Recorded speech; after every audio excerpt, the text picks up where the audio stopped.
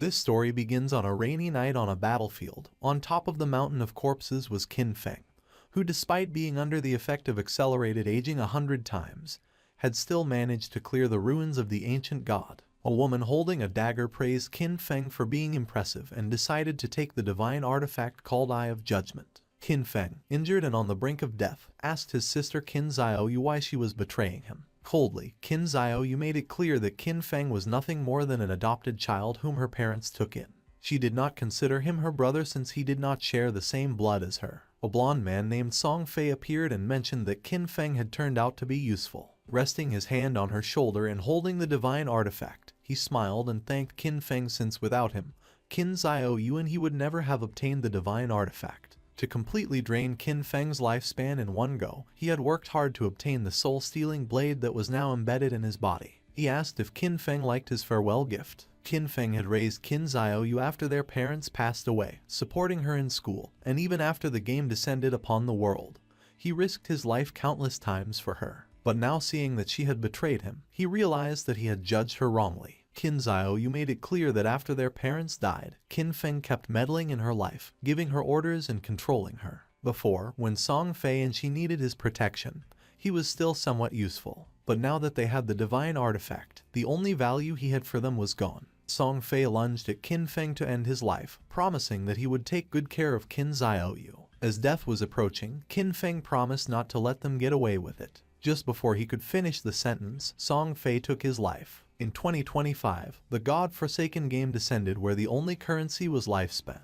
Dying caused a loss of lifespan, while killing monsters granted lifespan. Players could spend lifespan to bring their in-game abilities into the real world. The strong could crush tanks with their own hands, cut airplanes with a sword, and even withstand nuclear explosions with their own bodies. From that moment on, the world changed drastically, and chaos spread. He fought to survive with his sister, enduring countless hardships, barely managing to enter the top 100 of global powerhouses. After overcoming endless dangers and narrowly escaping death countless times, he finally managed to conquer the ruins of the ancient god and obtain the divine artifact called Eye of Judgment. At last, he had the qualifications to reach the top, but who would have thought that the price of his success would be betrayal by his only family? All his efforts in life were nothing more than an interference, and all his struggles only paved the way for another's success. If he could live again, he swore to fight only for himself. But then something happened, and Qin Feng opened his eyes. Surprisingly, he was in his room. He quickly sat up and realized that this was the real world.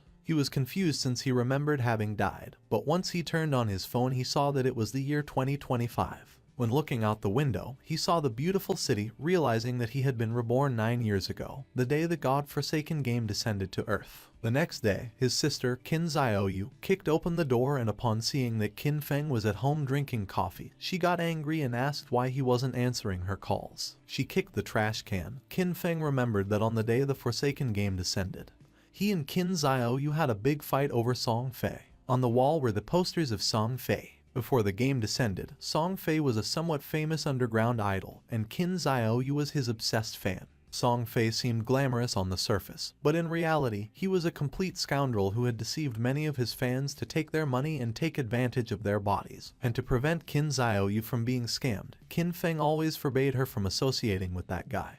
But in the end, our boy was accused of controlling her life. Pointing at Qin Feng with her finger, Xiaoyu asked if he was deaf, saying that it was his fault that Song Fei had lost first place this month, threatening him that if Qin Feng did not give her money to help Song Fei rise in rank, she would get angry. Just then, with a cold expression, Qin Feng gave her a strong slap on the face, making her fall to the ground. Her cheeks swelled, and blood began to flow from her nose, and her eyes filled with tears. She could not believe that Qin Feng had hit her. With a piercing gaze, Qin Feng made it clear that he neither had the desire nor the time to argue with her, warning that if she kept barking, he was going to break her mouth. He threw the credit card over her head and said that this was the money their parents had left behind, and no matter how difficult the situation had been all these years, he had never touched a single cent. For the sake of their parents, he decided not to lower himself to her level, but he made one thing clear: from today on, he did not have a sister like her. Xiaoyu began to cry and could not help but get angry. In his past life, to protect Xiaoyu, Qin Feng lost too many opportunities, too many secret treasures and dungeons that required risky exploration,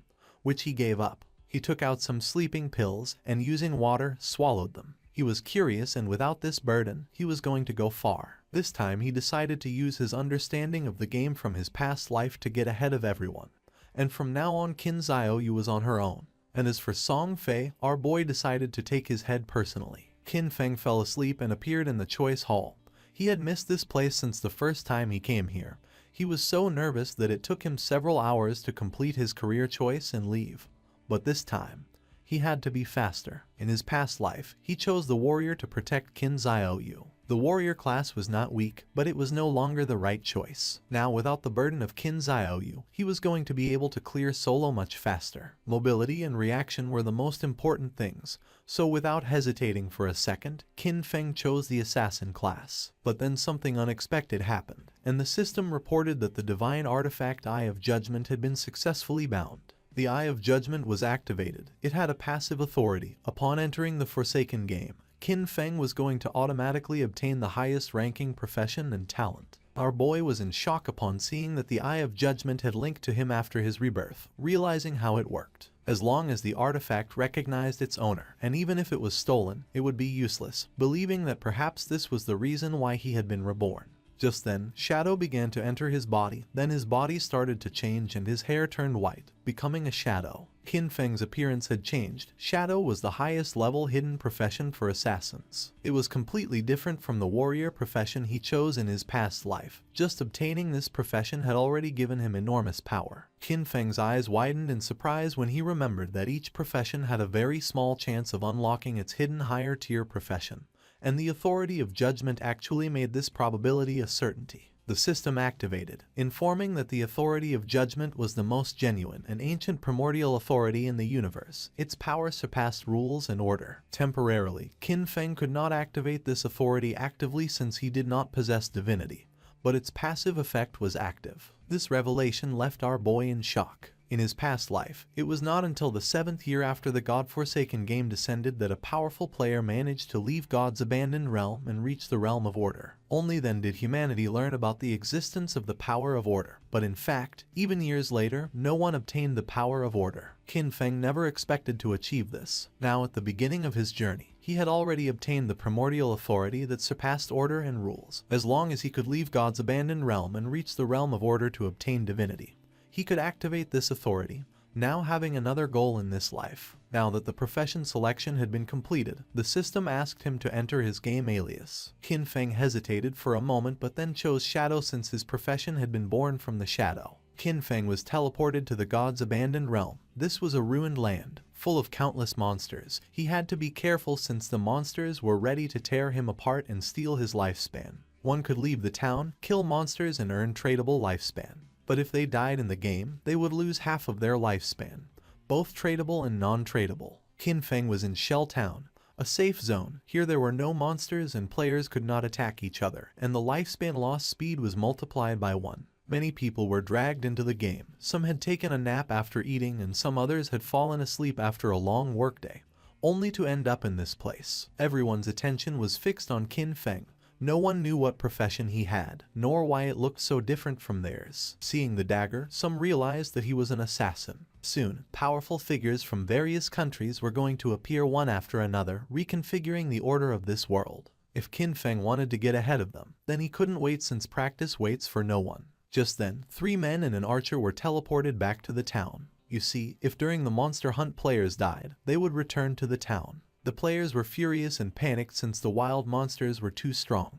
With one bite the monster had taken all their life. They had been fighting against a weak level 1 crawler. But even so, they had only managed to take away 1/3 of its health together, and now that they had died, their lifespan had dropped to half. They asked the archer Lizzie what to do now. Qin Feng started observing her and remembered that archers started with short bows, realizing that she was also a hidden class. Lizzie noticed that Qin Feng was also a hidden class. With a kind smile, she asked if he wanted to team up with them. The monsters outside were really strong, and they couldn't handle them alone. Her team had already been annihilated once, so they had experience. Qin Feng refused and continued on his way. Lizzie's companions mocked him when they saw that he was pretending to be a pro. The 5 of them together had not been able to defeat the monster, so there was no way he could do it alone. According to them, Qin Feng was looking for death. Using the system, Lizzie saw that Qin Feng's alias was Shadow. While our boy was walking towards the exit of the town, Lizzie decided to follow him to see if they could find out what skills he had.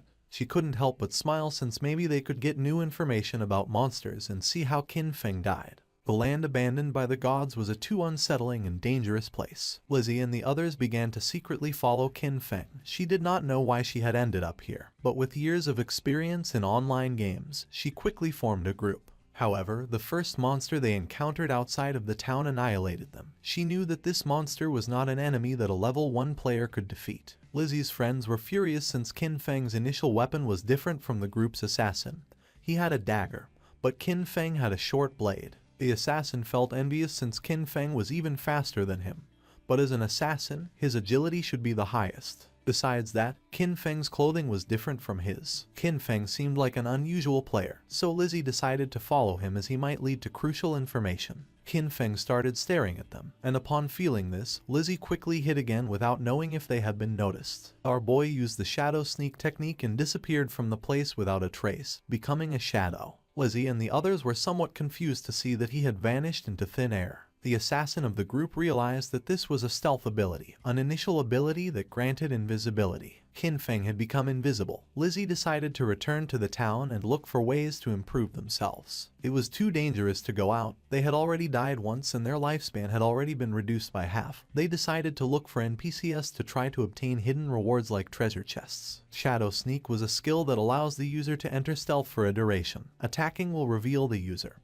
and the first hit after breaking stealth deals increased damage. Stealth Mastery doubles the duration of stealth and increases the level of stealth by 1. As expected, the Shadow class was extraordinary. The stealth of a normal assassin at this level would be easy to detect, but the Shadow class had its own stealth mastery, which made it impossible for anyone, even monsters, to notice Qin Feng in the early stages of the game. Our boy couldn't help but think that Lizzie and her friends were naive since the beginner town had nothing that could really improve your strength. It was just a refuge for players. In this forsaken game, weak players were nothing more than prey for monsters. A few seconds later, Qin Feng's stealth came to an end. For now, the duration wasn't very long. Luckily, the cooldown started as soon as he activated stealth. In just a few more seconds, he would be able to disappear again. The status window of Qin Feng appeared. His codename was Shadow, and his class was also Shadow. He had a non-tradable lifespan of 75 years and 0 tradable lifespan, strength of 13 points, constitution of 13 points, agility of 18 points,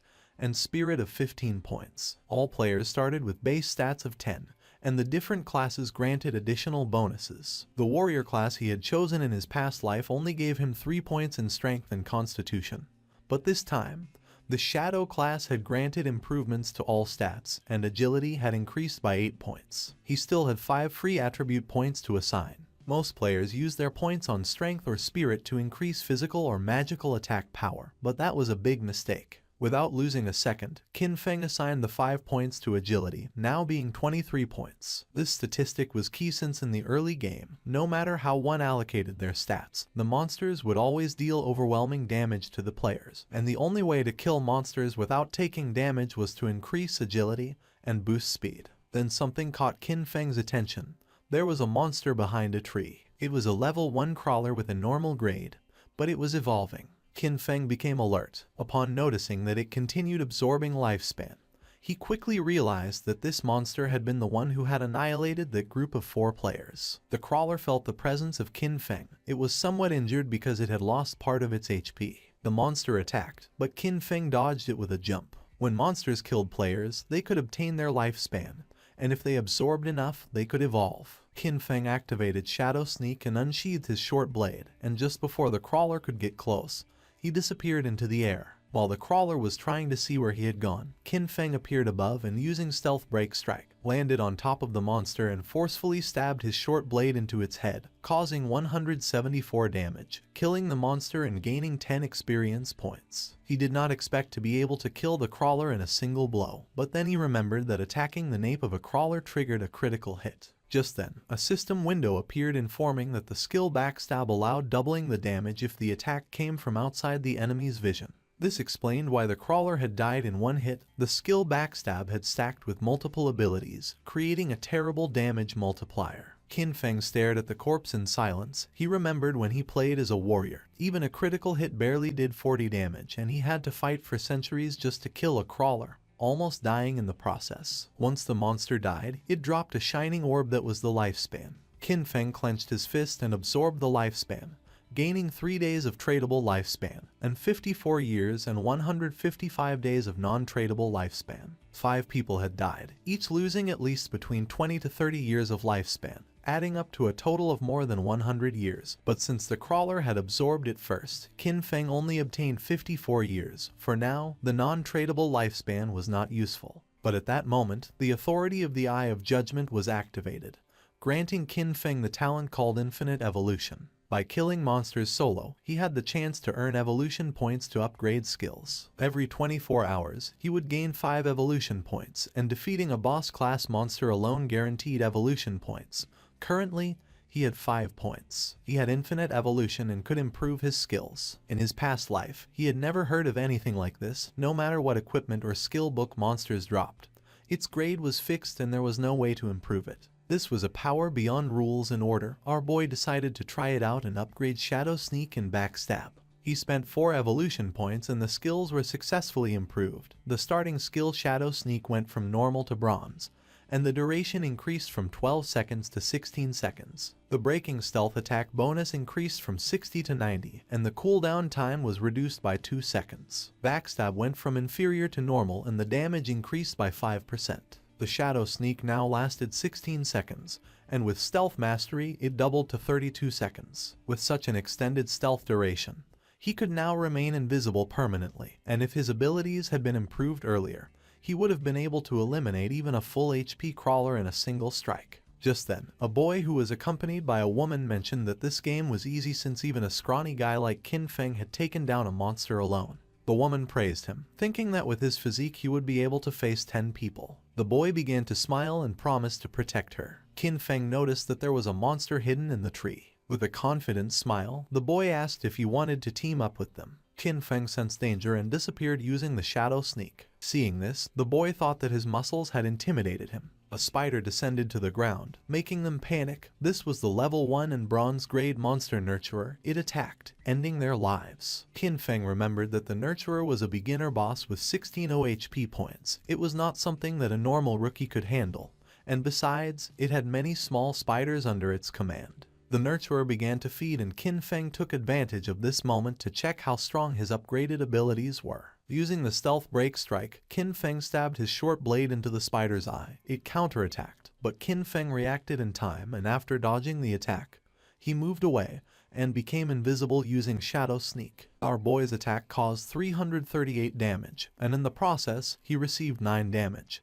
He had barely escaped thanks to his agility. Qin Feng had 130 HP points, and if the spider's attack had connected, he would have died instantly. He was impressed to see that his attack had dealt more than 300 damage to the boss. The nurturer enraged and in the process split the trees in the area in half. Qin Feng was aware that these monsters were intelligent, and that the spider would not just stand still taking hits. The spider was attacking indiscriminately to identify Qin Feng's location. Now even the small spiders were on alert, so he could not rush in recklessly. While the spider was distracted, Qin Feng took the opportunity to throw a rock, which hit its abdomen directly, causing 299 points of damage. Qin Feng grabbed another rock and his assumption was correct, realizing that his main source of damage came from the bonus of the skill Stealth Ambush Strike and the class skill Enhancement, so even by throwing rocks he could still deal solid damage. All he had to do now was wait for Shadow Sneak to come off cooldown, and then throw a rock. This way, the rock was going to activate the bonuses of Ambush Strike, Backstab, and Weak Point Attack. Once Shadow Sneak came off cooldown, Qin Feng threw another rock again,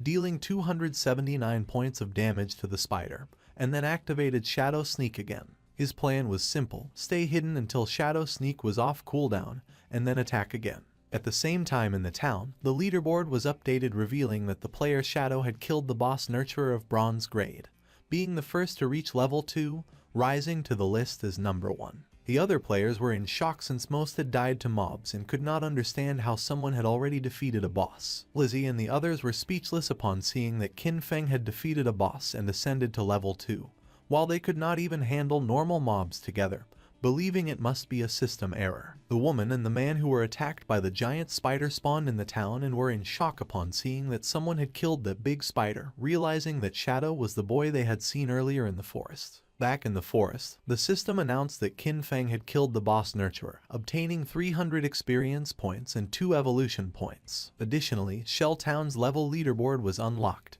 granting our boy 1 reputation point. Qin Feng began to absorb the lifespan of the spider. The moment the big spider died, the small ones scattered, which was a waste. He couldn't help but regret it since he should have killed the small spiders first to gain more experience. He obtained 46 tradable lifespan and a new skill book called Greedy Hand of bronze quality along with a corrosive dagger, which had 35 damage points and 4 agility points. After learning the skill Greedy Hand, Qin Feng could use it on defeated monsters, granting a 20% chance to obtain an additional loot reward. Qin Feng was somewhat surprised as he did not expect a bronze boss to drop this god-tier assassin skill. This skill significantly increased loot acquisition. In the late game, defeating powerful bosses would have a 20% chance of producing extra loot. According to what Qin Feng remembered from his past life, there was a guy in the Godslayer guild who had average combat strength, but just because he had this skill, he became one of the most sought-after players. He even had a personal bodyguard who escorted him everywhere. Qin Feng's eyes widened in surprise, realizing that although the activation rate was only 20%,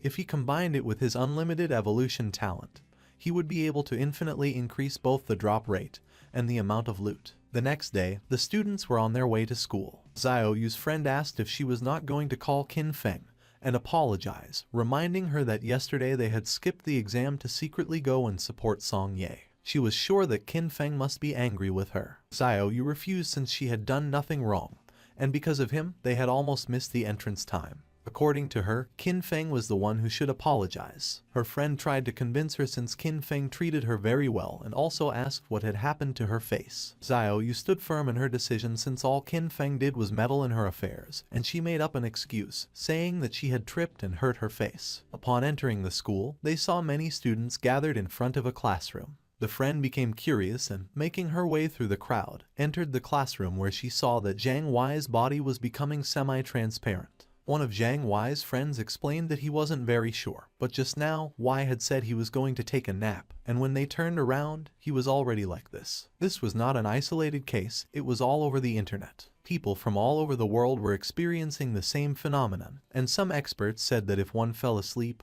they would enter a semi-transparent state like a ghost, and no one knew why. The friend went on alert and decided to call her parents to warn them and advised Xiaoyu to call her brother to warn him as well just in case. But she refused since she preferred to see him dead rather than contact him. Meanwhile, Qin Feng evolved the new skill Greedy Hand, upgrading it from bronze quality to gold. Now, when looting an enemy, the probability of obtaining an extra piece of loot increased from 20% to 70%.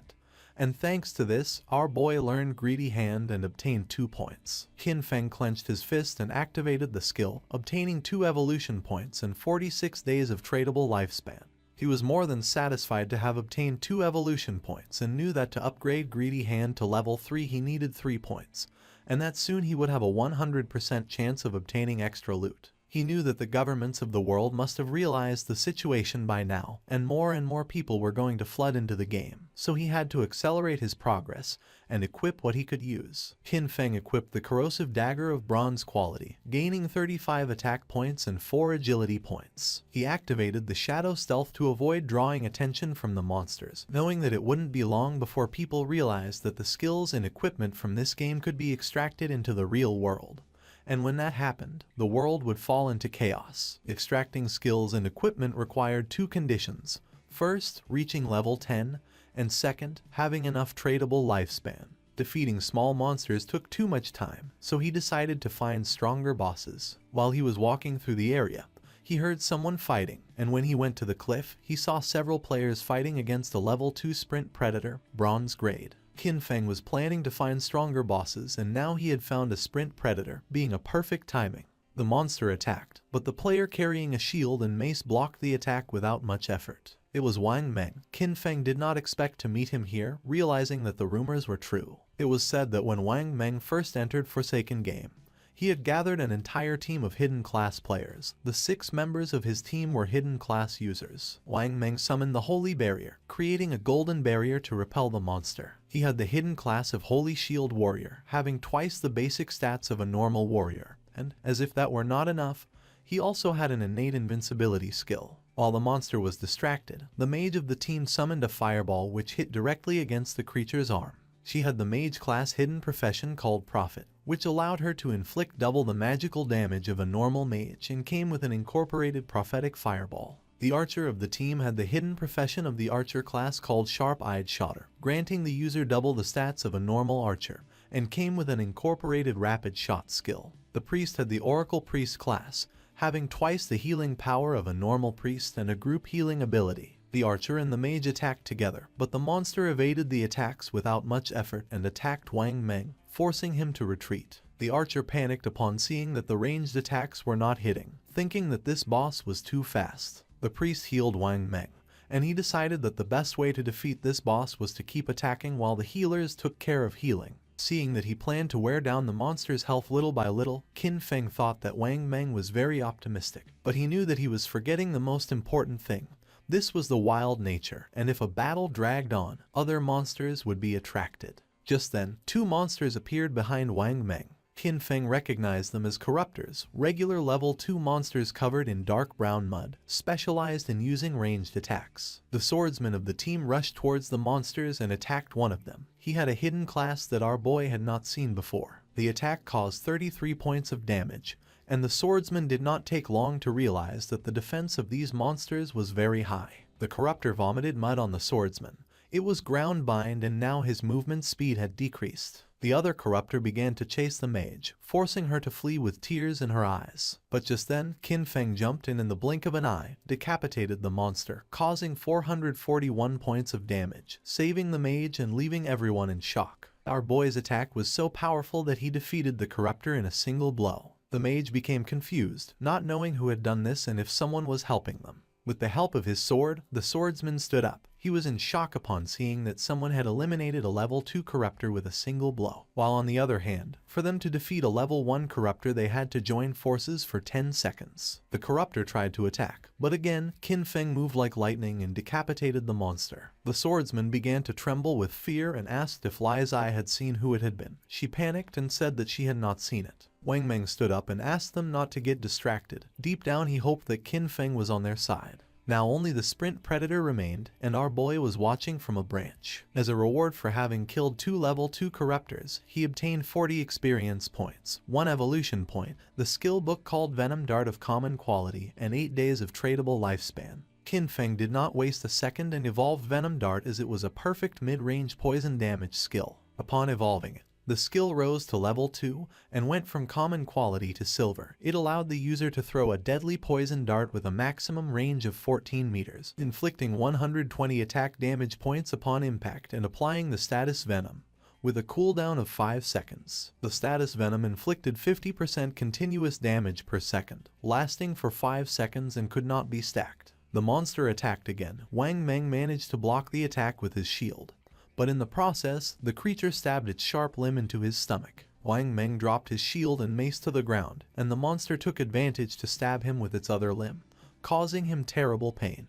The archer began to tremble with fear. The priest panicked knowing that this was not good since he could not heal fast enough. In a desperate attempt, Wang Meng asked them to flee. Qin Feng shot a dart, which lodged in the head of the sprint predator, causing 845 points of damage. The mage and the archer were in shock upon seeing that the attack had taken half of the boss's HP. Both the monster and Wang Meng began to writhe in pain, and venom started to emerge from the monster's wound until its body collapsed to the ground, causing 324 damage multiple times. Since Qin Feng had inflicted more than 90% of the damage, the loot belonged to him, and for having killed the sprint predator, he obtained 600 experience points, reaching level 3, obtaining 2 evolution points and 55 days of tradable lifespan. He did not expect that the damage over time of the Venom Dart would activate his class's passive ability. With stealth, he could remain invisible and throw darts indefinitely, and now nothing in the early and mid-game could stop him. The loot began to emerge from the monster's corpse. Wang Meng was in shock upon seeing the amount of damage the monster had taken, and several seconds later, the loot disappeared.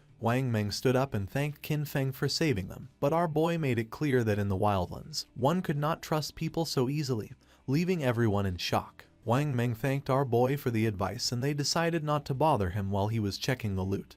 He also added that if he ever needed anything, he could come to find him. Qin Feng picked up the loot, realizing that Wang Meng seemed trustworthy, Plus, he had the backing of Daxia's government, which had many resources. Our boy decided to look for a stable sales channel to sell the unused loot. He used Greedy Hand, gaining 3 evolution points and 55 days of tradable lifespan, acquiring Sprint Predator's bronze quality leather greaves. Our boy equipped the leather greaves, obtaining 9 points in physical defense, 5 points in all elemental resistances, along with a 15% cooldown speed. This had been a great loot, since he still had many other class gears and skill books, and once his bag was full, he decided to return to the town and exchange everything for lifespan.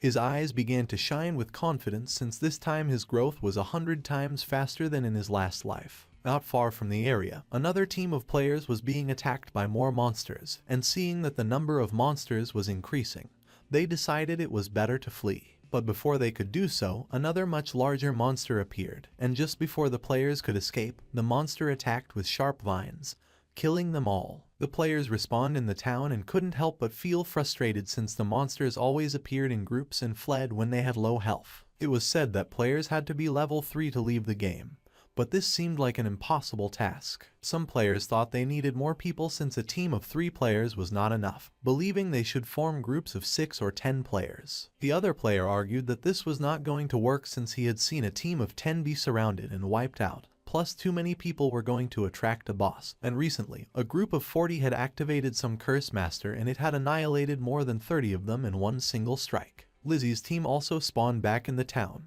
If the players did not reach level 3, they were going to be trapped inside the game forever. They had all ended up here after falling asleep, so in other words, only their consciousness was inside the game, and if they could not get out, their real bodies were going to starve to death. Lizzie was frustrated because she did not know why the game was so difficult. Her friend panicked, since they had already died 3 times and their non-tradable lifespan had dropped to less than 10 years, and at this rate, they were going to end up dying in real life. Despite not knowing if it was real or not, Lizzie knew that they could not afford to die again. Upon seeing that Shadow was level 3, she was somewhat confused, realizing that he must have discovered some trick. She knew they needed him to carry them to level 3 in order to escape this game. Clenching her fist, she gave the order to her team to spread the word. They had to get Shadow to help them reach level 3. She was determined to give him 10 million in cash once they returned to reality. The others were in shock, but she knew there was no way Shadow could ignore the 10 million. Back in the forest, our boy took down a level 2 polluter, earning 20 experience points and 1 evolution point. After absorbing the lifespan of the monster, Qin Feng decided that he already had enough evolution points and decided to spend the 5 points he had to evolve Greedy Hand. It improved in quality, going from platinum to emerald, increasing the probability of obtaining extra loot to 160%, and now the extra loot had a 20% probability of being 1 tier higher. Qin Feng was amazed, knowing that the effect was insane, realizing that if he kept evolving it, it would reach 100% or even 200%. It was raining, and something caught Qin Feng's attention. It was the monster called Curse Master, which was wandering through the forest. This monster was a bronze tier boss and was consuming vital force to advance to a silver tier boss. For Qin Feng, it was normal that this boss had annihilated a team of 40 men. For now, our boy had a full inventory, so even if he killed the monster, he wouldn't be able to pick up the loot, so for now, he decided to mark this place on the map. The boss's evolution took some time, so he thought about emptying his inventory first and coming back later. In the town, the news that someone was offering 10 million for Shadow, the number 1 player on the leaderboard, to help them level up quickly had spread everywhere. People were dying, losing lifespan, so the rich had already started looking for a way to escape, meaning that the commoners were doomed. While people were chatting, Qin Feng appeared in the town, leaving everyone in shock. Using the system, he activated the market stall option, making the system announce that he was selling equipment and skills, with the stall available for only 10 minutes. The players were in shock upon seeing that he was wearing 2 pieces of bronze tier gear, and furthermore was selling 2 more. They still couldn't believe that he had killed a bronze tier boss. One of the players asked why they couldn't see Qin Feng's face. Another player explained that he had enabled the face concealment function, making the in-game appearance match the real one, so for this reason he wanted to remain mysterious. A mage approached our boy's stall and with a curious gaze asked how much for the icicle spell, to which Qin Feng replied that it was 100 days of tradable lifespan. She was Grey Rose, currently ranked 11 in Shell Town, who also had face concealment activated. For Rose, 100 days of lifespan was a lot, so she asked if he could lower the price, to which Qin Feng explained that the common tier skill icicle spell increased a mage's early farming speed, and 100 days was already a bargain. Rose asked if she could use real-world money, but Qin Feng refused to accept it, advising her that if she had cash, she could first buy tradable lifespan and then exchange it with him, and if no one offered more, he was determined not to sell the skill until she had the lifespan. She started to ponder, and then using the team channel, she asked her teammates if this was a good offer. They had leveled up to level 2 so quickly thanks to her leadership, so they showed no objections. Moreover, with this skill, they would be able to reach level 3 even faster since the most important thing was escaping first. She asked them to transfer their tradable lifespan to her, promising to send them money when they returned. She handed over the 100 days of tradable lifespan to our boy. Seeing that all of her team members were level 2, Qin Feng realized that they must have killed at least 30 or 40 crawlers. Therefore, their tradable lifespan should be much greater than 100 days. Qin Feng sold the spell, obtaining 100 days of tradable lifespan. Now his tradable lifespan went from 268 days to 368 days. Just then Lizzie appeared and was happy to have found Shadow. With a smile, she gave him an opportunity. In exchange for helping her ascend to level 3, she promised to give him 10 million in money when they returned to the real world. The other players were in shock. She was young Lizzie, and in our boy's past life, she was the leader of a criminal syndicate. Later, her syndicate was annihilated by the country. With a confident smile, she said that her father was the president of Dajong Industries, and seeing that our boy didn't believe her, she asked him to look her up. According to reports, it was said that she used cash to lure people into selling their lifespan, then kidnapped them for forced labor, and those who had resisted had been murdered in reality. Qin Feng coldly rejected the offer knowing that she was scum. Lizzie admitted that Shadow was strong in this game but revealed that no one knew how the game worked yet, so she advised him to team up with her, and in return, she would make sure he lived in luxury, cars, houses, women, and everything he wanted. Qin Feng did not change his mind and asked her to stop blocking his business. He better than anyone knew that cash was worth nothing. And soon, the only universal currency was going to be the tradable lifespan. Lizzie became arrogant and made it clear that if this were the real world, she would have given him a good lesson. With a murderous look, Qin Feng made it clear that if she said another word, he was going to kill her until her lifespan reached 0. Lizzie and her friends felt the pressure and without losing a second, they ran away from the place. A few minutes later, our boy sold the last item from his stall, the Gleam Robe of Tier Bronze. Now he had a total of 546 days of tradable lifespan, now that he had sold everything. He decided it was time to go deal with the Curse Master. He became invisible. No one knew it yet, but the tradable lifespan could extract skills into reality, and soon this forsaken game was going to plunge the real world into chaos. Along with the real world backgrounds that people once took pride in, soon only personal strength would matter. Lizzie and her team moved away from the area. They're out of breath from running, and Lizzie shares that Shadow not only turned her down but also threatened her. She vows to find and kill him once she's in the real world. While she's thinking this, a man named Mao Li Jun, also known as Lao Mao, approaches her. Lao Mao says he's at level 2 and claims he knows some tricks to level up in the game. He asks if he can take the 10 million offer that Shadow turned down to help Lizzie and her team reach level 3. Lizzie, feeling cautious, asks what Lao Mao means by tricks. Lao Mao tells Lizzie that he normally keeps his tricks a secret, but he'll make an exception for her. He explains that to level up in this situation, you should quickly allocate all your attribute points to agility. Doing this will make your running speed faster than the monsters, helping you win without getting hurt. Lizzie is shocked because she had put all her points into strength. She agrees to Lao Mao's offer but says she'll only pay him 5 million since he's not as strong as Shadow. Lao Mao accepts, mentioning that while Shadow is strong, it was odd for him to turn down such a big amount of money. Meanwhile, Qin Feng arrived at the place he had marked earlier on the map. Still in stealth mode, he notes that the monster has advanced to the silver rank, and the gray fog around it shows it's still evolving. He activates his Venom Dart ability, knowing that the monster's evolution to gold rank will take 7 or 8 hours. Not wanting to wait, he launches the Poison Dart, which hits the monster for 659 damage due to his stealth strike. The poison then continues to harm the monster at 219 points per second. He quickly jumps at the monster, using his shadow sneak skill, understanding that the silver boss monster's health is 2 or 3 times that of a bronze level one. Suddenly, the monster starts gathering a massive amount of magical energy in its hands, making it grow larger. Qin Feng figured he just needed to hit the monster with his venom dart skill 2 or 3 times. But suddenly, the monster unleashed a powerful attack, destroying the surrounding area. He explains that this monster is a magic-type boss, with skills that deal a lot of area damage at once. After launching the venom dart, he quickly retreated and barely escaped the attack's range. Still invisible, he realized that with his current health and defense,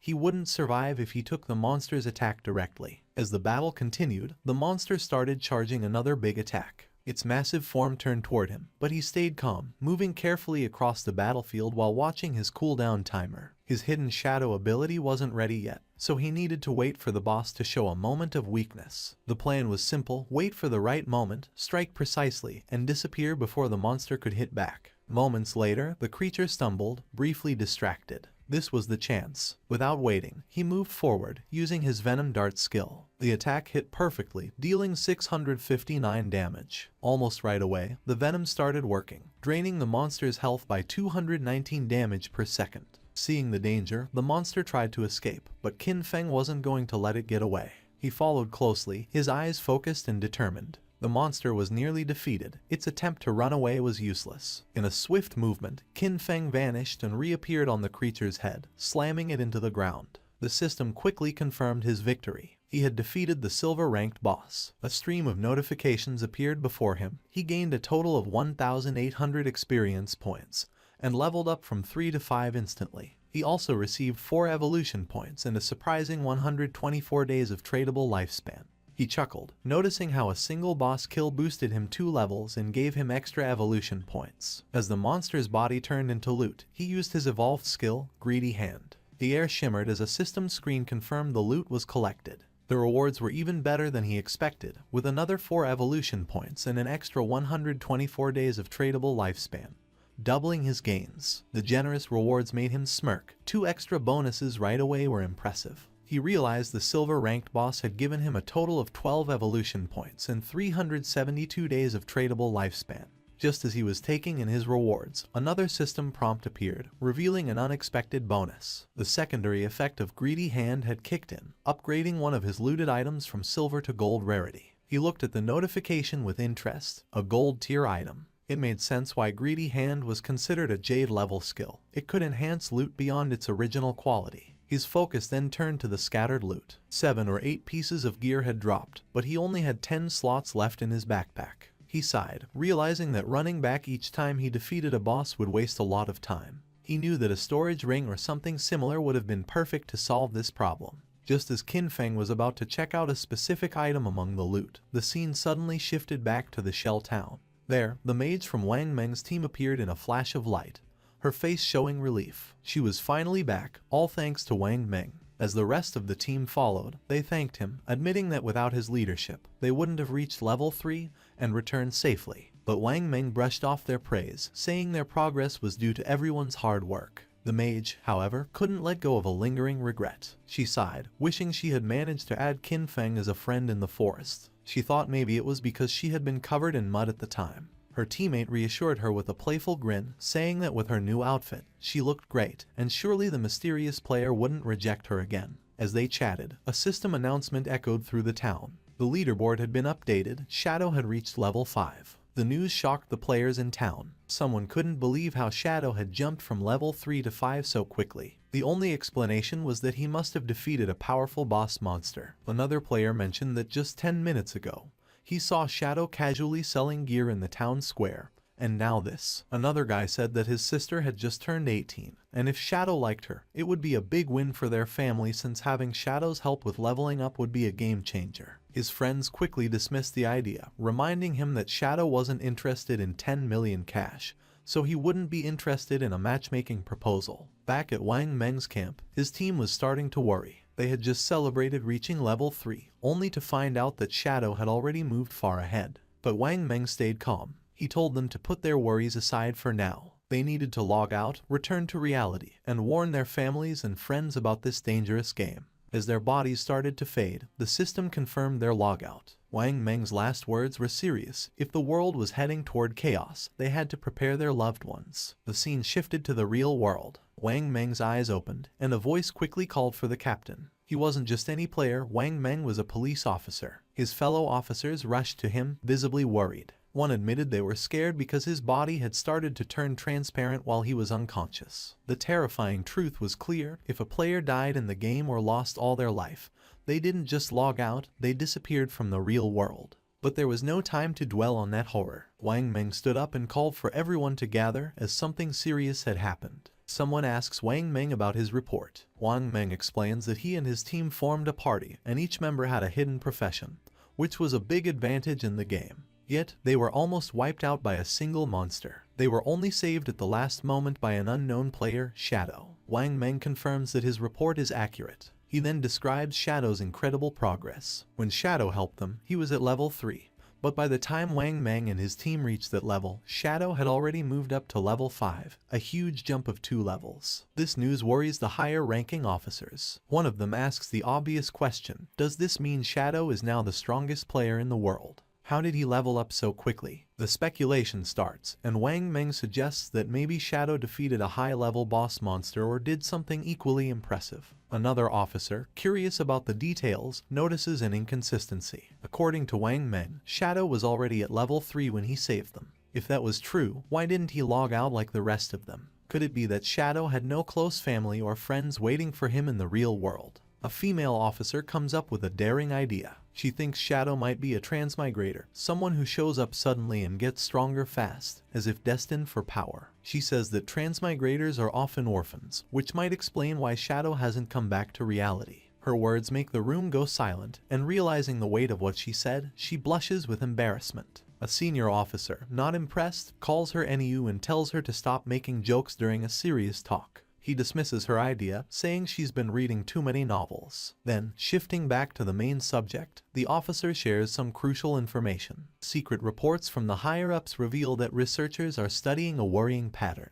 Many older people have been mysteriously dying in their sleep. When researchers compared this data with those who had returned from the forgotten game of the gods, they found something alarming. It turned out that those who died in their sleep had also died multiple times in the game. This shows a scary truth. If a player's lifespan hits 0 in the game, they don't just die there, they die in real life too. One officer shares his worry, saying the forgotten game of the gods is an anomaly, something way beyond what they understand.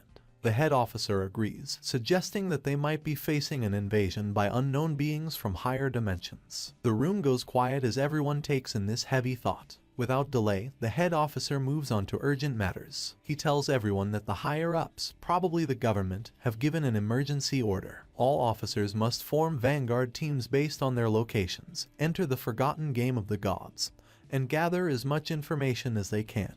This is no longer just a police issue. The government is setting up a special force to handle this unique crisis. He highlights the global scale of the problem. Every nation is rushing to explore and understand this new reality, and falling behind would mean losing international standing. For national security, they must gather information at all costs. The head officer then announces his decision. NEU will be the captain of Team 1. She accepts the role without hesitation. Wang Meng is appointed as her vice captain, and they are given the power to pick their team members. Wang Meng nods, understanding how important their mission is. The head officer then turns his attention to Shadow, the mysterious player Wang Meng met. Based on Wang Meng's story, Shadow doesn't seem to have bad intentions. Because of this, the head officer orders NEU and Wang Meng to try and befriend him. Their goal is to find out who Shadow really is and work with him. He explains why NEU is in charge. Her deep knowledge of games and stories makes her the best choice to investigate someone like Shadow, whose abilities and actions seem almost like those in myths. The head officer hopes that NEU and Wang Meng can make Shadow an ally, someone who could represent them in the game.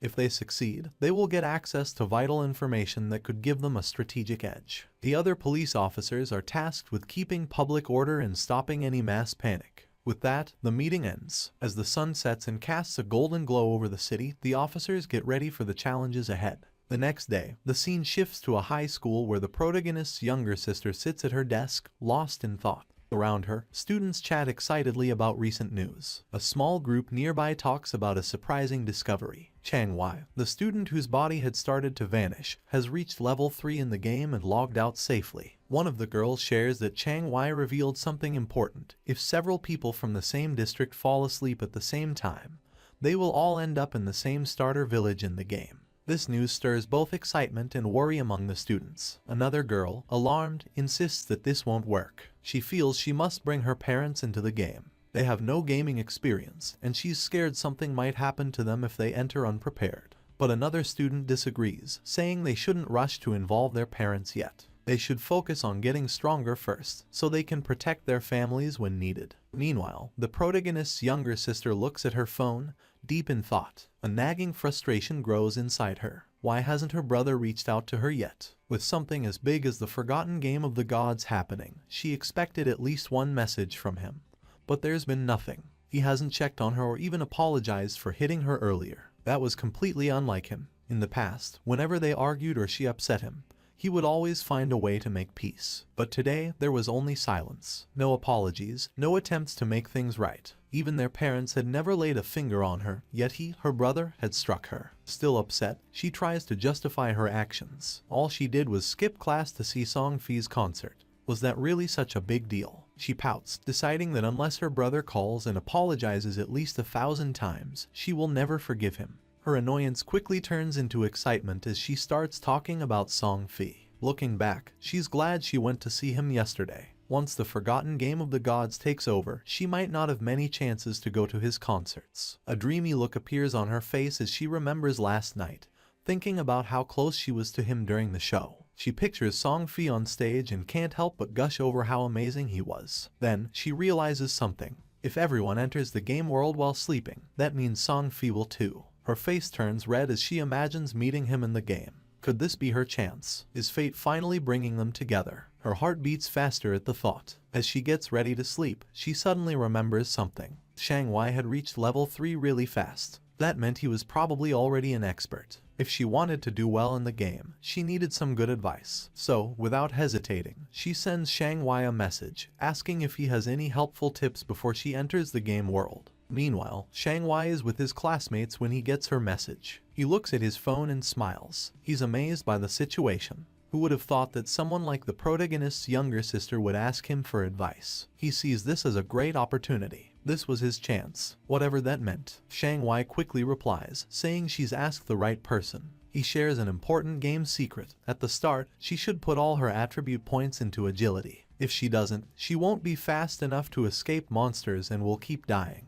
She asks if this is true even if she chooses a mage class. Chang Wai assures her it is. Agility is useful for mages too, he explains, because it boosts casting speed, which is key early on. Still unsure, she asks what if she still can't win after improving her agility. Chang Wai confidently tells her not to worry. As long as someone in their village reaches level 5, the village's teleportation formation will activate, connecting all the starter villages. Once that happens, she can just join a random party to help her level up, and he will come find her when the teleportation circle is active. Hearing this, she feels very happy. Lying on her bed, she smiles to herself, thinking how handy people like Chang Wai are. Just like that, she's found someone to help her out. As she starts to fall asleep, another thought pops up. This is great. She'll get into the game before her brother, level up quickly, and become strong. When her brother finally joins, she'll make sure he has a tough time. No help, no support, he'll have to manage on his own. Happy with her plan, she drifts into sleep, excited for the adventure ahead.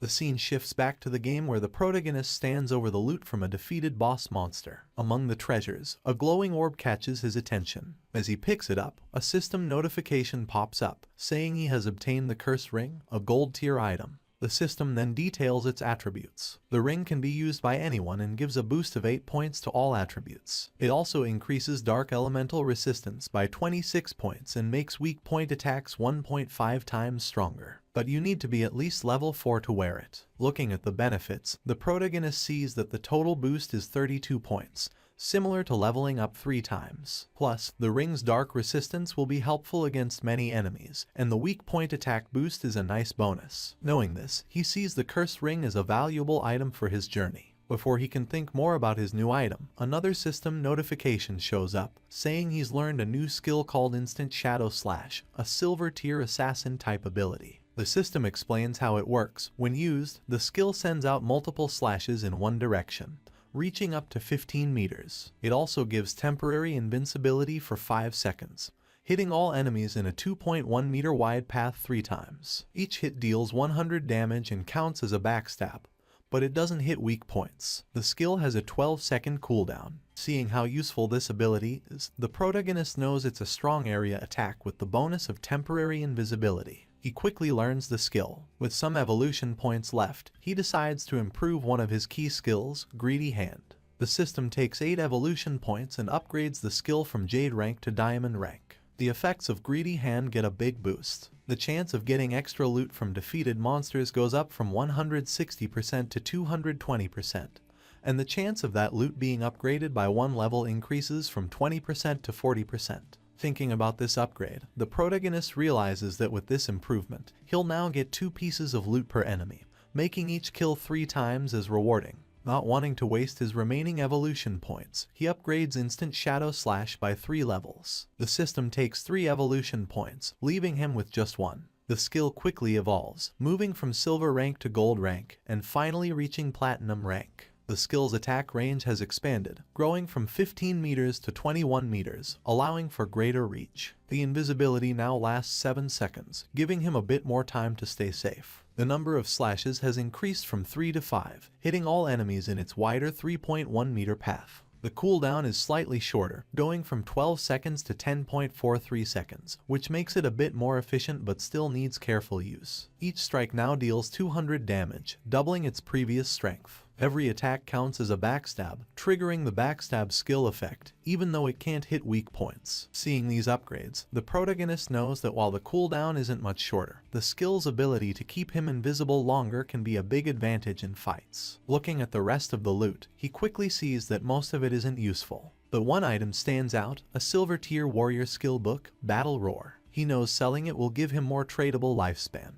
Just as he finishes checking the loot, he notices something moving. Turning around, he sees 3 huge creatures coming toward him. Without delay, he recognizes them as level 4 limb crawlers, ugly and dangerous monsters. Instead of being scared, he sees this as a great chance to try out his improved skill. He quickly activates Instant Shadow Slash. In a flash, he becomes a blur, launching a series of fast slashes that cut through the creatures with ease. The limb crawlers are torn apart before they can even react. As the dust settles, a system notification pops up, confirming their defeat. The system records his win, giving him 80 experience points and an extra 5 days of tradable lifespan as a reward. Standing in the aftermath, a dark, intimidating aura surrounds the protagonist. He calmly thinks about his new power, realizing that his ability to defeat enemies has greatly improved. He thinks about a strategy, figuring that if he uses his Poison Dart skill with Instant Shadow Slash, he could win battles before they even start. Checking his tradable lifespan,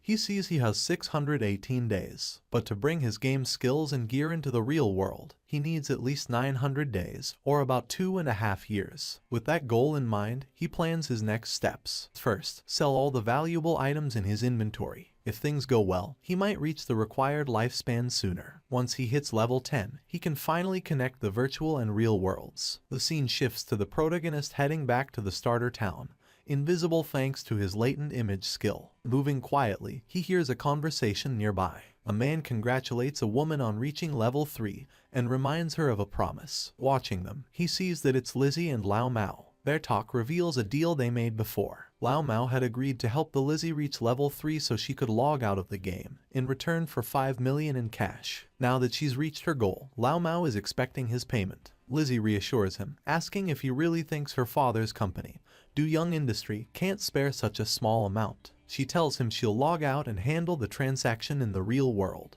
Before leaving, she gives Lao Mao her phone number and tells him to contact her after he logs out. She then makes another offer. She wants to buy all of his tradable lifespan, offering 10,000 in cash for each day's worth. Lao Mao eagerly agrees, excited about the money he'll make. With a smug look, he remarks on how foolish King Fen was for turning down Lizzie's offer, saying they can talk more about the deal when they meet in reality. Unseen by them, King Feng moves silently between them, hidden in plain sight. Lao Mao, unaware of King Feng's presence, dismisses the importance of lifespan in the game. He thinks there's no need to worry since he can gather lifespan just as easily as in-game currency. For him, turning game achievements into real-world money is the best strategy, and he feels clever for figuring this out. The scene shifts to the starter town, where King Feng stands in front of the teleportation gate. As he stretches out his hand, the gate glows with bright blue energy. As the light grows stronger, a system window appears, congratulating him for activating the teleportation formation in Shell Town and awarding him 1 reputation point. The system explains that he can use the teleportation gate once a day for free, but using it more will cost tradable lifespan. However, since no other teleportation gates in the game are active yet, it's not useful right now. King Feng thinks about the teleportation system, knowing it's a two-way setup. Just activating one side doesn't help. Another player in a different starter town needs to reach level 5 and activate their gate for it to work. He remembers that in his past life, Song Fi was in Firefly Town. To stay ahead, he sets up an altar that will alert him as soon as someone activates the Firefly Town gate. He's not just waiting, he's getting ready. The moment that gate is active, he'll be prepared to face Song Fi. As he moves deeper into the city, his thoughts are on his main goal. While teleporting between towns is important to most players, he knows the real challenge is still ahead. His true aim is to reach level 10 and enter the God's Abandoned Realm, where he can finally activate his authority. Only then will the real challenge of the God-forsaken game begin. A bit later, he sets up his shop, and a system notification appears, letting all nearby players know that he's selling equipment and skills, but only for 10 seconds. It's a first-come, first-served chance. The reaction is immediate. Players get excited, rushing toward him and calling him an expert. Some say they've been waiting for this moment, saving up tradable lifespan just for this. One player proudly mentions he has saved up 150 days worth, while another remembers that the last time King Feng set up shop,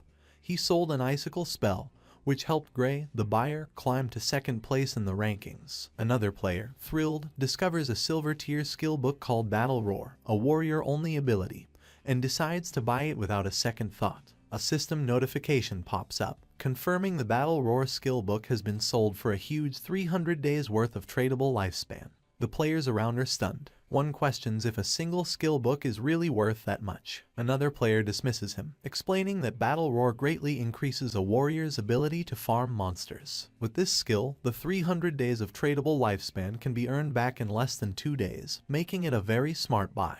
Understanding the value of what King Feng offers, the rest of the players rush forward, desperate to buy anything before it's gone. In just a few seconds, everything is sold out. Looking at his system window, King Feng checks his earnings. In just 1 minute, he gathered 650 days of tradable lifespan, bringing his total to 2,174 days. But he's still not satisfied. To bring his attributes, skills, and equipment into the real world, he needs much more lifespan. Meanwhile, some players complain about not getting a chance to buy anything. They ask if he'll set up shop here again, and he confirms he will. Suddenly, a female player calls out to him, saying she has a treasure and asks if he's interested in making a deal. As he turns to look, he recognizes her. She's one of Wang Meng's teammates. The system quickly identifies the treasure as a space ring with 12 inventory slots. It adds that the ring doesn't take up King Feng's backpack or equipment slot. King Feng is momentarily taken aback. He knows the true value of the space ring. It's a rare storage item that doesn't use up a ring or backpack slot. Since players can only carry up to 3 storage backpacks, an item like this is invaluable. He understands that while space rings can technically drop from any monster, the chance is incredibly low. The fact that this girl, with her prophet profession, got one so early in the game is amazing. Her luck is incredible. Without delay, he asks for the price of the ring, already figuring out its true worth. In his past life, a 12-slot space ring like this sold for an astounding 3,600 days worth of tradable lifespan. But instead of asking for lifespan, the girl surprises him with her offer. She doesn't want his lifespan at all. Instead, she asks him to add her as a friend and team up with her to defeat a boss monster. King Feng agrees right away, and a system notification pops up, confirming that player Big Plum has accepted his friend request. As they leave Shell Town, King Feng asks Plum about the boss monster she needs help with. Plum explains it's a gold tier boss, but she didn't catch its name because it was too far away. She says it's located on a worn-out boat in the swamp. King Feng is surprised. Could it be the Golden Ghost ship? He knows this ship is a rare special boss that can show up at any level. Its appearance rate is very low, but when it appeared in the past, it caused big guilds to fight fiercely over the strong gear it dropped. Just spotting this monster could start a big battle. But from what Plum says, he thinks this version of the Golden Ghost ship is probably around level 5, making it the easiest to beat. Still, he wonders how Plum found such a rare boss so near the starting town. His mind races as he tries to figure it out. The space ring, her link to Wang Meng's team, a gold tier boss showing up as if by luck. A thought hits him, could she be the rumored koi fish from his past life? He recalls whispers from before. People said someone in Wang Meng's team had crazy luck, finding rare bosses, treasure chests, hidden palaces, and ancient temples just by wandering. He used to think it was just a cover-up to hide their real info. But now, looking at Plum, he realizes the rumors were true, and she's right in front of him. Deep in thought, he stares at her, trying to understand what it all means. Plum notices his gaze, blushes, and asks why he's looking at her like that. Snapping back, King Feng tells her it's nothing and focuses back on their journey. As they step past the main gate of the starting town, they don't notice a figure lurking nearby. A bald player hides behind a tree, watching their every move. The scene shifts to a group of tough-looking players, where a long-haired man stands in front of a bunch of bald players, speaking with authority. He talks about his past victories, like leading his team to conquer the overlord of Sand City. With confidence, he tells the bald players that if they follow him, he will make sure they succeed in the game.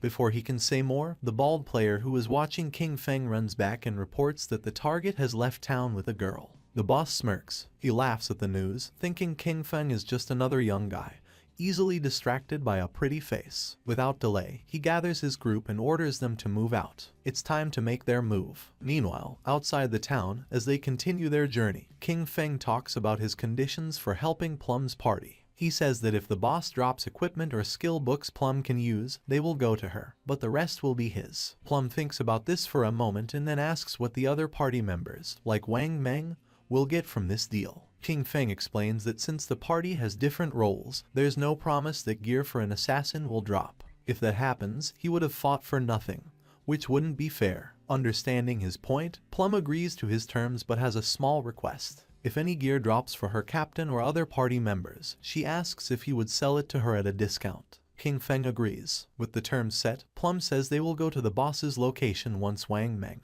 and the rest of her party log back into the game. But after walking for a while, she realizes she doesn't know where they're going. It's only when King Feng finally tells her their destination that she understands. They are going to fight the gold tier boss monster now. Plum is shocked. The idea seems crazy. King Feng is an assassin, and she is a mage. He might turn invisible, but she can't take a hit from such a strong enemy. Facing a gold tier boss this early with just the two of them sounds like a death wish. But King Feng stays calm and confident. He doesn't plan for her to fight at all. His plan is to tackle the boss alone while she watches from a safe distance. Even with his confidence, Plum finds it hard to believe. She knows he's strong, but beating a gold tier boss solo is unheard of. Just as she gets ready to question him more, King Feng suddenly stops, sensing something.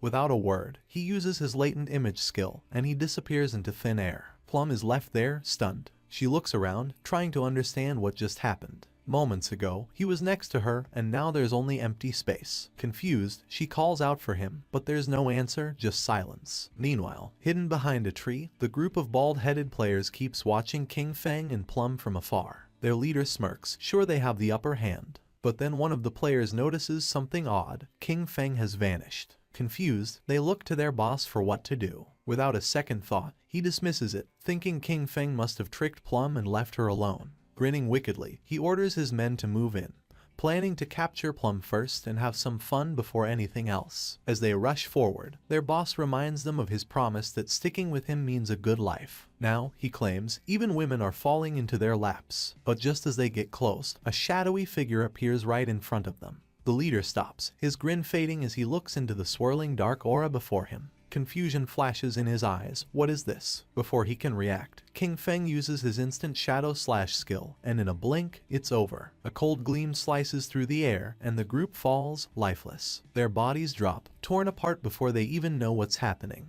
King Feng, as if stepping back into the shadows, disappears without a trace. A system notification pops up, confirming his kills. 5 players down, earning him 12 days of tradable lifespan. He glances at the bodies but doesn't give them much thought. Their loot is worthless, barely worth noting. To him, killing them was like taking down 2 low-level monsters. Without a trace of what just happened, King Feng reappears next to Plum, looking indifferent. Plum, still in the dark about what occurred, immediately asks about his sudden disappearance. King Feng shrugs, saying a few people were following them, so he sent them back to town. Plum seems satisfied at first, but her curiosity kicks in and she starts asking questions. She jokes that she thought he left to relieve himself and muses about how handy his invisibility must be. With it, she jokes he could do his business without being seen. King Feng cuts her off, clearly not amused by the odd turn in the conversation. He tells her to focus and hurry up. They need to get to the gold tier boss monster. At the same time in Shell Town, the ground began to shine.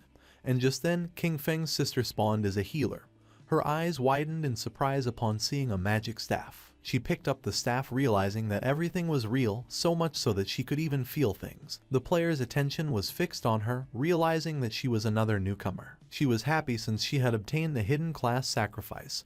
Thinking that it must be very powerful, she firmly believed that with this class she was going to capture Song Fei's attention. She was worried about knowing where Song Fei was right now and if he knew the secret about the starting points. Her eyes began to shine with rage at the thought of where Qin Feng might have gone. He was always looking after her all day, but when the critical moment arrived, he couldn't be trusted at all. She decided to stop thinking about it since she now had a hidden class and Jiang Wei had promised to help her level up. From now on, King Feng would have to manage on his own because she was not going to worry about him. Her attention fixed on the leaderboard, leaving her in shock upon seeing that rank 1, Shadow, was level 6. She was furious because Jiang Wei was only level 3, and yet dared to boast about how powerful he was. Realizing that Shadow was the true expert, she thought that if she could stick close to Shadow, she would be able to level up faster than with Jiang Wei. But a question came to her mind: where should she go to find that expert? Not far away, there was a group of players talking. They were worried because they couldn't contact Swaying,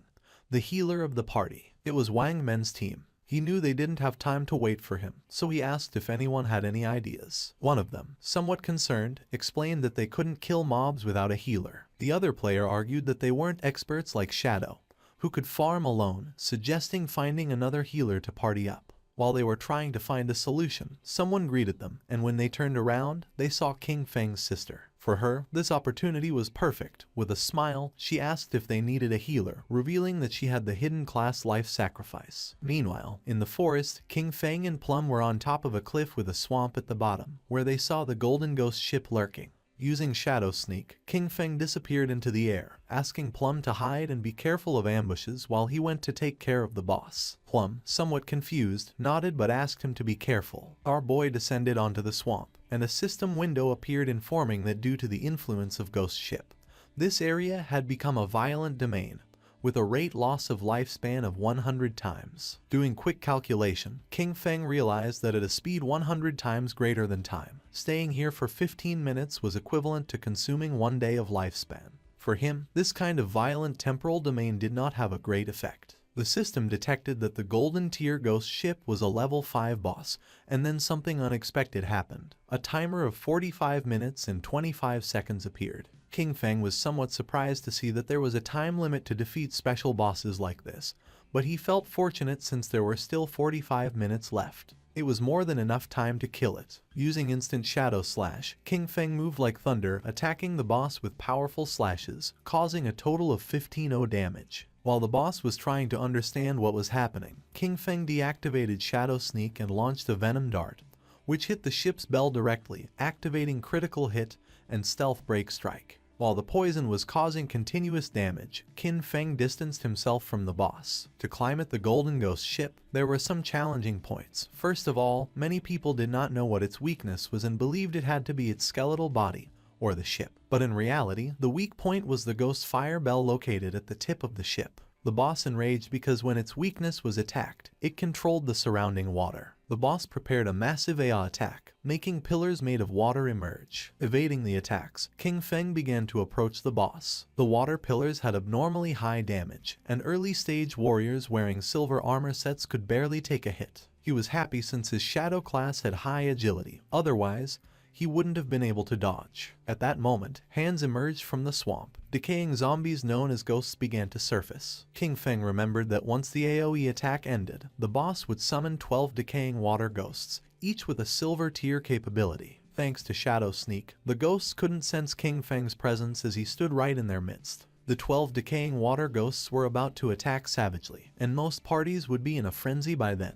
And as if that weren't enough, the Golden Ghost ship would summon a decaying water ghost every 3 minutes. If you weren't fast enough in dealing with them, their numbers would only increase more and more, resulting in total party elimination. But since he had been invisible from the start, they wouldn't be able to detect him. He just needed to find the perfect angle. Using instant shadow slash, he started moving quickly and destroying all the ghosts at once. While our boy was taking care of the monsters, Plump was watching from the cliff. She was trembling and red, realizing that this was the power of the ranked 1 expert, Shadow. To her, he was too powerful since he appeared and disappeared without a trace. In the blink of an eye, he had already taken more than half of the boss's health without even giving it a chance to counterattack. But to her surprise, King Feng communicated with her through chat and, calling her by the nickname Little Black, revealed that he was going to die in a while, leaving her in shock. With a confident expression, King Feng said that there was nothing to worry about and the only thing she had to do was wait for him to revive. Plump panicked as she thought our boy had the advantage,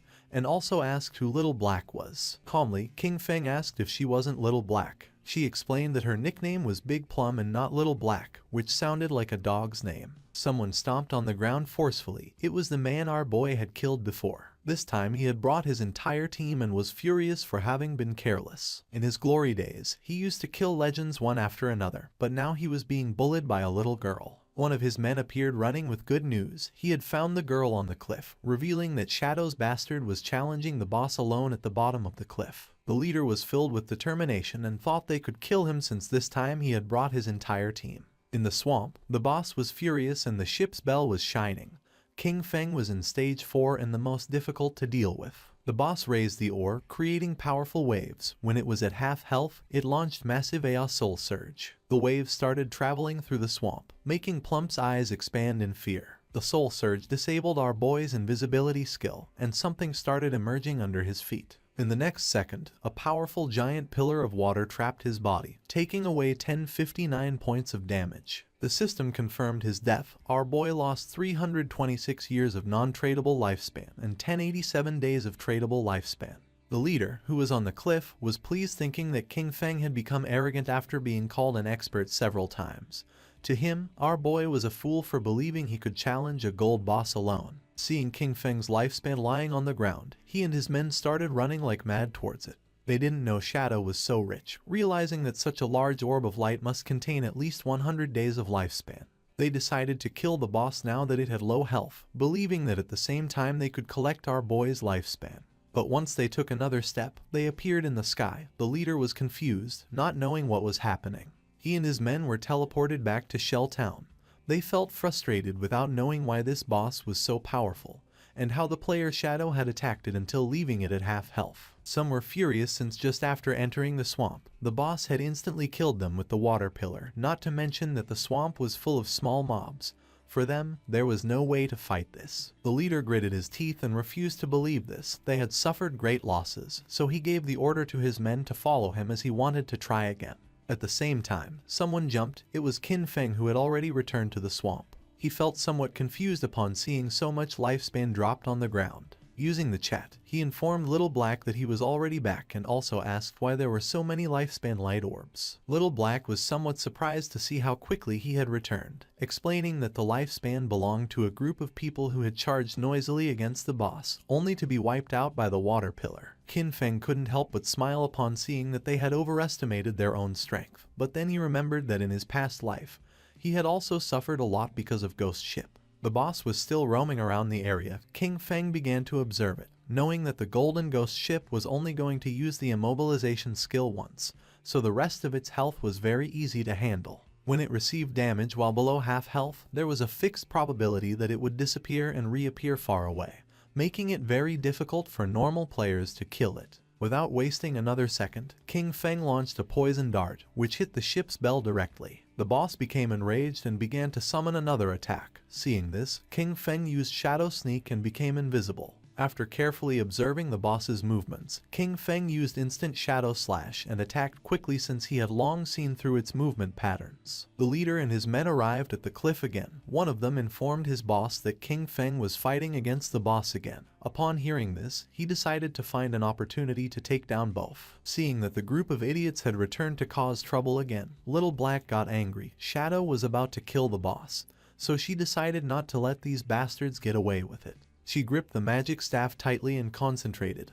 Making thunder appear, a thunderbolt emerged from the magic staff, falling on the men, charring their bodies and leaving the others in shock. The leader, somewhat furious, asked who was attacking him. One of his men began to point at Little Black with his finger, informing that it had been her. He picked up his axe from the ground and gave the order to his men to kill her. Seeing this, Little Black's eyes filled with fear. She started running, asking for help. The leader and his men began chasing her, swearing to kill her. Not far from the area, a man who was hiding behind a tree began to observe them. He was not alone. There was another man behind him. Upon noticing that Little Black and the others were approaching, they hid again behind the tree. Back at the swamp, King Feng distanced himself from the boss, his gaze fixed on it, realizing that it was almost dead. But it was as he had expected. Despite being only a level 5 boss, the Golden Ghost ship was difficult to kill alone. He knew that his damage was very low. The battle had taken too long, attracting many people to spectate. Noticing that there were people on the cliff, he realized they were those who had just died. Additionally, he noticed that there was also a group beside the swamp waiting for him to kill the boss before killing him and seizing his loot. The poison started to take effect on the boss, making its eyes start to shine, and not many after, its body started to disappear. The system announced the death of the Golden Ghost ship of gold grade, granting King Feng as a reward 48 experience points.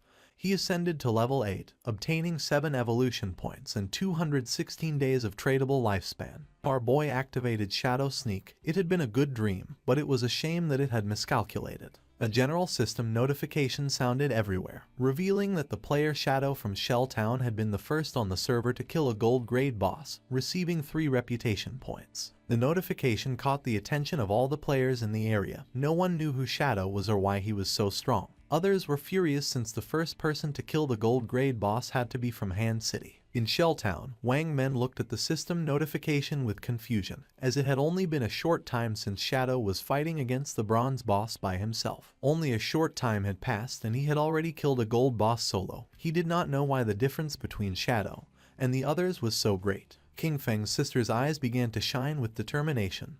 Realizing that Shadow really was the strongest, she thought that if Shadow helped her level up, then she would be able to see Brother Song Fei. The body of the boss disappeared, leaving lifespan and loot on the ground. The boss of the group that was hiding behind the tree couldn't help but smile upon seeing that the boss had dropped so much loot. With a wicked expression, he realized that Shadow had hidden using invisibility without taking the loot, realizing that he must be wary of them. He gave Guang the order to release his skill and find Shadow. They were going to kill King Feng and take the gold boss's loot for themselves. Guang nodded his head, then drew his bow, used the skill called Phantom Horned Eagle, and shot an arrow toward the swamp, which transformed into the ghost of an eagle. The eagle flew until it exploded, causing its feathers to start falling over the swamp. King Feng began observing them carefully. He did not expect this hunter to learn this anti-invisibility ability so quickly. For him, it was no surprise that they were so confident in killing him and seizing his loot, but it was a pity that his assassin class came with an extra point in invisibility level. Guang's skill was level 1, so it could not break his skill. Confident, Guang turned to the boss, informing that Shadow must have fled after seeing so many of them. The boss and his men began to advance towards the loot. Deciding to protect the loot first, he asked his men not to be careless and to prepare for battle at any moment. The ownership of the boss's loot was 5 minutes. After the time ended, the loot was going to be theirs. A proud smile appeared on their faces, but just then, Shadow began to emerge, making their eyes widen in fear. Just before they could react, King Feng moved like thunder, taking everyone down. Now that the atmosphere was quieter, King Feng's attention focused on the loot. But then a question came to his mind: where had Little Black gone? He decided to forget about it and find her later. For now, he had enough evolution points to upgrade Greedy Hand, so he decided to upgrade the skill before obtaining the loot. Greedy Hand went from being diamond quality to epic. It could be used on monster corpses, having a 220% to 300% probability of obtaining an extra loot drop.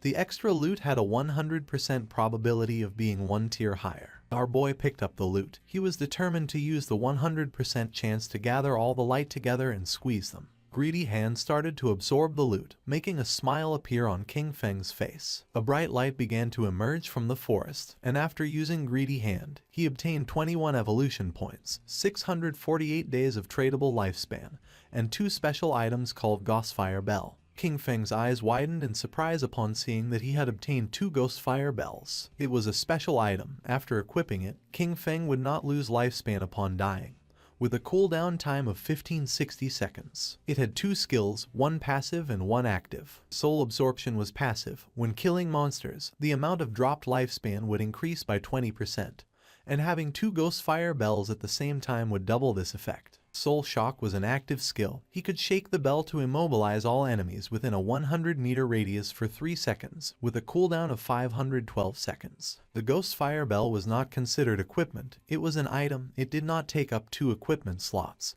and 2 Ghost Fire Bells only occupied 1 inventory slot, making it very convenient. While he was distracted, Little Black contacted him through chat asking him to come save her. Shadow became alert and asked with a worried expression where she was. King Feng, somewhat worried about knowing where Little Black was, the only thing he heard through the voice chat were her screams asking them not to come near her. Little Black was very scared since the leader and his men had already cornered her. They praised her for having strong resistance, but revealed that there was nowhere to escape, advising her to come over calmly, promising that they were going to make her feel so good that she would ascend to heaven. She clenched her fist, and when she looked back she saw that she was at the edge of the cliff, determined not to give these bastards the kill. Without thinking too much about it, she threw herself backward off the cliff, leaving the leader and the others in shock. Her body began to descend rapidly until it forcefully hit the ground, causing her terrible pain and making a pool of blood appear. Her body began to disappear and turn into lifespan. The leader peeked over the cliff and felt somewhat confused upon seeing that she had really jumped, thinking that she was quite resolute. Little Black informed our boy that he no longer needed to save her, since she had died and returned to the town. She felt relieved, as it was good that the tradable lifespans of their party were all on Captain Wang Meng. King Feng felt relieved and asked Little Black to wait for him there, as he was going to pass the stuff to her. She felt happy and praised our boy for having worked hard. He collected all the lifespan that was in the area. This time he had 1 big. His tradable lifespan had reached 3115 days, and he even had 21 evolution points. He decided to use the points and evolve Greedy Hand. A system window appeared, informing that the skill Greedy Hand had already reached epic. It required 10 times the evolution points to keep evolving.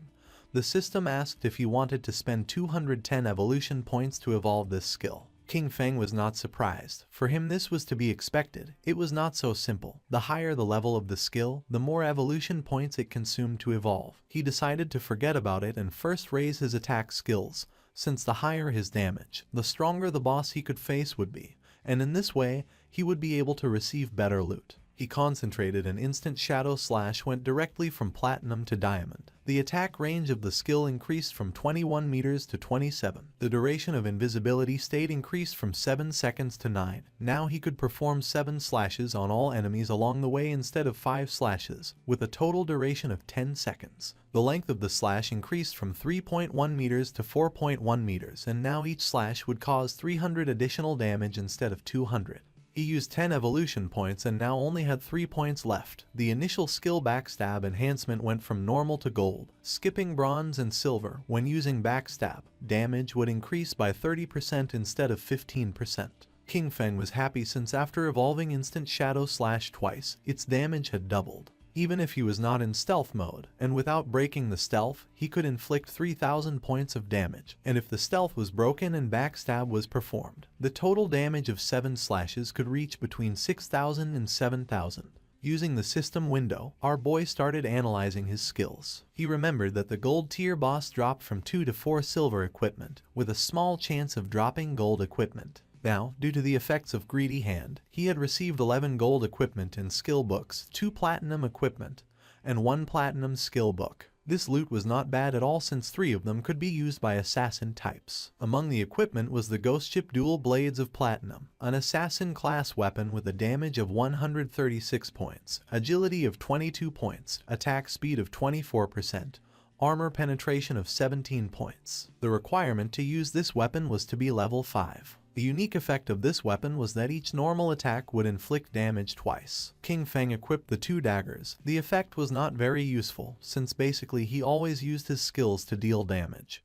But the base attack of this weapon was quite high, and it also had 22 agility points. The attack speed was also going to increase the skill casting speed, reducing the recovery time, so it was not totally useless, and as for the armor-piercing properties, the benefits were also quite high. Then, our boy equipped the Ghost Fire Leather Armor of Gold tier with a physical defense of 25 points, fire element resistance of 50 points, damage block of 14 points, granting 419 health points, and the requirement to use this equipment was to be level 5. He was amazed since leveling up had not increased his constitution.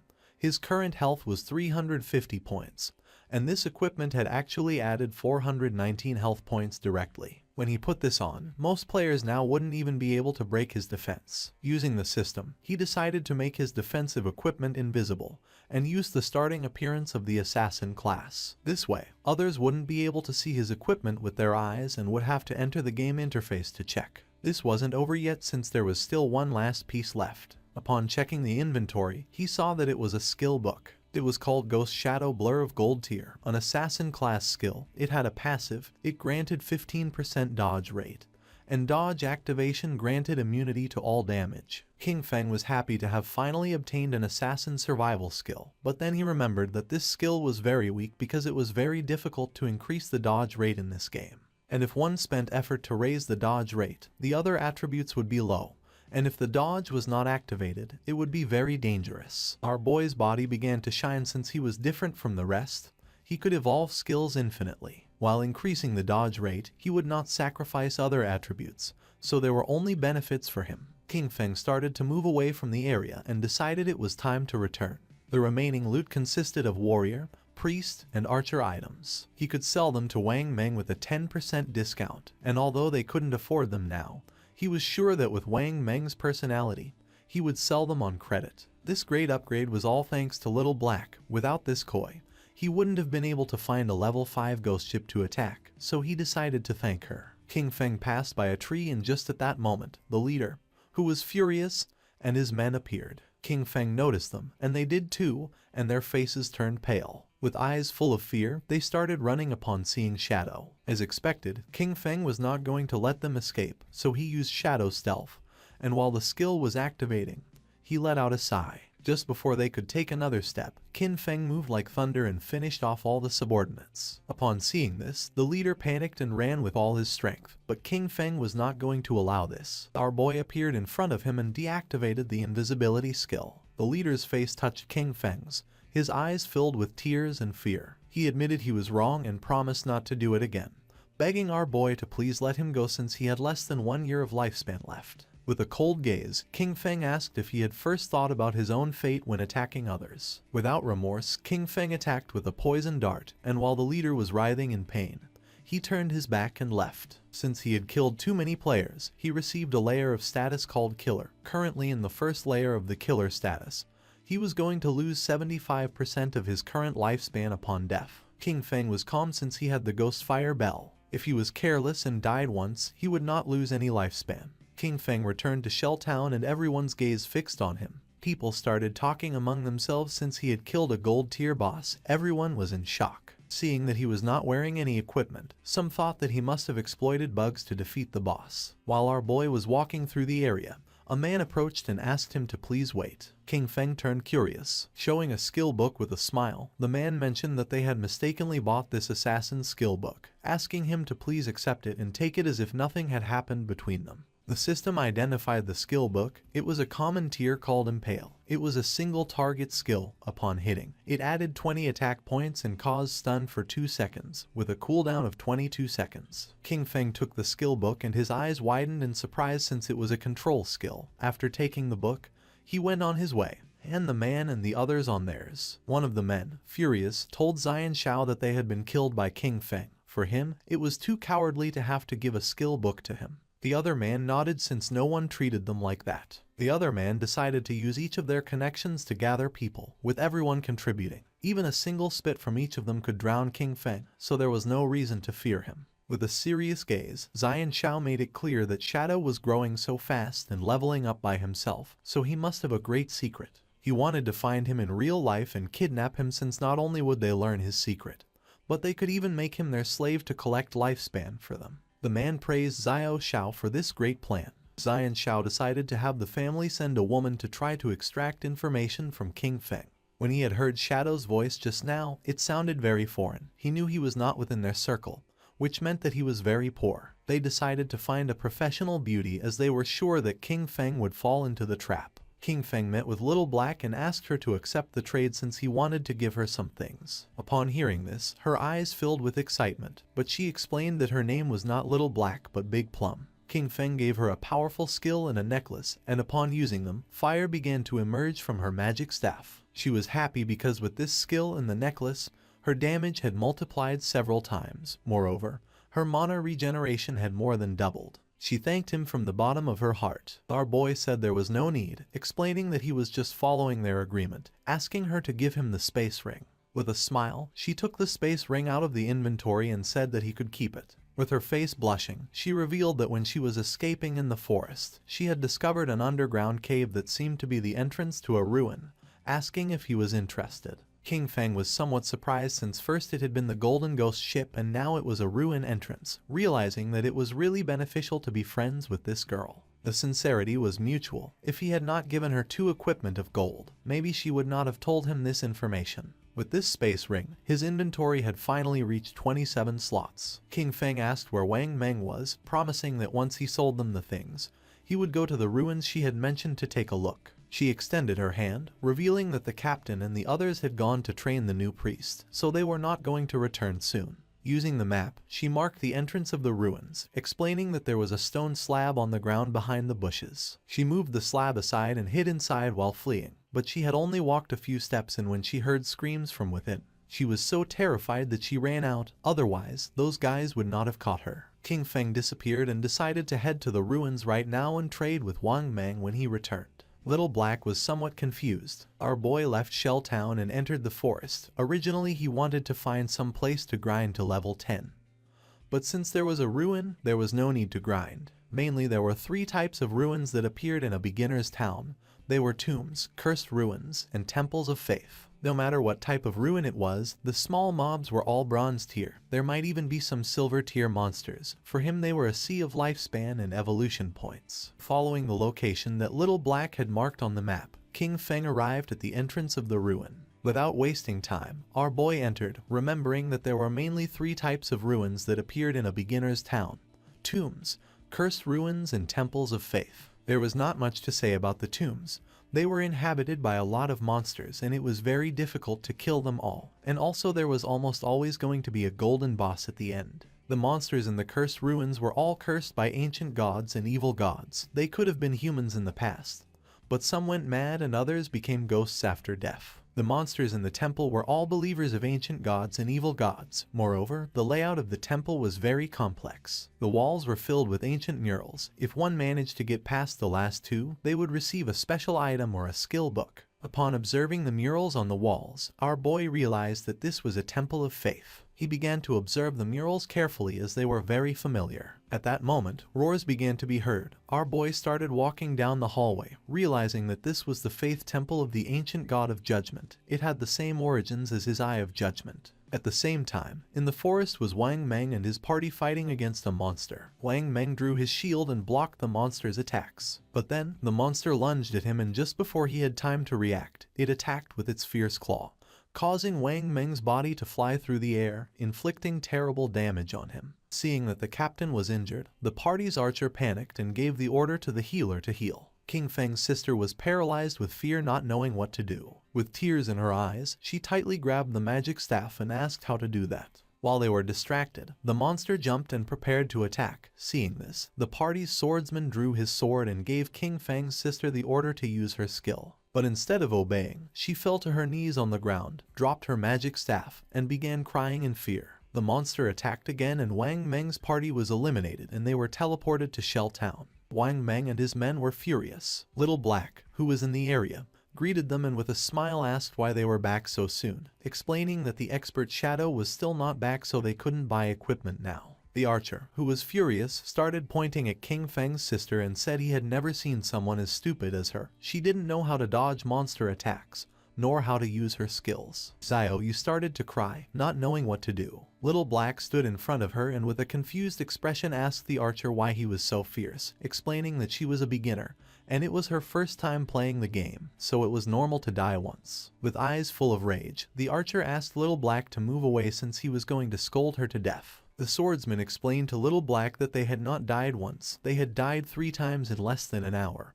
Upon hearing this, Little Black's eyes widened in surprise. With a smile, she began to show the necklace that King Feng had given her. She decided to go with them, revealing that she had just received 2 good things from the expert. She was very powerful now, and believed they were not going to die once she was there. Wang Meng stepped forward and gave the order to everyone to stop arguing.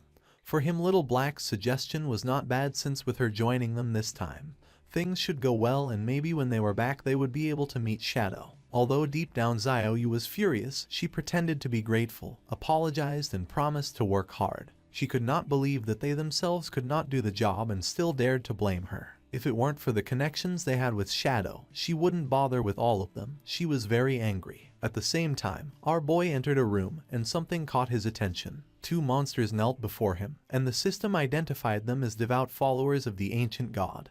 Called the Judged, they were level 10 monsters and silver tier. King Feng's eyes began to shine with suspicion.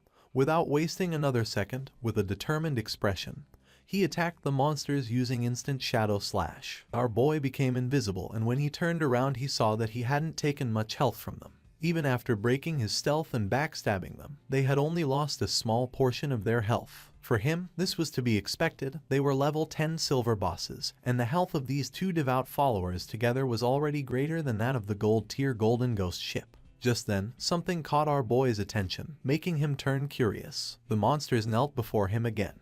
He was somewhat confused since the monsters were kneeling once more in his direction. It was strange since he was still in stealth. He didn't know if they had sensed the eye of judgment on him, nor if this was the reason why they weren't attacking him. King Feng questioned whether they knew the way and asked them to guide him. The monsters raised their heads and began to roar. King Feng realized that they had been corrupted, decomposed, and had gone completely mad. They had turned into wild beasts that only knew how to steal lifespan from humans. At that moment, the eyes of the monsters began to shine, and not long after, they turned their backs on our boy and ran off. Right at the door of the room there was a group of players. The monsters felt their presence and began to charge at them. The players realized that these bosses were silver tier. They could not face one, so they decided to flee from this place. Just before they could do it, the monsters attacked and toxic mist began to melt their bodies. Their bodies disappeared, dropping lifespan orbs. They were the team of the girl who had bought Ice Spike from our boy, called Grey Rose. He never thought that they would also find this ruin. Judging by the current players' equipment levels, King Feng came to the conclusion that no one was equipped to go deep yet. Our boy deactivated stealth and decided to pick up the lifespan. The monsters knelt before him again.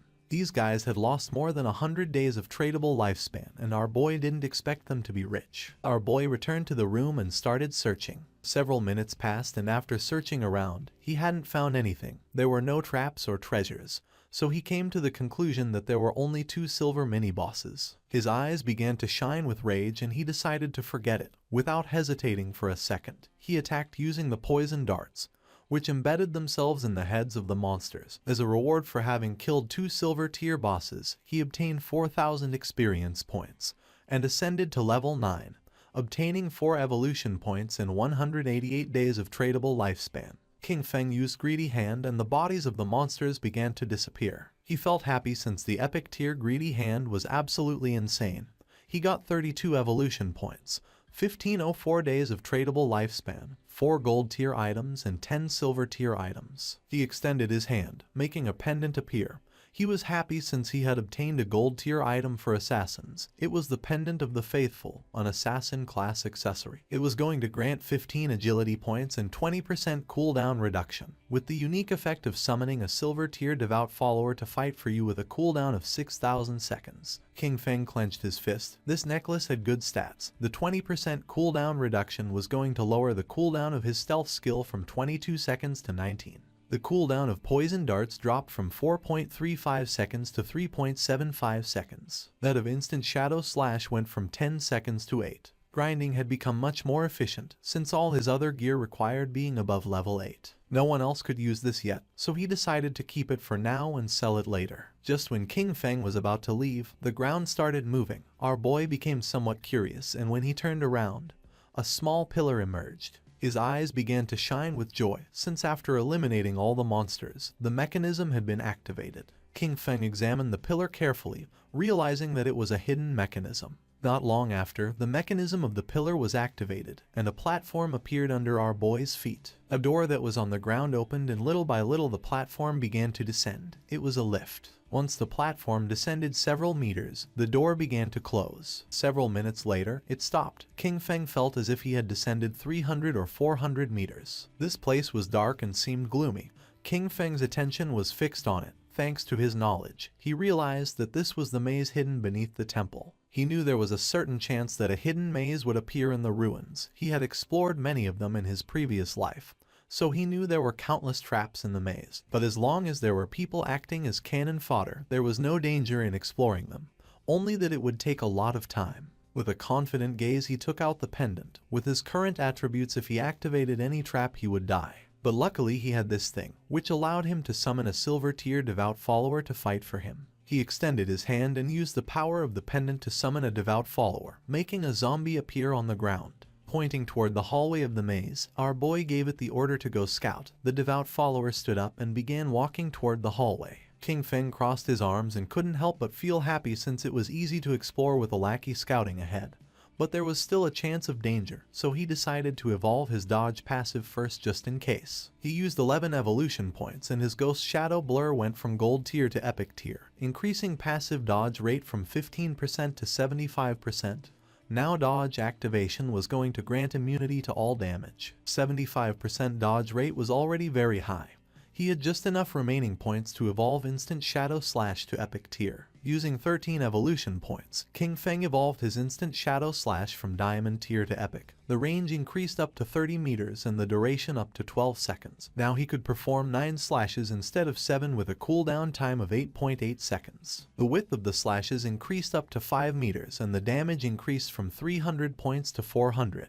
King Feng's eyes began to shine, since to evolve from epic to legendary it required 10 times the evolution points. The higher the starting tier of an item, the more profitable it was to evolve it. For example, if a skill was of epic tier at the beginning, evolution to legendary tier was the first evolution, so it only required the base evolution point of 1. Since the target for evolution was legendary tier, it required 10 times the points, and 1 times 10 were 10 points. This also meant that if he only obtained an epic skill, he could quickly evolve it to legendary tier, then mythical tier, ancient tier, and immortal tier. But if a skill was normal tier at the beginning, then to evolve it to epic tier, it would need to be evolved 7 times. And by the time it reached the 10 times point, it would need hundreds of points. But the good thing was that, no matter in which tier the skill started, he could spend very few points to evolve it to epic tier. In other words, from now on, all his skills were going to be at least epic tier. He had 11 evolution points remaining, and he could only evolve the starter skill, Shadow Sneak. He used 8 points and the skill went from silver tier to platinum. The duration of the skill increased from 16 seconds to 24, and the attack that broke stealth increased by 90, going from 120 to 50.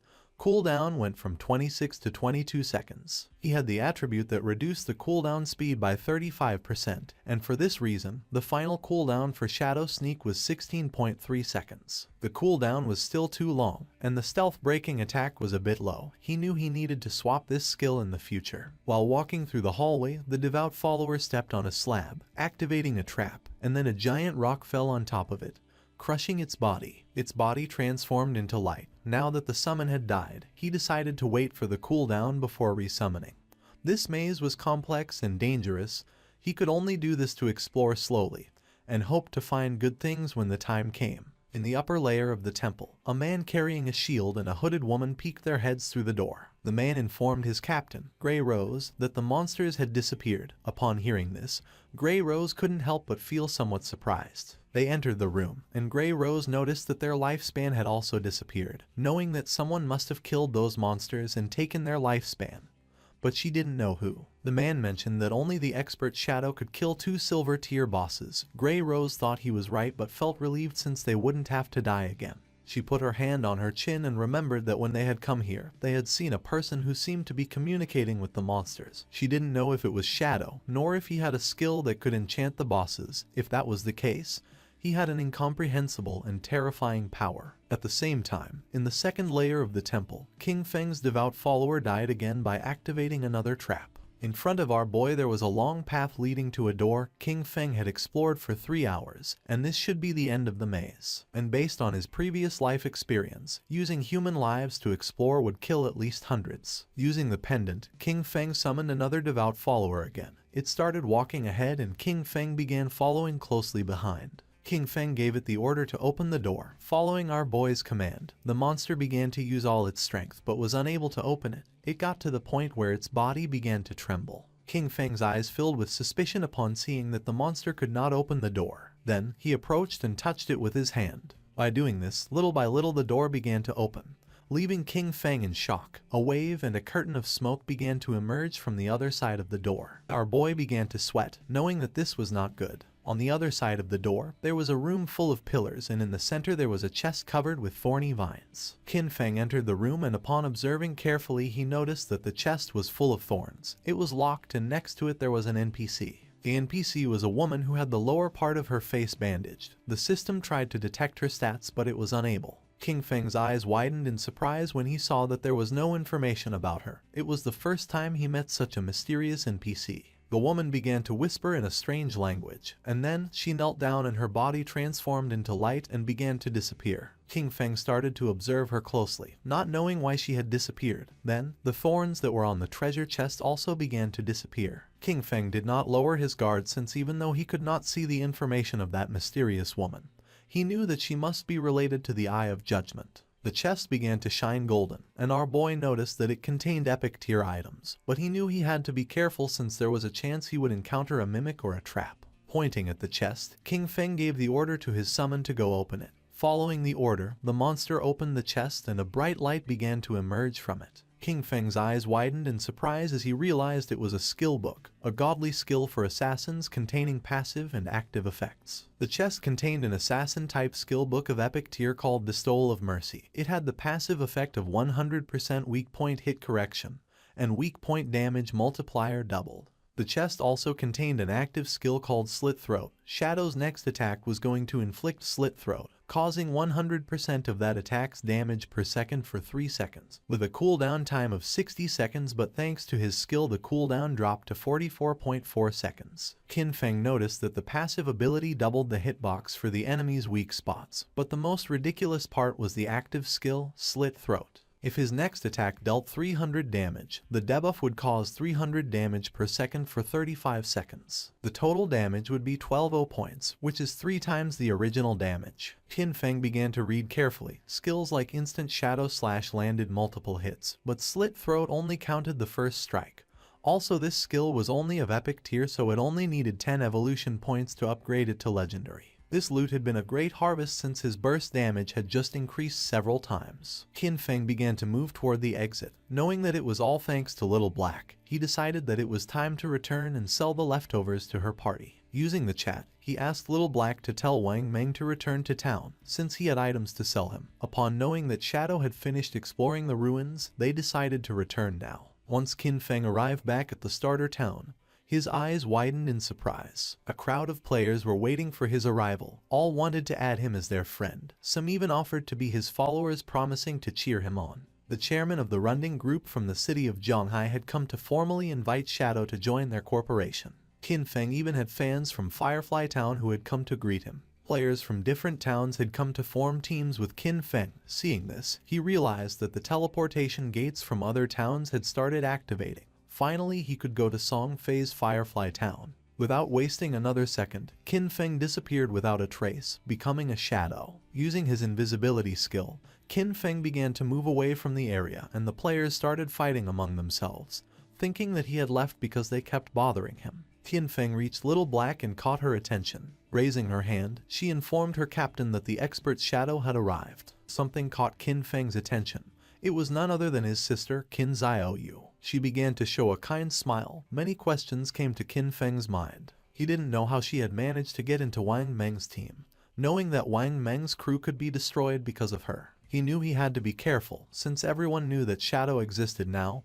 He couldn't reveal his true identity. He still couldn't use his powers in real life, and with so many eyes on him, even a kitchen knife could kill him right now. Xiaoyu couldn't help but blush as she could tell how powerful he was just by looking at him, realizing that compared to him, Wang Meng's party was like trash. She thought that if he carried her, then she could reunite with Song Fei in a matter of days. Using the system, Qin Feng explained to the captain that this equipment was perfect for their party's classes. Moreover, the skill books could increase their combat power. Our boy set an initial price of 22 days of lifespan. For Wang Meng this was very expensive, since they were all silver and gold tier. For now they could not afford it. Qin Feng said that there was no problem since they could pay him later. Wang Meng was sincere and thanked him, not knowing how to repay him for helping them. If ever Qin Feng needed them in the future, he only had to say the word and they would do their best to help him. The swordsman of the party put on a golden helmet. According to him, Shadow was awesome. He could not believe that he was getting gold tier equipment so soon. Wang Meng also equipped the equipment obtaining a gold tier skill, with which his DPS had tripled. He could not avoid crying since Shadow even let them buy on credit, realizing that he trusted them. Wang Meng began to inspect his inventory but did not find anything for priests, leaving Xiaoyu somewhat confused. The archer was furious since she was lucky to leech EXP from them. Xiaoyu approached Qin Feng and introduced herself as the priest of Wang Meng's party and asked if he had any equipment for her. The system informed our boy that the player, Little Graceful, wanted to add him as a friend. Xiaoyu's eyes widened in surprise. Qin Feng began to stare at her with a cold gaze and disappeared without a trace, leaving poor Xiaoyu in shock. With a confused expression, she asked where Shadow had gone. Wang Meng explained to her that he probably just hadn't gotten any priest drops this time, and that maybe next time he would bring items for her. The archer revealed the harsh truth. Qin Feng had intentionally ignored her. For Little Black, Shadow was very cool as he appeared and disappeared like a dragon. Qin Feng walked away from them, knowing that he currently had a gold tier priest staff in his bag, and also a gold tier priest skill book. But there was no reason why he would give such precious things to Qin Xiaoyu. As he progressed, he would have tons of unused equipment and skill books. Selling them individually wasted too much time. But Wang Meng's backing with the authorities was perfect for bulk buying of him. He could not allow Xiaoyu to affect his cooperation with the authorities. He needed to quickly find a priest for Wang Meng's team to replace her. His eyes began to shine with seriousness when he thought that he needed to find Little Zhu quickly. Hu Yixu, the former manager of the Godslayer Guild in his past life, she was a hidden class priest called White Avian Priestess, which came with a white bird that could heal and apply buffs. She was the only priest he knew who could defeat epic tier bosses alone. She was his powerful ally, and compared to her, Qin Xiaoyu was complete trash. Qin Feng activated the gate, remembering that Little Zhu was also from Firefly Town. Just like Song Fei, being perfect. If Qin Feng could find Little Zhu, he was going to put her on Wang Meng's team. Using the gate, he traveled to Firefly Town. Qin Feng arrived at Firefly Town, a place very different from Starter Town. While he was walking through the area, he heard two players who wanted to hurry back. Since the silver boss was below half health, they couldn't let someone steal it, as they would have died in vain. One of them cursed Song Fei since that bastard brought many fangirls with him, knowing there was no way to compete with him. Nor did he know how some minor celebrity had so many brainless fans. Qin Feng had just arrived and had already found clues about Song Fei. Following the players, he reached a valley. This was the level 5 area, called Wailing Valley. The monsters in this place were Emberfiends and the Shackles. After walking a bit, he started to hear players fighting. When peeking his head out, he saw a group of players attacking a two-headed monster with its body surrounded by flames. Qin Feng knew that this twin-headed Emberfiend was a silver tier boss, and noticed that the situation was somewhat chaotic since many players were attacking each other. When observing closely, Qin Feng saw a group of players, and among them was the bastard Song Fei. Two players stood in front of Song Fei's team and drew their weapons. One of them had been ambushed by Song Fei, and his lifespan had been stolen by him.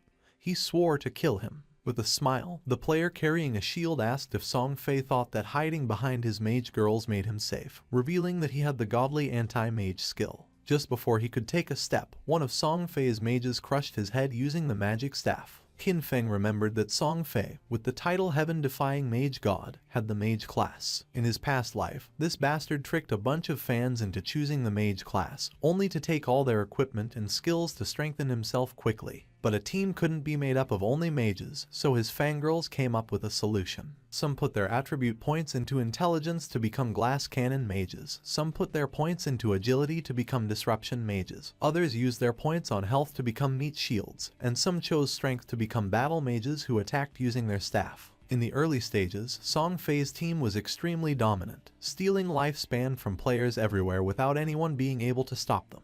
And as expected, as the game went on, most of his fangirls died pretty quickly. Pointing at the boss with his finger, Song Fei made up a lie saying that his fans were working so hard that now his heart hurt. He hoped the boss would die soon so everyone could rest, and also that the world would be full of love and free of violence. The twin-headed Emberfiend began to advance towards Song Fei's group. One of Song Fei's fans explained that this was not hard for them since the one who was trying the hardest was him. According to her, he worked so much that he shouldn't have to endure all this. She started pointing at the monster and decided to kill it so it wouldn't hurt their beloved Song Fei. Song Fei's fans began attacking the monster by casting spells. They were willing to defeat it so that Song Fei would become king, swearing to follow him no matter where he went. The monster opened its mouth and launched a burst of fire towards Song Fei, putting him on alert. But just before the burst of fire could get close, one of his fans stepped in the way, taking the attack fully. Song Fei took the girl's hand and began to show a sad gaze, while the woman's body was disappearing. With tears in her eyes,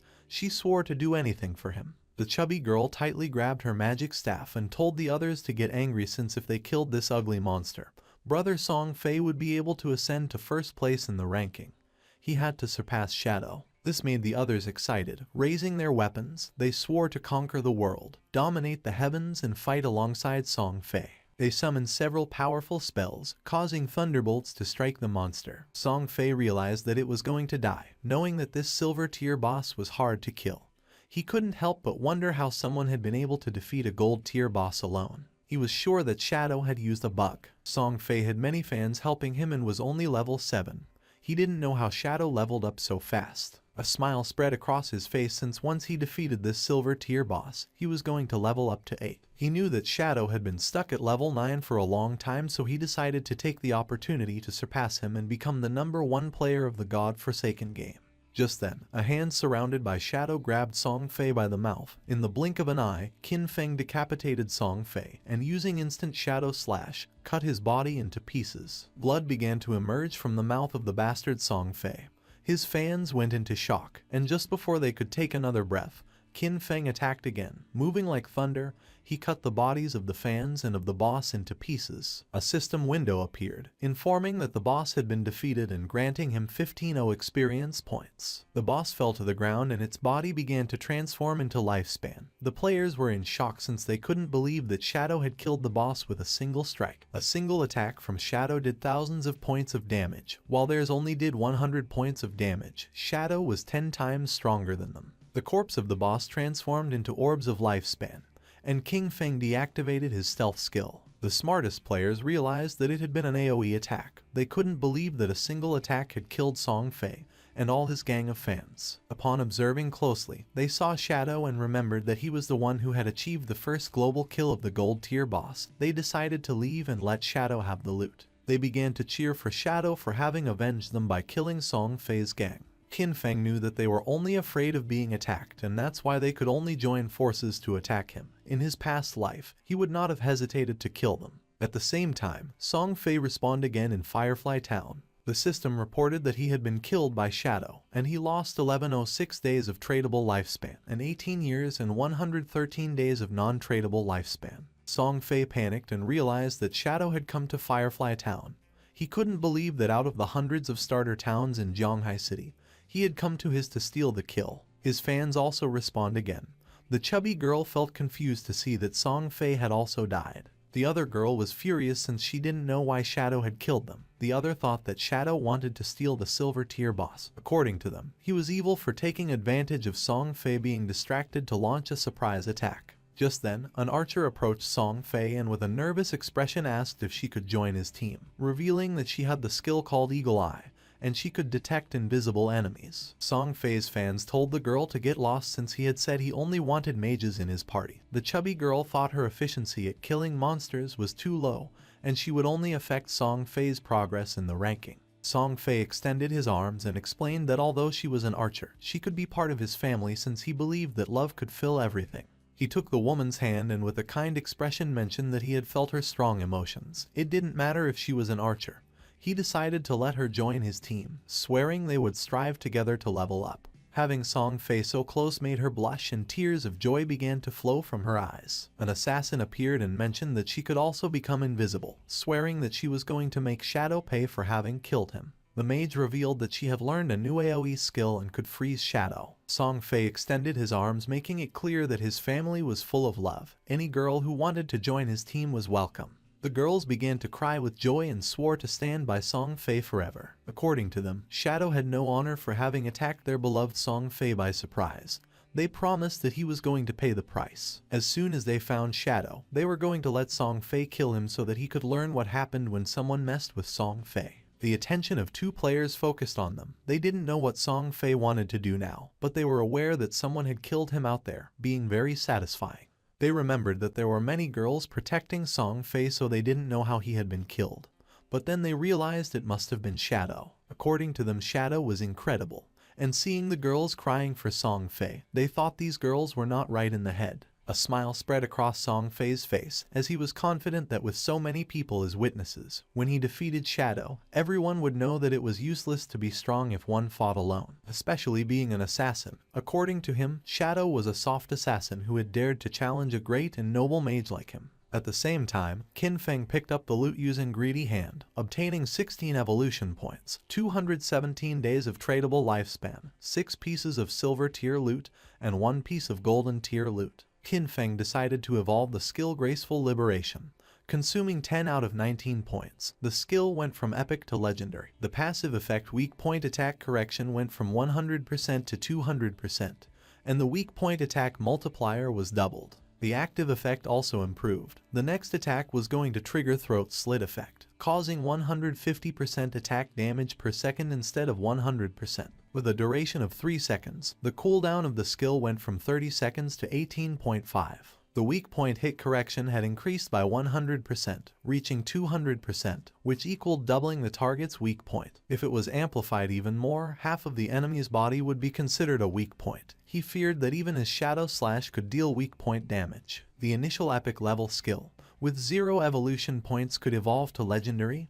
However, to evolve it from legendary to mythical, it required 100 times more evolution points. It needed 200 points to evolve from legendary to mythical. According to this pattern, the epic level Greedy Hand was going to require 210 evolution points to evolve, and when it reached legendary, evolving it was going to require 34 points. He had 9 evolution points left, so he decided to evolve Backstab Enhancement. Qin Feng spent 8 points and the skill Backstab Enhancement went from gold to platinum, and the damage of the passive effect increased from 30% to 40%.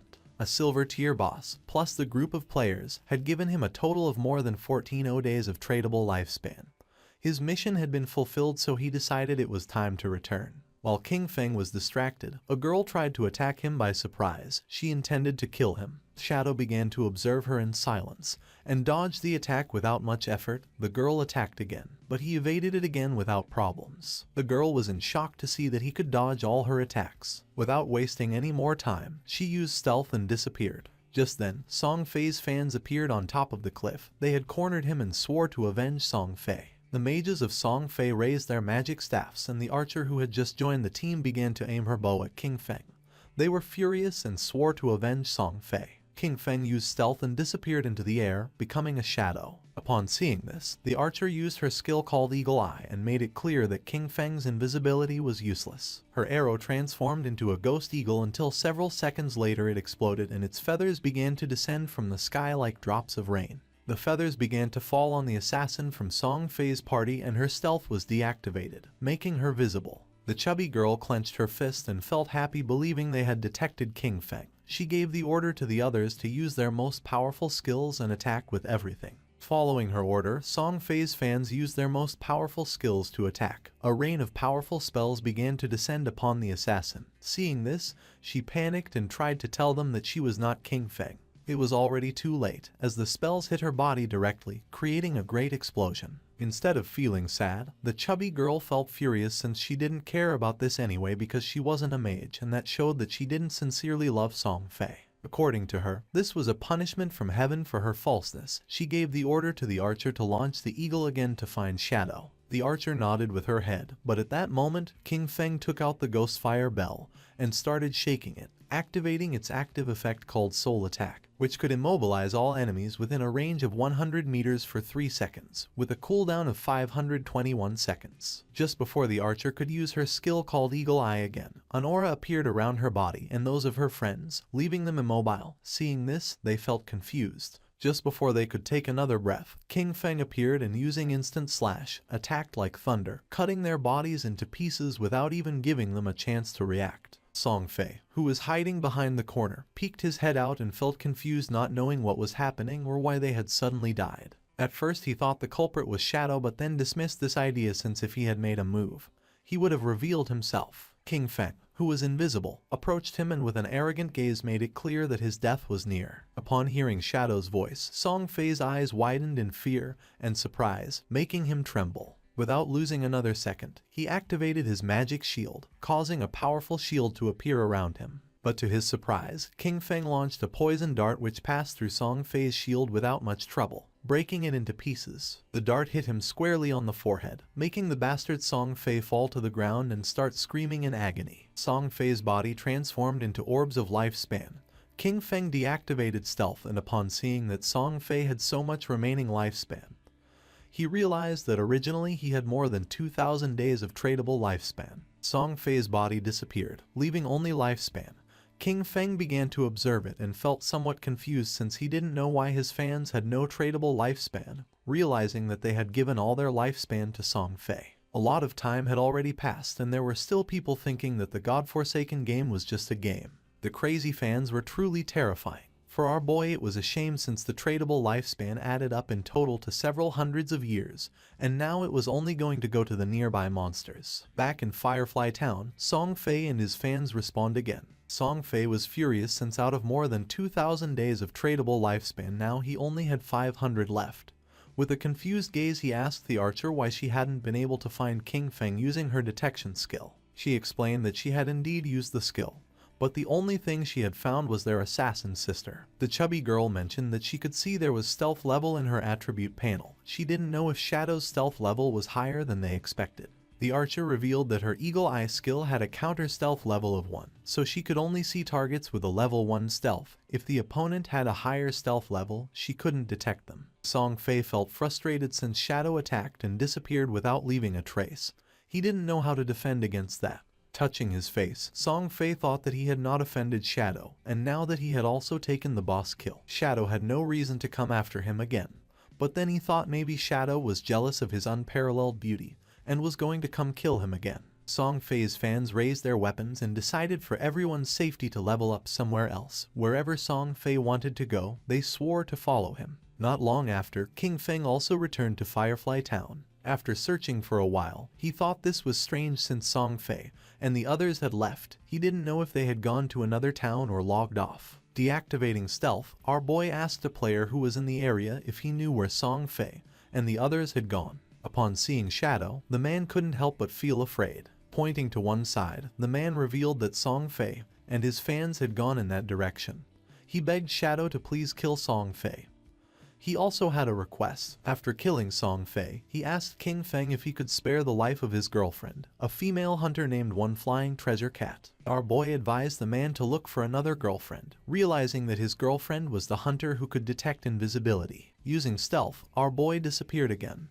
The man began to beg, saying that he had worked very hard to find her. Although King Feng knew the direction in which they had gone, he had no idea where they were heading, and searching everywhere was going to take too much time. The man put his hand near his mouth and started calling Shadow. Our boy knew that things would be much easier if he could find Gu Yixu. At that moment, a woman passed by his side, and his attention fixed on her, leaving him somewhat surprised. This girl was none other than Gu Yixu. Our boy deactivated stealth, and with a cheerful gaze called her beautiful and asked if she could help him. Upon seeing Shadow, she couldn't help but feel surprised. King Feng took out the golden grade staff from his inventory and mentioned that he had heard that her class could search for targets in a wide area. He promised that if she could find Song Fei, as a reward he would sell her the staff at a bargain price. Seeing this, Gu Yixu's eyes began to shine with excitement. She opened her system window and asked how he knew that she could search over a wide area. She remembered never having told anyone about it. King Feng asked if she wanted this golden grade weapon, and she said yes even though she didn't know if she could afford it. With a confused expression, King Feng asked if she didn't even have 500 days of tradable lifespan, revealing that the original price was at least 700 or 800 days. Upon checking her system window, she realized that she did have 700 days to buy the staff. Hearing this, our boy made a deal with her and handed over the staff. A system window appeared to confirm that the transaction had been successful. She took the staff and started drooling. Our boy gave her a gentle tap on the cheek so she'd stop drooling, asking her to hurry up. Upon hearing this, she blushed and nodded with a smile. Using the new staff, she began to use her powers and concentrated. Even though it was the first time she met Shadow, he gave her a strangely familiar feeling. Her owl began to fly around her, and she asked if Shadow wasn't afraid that she would take things and leave without helping him. With a serene expression, our boy asked if she didn't hate Song Fei. Seeing that he knew that she hated Song Fei, Gu Yixu's eyes widened in surprise. She didn't know if Shadow could be a friend of hers in real life, but his voice didn't seem like it. King Feng started to smile and decided that she should guess. She raised her hand and the owl began to fly. She was too lazy to guess. Just then, her eyes widened in surprise. The owl began to fly over the town,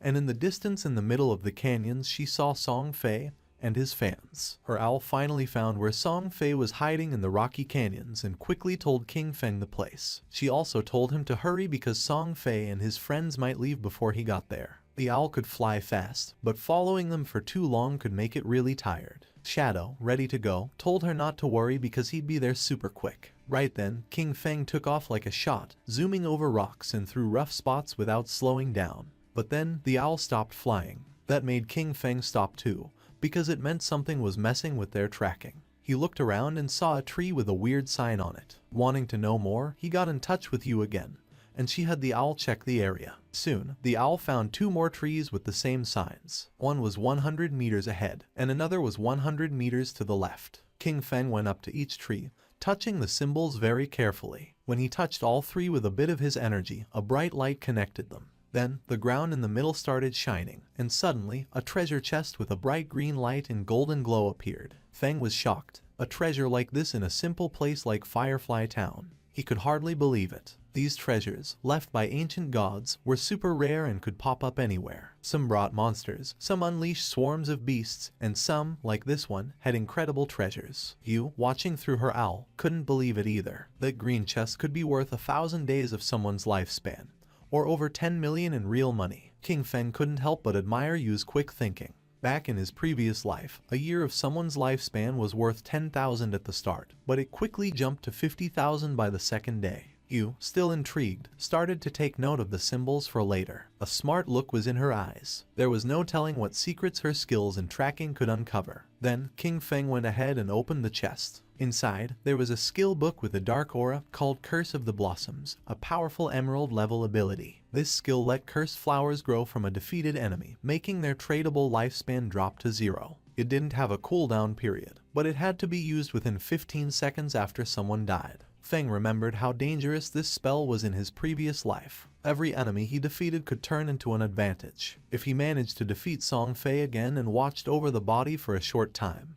he could take everything from him. A sinister smile appeared on his face. This time, Song Fei wouldn't just be defeated, he would be completely drained. As King Feng hurried toward his target, the scene changed. Somewhere far away in a canyon, Song Fei's biggest fans were busy fighting a boss, hitting it hard while Song Fei stayed back, waiting to land the last blow. Song Fei was overconfident, sure that King Feng wouldn't chase them this far, especially since King Feng had already beaten a silver-level boss and embarrassed him twice. That should have been the end of it. But Song Fei was mistaken. Right when the boss was about to go down, the girl who was a bit heavier noticed another group fighting a different boss nearby. Song Fei, smooth as ever, convinced his fans once more. He said the other group were fans of a rival idol, trying to make him look bad. The faces of his fans twisted with anger. No one was going to outdo their dear Song Fei. Without a second thought, they charged at the other group. The other team, thinking they were about to get some help, welcomed them. But before they could even say hello, the heavy girl slammed her staff down, knocking out their leader in one hit. The rest of the team was shocked as Song Fei's fans turned on them, madly talking about idols and fate. When one of the enemy tried to ask what was going on, they were quickly shut down by a spell. Then, in a strange turn, the fans started spouting odd poems, talking up Song Fei like he was some kind of god. After they took out the other team, the girls made way for their golden prince Song Fei to finish off the boss. Song Fei kept up his act, pretending to be grateful and showering them with thanks that didn't mean a thing. He made up stories about almost getting caught in an ambush and called them heroes. His words made them all blush and giggle. They were totally caught up in his make-believe world. But that was the end of it. At the same time, Shadow appeared at the edge of the canyon. Song Fei felt something wasn't right and got a cold feeling down his back. But by the time he turned around, it was too late. Feng's sword moved through the air like it was meant to punish, striking in an instant. Song Fei's head was cut off in one smooth motion, and his body fell to the ground. This time, Shadow didn't just leave after the deed was done. He knelt down next to Song Fei's body and used the Curse of the Blossoms. A big red flower grew right out of Song Fei's chest, its petals moving like they were alive, sucking away the tradable lifespan from the young troublemaker. The fangirls watched in shock, not able to make sense of what was happening right in front of them. Then, the scene changed, and Song Fei was back at Firefly Town's portal, feeling confused and annoyed, still not getting why Shadow was always after him. In his confused way of thinking, he decided it must be jealousy. Maybe Shadow was upset about all the attention from the fangirls, or perhaps one of those girls was someone Shadow had feelings for. Song Fei convinced himself that Shadow's constant showing up in Firefly Town was part of some complex revenge scheme. While he was lost in his wild guesses, a system alert popped up, scaring him with the news that his tradable lifespan was going down fast, much more quickly than just from dying. At first, he thought it was some kind of penalty for dying too much, but before he could really figure it out, his fan club started showing up at the portal as well. The heavier mage girl was among them, out of breath, telling Song Fei about the creepy red flower that grew from his body, clearly taking away something important. Song Fei quickly figured it out. The cursed flower and his disappearing lifespan were Shadow's doing, thanks to a scary new ability. The realization hit him hard, and he suddenly ordered his fans to log off. He knew if they kept losing to Shadow, their tradable lifespan could drop to 0, which meant actual death. Still acting the leader, he called them his family, promising to step into the real world to extend their lifespan, and come back with new gear bought with the lifespan they had saved up. The girls, still totally under Song Fei's spell, were all in, imagining their big return to beat Shadow with new power. Even as Song Fei disappeared from the game, anger and frustration warped his face. He wasn't ready to see this as a loss. After working for 2.5 years to get to where he was, he couldn't stand the thought of being taken down by some unknown player. In his mind, with enough money, he could crush any obstacle. He just needed some time. Back where the fight had happened, red flowers were everywhere, each one growing from a fallen player, quietly taking away the tradable lifespan from Song Fei's fans. With Shadow's relentless attacks, his rank as a killer had jumped to level 4, making the loss of tradable lifespan upon death a staggering 96.8%. But Shadow wasn't bothered by this at all. Shadow figured out that this surprise attack had just added about 1,000 days to his lifespan. All thanks to Song Fei and his misguided followers. They had done the hard work of defeating monsters only to end up giving their gains to him. But the bounty didn't last forever. The flowers started to fade, and the energy stopped flowing. Shadow realized that the players had logged off to avoid losing more of their lifespan. Above, the white owl kept flying in silence. Yui had watched the whole thing, and even she was taken aback by such a show of strength. Seeing what the top player could really do was something else. When Shadow asked Yui if Song Fei had really logged off, she nodded, saying the whole group had disappeared to save themselves some time. Shadow told her calmly to keep an eye out and to let him know if Song Fei ever came back. When she wondered if her job was over, Shadow said to stay on it a bit longer. He had just gotten a golden tier priest skill called Sword of Divine Judgment, and her interest was immediately piqued. She really wanted that skill. Seeing her interest, Shadow made her an offer. He'd trade the skill for 500 days of her lifespan, but he'd cut the price in half if she agreed to one thing.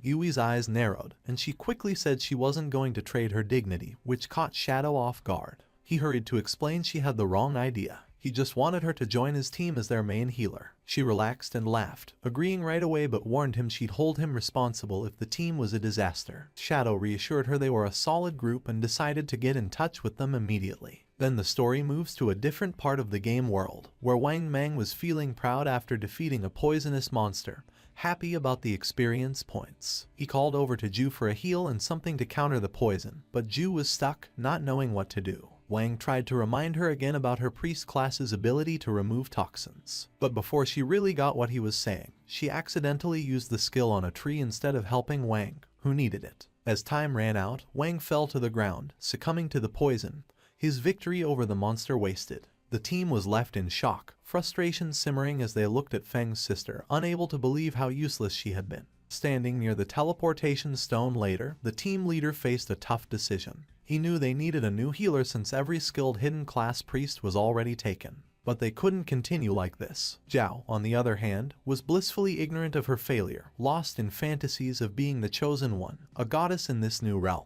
She believed her quick leveling was a sign of her destined greatness and anticipated joining her brother, Song Fei, in glory. But at that moment, news from Shadow reached Wang Mang, bringing a surge of excitement. A hidden class healer, a white bird priest, had agreed to join their team. She was also strong in other roles. This was the chance they were waiting for, and the leader immediately asked Shadow for her location. Shadow told them the new healer was in Firefly Town. It wasn't the best place for leveling up, but it was important to get together and start moving as a team. Wang agreed and got ready to head there, but he knew he had to address the issue with Zhao first. He carefully told her they were moving to a zone with higher levels because Shell Town was too crowded. He said it in a way that made it seem like her low level was the only issue, to avoid hurting her feelings. But before she could respond, the whole team took off, clearly happy to leave behind a healer who couldn't actually heal. Zhao didn't seem bothered, though. She saw their leaving as a good thing, thinking they weren't strong enough for her anyway. She decided she'd find Shadow and make him help her level up.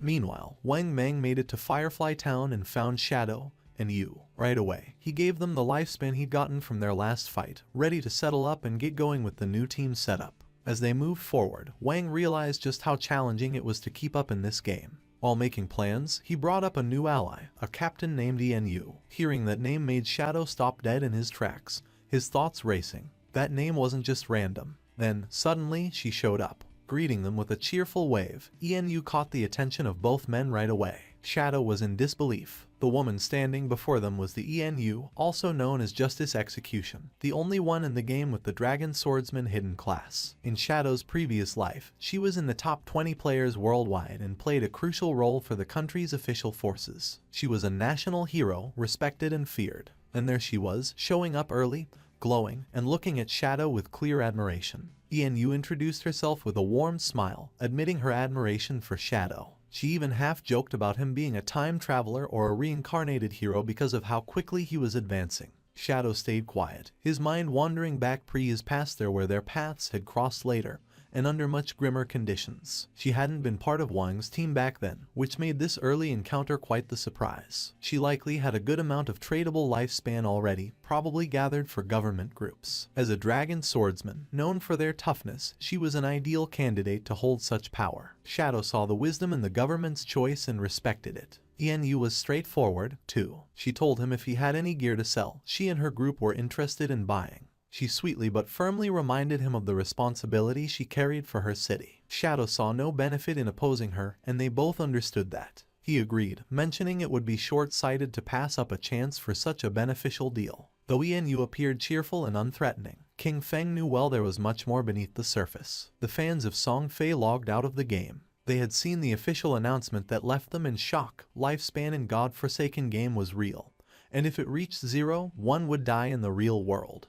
The archer was furious since she realized this wasn't just a game. She had given all her tradable lifespan to Song Fei. Some of them only had a few days of lifespan left. The assassin had killed several players and had the assassin's stat, and dying one more time was going to make her lose double the lifespan. They were in shock. They couldn't believe how it was possible that dying 3 times cost so much lifespan. The chubby girl began to read the messages and her face filled with sweat. She realized, cursing to herself, that in the game, as a tank mage, she had always charged at the front. She had killed many people and died many times, so now she only had 1 day of lifespan left. If it reached 0, she was going to die. Just then, something caught her attention. Brother Song Fei was buying lifespan. That was great. She decided to go find Brother Song Fei, thinking that he would definitely help her. Quickly, she changed clothes and thought about putting on Brother Song Fei's support outfit from head to toe, thinking that it was great, and that she was going to find Brother Song Fei, who would definitely help her. She even mentioned Brother Song Fei's latest release, the Song Fei Ultra Thin Anti-Side Leak. She dressed in Song Fei's merchandise, and without wasting a second, she left her house and started heading to the concert. Not far away, there were some apartments. Qin Feng's sister also logged out of the game. She didn't know if she was in the real world since now it was hard for her to tell the difference. She turned on her phone and couldn't help but smile when seeing that. At that rate, 1 day of lifespan could be sold for 15,000. With the 200 days she had left, she could become a millionaire. But then, she went into shock when she saw that Shadow had killed Song Fei 3 times. She couldn't help but cry from sadness and fury, since she remembered that they had told her that if her lifespan reached 0 in the game, she would truly die in real life. Even having 100 years of non-tradable lifespan, dying 3 times had left her with barely 12 years remaining. Then she remembered Brother Song Fei and wondered why Shadow had killed him. According to the group chats, Shadow, despite being surrounded by dozens of people, had managed to kill Song Fei 3 times. To her he was something so terrifying and incredibly strong. The chubby girl started sending messages through the chat, saying that Brother Song Fei needed help at this moment. She asked any sister in Zhanghai City to go find her to sell their tradable lifespan to her. She also revealed that Song Fei was at Dajiang Plaza at that moment and that the exchange rate for lifespan was 1 to 10,000. This was the perfect opportunity to get rich and help brother at the same time. King Feng's sister put on her clothes. She couldn't believe that Brother Song Fei was in Dajiang Plaza, not far from her. She thought she couldn't just stand by and watch his lifespan run out. She had to go help Brother Song Fei. Thanks to that Shadow and the others, she had managed to save more than 200 days of tradable lifespan. Just enough to help Brother Song Fei. Without wasting any more time, she decided to go to Dajiang Plaza. At the same time in the game, our boy slaughtered several monsters without much difficulty. A system window appeared, informing him he had reached level 10. His attributes had increased by 2, and he had gained 5 free attribute points. He had unlocked class promotion. In addition, as the first player to reach level 10 in the Zhanghai City area, he had earned 7 reputation points. As the first player in the Great Xia Kingdom area, he had earned 14 reputation points, and as the first player worldwide to reach level 10, he had earned 21 reputation points. The window also revealed that the teleportation function to the continent of Forgotten Gods would be unlocked when there were 7 level 10 players in the Zhanghai City area. The system revealed in all towns that Shadow had reached level 10. People were in shock and commented with amazement. They said that, as expected, it was Shadow again. He had gotten the first kill of a gold tier monster and was the first player worldwide to reach level 10.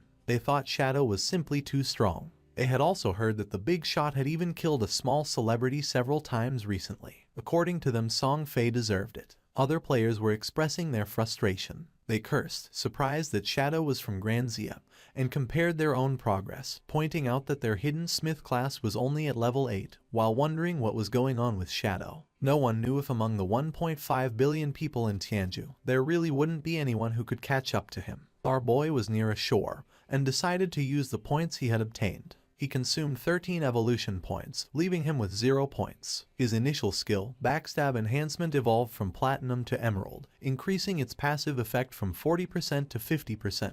Even though his tradable lifespan was just a little over 7,000 days, he realized it wasn't enough. He knew that to leave Starter Town, they needed to gather 7 level 10 players to activate the teleportation portal to the continent of the Forsaken Gods. But since the highest level at that moment was only 7, they would have to wait a bit before it became possible. He decided to go back to the real world to take care of a matter. His figure disappeared with the sand, and several seconds later, he opened his eyes in the real world and the system asked him, "Do you want to consume tradable lifespan to transfer your skills to reality?" Without losing a second, Qin Feng accepted. When the system asked what skill he wanted to extract to the real world, he stood up and decided to extract his class. The system then consumed 1,000 days of tradable lifespan and completed the extraction. He gained the Shadow, its passive was activated, and his attributes increased: Strength by 3, Constitution by 3, Agility by 8, and Spirit by 5. Then, he decided to extract level 2.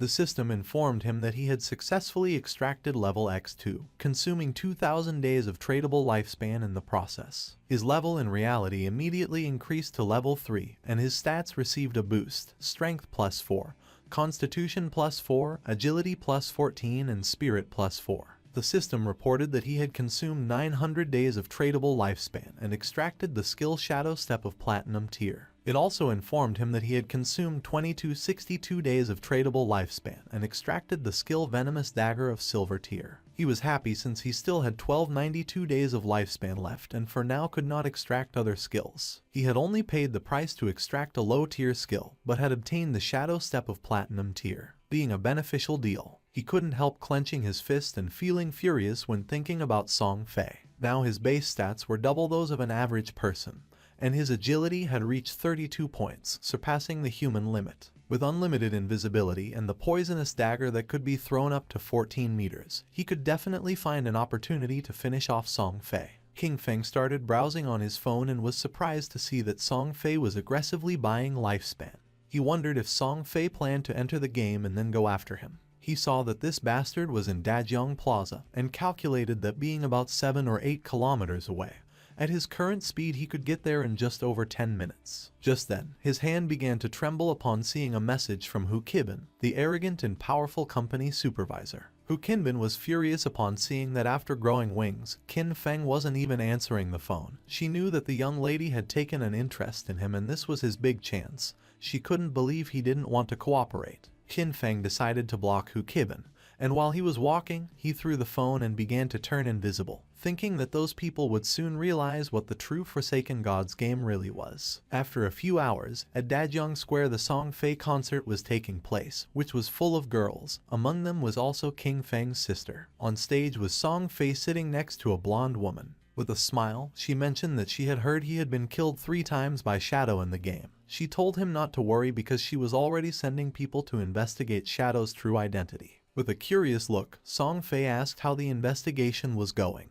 and she revealed that she had already sent someone to Firefly Town to make contact with him. They would offer him an amount he couldn't refuse. When he came into the real world to collect the money, they would catch him, and when they did, they would make sure brother Song Fei could vent his anger properly. Upon hearing this, Song Fei couldn't help but smile and asked her to make sure to let him know when the time came. Then he asked if she had heard that her Dajiang Corporation had already used that method to control several players and make them work for free for her. Hu Qibin couldn't help but laugh, since according to her, they were all idiots, so weak that they couldn't accumulate much lifespan. For her it was much better to be on Song Fei's side, since so many women voluntarily gave him their lifespan, and were even willing to die for him. Song Fei started laughing maliciously. A man who was among the audience began shouting and demanded that they all stop recklessly selling their lifespan to others. Turning to Song Fei, he added that Song Fei knew full well that lifespan was tied to life and death, yet he was still brainwashing his fans and aggressively buying up their lifespan.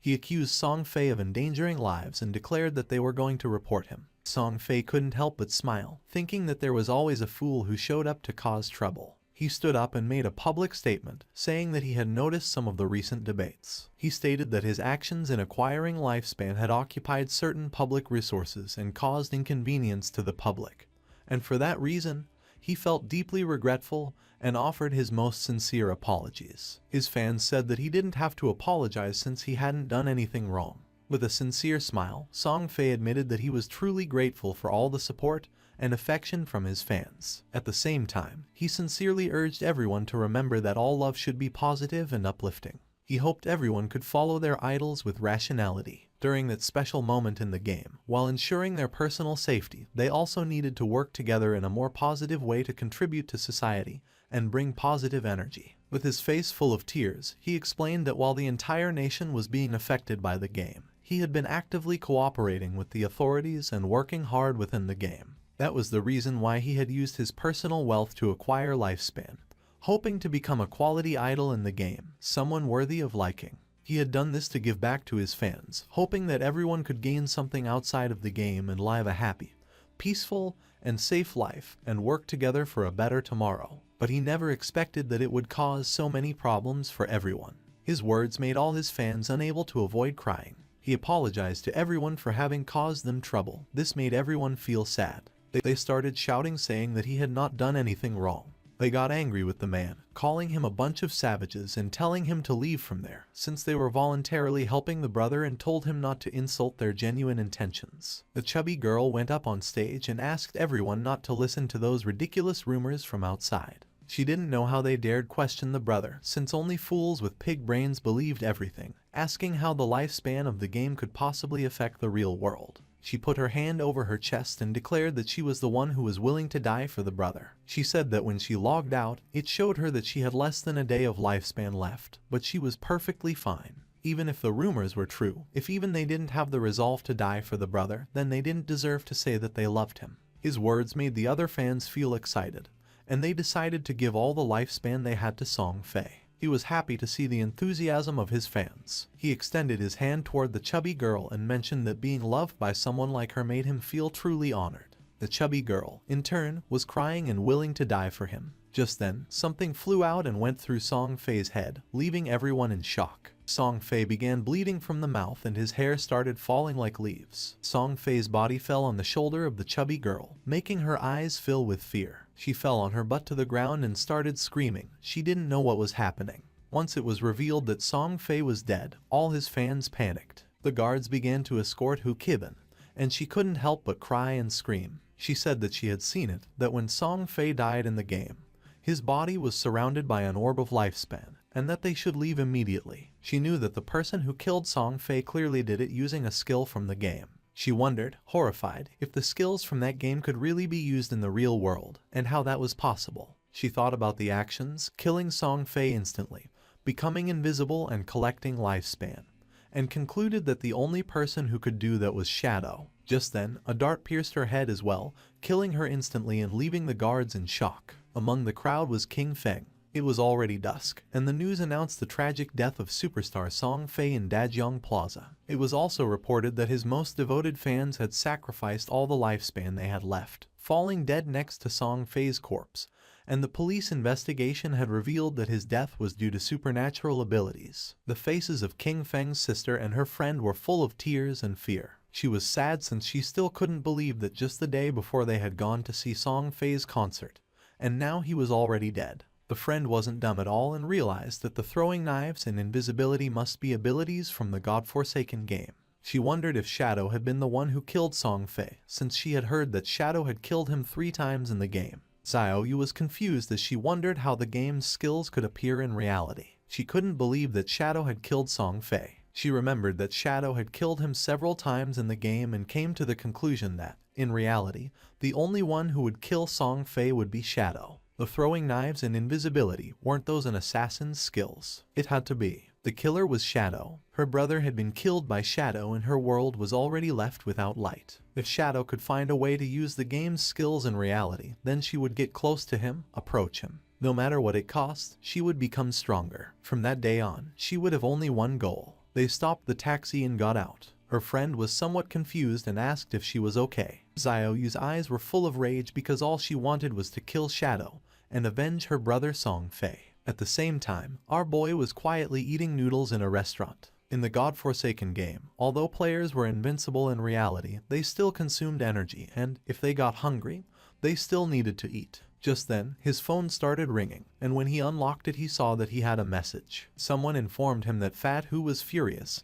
He had blocked his phone in WeChat, and if King Feng didn't go soon, he would be expelled and wouldn't receive his salary for that month. The message was from Yang Xiaoya, whom he considered a good girl, although quite delicate and often bullied. In his previous life, she had also been a member of his Jan Shen guild. King Feng asked her not to worry about him or the job but to focus on leveling up in the game. She was confused since she asked King Feng if he had played the game. She had heard that it was very difficult and that the lifespan of many people was almost exhausted. Our boy explained that, whatever her profession was, she simply had to focus on improving agility at the beginning. She decided to listen to him, but mentioned that she had heard that the lifespan produced in the game was really expensive at this moment. Then, she asked Qin Feng how his progress was going and how much he had earned. Our boy replied not much, since he had almost spent it all. He knew that Fat Hu was a lackey, and that the real problem was his boss behind him, Kayan Shishi. She was the daughter of the president of Kayan Group, and the company for which he used to work belonged to said group.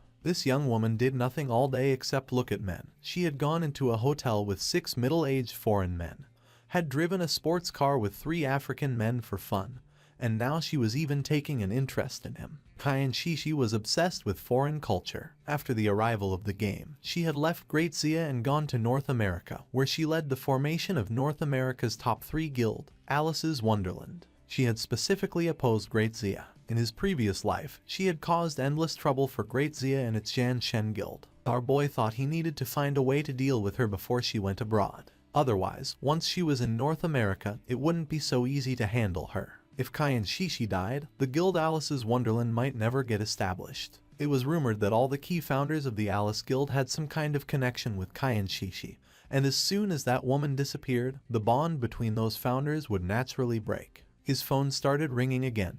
Now it was a call from Xiaoyu. She was somewhat confused to see that Qin Feng was still answering calls, as she thought he had died in the game. Now that he was still alive, she let him know that she had earned enough money to buy a house, so he no longer needed to worry about her. Our boy decided to play along and asked if she had anything else to say. She asked him not to bother her anymore and said that she would not look for him either. She also asked him not even to try finding out where she lived, since from now on, she had cut ties with him. Our boy hung up the call and couldn't help but feel happy. He decided it was time to return and continue leveling up, since it wouldn't be long before someone reached level 10 and learned that skills could be transferred into reality. By then, the world would no longer know peace. Not long after, Xiaoyu and her friend also logged back into the game. The friend was somewhat confused and asked if it wasn't too harsh to cut ties with her brother and advised her to make peace. Xiaoyu stood firm and refused, revealing that she had sold her lifespan to the Kain group, sold for a full value of 2 million. This left the friend in shock. Xiaoyu also mentioned that she had bought a house and that they would live together. She added that soon she would meet Shadow,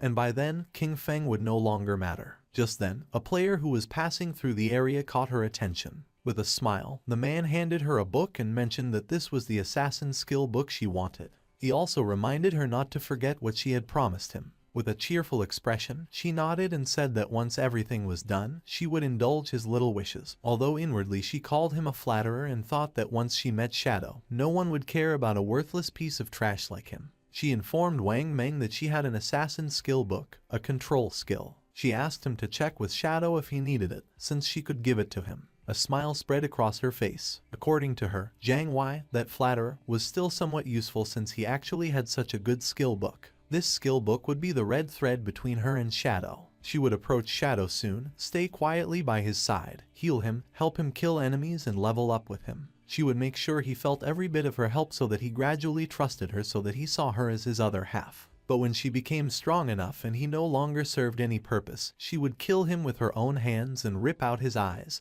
all to avenge her brother Song Fei. But to her surprise, Wang Meng said that Shadow said this skill was trash. He didn't need it. She could keep it and sell it herself for money. A while later, Shadow also logged into the game, and just then, he heard someone fighting a boss that didn't seem ordinary. Following the sound of battle, King Feng saw a man carrying a shield fighting against a multi-armed boss. The man started running, but it was in vain since the monster cut him into pieces. Our boy realized that this boss was a golden arachnid, a level 8 gold tier boss. This boss possessed a level 2 anti-stealth ability. That meant that, in front of it, his invisibility would be completely ineffective. The monster began to roar. King Feng gathered momentum and came out of his hiding place, and attacked quickly using Shadow Slash, causing it several thousand points of damage. He had the buff damage doubles when attacking outside the target's sight. He knew this effect, in a situation where the enemy could see through invisibility, wouldn't activate, which significantly reduced his damage. However, the legendary effect of Graceful Liberation amplified the head and heart weak points of the golden arachnid by 200%. Out of the 9 strikes of Shadow Slash, 3 were judged to have hit the target's weak points, dealing 3 times the weak point damage, which directly made up for the lost damage. It was truly a legendary skill, and he had to thank Xiaohai for that, as she had helped him find that Faith Temple. A mage was watching the battle. According to her, Shadow's damage was insane since a single skill had reduced Golden Arachnid's health bar by 1/6. King Feng attacked with a venomous throwing knife, which stuck into the monster's head, causing 1,783 points of damage. Venomous throwing knife was still only silver tier, and its damage was already falling behind. He still needed to advance his profession to gain a higher level of invisibility. To King Feng's surprise, the monster lunged at him and prepared to attack. Seeing this, the mage panicked, but King Feng's eyes began to shine with confidence. The monster attacked, but he dodged the attacks without much effort. The mage and her friend were in shock, wondering what kind of speed this was. They noticed it wasn't just the speed. His reaction was incredibly fast, and he seemed to know the boss's attack patterns too well. In terms of speed, he was almost on par with the boss. He dodged each one of its attacks as if he had fought against this boss countless times. In his previous life, he had been with Qin Xiaoyu, and she couldn't even protect herself, much less heal him. Over time, he had developed this skill, since a warrior not only needed to withstand blows, agile movement and evasion skills were also essential. His eyes began to shine with fury, as that was also the reason why he had been able to reach the world top 100 with just an ordinary warrior class. He attacked the boss with a series of slashes, and now its life had dropped to less than half. Our boy became invisible, and thought that compared to special bosses like the Golden Ghost ship, which had unavoidable attacks, dealing with the Golden Arachnid was much easier. The mage was in shock to see that the boss was fleeing. King Feng was not going to let this happen, so he drew his dagger and slit the monster's throat. A system window appeared informing that he had killed the level 8 gold tier boss and obtained 64 experience points, 7 evolution points and 497 days of tradable lifespan. King Feng used Greedy Hang and obtained 21 evolution points and 497 days of tradable lifespan. He was happy to see that a gold tier boss had given him 28 evolution points and almost 2,000 days of tradable lifespan. But to his surprise, another system window appeared, granting him the Blacklight Shield, an assassin skill. Its active effect converted all dodge rate into a damage-reducing shield for 8 seconds, had a cooldown of 60 seconds, and required level 8. The conversion rate detailed that every 20% dodge rate converted into 1 layer of damage reduction shield. The shield would disappear or the dodge rate would return to normal once the duration ended or the shield was broken. He couldn't believe that a skill book like this had dropped. He considered that, combined with the 75% dodge chance from the epic skill Phantom Blur, Blacklight Shield could provide 3 layers of a damage reduction shield, and with this skill, he could take down many bosses without taking any damage. He spent a total of 6 evolution points. As a result, the Blacklight Shield was upgraded from Platinum to Epic tier. Its duration increased progressively from 8 to 10, then to 12, and finally to 14 seconds. Furthermore, its conversion rate improved, so now every 10% of dodge chance was converted into 1 layer of damage reduction shield, an improvement from the initial 20%, then 15%, and then 12%.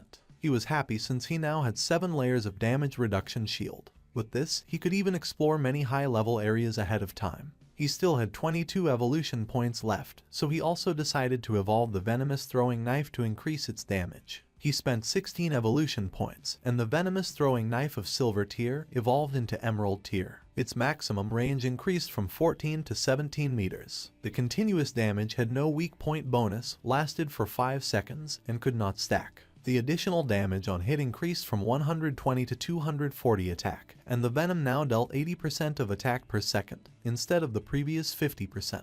He was aware that evolving venomous throwing knife 3 times had at least doubled its damage. With a base cooldown of only 5 seconds, it could continuously output damage, making it no weaker than Shadow Slash, and he had gotten 2 assassin class gear pieces, so he would equip them right away. He also obtained the Agile Ring of Platinum tier, an assassin class accessory that provided plus 20 agility, plus 20% movement speed, plus 20% attack speed, and plus 20% cooldown speed, with an equipment requirement of level 8. Additionally, he got the heavy red leather gloves of gold tier, an assassin class armor that provided plus 18 physical defense, plus 15 to all elemental resistances, plus 12 constitution, and plus 588 HP.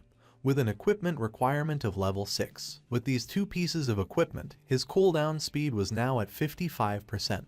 What used to be a 12-second cooldown for Shadow Slash was now only 7.7 seconds. Plus, he had increased 51 points of constitution, 106 points of physical defense, and 17 points of HP. It was not bad at all. Now, his stats allowed him to tank 3 attacks from the Golden Arachnid without dying. Combined with Blacklight Shield, his survivability had greatly improved. The mage and the others went out and praised Shadow, saying that the boss had been nothing to him. They couldn't believe he had defeated it alone. Then, the mage asked him if he had any equipment or skill that she could use, adding that she would buy them. Our guy revealed that for a mage, he had a gold tier skill book, Frostball Bounce, a group skill that released ice balls, bouncing up to 10 times, priced at 800 days for a one-time purchase. The mage thought that 800 days was a bit expensive, as she had seen someone sell a level 5 gold tier skill book for just 400 days earlier. With a serious gaze, he made it clear that this Frostball Bounce was a level 7 skill book, which had over 40% higher damage than a level 5, so 800 days wasn't expensive at all. The mage did not hesitate and made a deal with King Feng and decided to buy it for 800 days. The system window confirmed that the transaction had been completed. Our boy started to become invisible. At this moment, there was no boss in the initial stages that could threaten him. He decided to go back to the town to post a message, gathering information about the locations of silver and golden tier bosses. This way, he would have a constant flow of bosses to hunt, and his leveling speed would be maximized. Wang Meng informed him that Xiaoyu, the priestess from his team, wanted to send him a skill book. He found it interesting and wondered what kind of skill book it would be. King Feng was somewhat surprised to see that Xiaoyu wanted to send him a skill book. Moreover, it was one of bronze tier. He wondered what it could be, but even so, he decided he should take a look at it. King Feng wasn't stupid at all and knew that now everyone speculated that he had killed Song Fei, and right after that she was trying to send him a skill book. He decided to reject her offer while wondering if she was trying to associate with him or if she was trying to avenge Song Fei, or maybe both things. Wang Meng informed her that Shadow said her skill book was trash, he didn't need it, and she could keep it and sell it for money. King Feng asked Wang Meng to go to the town since he had something to sell him and to prepare some lifespan. With a serious look, Wang Meng decided to ask him a question, and our boy asked what he meant and if he was asking whether he had been the one who killed someone. Then, he revealed that he had been the one who killed them. For King Feng, Wang Meng was his friend, so he knew that during the time Song Fei had been murdered, Shadow had been disconnected the whole time. The motive and timing of the crime matched perfectly. Since Wang Meng had asked this, it meant that the authorities had already deciphered most of it. King Feng asked if Wang Meng was trying to arrest him, as he knew that in 2 hours other players would reach level 10 and the ability to transfer powers to reality would no longer be a secret. He considered it the perfect opportunity to see how the Daxia government would react to this and would take it as a test. King Feng returned to Firefly Town and reunited with Wang Meng and the others. Enyu asked if he was really admitting to having killed Song Fei. King Feng nodded. With a smile, Enyu mentioned that King Feng was, in fact, the main suspect. However, they also knew that Song Fei and Jianglai had harbored malicious intentions toward him, and that Dajiang Industries had captured and abused many players, forcing them to work. Strictly speaking, killing those two had been an act of self-defense. King Feng realized that since they couldn't uncover his true identity, they had chosen to maintain a temporary cooperation with him. He reflected that in his previous life, by working with the officials, his record had been spotless. However, this time he had directly killed Song Fei and Jianglai, which might cause some changes. He was eager to see how much his rebirth could alter that doomed era of games. For now, he considered selling the platinum tier equipment he didn't use. Since they were backed by the authorities, they would accept equipment and skill books of any class, and most importantly, they possessed enough resources for the transaction to be worthwhile. Our boy opened the system window. Upon seeing what it contained, the others couldn't believe that he possessed platinum tier equipment and skill books. They exclaimed in astonishment, wondering if Shadow had just achieved the first kill of a platinum grade boss. However, they immediately dismissed that possibility, as there had been no global announcement about it. Our boy mentioned that his luck had been decent. He had found a few treasure chests, and Xiao Zhu could confirm it. Even he himself had obtained an emerald tier skill book. The mage confirmed that she herself had seen King Feng open that emerald chest. Little Black couldn't help but feel jealous upon noticing that King Feng called her Xiao Zhu, but when it came to her, he simply said you. Our boy decided to call her Little Blackie instead of Little Black, and this made her angry and she asked him to better call her Little Black. Wang Meng let out a sigh, since according to him, people really couldn't be compared with each other. And you felt jealous since it was true that they had barely managed to defeat a silver grade boss, while Shadow casually opened platinum and emerald tier chests. King Feng revealed the prices of the items. The platinum grade archer skill book at a fixed price of 2,500 days. The platinum grade berserker weapon at 1,500 days. The platinum grade mage skill book at 3,000 days. And the gold equipment and skill book package at 8,000 days, including the remaining platinum equipment and skill books, which totaled 25 items.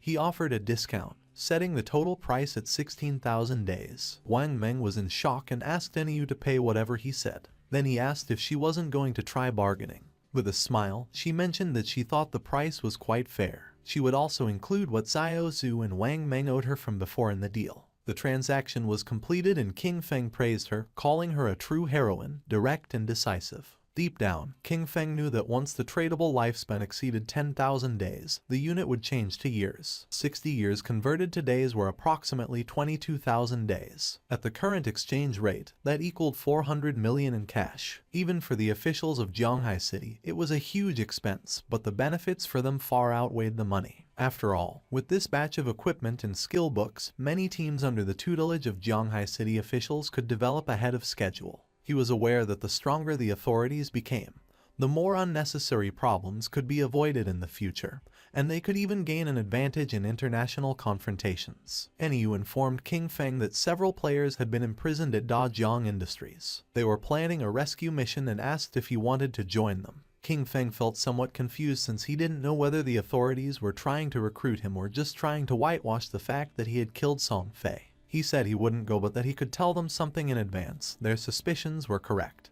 He had indeed used game skills to kill those two, leaving everyone in shock. King Feng made it clear that, while in the game they reach level 10, they could consume lifespan to extract skills from the game into reality. Enru realized that for this reason, Dajiang Industries was also buying lifespan at that time. Once their people reached level 10 and extracted skills from the game, their rescue mission would face even greater resistance. King Feng was glad that she had understood and decided it was time to leave. Not long after, he transformed into shadow and disappeared from the place. With a serious look, Enru gave Wang Meng the order. From that moment on, they should level up separately. She explained that their 6-person team already had high levels, and when they stayed together, they defeated small monsters with a single blow due to excessive damage. However, if they separated, each leading a team, they could greatly improve their overall leveling efficiency. Wang Meng nodded his head, and Enru mentioned that everyone should reach level 10 first. Then, she told him to log off for a moment to report that intel. 2 players who were in the town noticed that Shadow was setting up a stall again,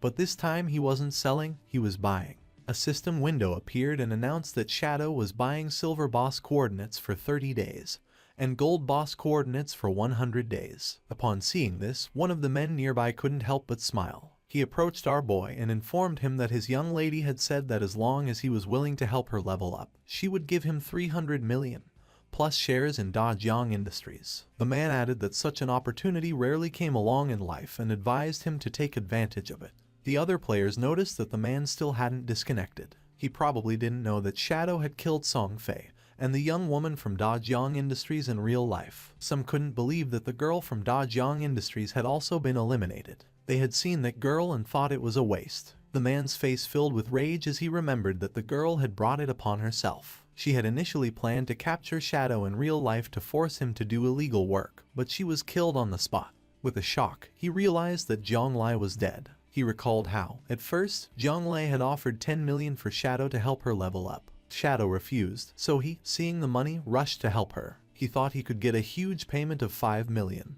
but when it came time to collect the money in real life, they knocked him out. When he woke up, he found himself locked in an unknown basement. They whipped and abused him every day, forcing him to earn lifespan for them in the game and lure more people in. He never expected that Zhonglai had already been killed by Shadow. With a bitter laugh, he thought that hateful woman got what she deserved with a good death. He used to mock Shadow for being stupid, but it turned out the real fool was him. Upon seeing his expression, King Feng realized that he must have helped her tie up quite a few people. The man got nervous and refused, then mentioned that he had been forced to do it and decided to leave. King Feng knew this guy was trash and decided to let the officers take care of him. 2 players approached King Feng and revealed that they had the coordinates for a silver boss, offering them for 30 days, and proposed closing the deal. Someone arrived in the city and everyone's attention turned to them, realizing it was Ace of Spades. It was said that she was Kayan Shishi, the heiress of the Kayan group in reality. They warned each other to stay away from her since she had killed quite a few players, and to be careful because she might try to steal their lifespan. Kayan Shishi logged into the game along with her men. She couldn't help but smile, since she didn't think the game was anything special. You only needed to spend money to buy a lot of equipment and skills. As long as her combat power was ahead of other players, when she found someone with lifespan, she would kill them and take it. She was furious since that damn game had delayed her flight. At that moment, she should have been in North America, enjoying pleasures with Big Dick and Max Fackle, surrendering herself to lust and passion. Her attention focused on two players who were trembling with fear. She was trapped in Daxia's magic city, unable to leave the country. She looked at those men from Daxia, each one as weak as an insect. According to her, Tony's men were still more attractive. With a smile, Tony mentioned that she had good taste. They were naturally much stronger than those men from Daxia, being superior in that aspect. He added that, once they returned to reality, she could experience it for herself. Upon hearing this, she couldn't help but blush like a tomato. She had heard that the useless Song Fei had died. She had played against him once and he disappeared in a minute. According to her, he was a waste. She felt excited since it was said that the person who had killed him was named Shadow. Although he was a man from Daxia,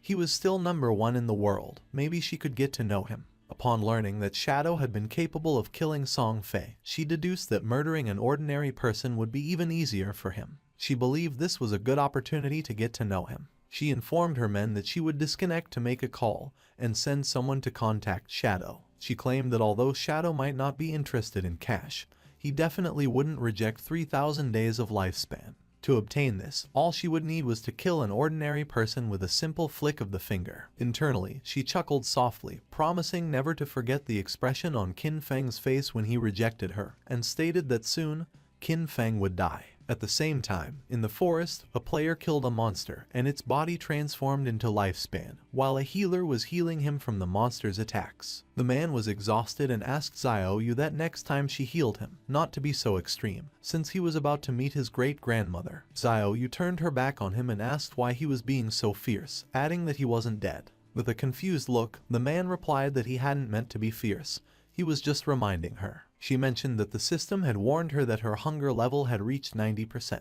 She decided to log off along with her friend Yan Yan to eat. They disappeared and the man felt somewhat confused. He was furious, cursing internally, because before she used to call him boss, but after seeing Shadow once, she had started giving him dirty looks. He promised himself that, sooner or later, he would tear her clothes off. At the same time, Xiaoyu logged out of the game and woke up in her new house with an empty stomach. Upon checking her phone, she was in shock, as all delivery places were closed and no delivery person was accepting orders. She wondered if everyone had gotten into the godforsaken game. She remembered that at home Qin Feng always prepared delicious food for her. She never had to lift a finger or use her brain. Her eyes began to shine with rage, and she decided not to think about it anymore and be more ambitious. She thought that it was just eating. Compared to freedom, that wasn't a problem at all. Clenching her fist, she thought she was the best and that she had to keep going, that she was the best and could achieve it.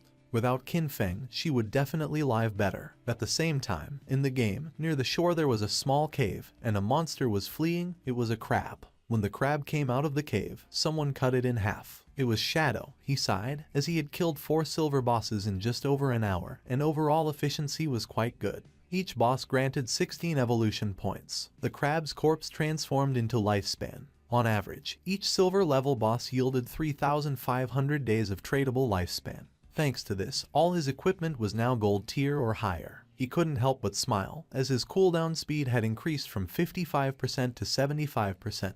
The Shadow Slash, which originally had a 12-second cooldown, now only took 6.8 seconds, greatly boosting his output power. There were no platinum level bosses around the outskirts of the safe town, so gold level equipment was the highest for now.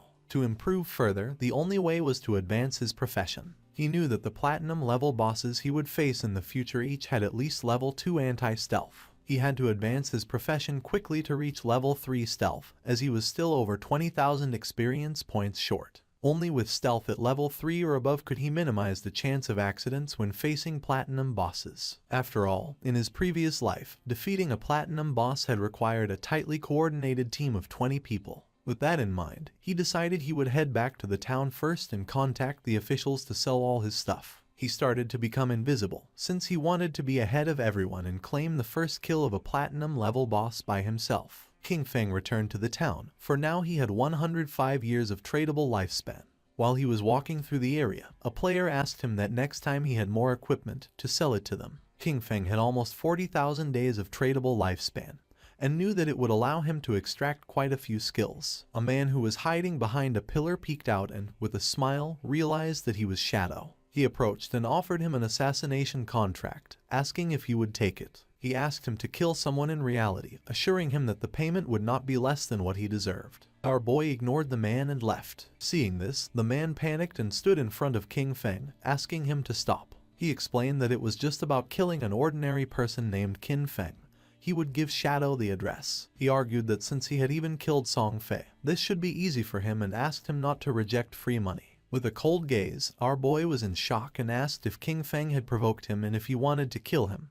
He told the man not to worry about that. With an arrogant smile, the man made it clear that the payment would not be small. If he completed the task, he would get 3,000 tradable lifespan days. King Feng was pleased, realizing that 3,000 days, which at current prices was about 50 million, was an interesting offer. He wondered who wanted to kill him, as he hadn't met this person in real life, nor were they any player he knew in his previous life. It seemed like they were just a messenger. The real person wanting to kill Qin Feng was someone else. He recalled that in his previous life, his grudges with others had also surfaced in the later stages of the God-forsaken game. The man couldn't help but smile since this was a tempting offer. King Feng knew that being the target so soon must be due to grudges prior to the game's arrival. Only someone who held a grudge would be willing to pay such a high price. He couldn't help but wonder if it was Cayenne Shishi. King Feng knew better than anyone that she had both the motive and the means to hire someone to kill Qin Feng. However, with the financial power of the Cayenne group, if they had really wanted to kill him,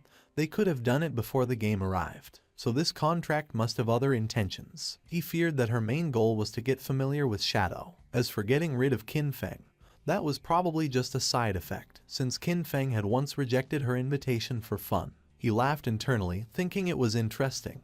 He hadn't looked for her yet, but she had already found him. With a smile, he mentioned that he would accept the job. He demanded half of the deposit up front and also made it clear that he would decide when to make his move. The man panicked upon hearing this and asked him to wait a moment, as he needed to inform his superiors first. After consulting with his superiors, the man decided to pay half of the deposit first. He would transfer the amount directly, and once the transaction was completed, he would receive 1,500 days of tradable lifespan. King Feng was happy, as he would take the deposit first, considering it as interest. Then, internally, with a snort, he told Cayenne Shishi to wait because he would soon come for her. The man gave our boy the address and information of the target. According to him, with his skills, finding him wouldn't be a problem. King Feng was in shock upon seeing that the information was correct. Shadow decided to leave and asked the man to wait. The man was furious upon noticing that he was acting all arrogant, and thought, "Aren't you working for Miss Cayenne just like me?" Just then, someone asked our boy to wait. It was a woman who had heard that he was collecting coordinates of bosses. She asked if he was interested, as she had a coordinate of a gold boss. With a smile, she said the price was 100 days. He could pay after seeing the boss. King Feng thought this was good and decided to go with her. The woman asked him to follow her, and mentioned that the place was a bit far north of the city. King Feng asked what the name of the boss was, and the woman said it was called the Plague Enveloper. Upon noticing that she knew the name of the boss, he asked if she had really seen it. She didn't know if he could handle it alone and if he wanted to take a healer, warning that the boss had area toxic damage. Our guy refused and decided to go without a healer. King Feng was aware that the Plague Enveloper was indeed a golden level boss. This boss had a poisonous aura. As long as one stayed within its range, they would continuously lose health every second. Therefore, to deal with this boss, one had to kill it as fast as possible. For him, at that moment, it was just a matter of using a few skills. Not long after, the woman took King Feng to a cave and mentioned that the boss was inside. She added that her team had eliminated all the monsters, but they had not been able to defeat the boss. She decided to guide Shadow inside. They entered the cave and the woman began to point at a tree which was in the middle of a swamp full of poisonous aura, and revealed that there was the boss. Seeing that she hadn't deceived him, King Feng decided to give her the lifespan, and a system window appeared confirming that the transaction had been successful. He had traded 100 days of tradable lifespan. He remembered that this kind of poison damage could be evaded. In this case, his Ghost Blur's 75% evasion would be really useful. With her face full of sweat, the woman mentioned that there was something she needed to remind him. In reality, it was a trap. As soon as he started fighting, someone would come to kill him. She remembered that they had level 2 anti-stealth items. For King Feng this didn't matter much, but the woman revealed that they had told her to pretend to stop them as part of the plan and to use that opportunity to get close to him. In the end, they wanted her to find a way to discover his real-life information. Our boy began staring at her. He was disappointed upon seeing their plan. The woman blushed and, with a nervous expression, said that she had also been forced. She wanted to tell him the truth so he could go after the one behind everything. Since they were blackmailing her in real life, she wished for their death as much as he did. When King Feng asked who was forcing her, she revealed that it was Dongfeng Xian. She explained that in the game, his ID was Xianian,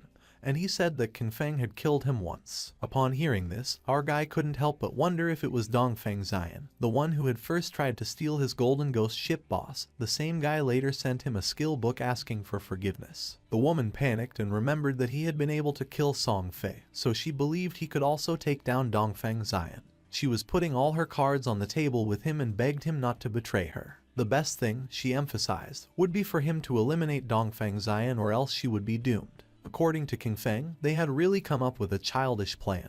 He had never heard of that guy in his past life and considered that he was probably eliminated early. King Feng decided to start by killing the boss, since he knew he could massacre a passing dog. King Feng became invisible and jumped off the cliff, asking her to go along with their plan. She should let her people get close, and he promised to take care of the rest. The woman panicked and thought everything was lost. They were doomed. According to her, Shadow was surely going to die. She remembered that previously Dongfeng Xian had led 3 teams, 18 people in total, to fight against that boss, but they had been annihilated in half a minute. While King Feng was descending upon the boss, she revealed that the continuous poison damage was too high. They hadn't even managed to reduce the boss's health by 5%.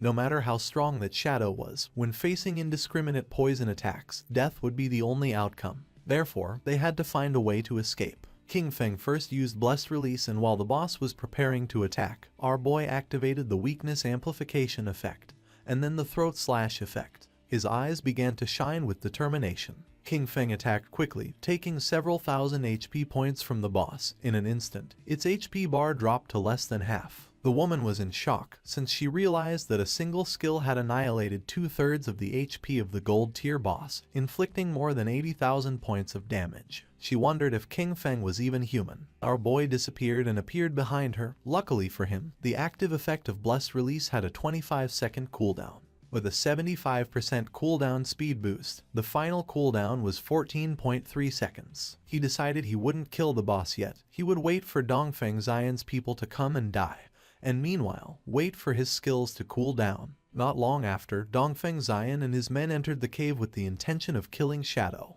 With an angry gaze, the leader made it clear that if anyone tried to stop them, they were going to kill them mercilessly. The woman drew her sword. King Feng was somewhat annoyed, since out of all the people, it was this guy again, and now he was also involved with Dongfeng Xian. He wondered if their plan, which consisted of Snowy pretending to block this group, would really work. He didn't know if Snowy's combat power was really that strong.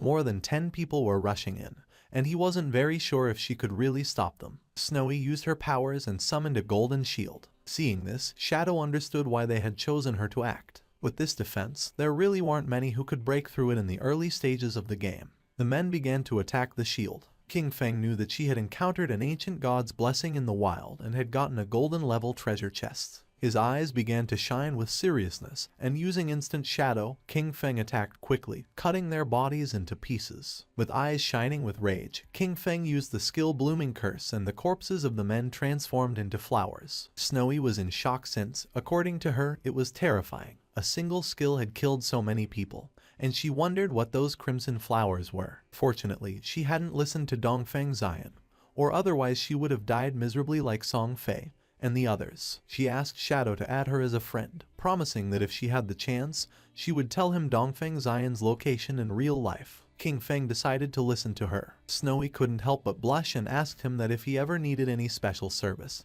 he should come to her, assuring him that for him they would always be free. King Feng realized that was how it was, and it was no wonder it burned so much. Then he jumped and began descending the cliff. He attacked the boss quickly using powerful slashes. According to King Feng, the lifespan that had been absorbed from more than a dozen people did not even compare with what the boss had granted. He remembered that after all that, instead of dedicating themselves to farming safely, they went out to cause trouble, and therefore deserved to die. He turned around towards Snowy and asked if there was any problem. She said no and decided to leave. King Feng used Greedy Hand and felt happy, since it had been a long time since he had seen an assassin's skill book. Finally, another one had appeared. This skill book was called Darkest Hour of Platinum Level. It was an assassin-type skill that unleashed a burst of dark light from his blade, blinding all enemies within range. It had a cooldown of 60 seconds, required level 10, a range of 20 meters, and a base duration of 10 seconds. The higher the target's spirit stat, the shorter the duration. King Feng clenched his fist and decided to learn it. He unsheathed his dagger as he knew that as long as he blinded the enemy,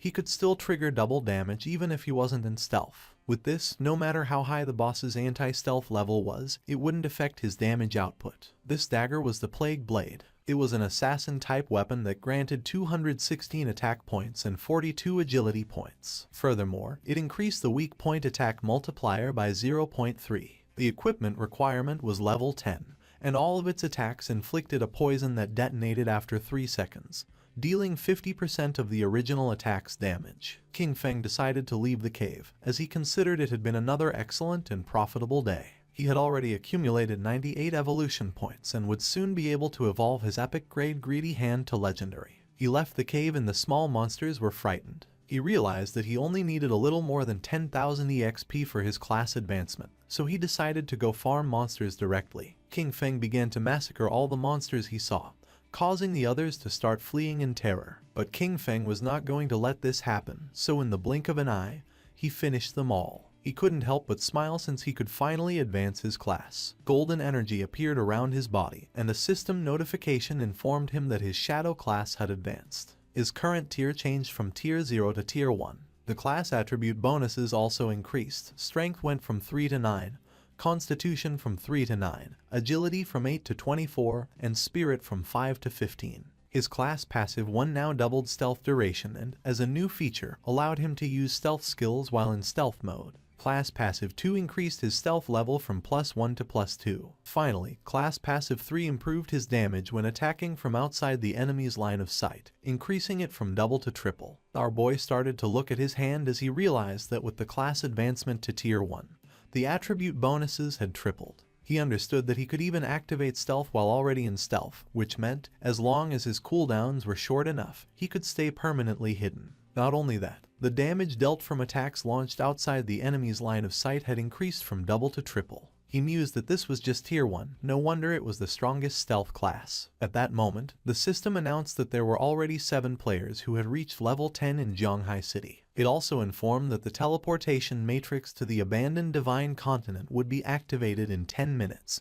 and urged players who met the requirements to prepare to depart. A table appeared, showing Shadow in first place, followed in second place by Grey Rose. In third place were Snowy Day, Black Elf Doll Lai Zai, and Wang Meng. Finally, in fourth place were Huaiyu and Yuhan. King Feng noticed that it was already 8:30 p.m. He had not expected so many players in Zhanghai City to have reached level 10. The ranking table was full of familiar faces, and he remembered that the last time, at the same hour, that table had been completely occupied by foreign players. His eyes began to shine with seriousness upon realizing that the impact of having sold so much equipment and skill books had begun to manifest. He thought that maybe the world order from the previous time would change, and he was really hoping it would. In reality, it was already night, and the police had arrested several men. One of them reported that all main members of the Dajiang Industrial Criminal Group had been arrested. However, he added that 3 key members were still inside the game, with their bodies in a state of non-existence, which made their capture impossible. They were waiting for further instructions from the commander. The commander praised his comrades for their good work and ordered them to inform Enru, assigning them the task of finding a way to force the suspects to disconnect. He told his companion that this method was effective, since even if the criminals hid in safe towns where they could not be attacked, their bodies would still feel hunger in reality. He nodded and mentioned that when they got hungry, they would have to disconnect to eat, and as soon as they disconnected, they could be captured. They were happy since this time everything had gone very well, and all thanks to Shadow. He had not only provided them with criminal intelligence about Dajiang Industrial, but had also warned them in advance that the skills from the game could be extracted into reality. If he had been a little later, the leaders headed by Zhang Lai would have soon reached level 10. By then, they would have already extracted their skills, and any attempt to capture them would have resulted in numerous casualties. Several countries had already experienced small-scale uprisings, with thousands of deaths. The squads they had sent into the game had gradually reached level 10, largely thanks to the equipment and skills provided by Shadow. They knew that Shadow was an indispensable talent for Great Zia, and that they needed to find a way to fully bind him to their warship. At the same time, our boy returned to Firefly Town, and Snowy mentioned that she didn't expect him to be a great hero who would free the town from evil. She admired him. King Feng asked what she was rambling about and told her that if she had something to say, just say it. She stuck out her tongue and, with a smile, told King Feng that he didn't need to be modest, since the authorities had already made the news public. She explained that Dajong Industrial, along with Song Fei, had orchestrated the kidnapping, detention and murder of players, and that the reason he had to kill Song Fei and Zhang Lai was under official orders. King Feng remained silent. He could not believe that the authorities were clearing his name, and he could not help but think that, surely, they were doing it to facilitate future cooperation with him. When King Feng asked if she had already discovered Dongfeng Xian's location in the real world, she mentioned that he had not yet disconnected and asked him to wait a little longer, assuring him that she would send him the information as soon as she obtained it. King Feng began to walk through the city. He considered that everything else could wait. The urgent task was to head first to the divine abandoned continent. He noticed that quite a few people were already using the teleportation arrays of the town. However, no one had yet been able to use the continent's teleportation array. Using the teleportation matrix of the town, he decided to go to the divine abandoned continent, since he considered that the current areas of the town were only beginner zones and that the real game began upon arriving at the divine abandoned continent. The players who were nearby went into shock. They couldn't see anyone and wondered who had just teleported. One of them exclaimed that it obviously had to be Shadow. Another, confused, commented that he possessed level 2 anti-stealth and questioned how it was possible that he couldn't see him. Quickly, someone else snapped at him that he was an idiot, explaining that it simply meant Shadow's stealth level was higher than 2. Several seconds later, our boy appeared in the divine abandoned continent, and just as he expected, everything was exactly like in his past life. This place was empty, there wasn't a single player in sight. While our boy was exploring the area, a monster with glowing eyes started staring at him intently. They were the familiar ruins of Zhanghai City. When players from different cities arrived at the abandoned divine continent for the first time, they appeared in the ruins of their own cities. The location of these urban ruins matched perfectly with their real-world geography, and the reason for this had always been a mystery. The monster emerged from its hiding place, and upon noticing this, King Feng turned around. A worm-shaped monster appeared and began to roar. The monster attacked fiercely, destroying the ground. Using Shadow Blur, our boy dodged the attack, and then using Instant Shadow Slash, he cut the monster in half. A system window appeared informing that he had killed a level 11 Earthshaker. Just then, more Earthshakers appeared and tried to attack King Feng, but he jumped and dodged the attacks. With his eyes shining, he used Blessed Release, and then activated Instant Shadow Slash and cut the monsters into pieces. The bodies transformed into Lifespan, and he knew that there were no longer safe zones like in the towns. The monsters lurked from all directions, ready to attack at any moment. But he was aware that, as long as one could find the refuge hidden in the ruins, a fortress could be established and dominate the area. He remembered that the best refuge in the ruins of Zhanghai City was located in the northwest. It was exactly the refuge of the Godslayer Guild from his previous life. At the same time, in the divine abandoned continent, another group of players also arrived. It was Wang Meng's party. Little Black was somewhat surprised,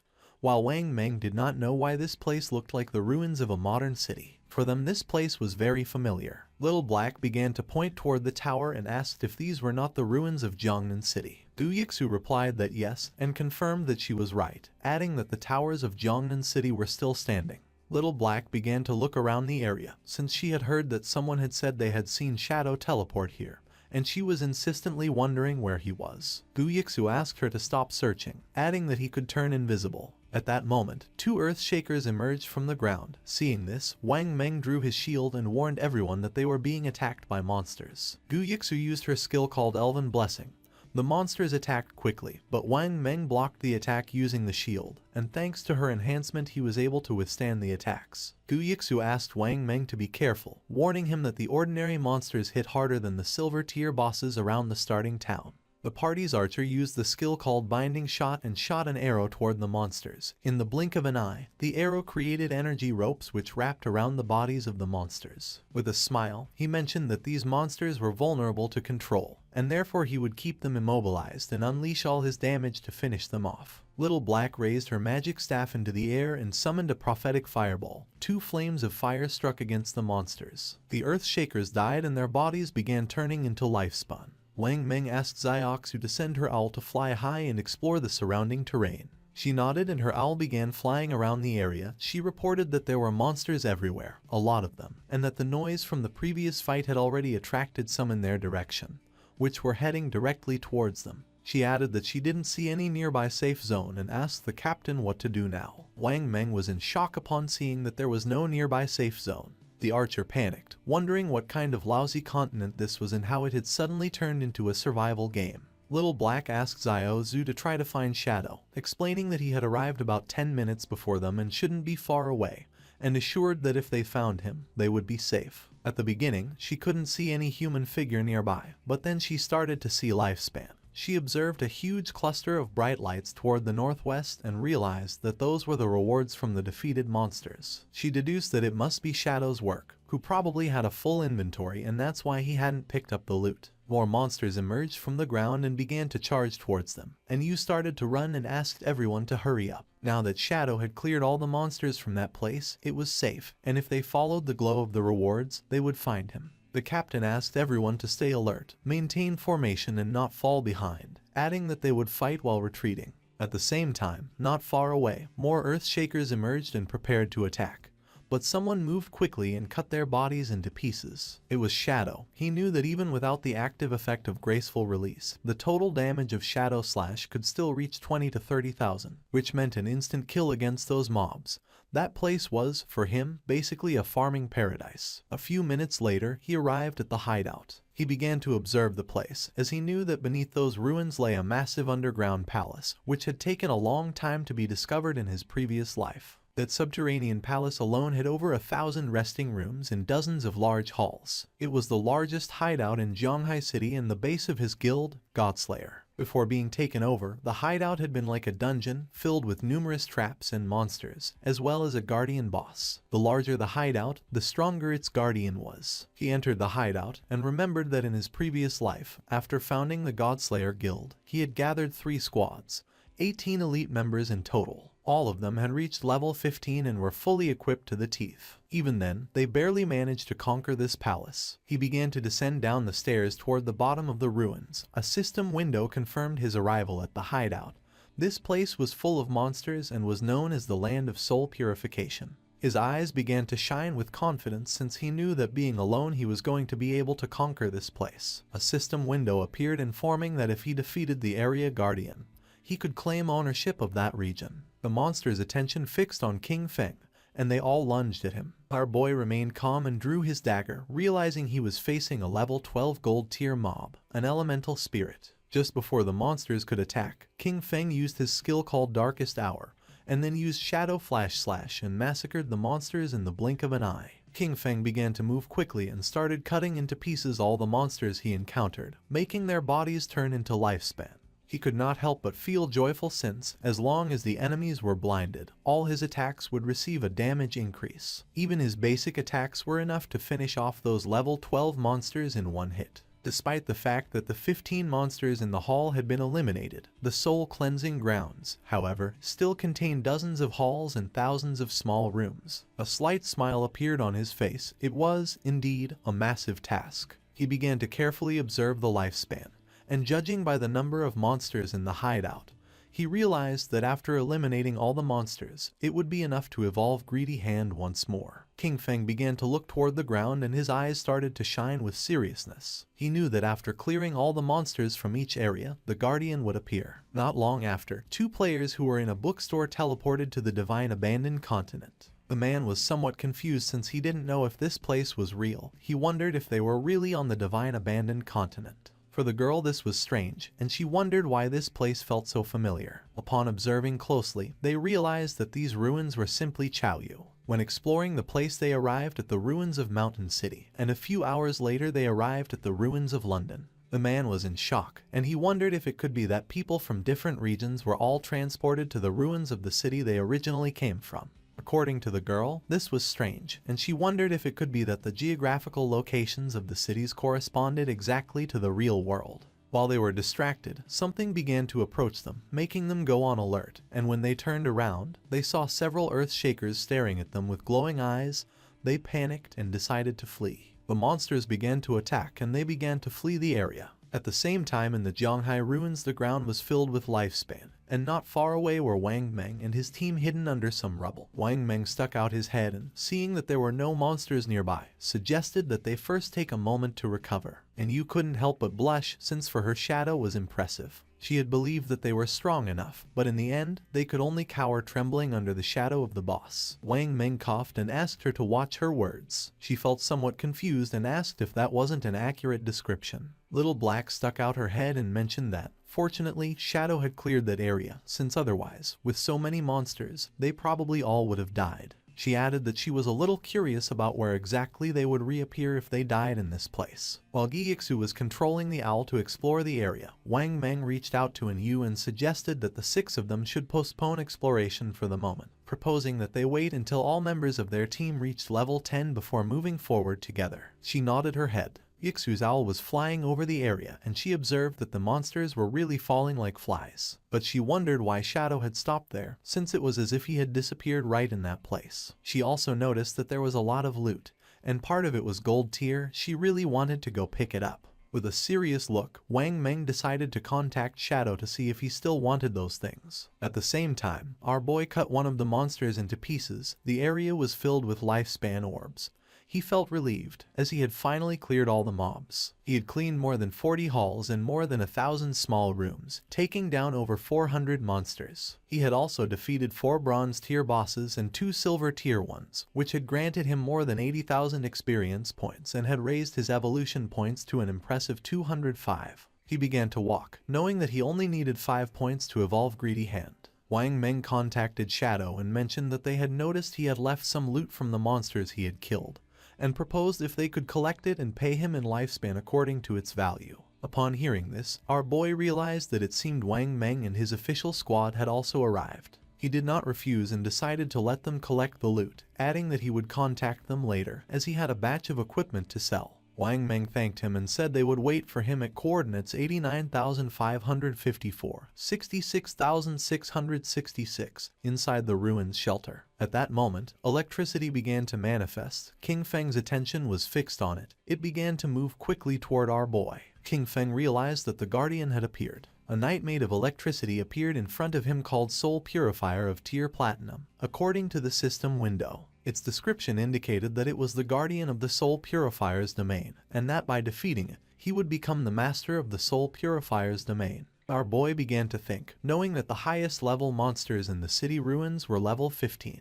This Soul Purifier, Faisal, was already the highest level monster within the city ruins and also the highest grade boss. If he remembered correctly, this boss had a total of 750,000 HP, and 3 phases. Using instant shadow slash, King Feng decided to take the first step and attack, but the attack didn't have much effect. King Feng attacked using throat slash. This time the attack took a bit of HP from the boss. It raised its hand and summoned a spear of electricity. A rain of spears began to descend from the sky towards Shadow, but he started moving quickly and dodged the attacks. While dodging the attacks, he realized that if he were hit by those lightning attacks, with his current defense and lightning resistance, death was certain. He knew that any skill or attack from a platinum level boss or higher had hit correction. With his current evasion rate of 75%, normal monsters only had about a 25% chance to hit him, but the Soul Purifier's attacks hit him with at least a 50% probability. However, his agility attribute had already reached 182 points, and at maximum speed, his running speed exceeded 40 meters per second.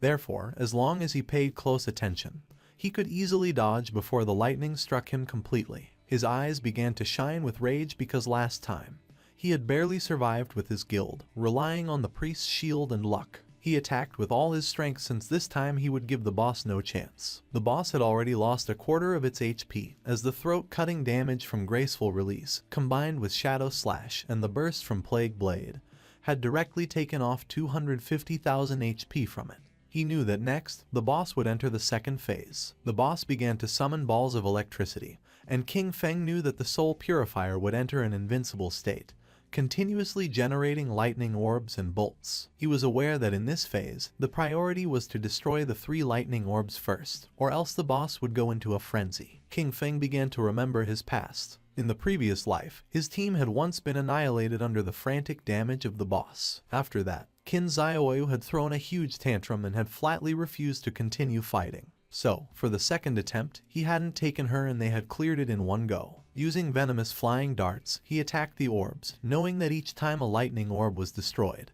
it would receive corresponding damage, and that once all 3 orbs were destroyed, it would enter the third phase. King Feng threw another dart, which hit the third orb, causing the boss's HP to drop below half. Its eyes began to shine with rage. It extended its hand and electricity started spreading through the area. King Feng remained calm because he knew that in the third phase, the Spirit Purifier continuously unleashed wide-area lightning attacks. He remembered that last time, the guild had equipped all participating members with full sets of lightning resistance gear in addition to 4 priests and healing shields, barely managing to survive it. King Feng jumped and a barrier appeared around his body, since this time there was no need for all that trouble. He used Graceful Release and Black Light Shield. With the continuous lightning on the ground, he decided to attack from the air. Upon noticing that there were continuous lightning strikes on the ground, he decided to attack from the air. King Feng used Graceful Release and the Black Light Shield, then his eyes began to shine with determination. Using Shadow Slash, our boy attacked quickly, cutting off the boss's head. After defeating it, King Feng landed on the ground. A system window notified that he had killed the Soul Cleanser Faisal of Platinum tier. As a reward, he reached level 11. His 4 main attributes increased by 4 points and he obtained 10 free attribute points. Additionally, he gained 20 evolution points and 1,520 days of tradable lifespan.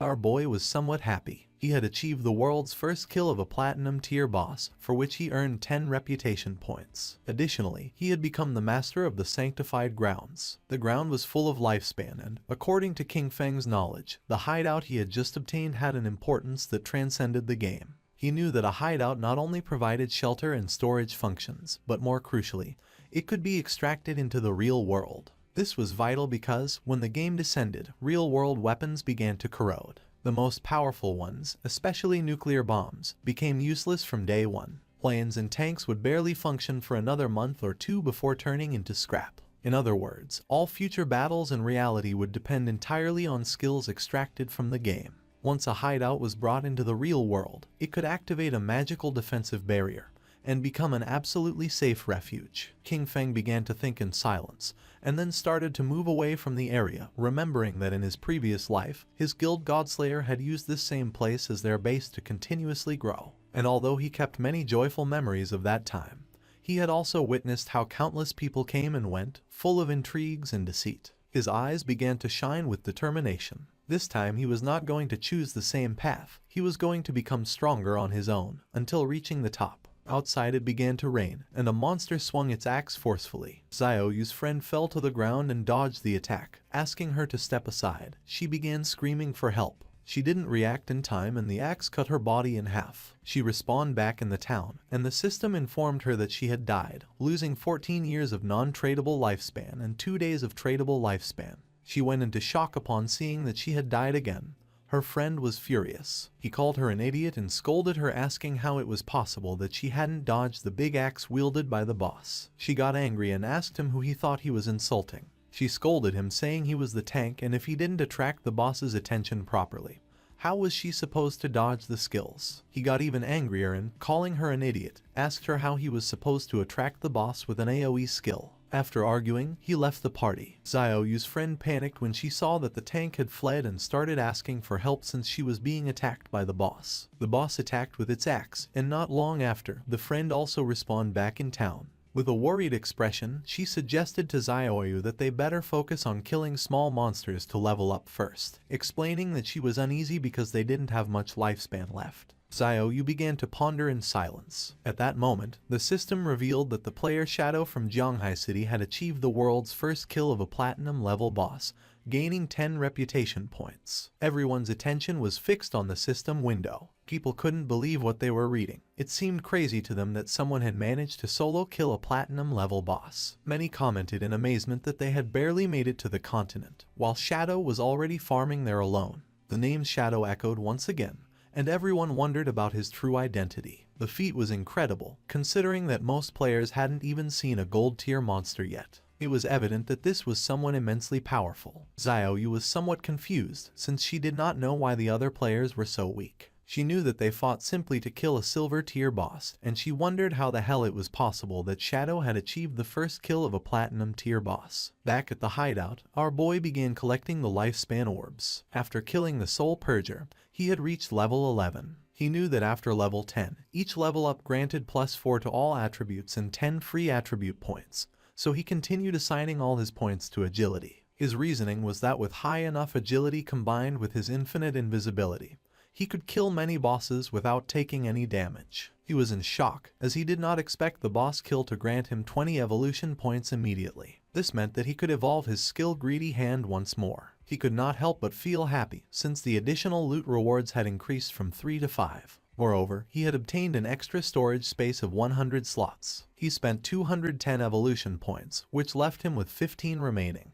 As a result, his greedy hand skill evolved from epic to legendary. The assassin skill now granted a 500% chance to get an extra loot reward, and that extra loot had a 100% chance to increase by 1 tier. Additionally, he gained a new passive effect, 100 slots of greedy space for item storage. King Feng decided to use his legendary tier greedy hand skill to collect the loot, and as a result, he obtained 5 extra loot drops. Additionally, he gained 100 evolution points, bringing his total to 115 remaining points. While observing the system window, King Feng noticed that 2 pieces of assassin gear and a book of assassin skills had dropped. However, since his level was still not high enough to use them, he decided to store them for the moment in the safe house warehouse. King Feng summoned a devout believer and gave it the order to collect all the loot from the palace and pile it up. The devout believer got to work. King Feng was happy because he knew that the 115 evolution points he had left could be used to upgrade those skills that had not yet reached the epic level.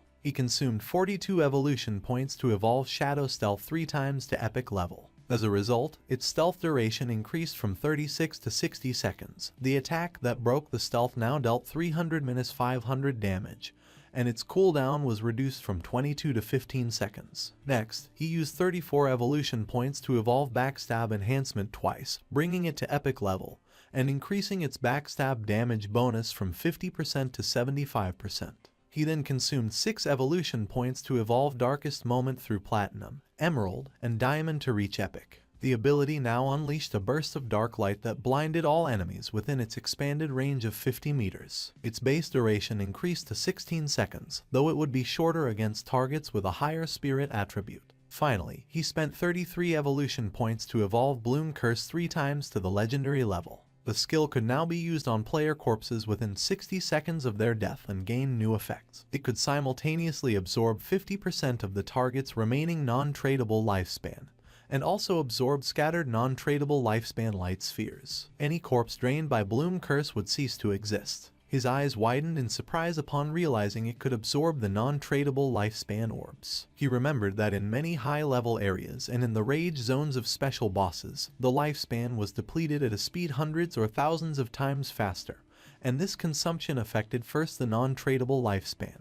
Snowy contacted King Feng and congratulated him on the first kill of the platinum level boss. She also revealed that she had good news. The Eastern Sage had just logged off. She mentioned that she had heard that his clan was gathering at the Jiangnan Hotel, and apparently they had bought a large amount of lifespan with the intention of turning it into combat power within the game. While the devout believer was piling up the loot, King Feng praised her. However, she replied that there was no need to thank her, since that was what she was supposed to do. She revealed that he had to defeat Eastern Sage without fail, or else she would be doomed. King Feng asked her not to worry and began storing the loot. He realized that all the items fit and he still had half of the space left. Thinking about how truly useful the 100-slot backpack was, he decided to go look for Wang Meng and sell everything to them. Upon seeing that Shadow had returned, Anyu's and Little Black's eyes widened with joy. Anyu got excited and started running toward him. But just before she could give him a hug, King Feng stopped her with his hand and got straight to the point. He made it clear that, as usual, he set the price and if they didn't accept it, they could pass. He explained that more than 30 items were common grade and bronze junk, so he would give them a discount, a single price of 950 days of lifespan. With the mark of King Feng's hand on her face, and with a smile, Anyu mentioned that she agreed. They had already calculated the value of the items they collected earlier, which was approximately 1,000 days, so to simplify everything, they would give 2,000 days for the entire batch. King Feng felt somewhat confused and mentioned that this batch consisted of silver level, gold level, and platinum level items, with a total value reaching 18,000 days of tradable lifespan. She opened the system window and, while browsing through the contents, was visibly surprised. She couldn't believe there was platinum level equipment. She herself only had one piece of gold level equipment and thought that only a true boss would be willing to sell items of that caliber. Excitedly, she realized this would undoubtedly accelerate Zhonghai City's development, and thanked Shadow profusely. Our boy said that there was no problem, since they were helping each other. With a nervous gaze, Little Black asked Shadow how it was possible for him to have so many inventory slots and if by any chance he was Doryman. King Feng explained that their bags were probably already full and, as a friendly reminder, pointed out to her that under the statue in the center of the city ruins, there was a staircase leading to a teleportation portal back to the starting town. King Feng began to walk away from them and made it clear that if they wanted to return, the first time would cost them 500 days of lifespan. He warned them that although returning again would not have any cost, they should think about it themselves. That said, he left, and Yu began to point at King Feng, and with a smile she mentioned that she had told them so. She revealed that Shadow was a reborn player, because otherwise, it would be impossible for him to know such hidden information. Seeing her attitude, Wang Meng felt somewhat confused and asked Captain and to please not behave that way, as she was scaring him a little. She began to blush and asked them what they would think if she tried to flirt with Shadow. Once King Feng moved away from the area, the system asked him if he wanted to consume tradable lifespan to extract a skill into the real world. He decided to activate the level synchronization and class advancement synchronization. The system informed that he had consumed 27,000 days of lifespan, and that the level synchronization and class advancement synchronization were completed. King Feng felt excited, as the next step was the extraction of skills. He remembered that he had previously extracted Shadow Meld, but it was only at level 1. This time, he not only planned to raise the level of Shadow Meld in reality, but also to extract even more skills. He consumed 1,946 days to improve Shadow Meld to level 10. Then, he extracted a series of skills: Backstab Enhancement for 900 days, Greedy Hand for 1000, Shadow Flash Slash for 3200, Ghost Blur for 5366, Curse of Blooming for 16,099, and Blacklight Shield for 11,313. Once the synchronization of the extraction was completed, he had 7,480 days of tradable lifespan left. Finally, he invested 3,600 days in extracting the Boots of Concealment of Gold Grade and another 3,394 days in the Pendant of the Devout, also Gold Grade. Now the time had come to extract the equipment. He began navigating through the system window, realizing that the Pendant of the Devout not only reduced cooldown time, but more importantly, the silver tier follower it summoned was nearly invincible in the real world. After spending it all at once, he was left with only 486 days of tradable lifespan. But now his strength in reality was almost on par with what he had in the game. He began to disappear without a trace, knowing that he still needed to gain more lifespan. He had to make sure that by the next logout, he could achieve full synchronization. Several minutes later, with the body releasing Shadow, King Feng woke up in the real world. He began to think silently. Now that Kai and Shishi knew his address, he considered that, for safety, it was best to leave this place for the moment. He knew that extracting the Sanctuary of Soul Purification required more than 1,300 years of lifespan, so for now, he would have to find a temporary place to stay. With eyes shining with seriousness, King Feng decided to use Greedy Hand and absorbed everything that was in his room. Everything disappeared without a trace. He was happy, since the storage space of Greedy Hand was really useful, and all his things fit perfectly inside. Jumping up, he climbed onto the window. Then, he took out his phone and realized that Dongfeng Zion was at the Jiangnan Hotel, about 15 kilometers from that neighborhood. He began to look toward the ground and then, making himself invisible, descended from his apartment to the ground. He calculated that, at his current speed, he could get there in 10 minutes. Our boy began to move quickly through the night toward the Jiangnan Hotel. Several minutes later, he arrived at the place. Inside there were several men having dinner, and one of them mentioned that, given the current situation, the various skills and the lifespan of the game could affect the real world. He considered this a great opportunity for his Dongfeng family and praised Zioner for having done a good job by initially establishing a faction within the game. With a smile, Zioner replied that everything was what he should do. With a cheerful look, the grandfather said that he was very pleased with Zioner's progress. He explained that this time they had bought a large amount of exchangeable lifespan, all in order to acquire equipment and skill books. The goal was for the main members of their family to reach level 10 as quickly as possible, thus gaining an initial advantage to then use it and expand the family's influence in the real world. With this dual development, their Dongfeng family would surely become a dominant power, and even the dream of establishing a millennial family and dynasty would cease to be just a dream. Zioner began staring silently at his grandfather, and then his eyes began to shine with malice. In his mind, he thought with contempt about that damn old relic, who already having one foot in the grave still clung to the position of clan leader, dreaming of immortality. His plan was to trap Shadow, force him to reveal his secrets and then make him earn lifespan for him. Once he became number 1 on the ranking list, he would make sure they all died. The grandfather asked him how the plan to deal with Shadow was going.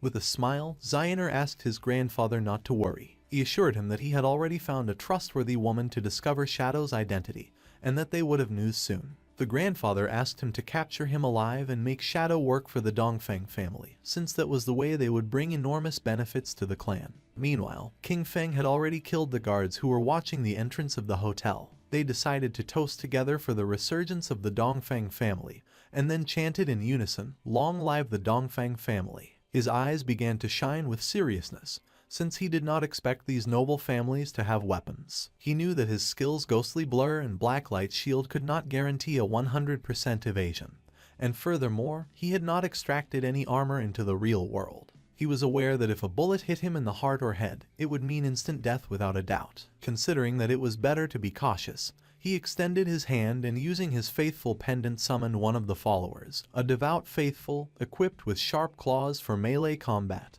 and green flames for ranged attacks. Our boy gave the order to it to go in and leave no one alive. He knew that, being a silver level boss, the devout faithful had strong resistance to damage and that, even against firearms, it could withstand quite some time. While everyone was distracted, the devout faithful opened the door, it started roaring, and upon seeing this, everyone panicked since they didn't know where this monster had come from. With its eyes shining, it began to charge towards them. Seeing this, with a serious gaze, Zioner stood up and began to point at the monster, causing the guards to aim at it with their guns.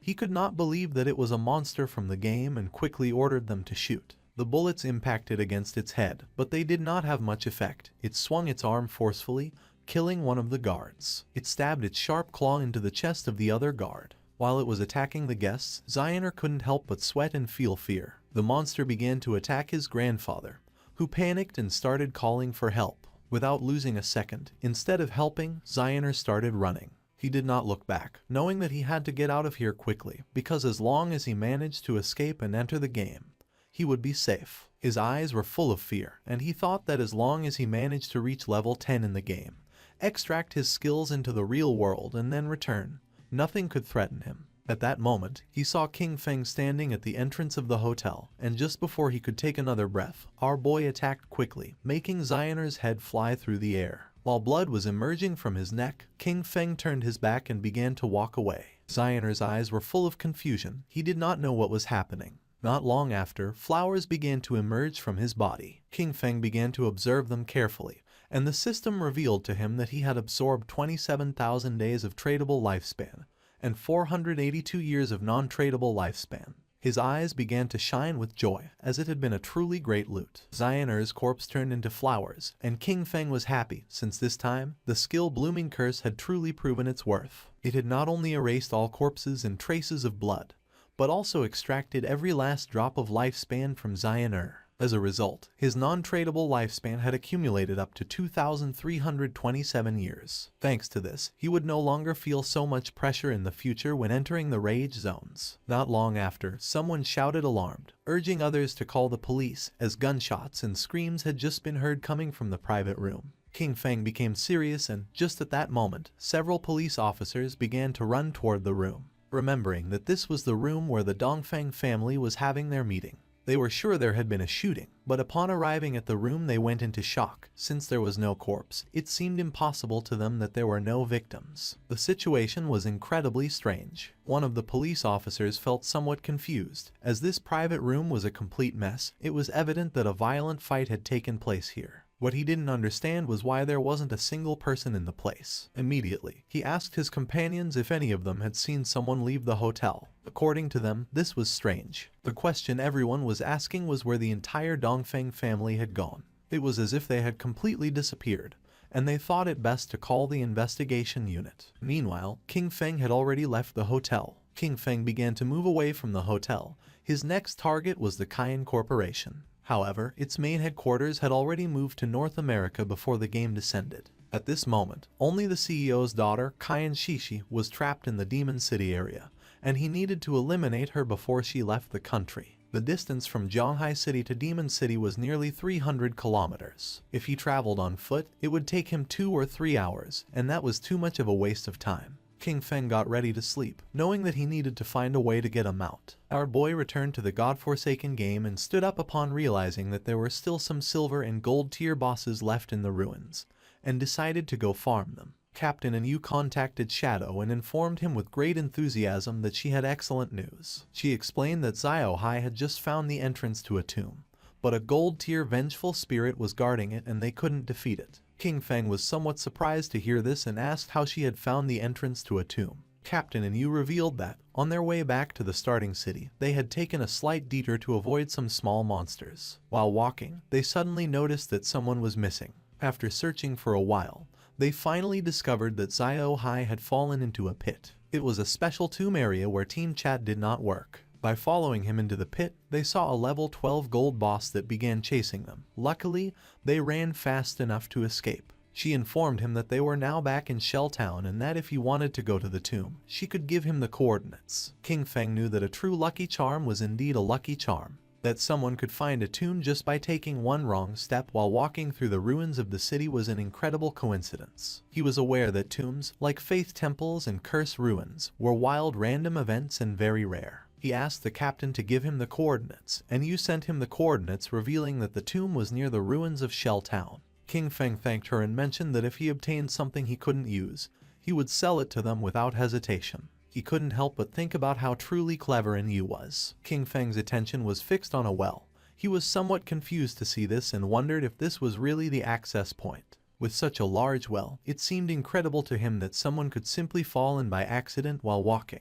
Without a doubt, that girl, Xiao Hai, was truly unique. Without hesitating for even a second, King Feng jumped into the well, and a system window welcomed him, announcing his arrival at the Tomb of Resentment and notifying him that his long-range communication would be blocked. King Feng landed at the bottom and began to walk down the corridor. At that moment, a giant monster appeared before him, the Wailing Spirit, a level 12 creature of gold rank. King Feng began to observe the boss in silence. He had never encountered this wailing spirit in his previous life, but judging by its form, he deduced that it must have an extremely high attack power and a wide attack range, definitely being a type of physical damage. This explained why Yu and the others had fled in panic. The equipment and skill books he had sold them did not increase their defense much. He estimated that Wang Meng, being a holy shield warrior with about 5,000 HP at this moment, would probably lose at least half of his health with a single hit from this boss. King Feng began to observe the boss in silence, aware that if it hit him with its axe, death would be inevitable. Combining the skills Blessed Release and Instant Shadow Slash, King Feng attacked quickly, cutting off the monster's arms. He knew that this boss had very high defense, and the damage of Instant Shadow Slash was only 80% of normal. But this didn't matter, since the creature wouldn't be able to withstand the subsequent damage from throat slitting of the skill Blessed Release. At that moment, the monster's arms started moving toward King Feng, making him panic. Not long after, it exploded, but King Feng reacted in time and jumped away from the area. He was somewhat surprised. It was a corpse explosion. He acknowledged that he had been careless by not dodging it and, fortunately, his skill Ghost Blur had activated. Otherwise, he would already be dead. The boss's corpse transformed into Lifespan. King Feng remembered that in his previous life, something similar had happened once. They had killed an unknown boss. A team member had approached excitedly to loot the corpse, but it exploded and annihilated him instantly. Some teams had even been annihilated by boss corpse explosions, although this mainly happened with platinum level bosses and above. He did not expect a gold level boss in this tomb to self-destruct in that way. Using Greedy Hand, he picked up the loot. A series of system notifications informed him that, For having killed the resentful ghost, a gold level boss, he had gained 10 days of tradable lifespan and 20 evolution points. Additionally, he obtained the skill book Night Ring Blades of platinum level. Thanks to the use of Greedy Hand, he got an additional 63 days of tradable lifespan, and the resentful leather armor of platinum tier. He was somewhat surprised because he had obtained a piece of equipment and a skill book that he could actually use. According to the system, the Dark Night Ring Blade was a platinum tier assassin skill. It imbued the blade with dark power, dealing dark elemental damage to all enemies within a 5-meter radius and adding 500 points of dark elemental attack. Its cooldown was 10 seconds, reduced to 5.7, and the required level to use it was 11. King Feng was happy, as this was exactly the elemental damage skill he needed for the assassin class. Since the shadow class had higher spirit attributes than strength, its magic attack power surpassed physical. This perfectly explained why elemental skills like Dark Night Ring Blade suited him so well, and he understood that he should focus more on enhancing his spirit stats to maximize this type of damage. He had 9 points in strength, 9 in constitution, 24 in agility, and 15 in spirit. Phew. King Feng decided to advance the skill to epic level to see the result. Immediately, he consumed 6 evolution points, leaving him with 36 remaining. The skill Dark Night Ring Blade evolved from Platinum to Emerald, then to Diamond, and finally to Epic. As a result, the radius of effective dark elemental damage increased from 5 to 12 meters, and the added dark elemental attack rose from 500 to 13 points. Our boy thought that, after the evolution of the skill, the range had expanded from 5 to 12 meters and the additional attack had increased from 500 to 13 points. His eyes filled with seriousness, as he knew better than anyone that, being an area attack, the additional attack power was not so strong and the total damage per use could not be compared to that of Shadow Slash. However, it was a divine skill for eliminating groups of small enemies. Shadow Slash had a cutting range of 5 meters, but ultimately it was a linear skill. In contrast, the Dark Night Ring Blade was an area skill, so its effectiveness was much greater when surrounded.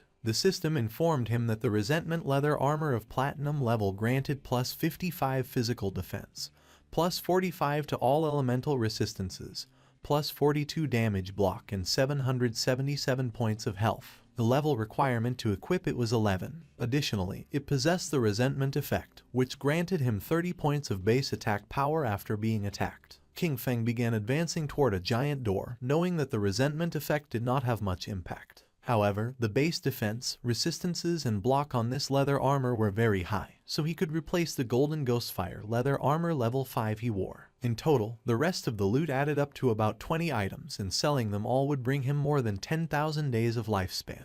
Now that he could enter the tomb, he hoped to find good material inside it, and if he managed to get a mount, that would be best. At the same time, a goblin swung with force its sword, cutting Xiaoyu and her friend in half. She and her party respawned back in the town. The man was so furious that he started shouting like a madman. Then, he grabbed Qin Xiaoyu by the collar and made it clear to her that she was a useless person who grew in height but not in brain. He scolded her that it was always because of her that the team ended up being annihilated, and that, because of this, he only had 2 years of non-tradable lifespan left. He threw her to the ground with force and threatened her, warning her not to even think about looking for him at school, or he would definitely take care of her. The friend approached her to help her and the man disconnected from the game. The friend asked Qin Xiaoyu to go with her to her parents' small town. She explained that she had heard that there was a community support group there that specifically helped the elderly and people like them, who didn't know how to play the game. She clenched her fists tightly and couldn't help feeling furious. She disconnected from the game and rejected her friend's offer, telling Yanyan to go alone. Furious, she woke up in her bed and, using her phone,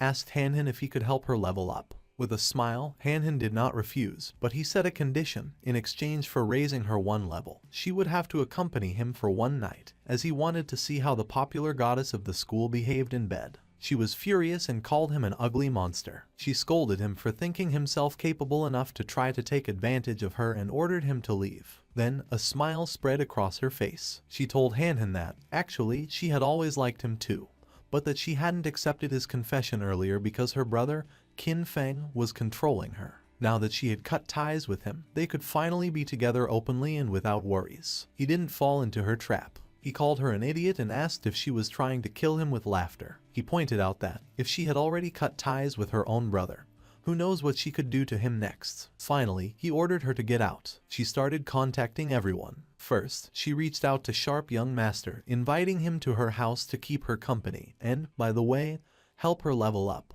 However, he recognized her immediately and mocked her, boasting that he was now a platinum level talent and had plenty of women, before ordering her to get lost. Then, she tried her luck with brother Xiaoma, telling him that she was bored and waiting for him in Shell Town. The response was just as curt. He reminded her that everyone knew how she had deceived Jiang Wei and threatened to hit her with his new skill. She was sad and desperate. She cursed those men, thinking that not one could be trusted when it really mattered. In her desperation, she lamented that she only had 2.5 years of non-tradable lifespan left and didn't know what she was supposed to do. Her eyes were full of tears. She felt alone. She thought of King Feng and then remembered that he definitely would not ignore her. He must have a way to solve this, and she had to go back and find him to confirm it. It was night and, several hours later, she arrived at King Feng's apartment. For a moment, she thought that once inside she would find King Feng, apologize with some kind words, and that he would definitely forgive her. However, almost immediately she rebelled against this idea. She had done nothing wrong.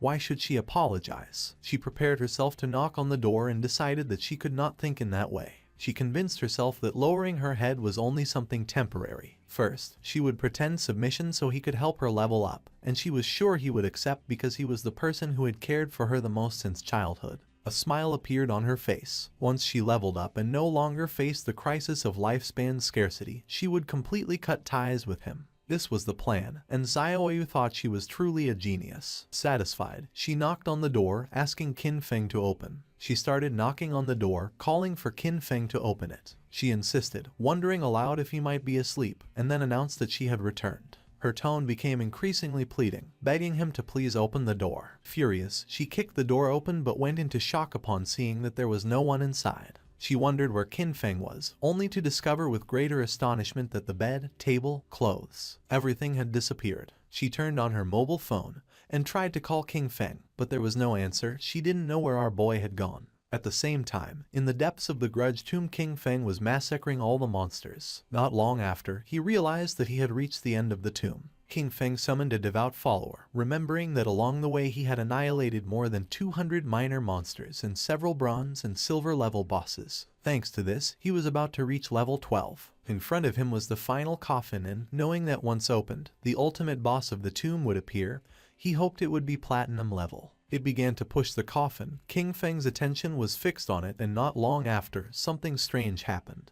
Evil energy began to enter its body through the eyes and mouth. The system informed our boy that his devout follower had been annihilated. King Feng realized that this was Death Miasma, a gold-level boss. He cursed his luck for having run into this disgusting thing, as he knew that this boss had no physical form, which made it completely immune to physical attacks. He remembered that in his previous life, someone released this boss, and it ended up spreading to a nearby base. Countless unsuspecting civilians were killed or injured. Being possessed by this was practically a death sentence unless a teammate helped dispel it or one belonged to one of the few classes that could use special invincibility type skills to survive. The eyes of our boy began to shine with seriousness, and he decided to use the Dark Knight Ring Blade. Shadow began to spin around his body. Thanks to this, he was able to see the true body of it, which was hidden inside the miasma. Using the dagger, King Feng attacked the true body and a system window appeared, informing that he had killed the gold tier boss, Death Miasma. King Feng knew that the strength of this boss was clearly above platinum level, even though it was classified as gold tier,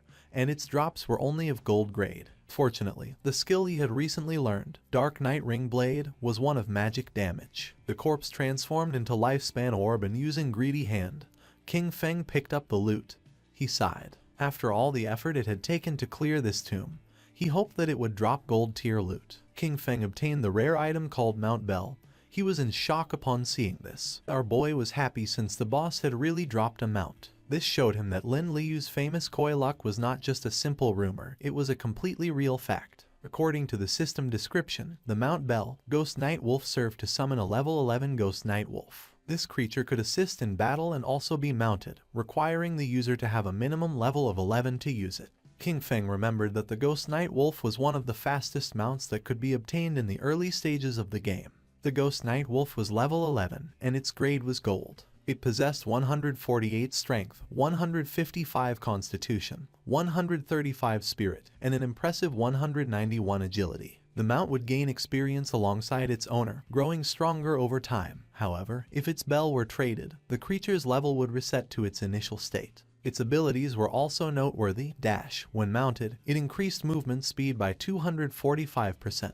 Nightwalk. At night, it allowed the mount to remain permanently in level 1 stealth. Attacking would break this effect but added 120 reveal damage, and it took 60 seconds to re-enter stealth. Pounce. It allowed the mount to pounce on a single target 3 times in succession, with each hit dealing an additional 267 physical damage on a 12-second cooldown. Wolf Howl. It granted allied units a bonus of plus 35 attack, plus 35 physical defense, and plus 35 all-element resistance for 18 seconds, with a 600-second cooldown. King Feng knew that it was not just a mount, but also a battle pet. The fact that it also included a stealth skill made it an immense gain. It was night, and mounted on the ghost night wolf, King Feng emerged from the ruins and began heading to his next destination. His plan was clear: reach level 15 and accumulate enough lifespan to be able to extract the mount. Once he disconnected from the game, he would go directly to Magic City to eliminate Kaian Shishi, cutting off any future threat at its root. King Feng passed by Zhanghai Coliseum and remembered that it covered an immense area and had 2 additional underground levels, forming a complex labyrinth. The place was full of monsters, which made it the perfect site for him to level up quickly. Taking small jumps, the Ghost Night Wolf climbed on top of the Zhanghai Coliseum wall, which was full of powerful monsters, who began to stare at our boy. The Ghost Night Wolf made a jump. King Feng and his beast began to descend from the sky towards the monsters. King Feng's eyes began to shine with determination.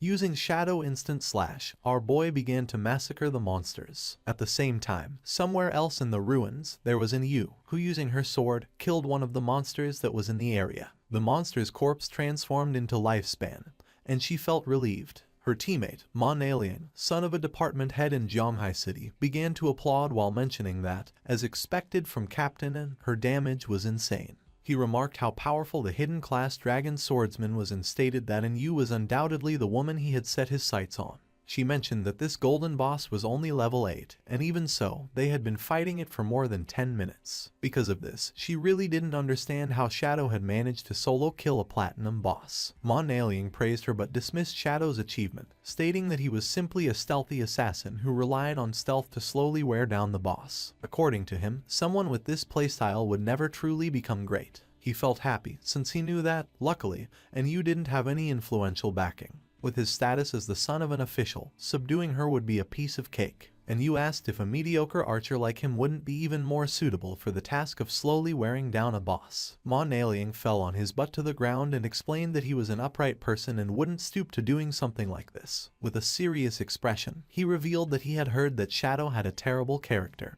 and was a ruthless killer in the real world. He also mentioned that he knew a hunter from the Metropolitan Police who already possessed level 3 anti-stealth skills. He suggested finding a way to set him up, discover Shadow's identity in the real world, and afterwards, take control over him. He argued that someone like Shadow could only be trusted if he worked for his organization. Otherwise, incidents like those of Song Fei and Zhang Lai would keep happening. He was tired of cleaning up Shadow's messes. Yu and Wang Meng looked at each other and started laughing at Manhwa.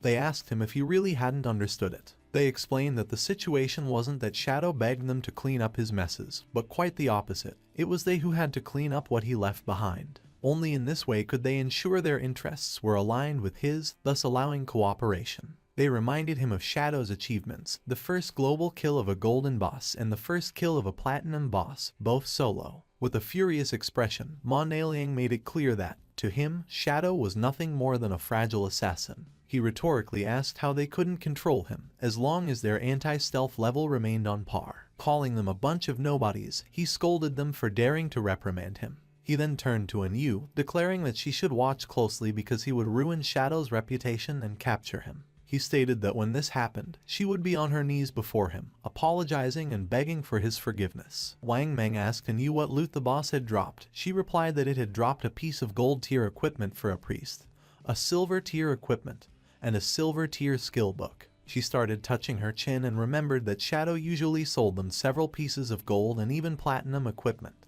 This made her wonder how many bosses he had actually killed, or if his talent was treasure hunting and all these items came from opening chests. With a serious look, Wang Meng revealed that he was a little worried, and you couldn't help but feel somewhat confused. Wang revealed his concern, bringing up the case of the Jiangnan restaurant, the incident in which the entire Dongfang family was murdered during a gathering. Then, he raised an unsettling hypothesis. If Shadow had been responsible for this, were they still supposed to clean up his messes? Wang admitted that he still didn't understand Shadow's personality, and expressed his fear that he might actually be a ruthless serial killer in real life. She knew about this case. The superiors were taking it very seriously, and everyone was speculating whether it was related to Shadow. With a confident smile, she explained that, even if this case had really been the work of Shadow, she would still choose to cooperate with him. She stated that, although the superiors refused to clean up his messes, she would personally support him. Wang Meng was somewhat confused, and when he asked the reason, she simply replied that the real question was who wouldn't want to support Shadow. Their subordinate appeared and reported that in the area ahead they had found a place similar to an arena, but all the monsters inside were already dead. With a serious gaze, he revealed that there were bodies everywhere. He didn't know which party had been strong enough to clear all the monsters from the arena. Then Yu felt happy and decided to go to the arena. Upon seeing her behavior, Wang Meng felt even more confused. They arrived at the Zhanghai Coliseum and saw a lot of lifespan lying on the ground. They were in shock as they realized the incredible amount of loot. There must have been hundreds of minor creatures there, and this led them to wonder which party was so strong to have achieved such a feat. Captain and Yu was confident that Shadow had been here. With this in mind, she suggested they search the surroundings, as they might run into him. Mon Alien questioned why she was so sure it had been Shadow. Captain and Yu responded that the reason was simple. He was number 1 on the leaderboard. Their party was right behind on the leaderboard, and since they couldn't achieve something like this, it had to have been Shadow. Mon Alien was furious and revealed that he also had invisibility, and could do the same. It would just take him more time. That's all. With a smile, Captain and Yu communicated with Shadow, and upon noticing that he had cleared so many monsters, she thought that he surely had a lot of gear and skill books that he didn't need, so she proposed that he sell them to them. At that moment, Mon Alien's eyes widened in surprise. King Feng mounted on the wolf appeared behind him. He fell on his butt to the ground upon seeing the wolf, while on the other side, Captain and Yu felt excited and asked where King Feng had gotten a mount. King Feng revealed that thanks to the coordinates Little Black had given him, he had obtained the mount. Upon hearing this, Little Black couldn't help but blush, and she said there was no need to mention it. King Feng decided to make a deal with Captain and Yu. He proposed that she take all these items from the ground as part of a package, clarifying that the conditions would be the same as always. She mentioned that she understood if she wasn't satisfied, she didn't have to buy. She already knew it. Shadow's prices were always fair. While they were talking, Mon Alien couldn't help but feel furious. His eyes widened with rage. He felt humiliated by Shadow, and swore internally that he would make them pay. Mounted on the wolf, King Feng began to advance through the ruins. According to the system chart, he had already reached level 13. Below him, at level 10, were Justice Enforcement and Wang Meng. Black Goblin Big Lie's Eye also appeared at level 10. Our boy had 245 years of tradable lifespan and 255 evolution points. King Feng was happy because this time, after clearing the arena ruins, he had obtained a pretty good grade gold skill book. The skill book was called Silent Concealment. It was grade gold and allowed the user to enter stealth without moving. As long as they did not attack or move, they would remain permanently invisible. Attacking from this state added 300 detection penetration damage points. It had a cooldown of 120 seconds and required level 13 to be used. King Feng realized that this skill not only strengthened his stealth, its true power lay in the fact that, if he used it in reality and combined it with the invincible state from the game, he could make himself disappear completely in the real world. He decided to evolve this skill book to Epic, for which he consumed 11 evolution points. The skill was improved, going from gold to platinum, then to emerald, diamond, and finally to epic. With this, the additional damage per stealth penetration attack increased from 300 to 800 points. In turn, the cooldown was reduced from 120 to 60 seconds. He decided to evolve other skills as well. First, he consumed 34 evolution points to bring Venomous Dart to the epic level. The skill progressed from emerald to diamond and finally to epic, improving its attributes. Its maximum range grew to 20 meters, its on-hit attack damage increased to 400, and it applied the venom status. This status now dealt 100% damage per second for 5 seconds, with no weakness bonus, and did not stack. Next, he invested an impressive 200 evolution points to elevate Graceful Release to the mythic level. Evolving from legendary to mythic, its weakness attack bonus soared to plus 300%, and its weakness attack multiplier was doubled, while its level remained at 5. Its active use now applied the throat slash effect, dealing 200% of the attack's damage per second for 3 seconds,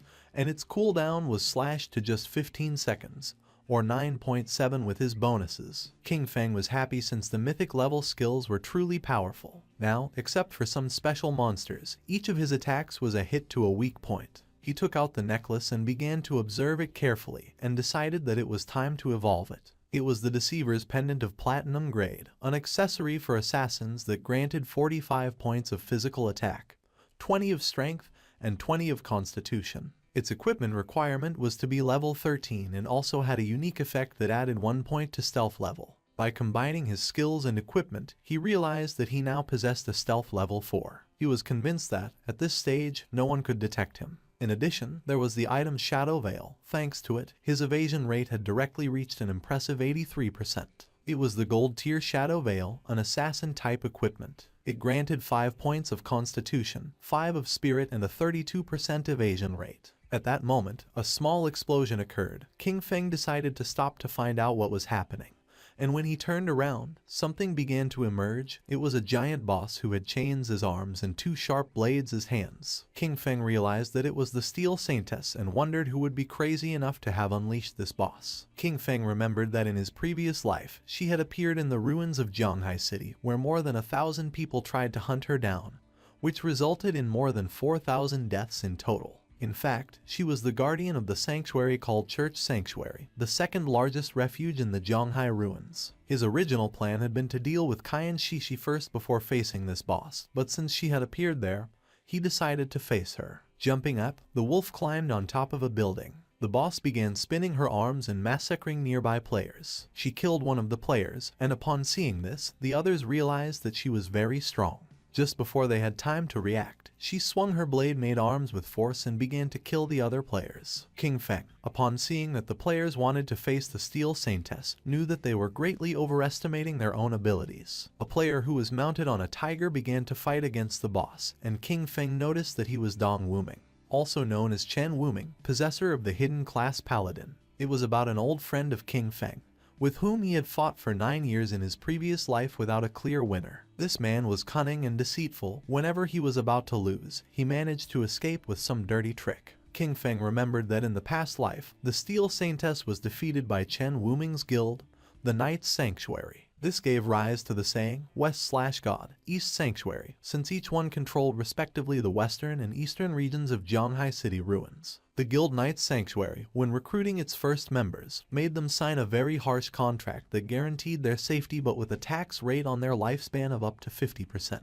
Most of the members became black slaves, basically forced to work for the higher tier players of the guild. King Feng's eyes widened with joy. For him, this was simply perfect. He made the firm promise that, this time, Chen Wuming would not escape. The boss began to spin her arms forcefully in circles, and while she was distracted, King Feng, using invisibility, landed near her. His eyes began to shine with evil intent, and without wasting time, he used the Dark Knight Ring blade and in the blink of an eye killed the players who were nearby. Wrapped in red aura, our boy began to spin quickly, killing all the players. Upon seeing this, Chen Wuming was in shock. Upon realizing it was Shadow, he asked why he was killing his people, stating that they had no grudge against him. King Feng appeared behind him and, with a murderous gaze, replied that it was because he didn't eat beef. Upon hearing this, Chen Wuming's eyes widened in fear. With a cold and arrogant expression, using instant shadow slash, King Feng killed Chen Wuming. Then, he extended his hand and used the skill Blooming Curse. Not long after, the players respawned back in their town. Chen Wuming was furious, since he didn't know what Shadow not eating beef had to do with them. His subordinate panicked since his lifespan had reached 0. Chen Wuming knew this must be the work of a skill from Shadow. He decided they would gather their people to counterattack, but first they would move to another place to level up and thus recover the lost lifespan. Among them was also Xiao Yu. She couldn't help but cry while wondering why Shadow was attacking her directly. Her lifespan was about to run out completely. The system informed King Feng that his skill, the Flower Bloom Curse, had absorbed from Xiao Yaoya 4 days of tradable lifespan and 1 year of non-tradable lifespan. King Feng couldn't help but feel happy upon realizing that she was also in Chen Wuming's party. His eyes widened with excitement. She had just absorbed this small amount of lifespan, a clear sign that she was already desperate. Because of this, she had chosen to join the Knight's Sanctuary Guild as a black slave. For him, this was something she well deserved. At that moment, the boss tried to attack Shadow, creating a smoke screen. Once the smoke cleared, it could be seen that he had dodged the attack using ghostly blur. He knew that in the first phase this boss wasn't very difficult to deal with. The boss was somewhat confused. The chains that formed her arms began to tense. Not long after, her arms began to spin. She didn't know what was happening. King Feng's eyes began to shine with seriousness. He knew that she only limited herself to swinging her chain swords repeatedly, performing some directed or area physical attacks. King Feng appeared above her and decided to use a combination of Blessed Release and Plague Blade. After an attack, Blessed Release applied the effect Throat Slash, which triggered a burst that caused massive damage. Plague Blade, in turn, would cause an explosion of toxin damage 3 seconds after impact. King Feng attacked quickly, causing several thousand points of damage to the boss. Then, he used Throat Slash, causing a deep cut in her throat. In the blink of an eye, her HP bar had dropped to less than half. Her eyes began to shine with rage. King Feng remained calm, knowing that the reason she had become the guardian lay in her terrifying second phase. After losing half of her health, the demon sealed within her would awaken. All damage received was then equally reflected back at the attacker. There was also a legend that claimed there was a portal inside the demon's belly. Anyone swallowed by it would be transported to an unknown place, rumored to be the bottom of a volcano. However, in his previous life, no one had achieved this. He suspected that some fools had simply confused this with mechanics from other games. A group of players was watching the battle. According to them, Shadow was ruthless. The Platinum tier boss had been summoned by the Knight's Sanctum Guild, but Shadow suddenly appeared and annihilated them all. Right after that, he used a single skill that took away half of the boss's health in an instant, pushing it directly into its second phase. While they were talking, King Feng's attention, who was using invisibility, focused on them. His eyes began to shine with seriousness. He was aware that the Steel Saintess had a weakness in her second phase. When she launched an attack, the damage reflection effect disappeared momentarily. This meant that if he attacked right when she did, he could avoid receiving the reflected damage. However, the problem was his skills like Shadow Slash, Throat Cut, Plague Blade, and Poison Dagger, since they all inflicted damage over time. If he used any of them, he would still receive the reflected damage, and at his current level of development, this would kill him instantly. Thinking about this, he considered the players who had been spying on him from the cliff. He decided to use them. One of the players asked the others to step aside because he wanted to see what was happening.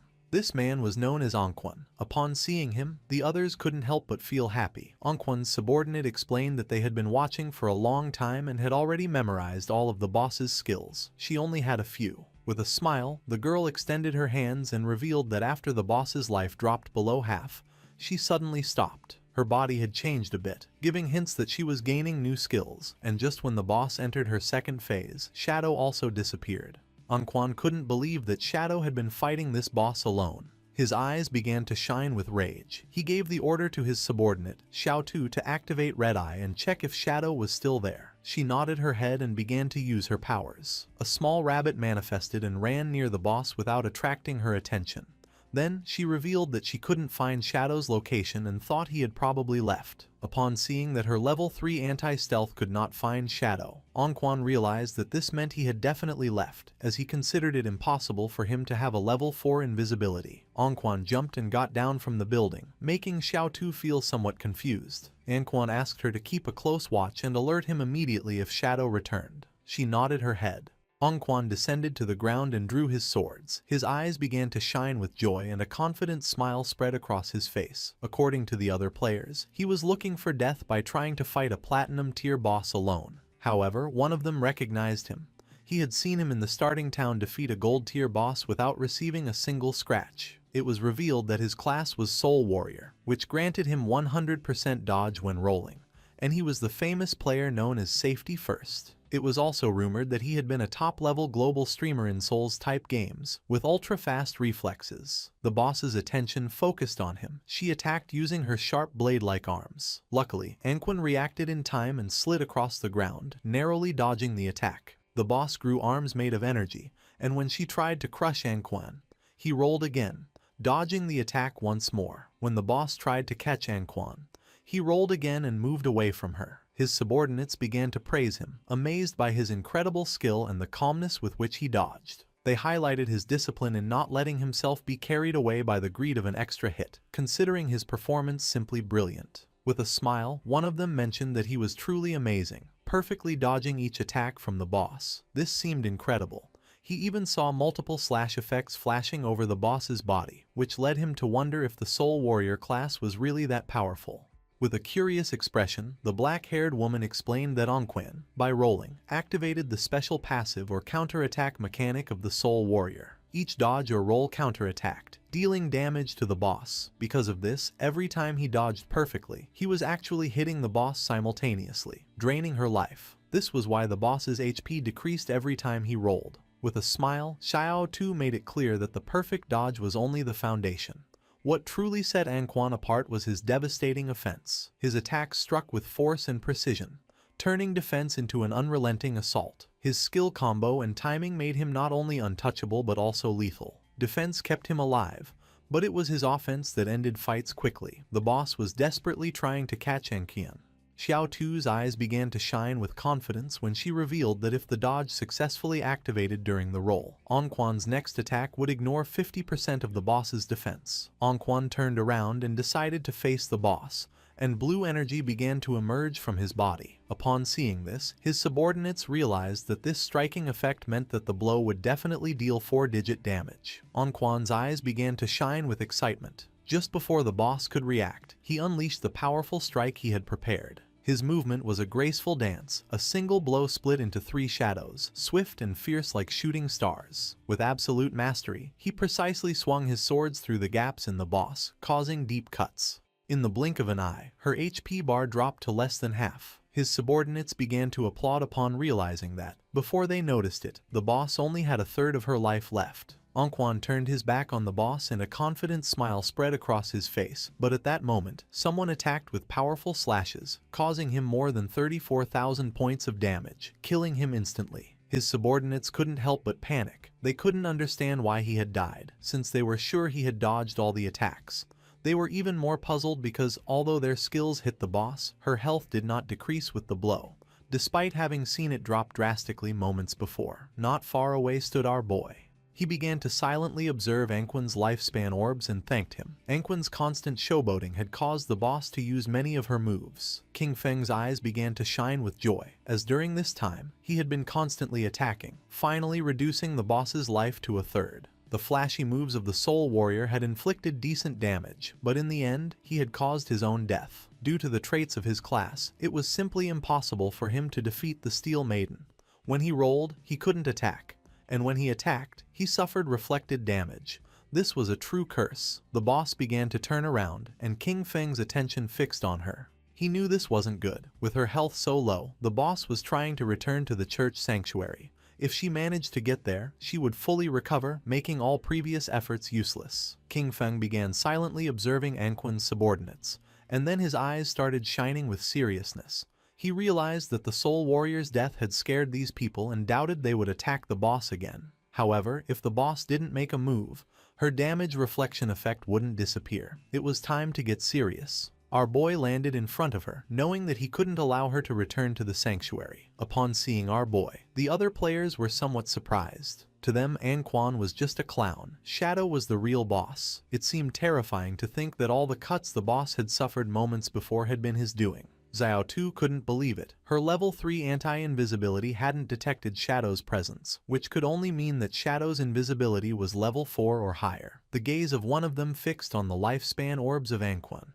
and his mouth watered upon realizing that the loot of the Soul Warrior was still on the battlefield. He decided to find a way to recover it. With eyes shining with determination, our boy used his skill Blacklight Shield, making a golden shield appear around him. This skill created a 10-layer shield, each one capable of blocking 1 instance of damage. The boss's attention focused on King Feng and her arms transformed back into blades. She attacked, and King Feng realized that this was the moment he had been waiting for. Using instant shadow slash, King Feng attacked with quick slashes. He began to stare at the boss. Now his black light shield had 7 layers left. He remembered that, out of the 9 strikes of instant shadow slash, the last 3 had hit the boss during her damage counterattack phase, right after her attack ended. If it hadn't been for the black light shield blocking those 3 hits, he would already be dead. The boss began to concentrate energy in her abdomen, and then she jumped and started to release purple flames. Our guy stepped back. Now he had no layers left of his blacklight shield.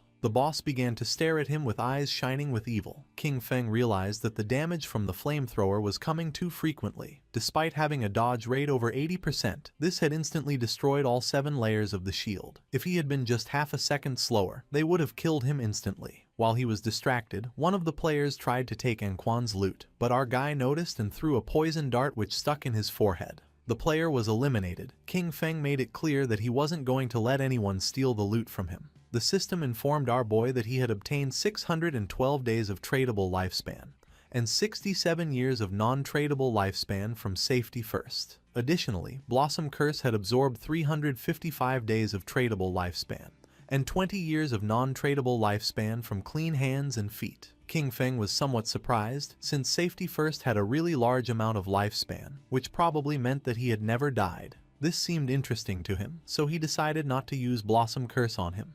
The boss started roaring, but King Feng remained calm. He knew that he would have to rely on the black light shield and the normal shadow slash to slowly wear her down. She attacked with force, but King Feng moved out of the range of the attack, causing her hand to hit the ground. Although the efficiency was low, it was relatively safe. While King Feng and the boss were fighting, Xiao Tu was watching the battle. She was somewhat surprised by Shadow's incredible ferocity. She wondered what kind of skills he possessed. Before, she hadn't understood how he had gotten the first kills, but now, seeing him in action, she was completely convinced of his power. Our boy's eyes began to shine with determination and he decided to give the final strike. King Feng moved quickly, cutting the boss's body into pieces as if it were nothing. The system confirmed that he had killed the Steel Maiden, granting him 48,000 experience points, 120 evolution points and the Church Sanctuary key. The other players were in shock. They couldn't believe that Shadow had really soloed the boss. For them, this was precisely the reason why he was number 1 on the leaderboard. King Feng picked up the loot using Greedy Hand. He obtained a piece of assassin-type leather armor of emerald level, the Black Flames gift-piercing leather armor. It granted 95 points of physical defense, 120 points to all elemental resistances, 77 points of damage reduction, and 77 points of constitution. Its special effect, Black Flame's Gift, applied a stack of the Black Flame status when attacking or being attacked, up to a maximum of 5. Each stack reduced the target's defense and elemental resistance by 7%, although a note clarified that the weakening effect was lower against bosses of emerald level or higher. Our boy felt happy since this single piece of emerald tier equipment provided better defense than what others got with a full set of armor. Additionally, it came with the Black Flame's Gift effect, which weakened the target's defense and elemental resistance. This made it much more useful than what had been dropped by the Soul Purifier earlier. He also obtained the skill Assassin's Instinct of Emerald tier. It granted him the ability to partially perceive the silhouette of invisible units and gave him 2 points to the anti-invisibility level. King Feng decided to upgrade the skill. The process consumed a total of 33 evolution points, leaving him with 97 remaining. As a result, his skill Assassin's Instinct evolved through the Emerald, Diamond, and Epic tiers until reaching Legendary tier. With this, his anti-invisibility level bonus progressively increased from 2 points to 5. Additionally, the Legendary effect added the ability to more sensitively detect weak points of the target, granting him a 50% modifier to critical hit damage. It was an anti-invisibility skill, upgraded to Legendary tier, with a level 5 anti-invisibility and a 50% increase in critical hit damage, combined with the passive of Graceful Deliverance. This added up to a total of 350%. Now, he could strike his enemies' weak points even with his eyes closed. King Feng had 97 evolution points remaining and decided to evolve his Ghostly Blur skill to Legendary tier first. It consumed 80 of his points, leaving him with 17. As a result, Ghostly Blur evolved from Epic to Legendary, increasing its passive evasion rate from 75% to 85% and granting full immunity to damage each time the evasion activated. At that moment, Captain Anyu and the others appeared. She began greeting our boy and asked if any good loot had dropped. King Feng was confused, not knowing what was wrong with Anyu. With a smile, Captain Anyu mentioned that she hadn't checked the leaderboard before and didn't expect him to reach level 13 in a single night. According to her, this was crazy. Wang Meng mentioned that they had been grinding all night and hadn't even reached half of level 11. His speed was simply unreal. Captain Enyu hit Wang Meng on the head, telling him not to talk nonsense. She knew that men leveled up faster. King Feng felt somewhat confused, but then he explained to her that he had gotten some loot. He had already appraised it at 45,000 days of lifespan, all together in a single package. She decided to give him the lifespan, and the system confirmed that the transaction was completed. With a serious look, King Feng revealed that he also had another good item for sale and asked if she knew about the hideout. Captain Enyu began to show a smile and mentioned that they had already heard about the hideouts. She explained that in the ruins of Zhonghai City there were no safe zones, but player groups could occupy hideouts as bases. In them, they could store supplies and activate magical defensive barriers at critical moments to block external water invasions. King Feng knew that what she had probably heard about was the small hideout dropped by the Golden Boss. She nodded her head and explained that Zhonghai City's officials still hadn't found any hideout. She added that in Modu, officials had already taken control of a medium-sized hideout, and that's how they knew of its existence. King Feng took a golden key out of his inventory. Now that she understood the value of a hideout, he revealed that it was the Sanctuary hideout key, which had been dropped by the boss he had just defeated. He informed them that this hideout covered more than 800 meters of land and proposed that they return and discuss the price they were willing to offer. After this, he would consider whether or not to sell it. Captain Enyu and Wang Meng were in shock, as they knew that the larger the hideout was, the stronger its defensive capabilities and the more solid its internal infrastructure. A hideout covering 800 meters was more than enough for each member of Zhonghai City's official forces to have their own private room inside. She extended her hand and, with a curious look, asked how much he planned to sell such a large hideout for. King Feng decided to go back and discuss it first, to see what price they could offer. He knew that in his previous life, this hideout could be sold for 2,000 years of lifespan. If he managed to sell it to the government, this, combined with the lifespan he already possessed, would be enough to extract all his gear, skills and levels into the real world. With a nervous expression, Captain Enyu accepted his proposal and assured him that she would immediately report it to her superiors. Then, she said there was something else and asked for his help. They had just received news that 7 gold-tier bosses had appeared together in Dark Moon Town, where many people had already died. Because of this, they were willing to offer 10 years of lifespan if Shadow intervened to eliminate them. Upon hearing this, our guy mentioned that 7 gold-tier bosses didn't seem like a big problem. He considered that even if they were grouped together, the official forces should be able to eliminate them with some time. Therefore, he deduced that if they had come asking for his help, there must be something particularly problematic about them. She began giving a thumbs-up gesture, impressed by his insight. She confirmed that he was right. She explained that they had managed to isolate and kill one of the 7 bosses, but it came back to life. And not only that, suddenly the stats of all 7 bosses skyrocketed, instantly annihilating her entire team. King Feng's eyes widened in surprise. He remembered the existence of group-type bosses that could resurrect. This led him to suspect that they might be puppets created by the Cursed Slate, one of the ancient god slates. If it really was an ancient god slate, then it was something he couldn't let go. He decided to go now and asked her to send him the coordinates. She wished him good luck. According to our guy, Enyu was quite genuine. The loot from 7 gold-tier bosses could be sold for 40 or 50 years of lifespan, and she had even offered him an additional 10 years as a reward. Honestly, this was very generous. Mounted on the ghost knight wolf, King Feng began to move through the ruins, passing by a statue, and his eyes widened in surprise. Not far away, there was a group of players hitting a girl. It was Xiao Yu, King Feng's sister. With a smile, the woman gave her a strong slap on the face, accusing her of being a slut who tried to seduce the guild leader even though she had just joined. Xiao Yu, whose face was full of bruises, began to cry. With an angry gaze, the woman made it clear that this was a warning. She should stay away from the guild leader or she would destroy that pretty face. They continued beating up Xiao Yu. King Feng, who was watching from the top of a building, realized that Xiao Yu had gotten involved in internal drama after joining the Knight's Sanctuary. These insignificant power games were nothing new to him, but in his past life, he had always been the one to resolve them for her. He descended to the ground and asked her to simply enjoy life being alone. Xiao Yu began to cry, begging them to stop hitting her, as it hurt a lot and she thought she was going to die. The women did not stop and swore they would kill her, accusing her of being a damn slut. They didn't know how many men she had seduced. King Feng entered the statue, remembering that beneath the enormous statue in the center of Zhonghai City's ruins, there was a hidden chamber that allowed returning to the starter town.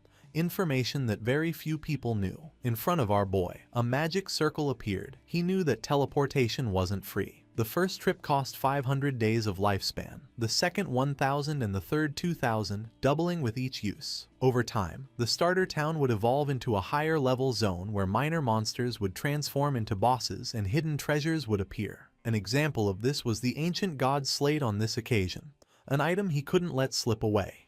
The system asked if he wished to teleport back to the abandoned land of the gods, Dark Moon Town. King Feng remembered that Dark Moon Town was a town that appeared in later stages which he had never heard about in his previous life. Without hesitation, he chose to teleport. The system consumed 500 days of lifespan and King Feng was teleported to the Dark Moon Town. This town was full of elders chatting with each other. King Feng felt somewhat surprised, as he did not expect the place to be so lively and wondered why most of the people were elders. Not far away there were several players. One of them helped the elder woman to stand up. She felt relieved to have returned to the safe zone. The players reminded her that, as they promised, they had leveled her up to level 3. During this process, she had received 72 days of lifespan and now only needed to give them the tradable lifespan. The old woman got angry and refused, asking why they wanted money if they were supposed to be a charity organization that helped her level up. With a kind smile, one of them explained that they weren't asking her for money. When they partied before, part of the lifespan dropped by the monsters they defeated was shared with her. The other guy mentioned that she only needed to give them that portion, as had been agreed from the beginning. The old woman became even more furious, making it clear that she didn't know what damn agreement they were talking about. It seemed shameless to her that some young people had the nerve to ask an old lady like her for money. The players tried to calm her down, explaining that she was mistaken. They were helping her level up for free and only asked in return for the lifespan dropped by the monsters. They clarified that unless she formed a party with them, the lifespan would not be shared with her, and she would not gain the same experience. The old woman asked them not to touch her and began screaming for help, accusing people from the Mangsa River Guild of harassing her. Just then, someone grabbed her from behind and threw her to the ground, leaving both her and the players somewhat confused. It was King Feng. He grabbed her by the neck and with a murderous gaze, drew his dagger. Without hesitating for a second, our boy finished her off. Upon noticing this, the two players couldn't help but feel somewhat confused and went into shock. Lifespan orbs appeared on the ground. Our boy mentioned that her lifespan was on the ground and now they could take it for themselves. The players began to celebrate and wanted to know which expert had just intervened to help. King Feng said he was just doing a small favor. He turned his back on them and started walking away. The players picked up the lifespan. They were happy since they had obtained 72 days. And thanked our boy. For King Feng it was really inconvenient that fights were not allowed inside the town. He began thinking about the Mangsa River Guild, realizing that their origin was Dark Moon Town. He remembered that this guild was founded with a focus on charity work, helping the elderly survive in the abandoned land of the gods for free. Later, it gained official recognition and strong support. In terms of numbers alone, Mangsa River was considered the largest guild in Huaxia. King Feng's eyes began to shine. According to him, in this chaotic apocalypse it was precisely when more people like these were needed. It was night, and somewhere in the forest, someone was fighting against a monster made of mud. They were two mages. One of them asked her friend called Mother to use lightning strike. She obeyed and began to charge her magic staff. Not long after, a thunderbolt descended from the ground and struck the monster. The swordsman of the party decided to take advantage of this opportunity and cut the monster in half. Its corpse began to transform into orbs of lifespan. He felt relieved for having defeated the monster. The girl praised them, saying they were the best. The player named Mother mentioned that if they listened carefully to other people's tutorials, they could also defeat small monsters. They started walking through the forest and the boy asked Yanyan if her good friend Xiaoyu had really joined the Guild Knight's Sanctuary, since he had heard that it had very high membership fees. She nodded her head and added that she had invited Xiaoyu to join the Guild Mangsa River with them. With a sincere gaze, she explained that she had told her that Mangsa River was a charity guild, where many people like them who were not good at games helped each other, and there were even experienced players guiding them. But she didn't want to join. The other player remembered that Xiaoyu was already level 10, since she had been leveled up by people from Knight's Sanctuary. She added that she had heard that this guild's membership contract bound its members for 3 years. Once signed, they became their slaves during all that time. The boy knew that, even if they had raised her to level 10, They were only treating her as a tool, nothing more. According to the player, if one didn't have skills, the best thing was to kill small monsters in silence and slowly accumulate lifespan and experience. Just like they did, limiting themselves to killing small monsters, retreating to ask for help when encountering a boss. Yanyan let out a sigh. She knew that Xiaoyu believed herself special, since after all, she had a hidden class and, in that sense, was certainly stronger than them. At that moment, a rain of invisible arrows began to descend upon them. They didn't have time to react and the arrows pierced through the player's body, taking away 1200 HP points. The man's corpse transformed into lifespan. Yanyan panicked since this man was her father, and her mother couldn't help but cry.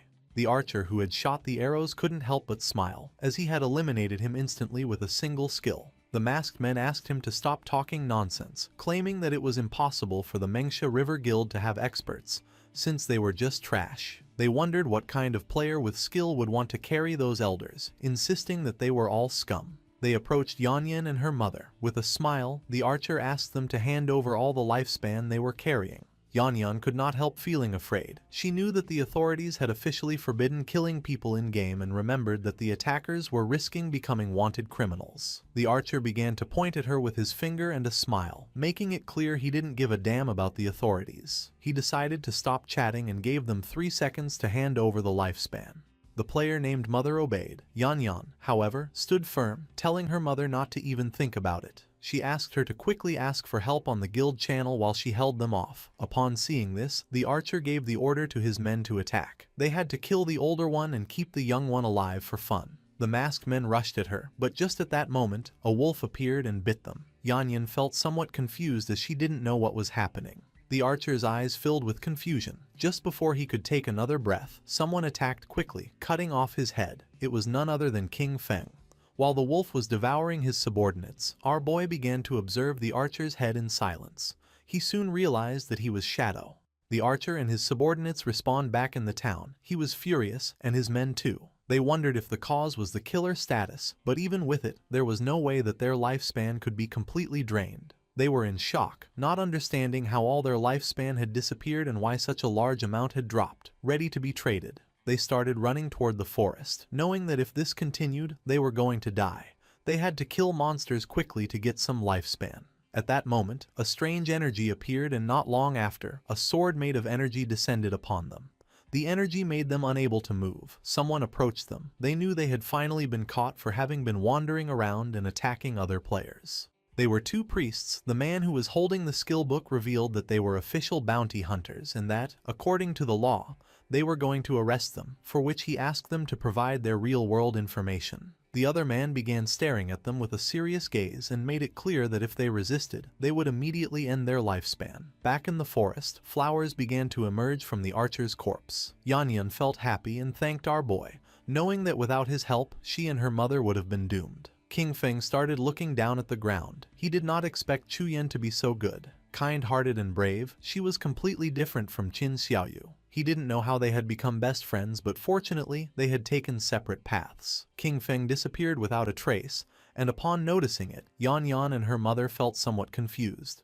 Yanyan picked up the lifespan orb and her eyes filled with confusion since she didn't know if it was her father's lifespan. The mother was somewhat confused since she didn't know where the others were. She asked her daughter how Shadow had suddenly disappeared. Yanyan said that she didn't know. The only thing she knew was that he was the #1 shadow boss in the world. Somewhere else in the forest, there was another group of players. They remembered that Captain and Yu had said that Shadow would arrive in a few minutes, but almost half an hour had already passed and they wondered what he was doing. With a curious expression, one of them asked the other if Shadow could defeat the bosses that were inside. The other player said he doubted it, since, after all, these bosses could revive. He found it incredible that he had dared to accept the mission, considering they were bosses that revived infinitely. Our boy, who was invisible, passed between them. King Feng began to move away from them. He was aware that the ancient god slate added 1 positive and 1 negative affix to equipment. With luck, these affixes could even alter class traits. Some had even seen the 7th player in the world ranking summon the ghost of an ancient god using 7 of these slates to destroy a legendary level boss. Sometimes, these bosses were invisible with extremely high stealth levels, so players passing nearby were eliminated without even knowing what had hit them. The group-type bosses created by the ancient god slate contained unique mechanics, and each possessed different skills.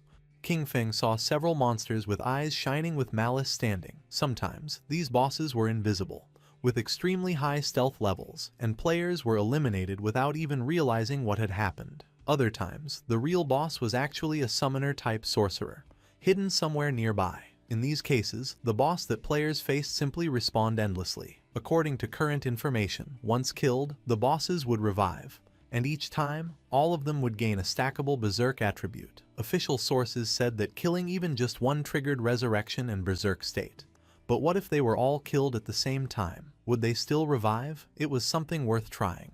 King Feng decided first to equip the follower's pendant and use a devout follower to make a test. Our boy summoned a devout follower. It started to charge towards the bosses and attacked, taking more than 1400 points of HP from them. The eyes of one of the bosses began to shine with rage. It turned around, and not long after, the body of the devout follower exploded. The bosses didn't even pay attention to the poor devout follower. King Feng's eyes widened with seriousness, realizing that all of them were level 10. They had no damage reflection, and their stats were only about twice as strong as those of regular golden tier bosses. He used Shadow Ring Blade. A strange red energy began to spread throughout the area. Then, King Feng used the poison darts, which embedded themselves in the throats of the bosses. The corpses of the bosses began to disappear. Our boy felt somewhat confused upon seeing that they hadn't dropped loot. At that moment, the bosses began to merge into a much more powerful monster. It was gigantic. The boss began to charge toward King Feng. He went on alert, knowing that eliminating them simultaneously had been the right move and that now they had entered the next phase. Then, he noticed the symbols covering this giant boss's body. The boss attacked, but our guy dodged the attack. He immediately recognized the symbols on its body as ancient god script. By deciphering the individual words, disaster, sky, ancient, tuo, wu, god, sea, and reorganizing them, he translated them to reveal the true name of the boss, Uthos, the calamity ancient god. As little by little the boss was getting closer, King Feng became confused because he didn't know how to proceed. Then he wondered if he should attack different parts of the boss in order of the characters. After all, it wasn't for nothing that he had invested a great amount of personnel and resources studying ancient god script to overcome the ancient god ruins. King Feng slipped and attacked the symbol that the boss had on its leg, then attacked the symbol on the arm and then the one on the chest. Poison began to emerge from the body of the boss. It opened its mouth and began to roar in agony. Its body began to fall apart and fell into the water. Our boy became alert, not knowing what was happening. Then, coffins emerged from the water and the boss began to float and change shape. Its body began to mutate, and not long after, several monsters began to emerge from its body and roar. King Feng noticed that the embossed inscriptions on the coffins matched one by one with the monsters. Apparently, at this stage, he needed to kill them near their respective coffins. He could already see the ancient god's slate. This seemed like its final phase. The monsters began to charge toward our boy. He stood firm and his eyes began to shine with determination. Crows began to fly over the area where our boy was fighting against the ancient god's slate. The attention of all nearby players focused on them. They felt somewhat confused and curious, as they didn't know if what they were sensing was an earthquake or if the movement in the valley meant that the boss was going berserk. Because of this, they decided to go take a look. With a curious look, the mage of the team asked where the hell Shadow was. According to her friend, there was no way he could defeat this boss, so he probably wouldn't come at all. The eyes of the swordsman of the party widened in surprise, asking his friends to come take a look. The place was empty. There was no trace of either King Feng or the boss, leaving the players in shock. They began to walk around the place and noticed that the ground was cracking, wondering if the earthquake had just killed the boss or what was happening. Captain Anyu communicated with them and asked them to retreat, since Shadow had already taken care of the boss. The eyes of the players filled with surprise and confusion. They could not believe that Shadow had defeated the boss alone. The coffins were empty and the chains were broken. They remembered that just a moment ago they still doubted that Shadow could defeat those 7 bosses. Now, barely 10 minutes later, all of them had disappeared without them noticing the arrival of King Feng. They wondered how he had done it, especially because the bosses were supposed to respawn. It was then that they began to understand their leader's decisions. Meanwhile, under the moonlight was walking King Feng with a slate in his hand. According to him, this time's haul hadn't been bad at all. His eyes began to shine with joy. He had leveled up to level 14. Thanks to the 7 bosses and the use of Greedy Hand, he had gained a total of 294 evolution points. Most importantly, however, was that he had obtained this ancient god slate. Given its mechanics, the authorities wouldn't decipher it in less than a month, and the losses would be catastrophic. He spent 210 evolution points, leaving him with 115.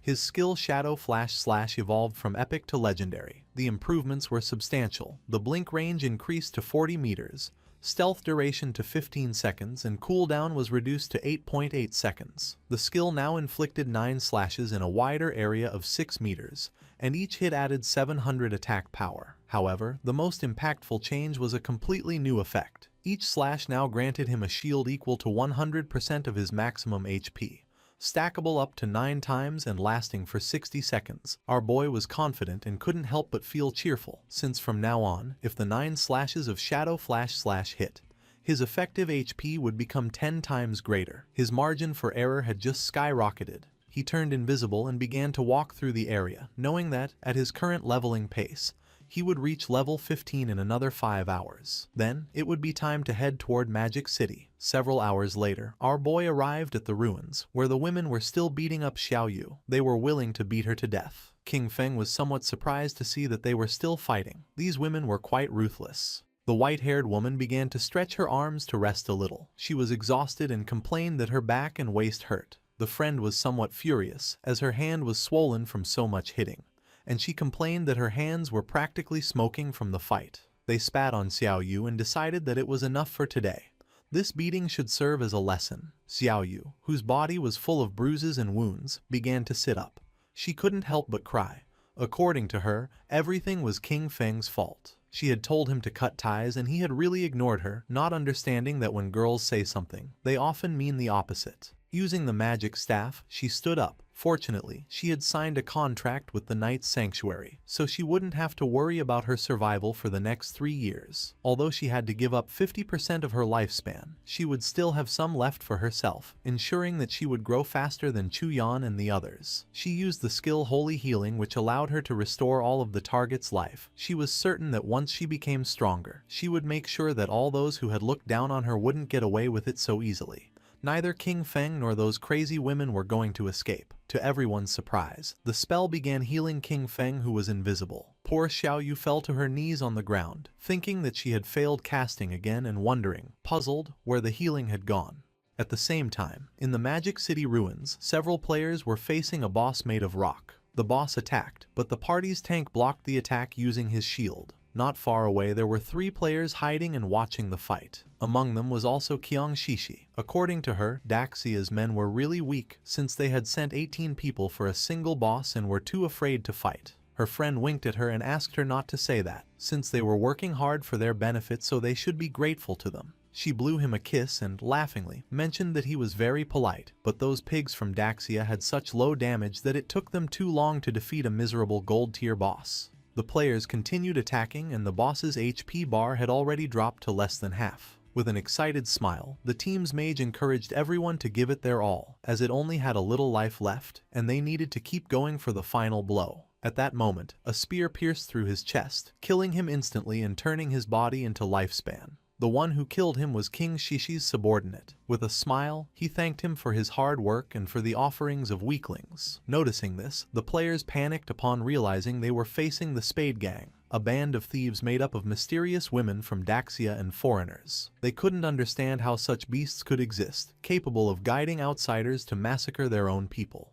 They began to charge at them, and the leader asked his men not to be afraid and to attack all together, since they were only a few people. Noticing that they were trying to resist, Qiang Shishi promised to massacre all the pigs of Daxia and warned them to prepare to die. Her subordinate drew his double hammers and used the skill called Thunderous Tremor, creating a small earthquake which caused the players to become trapped in the ground. She drew her daggers, moved like thunder, and in the blink of an eye, killed the players. She couldn't help but mock them. As for her, Daxia's men really were just a bunch of useless fools. Her eyes began to shine with malice, realizing that Daxia's authorities had already reported their information. However, this was useless, as in her view, all of Daxia was nothing more than a garbage dump full of filth. Her friend mentioned that they were just ordinary players, so there was no way they could compete against them, being backed by capital. While the corpses were transforming into lifespan orbs, she explained that although their true identities had not been exposed, for safety, they should leave Daxia as soon as possible and head to North America. She began looking at the ground and decided that then they would form a guild dedicated to hunting the Daxia pigs. The black man thought this was a good idea,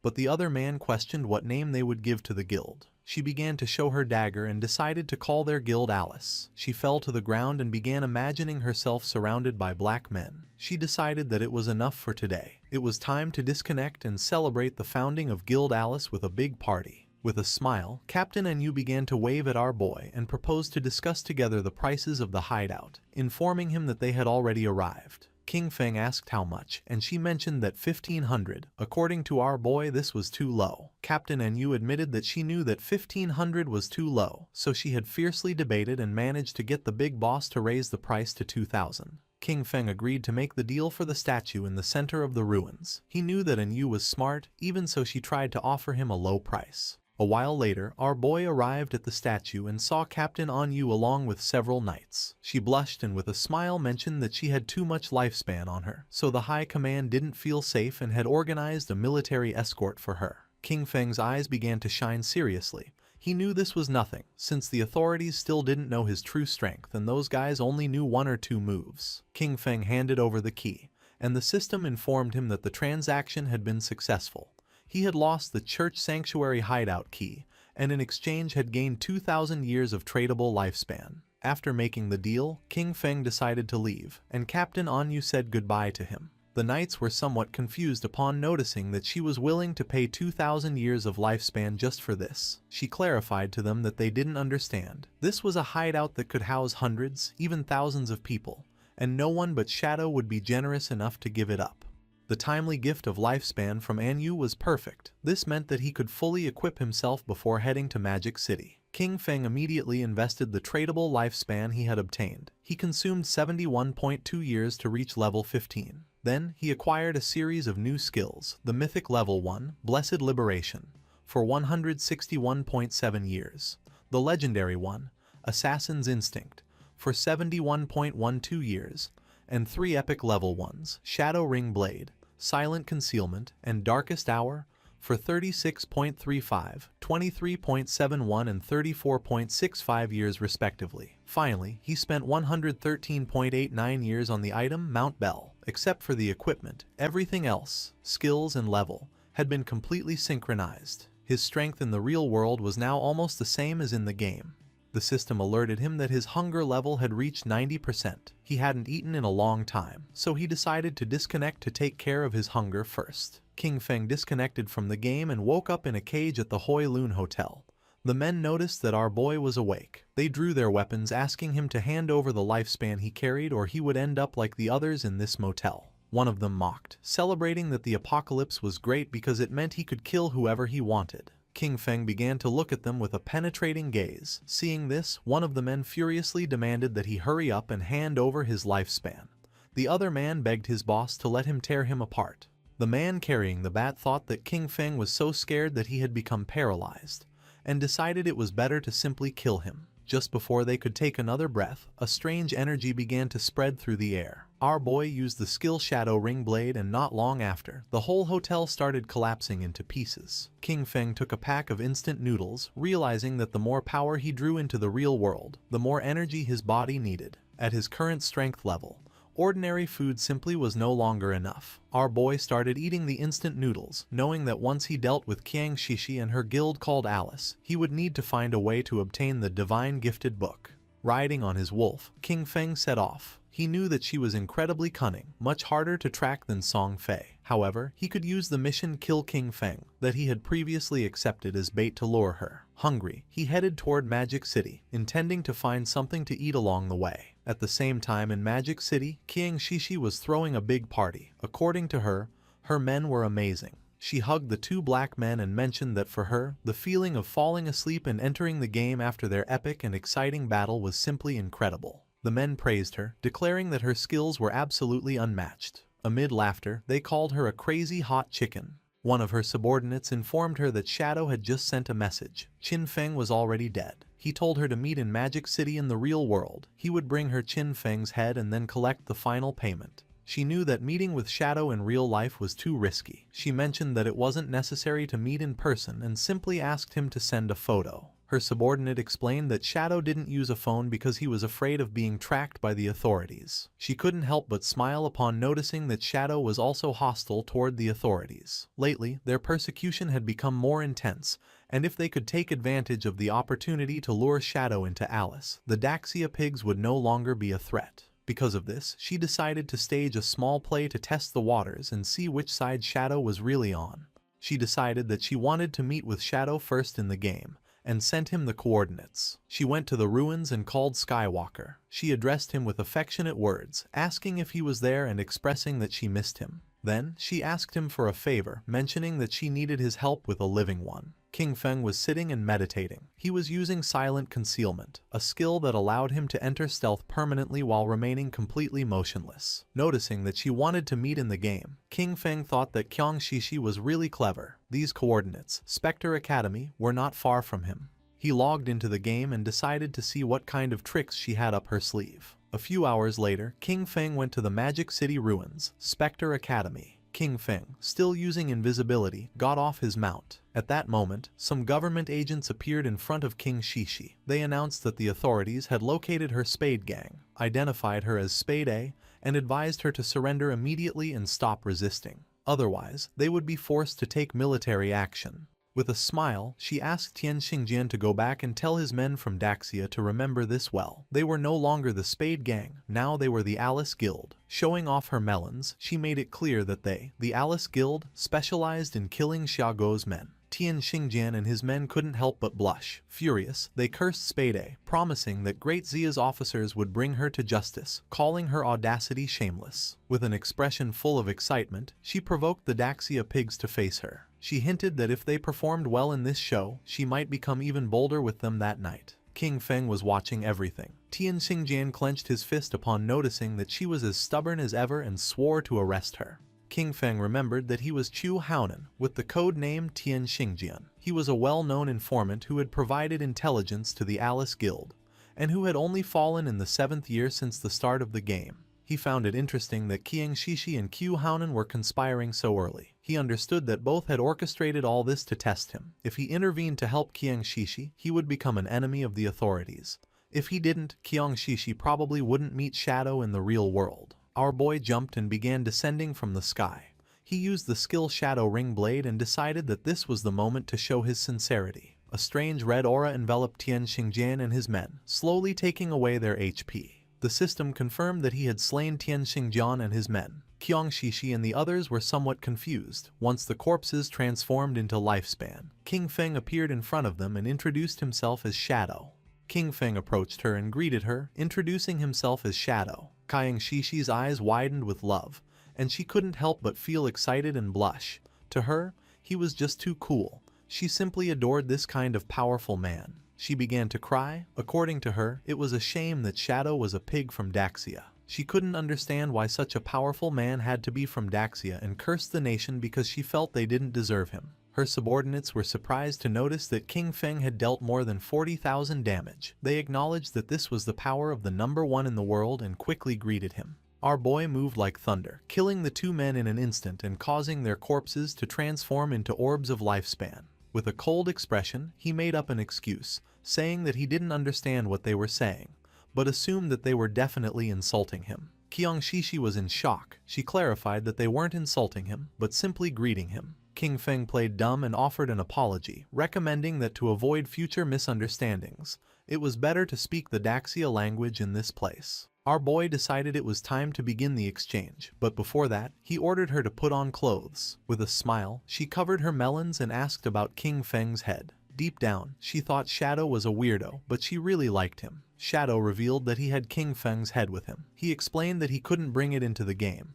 but he could show it to her in real life if she was willing. Qiang Shishi opened the system window and with a confident expression decided to believe him. She had already witnessed Shadow's strength and believed he wouldn't lie to her. Shadow obtained 1,500 days of tradable lifespan. Our boy decided it was time to leave, but she asked him to wait. With a smile, she proposed a long-term collaboration, arguing that he had the skills and she had the money. She informed him that she had a new assassination target and, if he was interested, invited him to her house that very night. Sticking out her tongue and blushing like a tomato, she promised that she would fulfill anything he needed. Our boy became somewhat curious and asked who the assassination target was and what the payment would be. As she was logging off from the game, she suggested they meet in person to talk. She assured him that the payment would be several times more generous than this time and that she would wait for him that night at Magic City's port.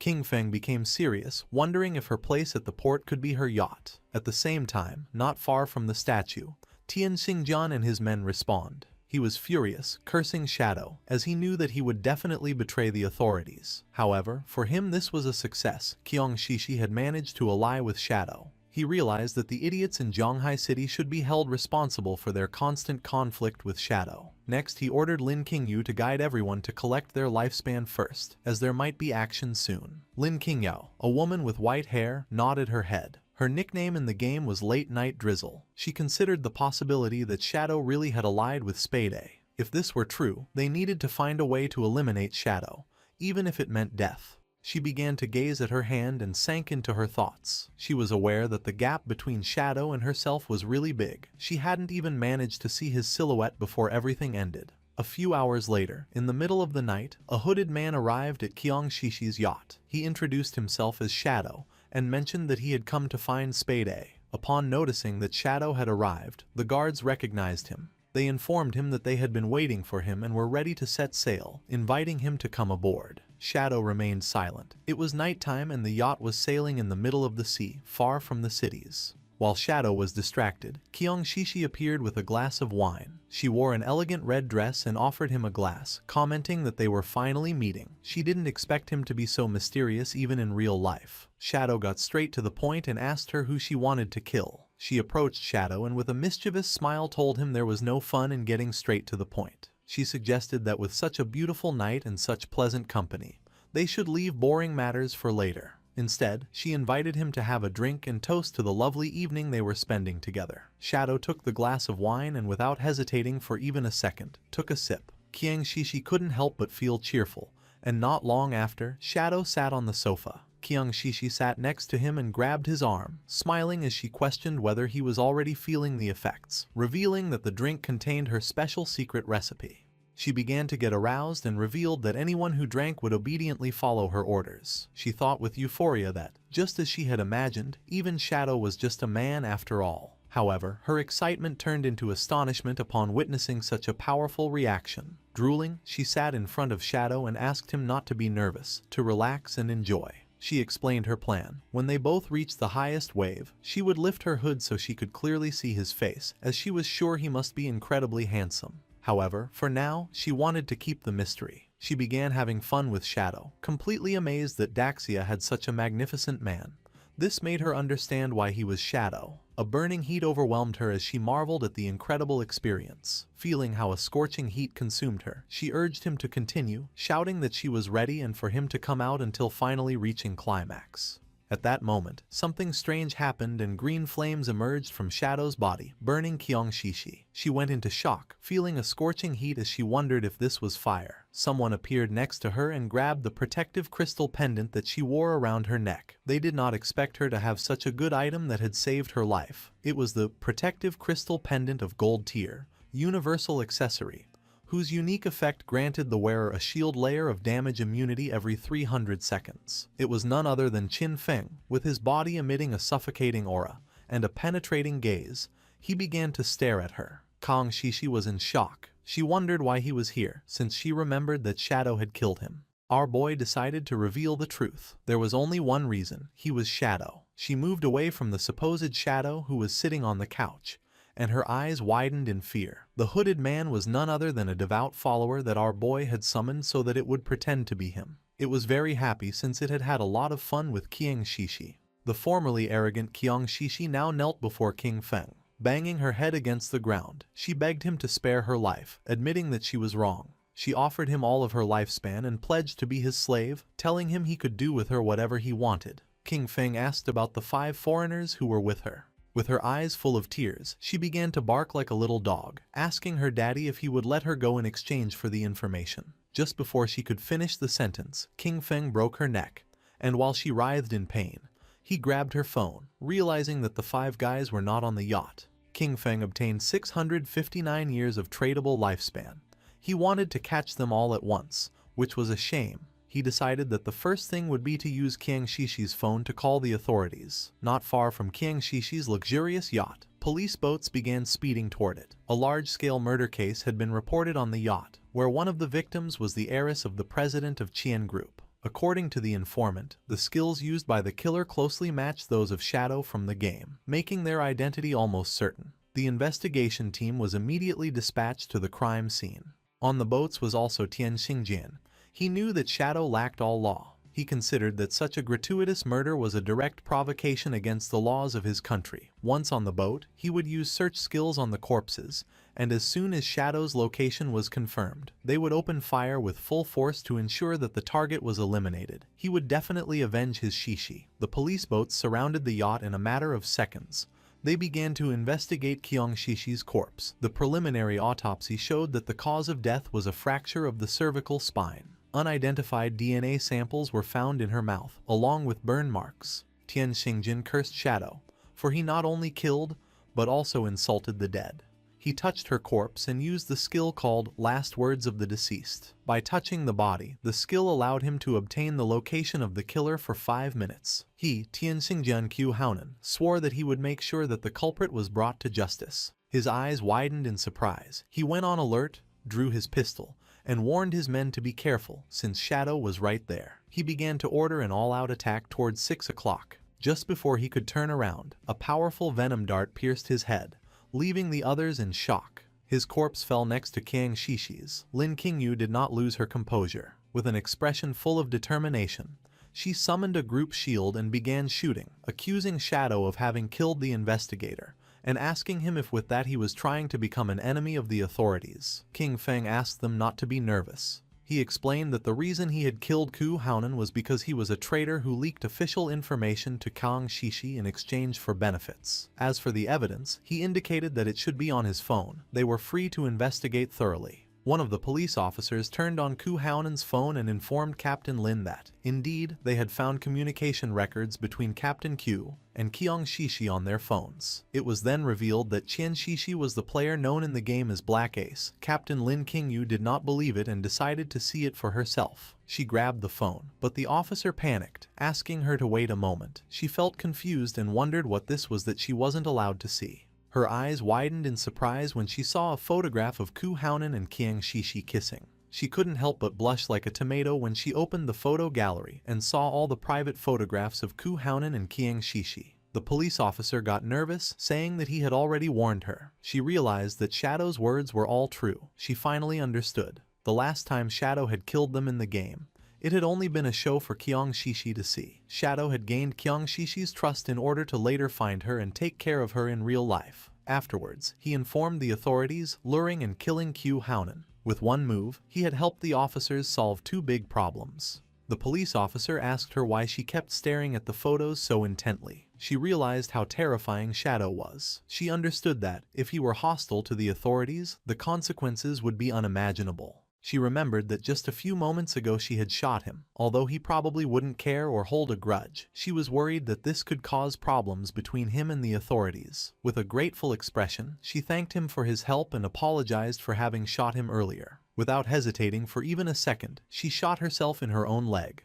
causing the police officers to panic, but she asked them not to worry. With eyes full of tears, she told Shadow that she had returned the favor and asked him to please continue cooperating with the authorities. One of the police officers decided to help her stand up and told her there was no need to be so cautious. She mentioned that they didn't know Shadow's personality, and that, in any case, it was better to be safe than sorry. King Feng was using his invisibility skill and observing everything. He recognized Late Night Drizzle, whose real name was Lin Qingyu. She had shot herself to avoid becoming his enemy. This was what one would expect from the future leading figure of Magic City's official forces. At the same time, in the game, not far from the ruins, several monsters appeared. The player carrying the shield began fighting them and asked Xiao Yu to heal him. She raised her friendly staff and activated a healing skill, but she was so clumsy that she healed one of the monsters instead of her own ally.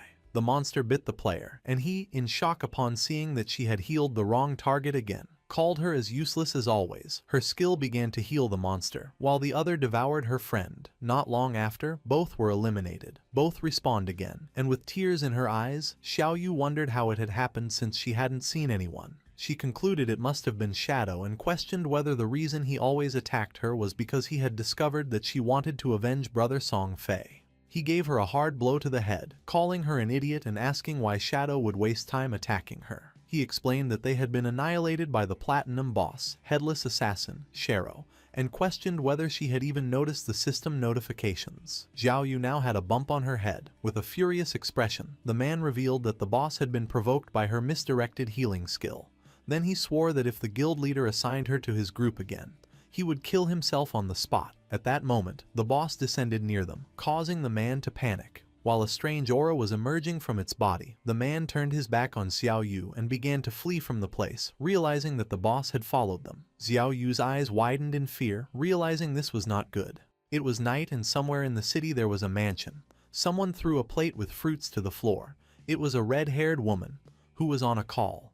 She was furious. She declared the officers on the other side of the line useless. This was a golden opportunity to kill Shadow and they were simply giving up. She didn't care about their excuses. Shadow had massacred her entire Dongfang clan and their blood could not be spilled in vain. After having been infiltrated in the government for years, they had proven completely useless at the critical moment. She demanded that, no matter what it cost, they make Shadow pay for what he had done. Behind her there was a boy holding a whip. She reminded him that Shadow had killed his father-in-law, asking him why he was hesitating. Behind the boy was a wounded woman, with eyes shining with evil and confidence. The boy revealed to his mother that he had a plan to kill Shadow. The mother felt curious and asked her son Nantian what his plan was, reminding him that the godforsaken game was only accessible to adults over 18 years old, and that he still could not enter. Nantian's eyes began to shine with confidence as he explained to his mother that, although he could not enter the game, he could still use his brain. Since Shadow liked killing people, his plan was to send some people to provoke him and lure him into his father's fireworks factory.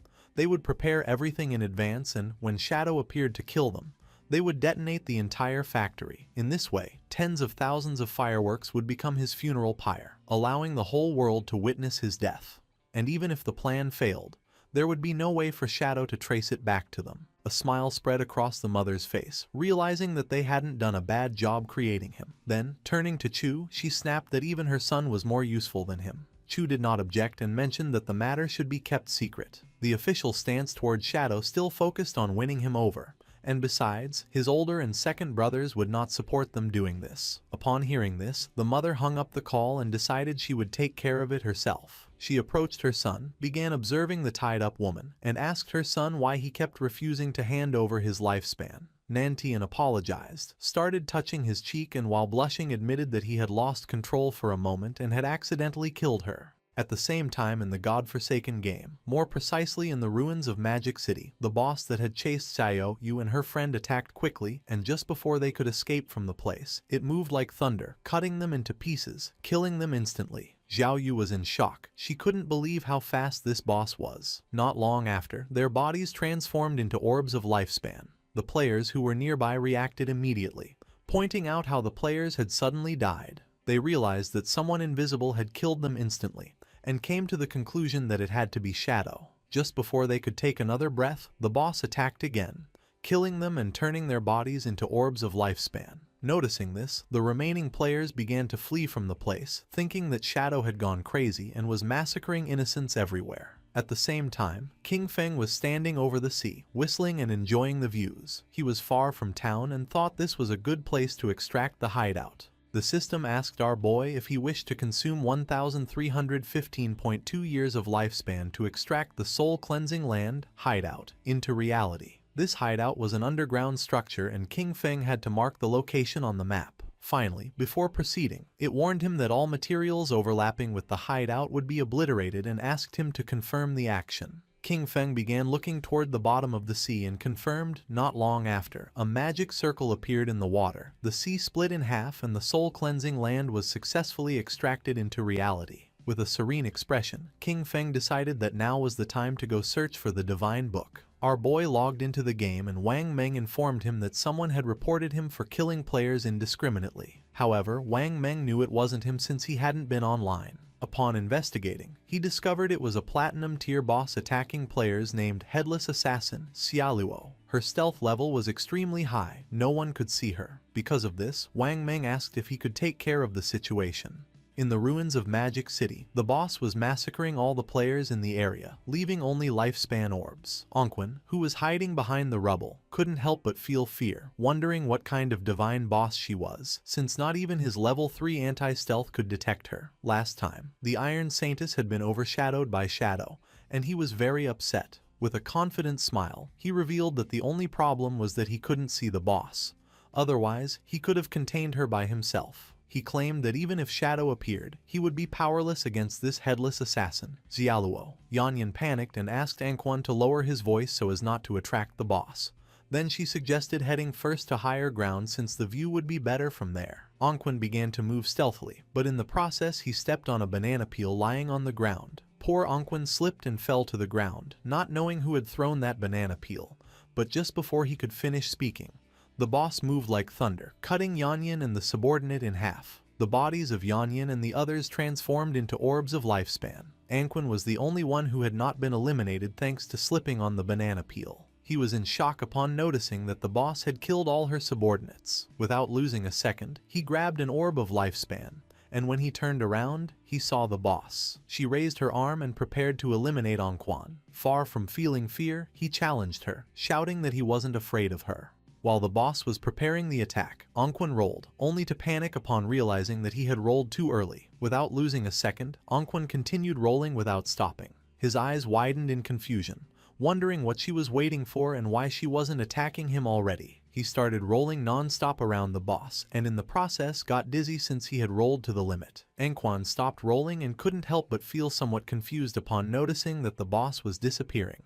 He was so dizzy that he could barely see clearly. After charging the attack, she used the technique anti-stealth strike and attacked the dizzy Anquan, who didn't have time to roll again and received the attack directly. In an instant, his body transformed into lifespan. While the boss was distracted, Shadow began to emerge. Out of nowhere, King Feng appeared above her and using his skill true anti-stealth strike forcefully stabbed his dagger into her back, dealing more than 28,000 points of damage and killing her instantly. He was so fast that she didn't even have time to turn around or feel his presence. He couldn't help but feel somewhat surprised upon noticing that this boss's name was Xiaolu.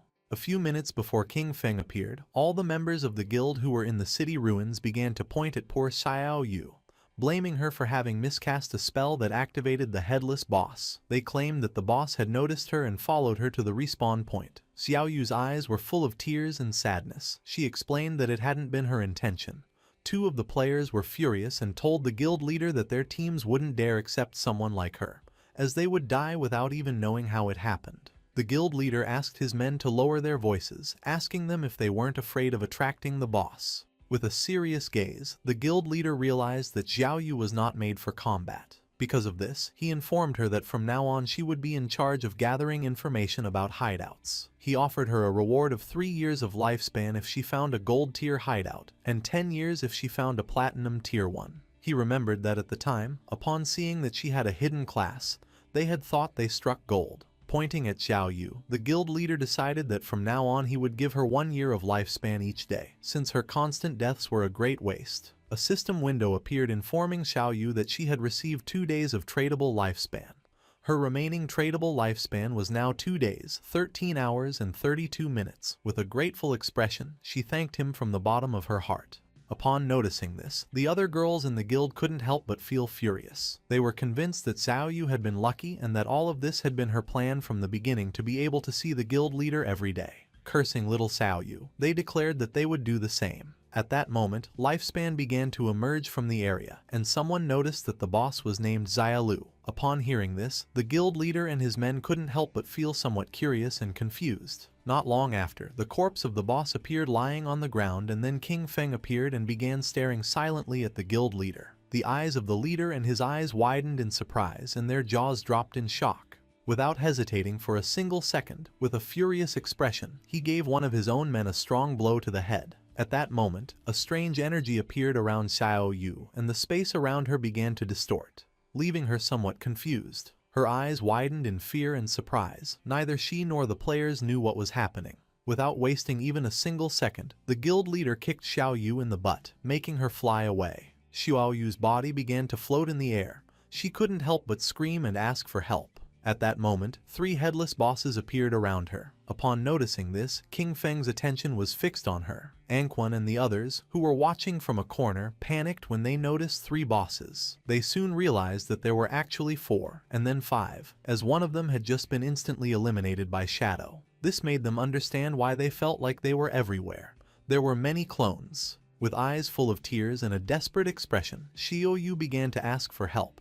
Then she saw Shadow and thought she was saved. She reached out her hand to King Feng and begged him to save her, calling him Brother Shadow. Upon hearing the word brother come from the mouth of the person who had betrayed him, King Feng's eyes began to shine with rage. Just before the bosses could attack, King Feng used his new Shadow Dash, moved quickly and in the blink of an eye, cut the bosses and tore Xiao Yu into pieces. Xiao Yu went into shock, not knowing why Shadow had killed her. The system informed our boy that he had killed Headless Assassin Xiaolu and Xiao Yu, obtaining 48,000 experience points, 20 evolution points and 1,520 days of tradable lifespan. While the orbs of lifespan were falling from the sky, King Feng turned his back on Xiao Yu and coldly said that she was unlucky. King Feng used Greedy Hand to pick up the loot. He realized that, in addition to the 1,520 days of lifespan from the boss itself, it had also dropped a bunch of light orbs. They were the non-tradable lifespans that the boss had just absorbed from other players and had not yet digested.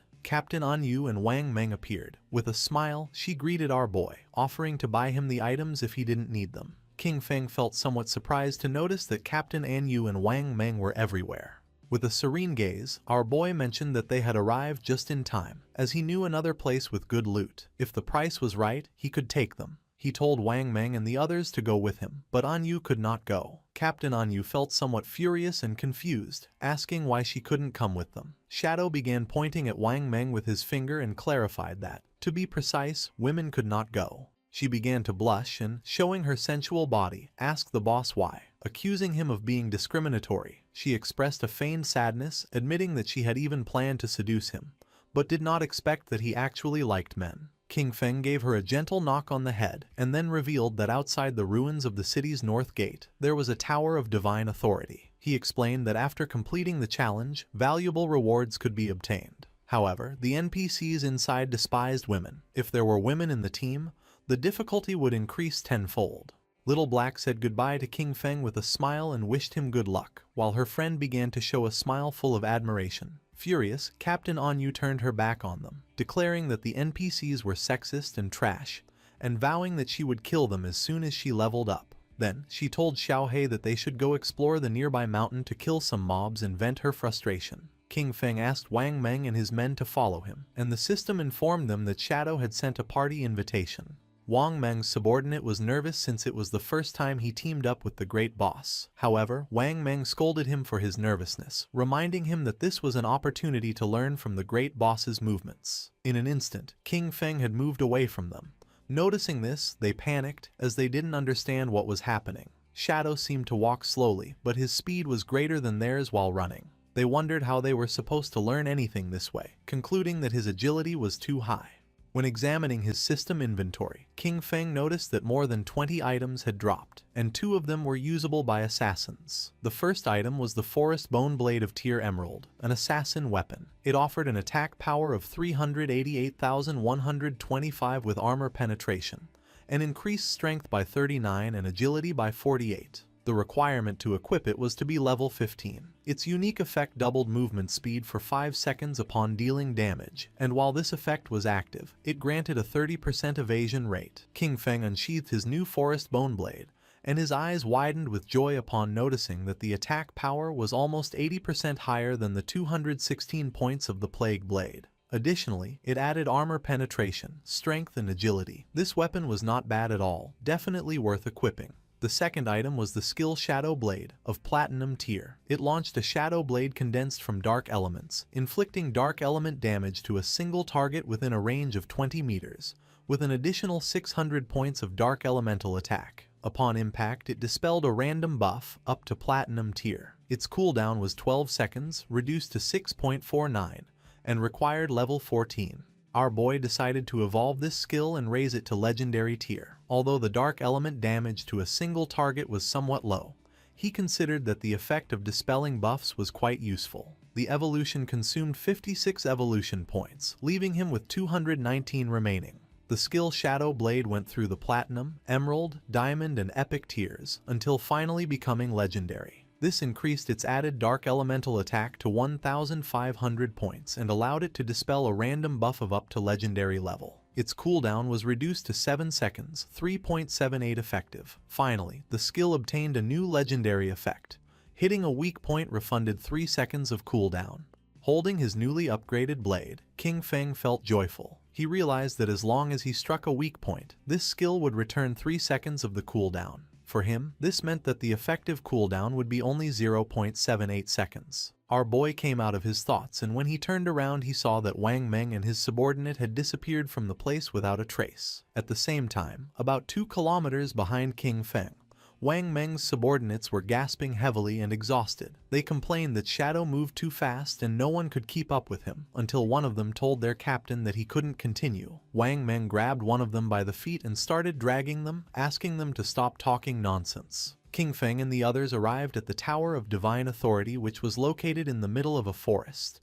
It was so tall that you couldn't see the top from the ground. Our boy informed Wang Meng and his men that this was the place. Once inside, an NPC would present them with a challenge. He warned them that this NPC was really despicable, because the better their performance, the more expensive his items would become. With a serene expression, he advised them to only use 1% of their strength. He told them to do their best, since they only needed to defeat a gold-tier boss. When our boy turned around, he saw Wang Meng and his men lying on the ground and trembling from exhaustion. No one could keep up with King Feng. With his face covered in sweat and gasping heavily, Wang Meng gave a thumbs up and told our guy not to worry, as he guaranteed the success of the mission. While King Feng was walking toward the door of the Tower of Divine Authority, he asked them to make sure to use team chat at all times so that the NPC could not hear them. He explained that once they overcame the challenge, they would be able to buy great items from the NPC and assured them that they would not be disappointed. King Feng and the others opened the door of the tower. Wang Meng and his men couldn't help but feel surprised when a hooded NPC who was floating appeared before them. He warmly welcomed them as friends of Blue Star and assumed that the arrival of the Forsaken Gods had already made them uneasy. He revealed that this was the Tower of Divine Authority, and that, if they completed the challenge, they would be allowed to trade with him. He asked them to let him know when they were ready. Wang Meng's men felt somewhat surprised and confused upon realizing that the game actually had NPCs. One of them asked Shadow what kind of boss they had to face in this challenge. Our guy simply asked them to follow his lead during the fight, assuring it was simple. The swordsman of the party felt even more confused and asked him to be more specific. He wanted to know the duration of the battle, how many phases the boss had, what skills it used, and whether the combat focused more on mechanics or pure stats. He didn't stop asking questions. He wanted to know if the boss had any movement skill, if there were instant death attacks, if it targeted specific players with its skills, where its weak points were, and how long the fight would last. Wang Meng asked King Feng not to pay attention to this guy. He explained that the boy was nicknamed Steady as an Old Dog, and that, after an accident during a mission in which 2 party members died, he was now super cautious no matter what he did. Without wasting more time, King Feng informed the NPC that they were ready to start. The swordsman panicked, informing that he still wasn't ready. The NPC lowered his head before them, announcing that it was time to start enjoying it. Not long after, a portal appeared and from it emerged a powerful boss, the gold-tier obsidian skull-splitting puppet of level 20. The swordsman's eyes widened in surprise and fear, realizing that this boss was level 20, while the highest level among them was only 11. Calm as always, King Feng assured that there was no problem and indicated to Wang Meng to go first. Following Shadow's order, Wang Meng unsheathed his shield and took his sword out of the inventory. Using his skill Shield Charge, Wang Meng launched himself headfirst at the boss, giving him a strong shield blow to the teeth. The boss became enraged and struck Wang Meng. Luckily he was fast and was able to block part of the attack thanks to his shield, but in the process his body was sent flying. King Feng moved like thunder and grabbed Wang Meng, preventing him from crashing into the wall. The swordsman and the archer were somewhat confused upon noticing this and felt somewhat worried for our boy. King Feng began staring at the boss. He told the archer not to worry about it and to use the skill Starshine Shot. Then, he ordered the swordsman to use triple ground slash. Both nodded their heads. The archer fired a rain of arrows at the boss, causing him terrible pain. And taking advantage of its lowered guard, the swordsman moved like wind and attacked with precise yet powerful slashes. The boss opened its mouth and started to bleed, then it became enraged and struck the ground forcefully. A powerful aura appeared around its body and then a strange black energy began to form around the swordsman. Noticing this, King Feng realized that the boss had entered berserk mode. He warned them that he would take care of it and that everyone should stay away from the black oil. The swordsman began to crawl away from the energy, while on the other side, the archer narrowly dodged one of the attacks. King Feng jumped into the air and threw his shadow blade at the monster. The attack was so fast that the boss had no time to react, and the blade hit him right in the face, causing more than 4,500 points of damage. Far from calming down, it started to roar, but King Feng used a skill to dispel the berserk state.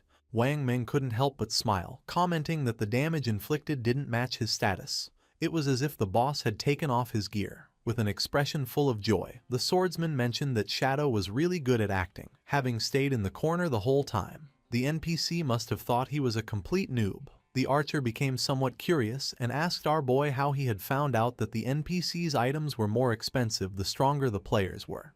He was even more curious to know how King Feng had discovered this. King Feng began to ponder and then explained that the game held many secrets, with much information buried in the depths of the ruins. He told them they should often ask themselves if they had made an effort to explore and if their knowledge base had grown. The archer and the swordsman remained silent, not knowing what to say. While they were distracted, the boss opened its mouth and began to charge a fireball. As little by little the fireball summoned by the boss became more powerful and large. King Feng warned them that the boss was about to spin clockwise and spit fire. He ordered them to make sure to dodge it, explaining that the black oil on the ground, combined with flames, could burn them to death in just 3 seconds. Wang Meng and the others began to disperse and then Wang Meng warned Old Dog that he was running in the wrong direction. King Feng did not take long to realize that it was too late to dodge, so he ordered Wang Meng to activate invincibility and block the attack for him. Wang Meng obeyed and blocked the attack using his shield. King Feng congratulated him and ordered them that, once the flames subsided, they should use their highest damage skills and attack with everything. The archer unleashed a rain of arrows. The swordsman jumped and prepared to attack, with Wang Meng closely following to block any attack from the boss. The combined attack worked and just before the boss could take another breath, Wang Meng and the others dealt more than 25,000 points of damage, killing it instantly. The system congratulated them for having defeated the level 20 Obsidian Skull Splitter Golem. Wang Meng and the others felt somewhat relieved and happy. King Feng did not lower his guard, remembering that the complicated part of this boss was that, once its HP fell below 70%, it entered a berserk state. While the effect dissipated, its strength was approximately the same as that of a silver tier boss. The NPC reappeared in the sky and congratulated them, informing them that they were the first players from Blue Star to overcome his trial. While the items were materializing, the NPC began to laugh, revealing that now, as long as they offered their lifespan, they could trade with him for the divine gifted tome. The NPC used his powers and his name appeared above his head. He was called Vickley. Upon noticing this, the swordsman couldn't help but feel somewhat surprised, as the man actually had 6 fingers. The eyes of the NPC began to shine and his gaze fixed on the swordsman. Without wasting another second, he summoned a thunderbolt which descended upon the swordsman, causing him more than 99,000 points of damage and killing him instantly. His body transformed into orbs of lifespan and Wang Meng panicked, not understanding why the NPC had suddenly attacked him. Calm as always, King Feng mentioned that the taboo established by this NPC was related to his fingers. He clarified that NPCs and players could not attack each other unless the player first broke the taboo set by the NPC. Because of this, as long as they didn't mention his fingers again, they would be safe. A question came to Wang Meng's mind. He didn't know if King Feng could defeat this NPC. Our boy revealed that for now he couldn't. The system revealed the reality about these NPCs. They were powerful beings from other timelines who had obtained divinity. Bound by ancient and eternal rules, they arrived at Blue Star disguised as NPCs to collect the lifespan of players. With an arrogant expression, Vickley asked them to choose the divine skill book they needed, exchange their lifespan for it and get lost. Upon seeing the skills books, Wang Meng went into shock. He discovered that it was possible to spend lifespan to create daily necessities in reality, like all kinds of food, water, and drinks. He understood that with these divine books, even if a disaster occurred, they would be completely supplied. As expected from King Feng, he had really led them to obtain something good. Wang Meng and the archer were surprised. They were certain that King Feng never let them down. Their astonishment grew even more when the archer discovered the existence of the divine book, Mechanical Maid, and instantly wanted to buy it. King Feng spent 9,000 days of tradable lifespan and, in return, obtained the complete set of the 9 Zhonghai City divine books. These divine books would meet his daily needs, but there was also another reason. The Tower of Divine Authority offered an achievement that granted reputation rewards, and he was determined to claim it. King Feng informed the NPC that he wanted to challenge the highest difficulty alone. Vickley felt somewhat confused and made it clear that, with the performance he had just shown, King Feng wouldn't be able to finish even the first level, yet still dared to dream of challenging the highest difficulty. King Feng felt curious and decided to ask what exactly was involved in the highest difficulty. Vickley revealed that the difficulty was divided into 5 levels, with the 5th being the highest. The boss was still the Obsidian Skullbreaker Golem of Golden Grade, but its attack, health, defense, and cooldown speed were increased by 500%. The jaws of Wang Meng and the archer dropped in shock, a 500% increase. It had already taken them great effort to dodge its skills, so they doubted that Shadow could manage it. Moreover, with 5 times more health and defense, they wondered how long it would take to defeat it, knowing there was no room for a single mistake during combat. Vickley began staring at King Feng. He warned him that if he died during the challenge, the lifespan he dropped would belong to him, and asked if he was sure he wanted to accept it. King Feng ignored the warnings and nodded his head, making clear that he wanted to accept it. Vickley began to summon a ball of magic, gladly accepting what he considered a gift. For Vickley, the players from Blue Star had already become too arrogant so early in the game. Really, they were asking for death. The previously defeated boss was resurrected. Now it was the Golden Obsidian Skull-Splitting Golem, with its strength increased by 500%. King Feng drew his dagger. He knew that Vickley could empower his summoned creatures and that 500% was not the limit. In fact, he remembered that when he defeated him in the past, Vickley had increased his summons up to 2,000%. This represented the perfect opportunity to test his new weapon.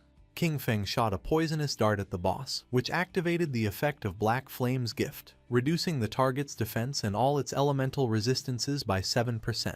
Then, the special effect of the Emerald Bone Blade was activated, increasing our boy's speed by 100% for 5 seconds. The boss launched flames and just before they could get close, King Feng disappeared without a trace. While it was distracted trying to understand what had just happened, King Feng appeared behind it, landed on its head and stabbed his dagger into its skull, activating the special effect of Emerald Bone Feather. The powerful monster began to roar in agony. King Feng disappeared again, and his speed increased by 100% for 5 seconds. Upon witnessing King Feng's incredible speed, Wang Meng and the archer were in shock. At first they believed he had become invisible again, thinking that the cooldown of his skill was too short. Soon they understood that it was not any skill. Shadow's speed was so extreme that it created the illusion of simply vanishing. King Feng decided to use Blessed Liberation, which would make his next attack cause the Throat Slash effect. Using Shadow Dash, our boy moved like thunder, causing more than 100,000 points of damage to the boss. The attack activated Black Flame's gift, which reduced its defense and all its elemental resistances by 64%.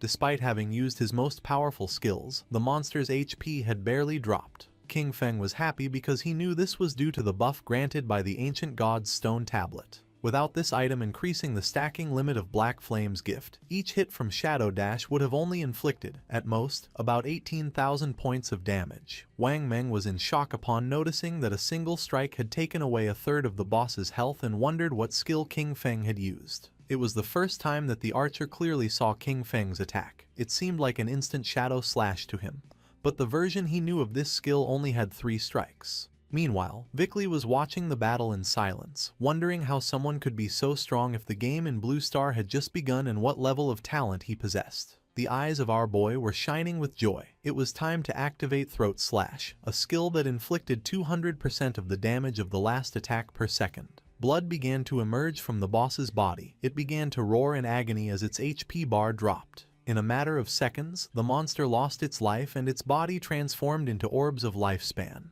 The system congratulated our boy for completing the achievement challenge of the 5th level difficulty of the Divine Authority Tower, granting him a total of 15 reputation points for surpassing all levels. Additionally, for being the first time in the world that someone cleared the tower solo, he received an extra 75 reputation points. Finally, an official global announcement echoed. Player Qin Feng had cleared the maximum difficulty challenge of the Divine Authority Tower for the first time in history. Far from being surprised, the players were confused. They didn't know what the Divine Authority Tower was, since in the ruins of the cities where they were, they had never seen a building resembling a tower. Once again, they realized that Shadow was ahead of everyone. Vickley was upset. For him, this was a scam. He cursed the cunning of the people from Blue Star, regretting not having charged 10,000 or even 100,000 days of lifespan for each Divine Authority book. Vickley summoned a powerful and bright ball of magic and shouted at them to get out. He never wanted to see them again.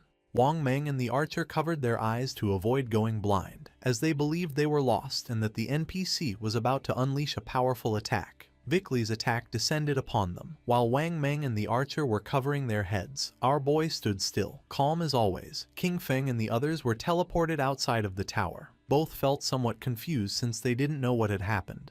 They immediately panicked, only to realize that they hadn't died. They had simply been teleported out of the Tower of Divine Authority. King Feng reminded them that they had no reason to worry, since, as he had told them, the NPCs could not attack them. Now that he had gotten what they wanted, King Feng decided it was time to finish and mentioned that he was going to log off to eat. Wang Meng thanked King Feng for having guided them and asked him to take them with him if another opportunity like this came up. Our boy nodded and the archer said goodbye to him. King Feng woke up in reality, in his hideout. The system extracted the 9 divine gift books, a process that consumed 90 days of his tradable lifespan. Our boy decided to consume 106 years of lifespan to buy luxury furniture, daily necessities, cooking ingredients, and a multi-purpose mechanical maid. A maid with dog ears appeared in front of him. After introducing herself, she informed him that she could help take care of everything in the house and that she was there to serve him in anything he needed. Lying down on the luxury sofa, our boy gave the order to immediately begin a complete cleaning of the hideout. The maid began to clean the floor and decided that afterwards she would prepare a sumptuous feast. At the same time, in the real world, more precisely in Jianghai City, the authorities were investigating several murder cases. The officer who was investigating the case informed his superior that this was the 3rd female corpse discovered in the week. Just like the 2 previous victims, all her limbs had been severed and her eyes extracted, which made it very likely that the killer was the same person. The superior asked if investigators had found any clues. The officer reported that the killer knew well about investigators. The timing of abandoning bodies was just outside of their skill's effective duration. Upon hearing this, the superior gave them the order to ask Enyu how much time was left for the researcher's professional advancement. They could not delay any longer. They had to catch this killer. The police officer who was next to him nodded his head. The officer asked them to wait a moment, and the superior asked if he had found anything. His eyes began to shine with seriousness when he realized that Shadow's connection and disconnection times matched exactly with the moments of the girls' deaths. The superior began to ponder, since the simple coincidence of schedules was not enough to prove anything. The officer mentioned that, despite this, he believed they could start the investigation from this angle. He added that there were already rumors pointing at Shadow as the killer, and that authorities were covering it up out of fear of his power. The superior waved his hand. He reminded Xiaoma that, even though Shadow had embarrassed him in front of Enyu, he could not allow his personal feelings to interfere with the work. He assured him that the technology department would support him 24/7 to solve the case as soon as possible and bring justice to the victims. That said, the superior began talking with another police officer. Meanwhile, Xiaoma started to gaze at the ground and his eyes filled with rage. King Feng logged into the game and began contemplating the castle in silence, which was located in the ruins of Demon City. He remembered that this place was the Academy of Evil Spirits, a platinum-tier hideout. Although it wasn't very hidden, it was said that its protective barrier was the strongest in all Huaxia. The system informed him that he had consumed 2.74 years of tradable lifespan to create the guild Shadow. His plan was simple: take over this hideout and register it under the name of the guild in order to obtain a sanctuary in the Magic City ruins. King Feng jumped. The sanctuaries could teleport between each other, which would make traveling back and forth between Magic City and Jianghai much easier from now on. Using invisibility, King Feng entered the hideout and began walking through the place silently. Several minutes later, he realized that, despite having reached the third underground level, the deepest one, he had not encountered a single monster. This indicated to him that someone, or perhaps a group of rather strong people, had already been there. At that moment, someone shouted that she had nowhere left to run. King Feng became curious, and when he peeked around the corner, he saw several men surrounding a woman. With eyes full of fear, she asked them not to come any closer.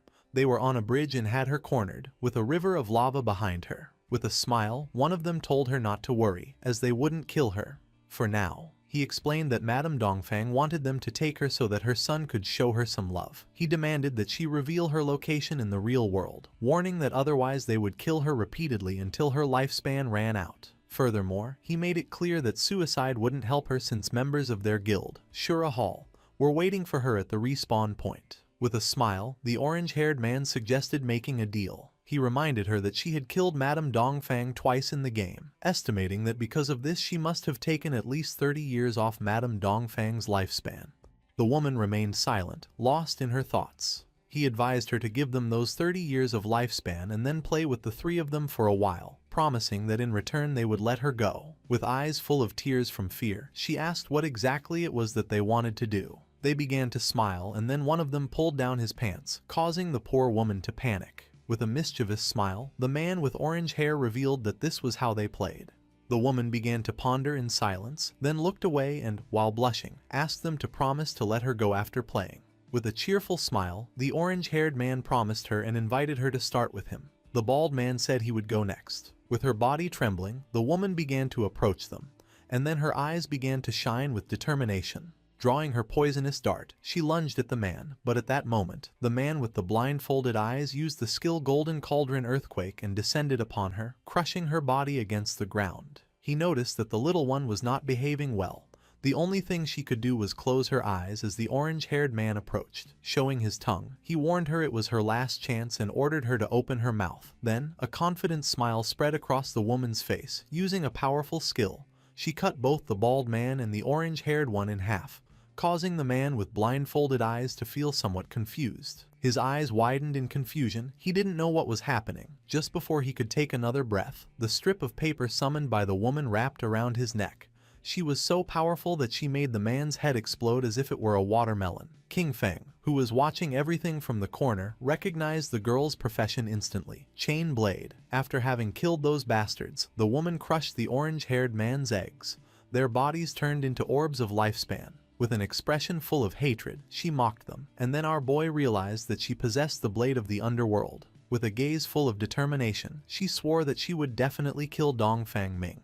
The girl had the class blade of the underworld, with the nickname Ghost Spirit. Our boy came out of his hiding place and started walking toward her. Her class, just like Shadow's, was the only hidden class in the assassin branch. He remembered that in his previous life, she had ranked among the 10 greatest powers in the world. But after becoming an enemy of the Chu family from Demon City, her true identity was exposed and she was besieged by many forces. Even so, she massacred thousands of enemies before finally dying from exhaustion. He remembered the deep sorrow felt by her guild members upon hearing the news. He never expected to meet her here. However, there was something he didn't understand. Who was this Dongfang Ming that she had mentioned? Supposedly, he himself had annihilated the entire Dongfang family. King Feng deactivated his invisibility skill and drew her attention. Her reaction wasn't kind. She prepared to attack, thinking our boy was a friend of those bastards she had just killed. King Feng denied knowing those guys. She got tired and lunged at him, asking him to prepare to die. As always, King Feng remained calm. With a furious expression, Ghost Spirit used her skill Underworld Chain Blade. In the blink of an eye, the strip of paper began wrapping around King Feng's body. But just then, King Feng turned into shadow and disappeared without a trace, leaving Ghost Spirit somewhat confused. Our boy appeared behind her and decided to play along. Upon hearing this, her eyes widened in surprise and fear. Knowing she was in danger, she jumped away from him. She used shadow stealth and her body turned into shadow, disappearing without a trace. King Feng was somewhat surprised to notice that she had become invisible. He also decided to use shadow stealth and also disappeared from the place. Several minutes passed and nothing happened. Noticing this, Ghost Spirit was somewhat confused. She couldn't see him. Even though her class, Blade of the Underworld, had a built-in level 4 anti-stealth, it was impossible for her to detect him. This led her to wonder if this guy could be Shadow. Not long after, King Feng deactivated his shadow stealth and appeared stealthily behind her, catching her attention. Upon hearing Shadow's voice, she panicked, noticing that he could still see her despite her level 4 stealth. She decided it was time to get serious and used her most powerful skill called Evil Ghost Soul Chase. The paper strip began to glow and a small pink flame appeared above King Feng's head, activating Shadow Stealth again. King Feng did not lower his guard and retreated, but to his surprise, the blade began to follow him, leaving him somewhat confused. Upon observing closely, he realized that this locking blade could pinpoint his location. Ghost Spirit's eyes were shining with determination. Although her eyes could not see, her weapon could. No one who was targeted by the Evil Ghost Soul Chase could escape. King Feng tried to flee, but it was in vain since the blade kept following him. He realized that this class could ignore stealth levels. She was truly someone out of the ordinary. King Feng was cunning and began moving in circles around Ghost Spirit, and by the time she noticed his plan, it was already too late. She decided not to give up so easily, and when she tried to catch King Feng, the strip of paper wrapped around her body, leaving her immobilized. Grabbing the strip of paper, King Feng lifted it and clarified to her that he was Shadow, not someone sent by Dongfang Ming, assuring her that if he had wanted to kill her, she would already be dead. With no other option, Ghost Spirit decided to believe our boy, asking him to let her down. King Feng got straight to the point and asked if the Dongfang Yue she mentioned was from the Dongfang family of Zhanghai City. Even while hanging upside down, she nodded, clarifying that however, she had married into the Chu family, so her relationship with the Dongfang family was no longer as close. Our boy understood that a fish had escaped from the net. Apparently, Dongfang Yue was not present when he annihilated the Dongfang family. Ghost Spirit's eyes widened in surprise upon realizing that it was he who had annihilated the Dongfang family. She felt excited and joyful, as this meant that Dongfang Yue and Shadow were also enemies. She asked him to put her down immediately, declaring that the enemy of her enemy is her friend and that they could cooperate. King Feng released the strip of paper, causing her to fall to the ground. He decided that cooperation could wait. First, he asked why she wanted to kill Dongfang Yue.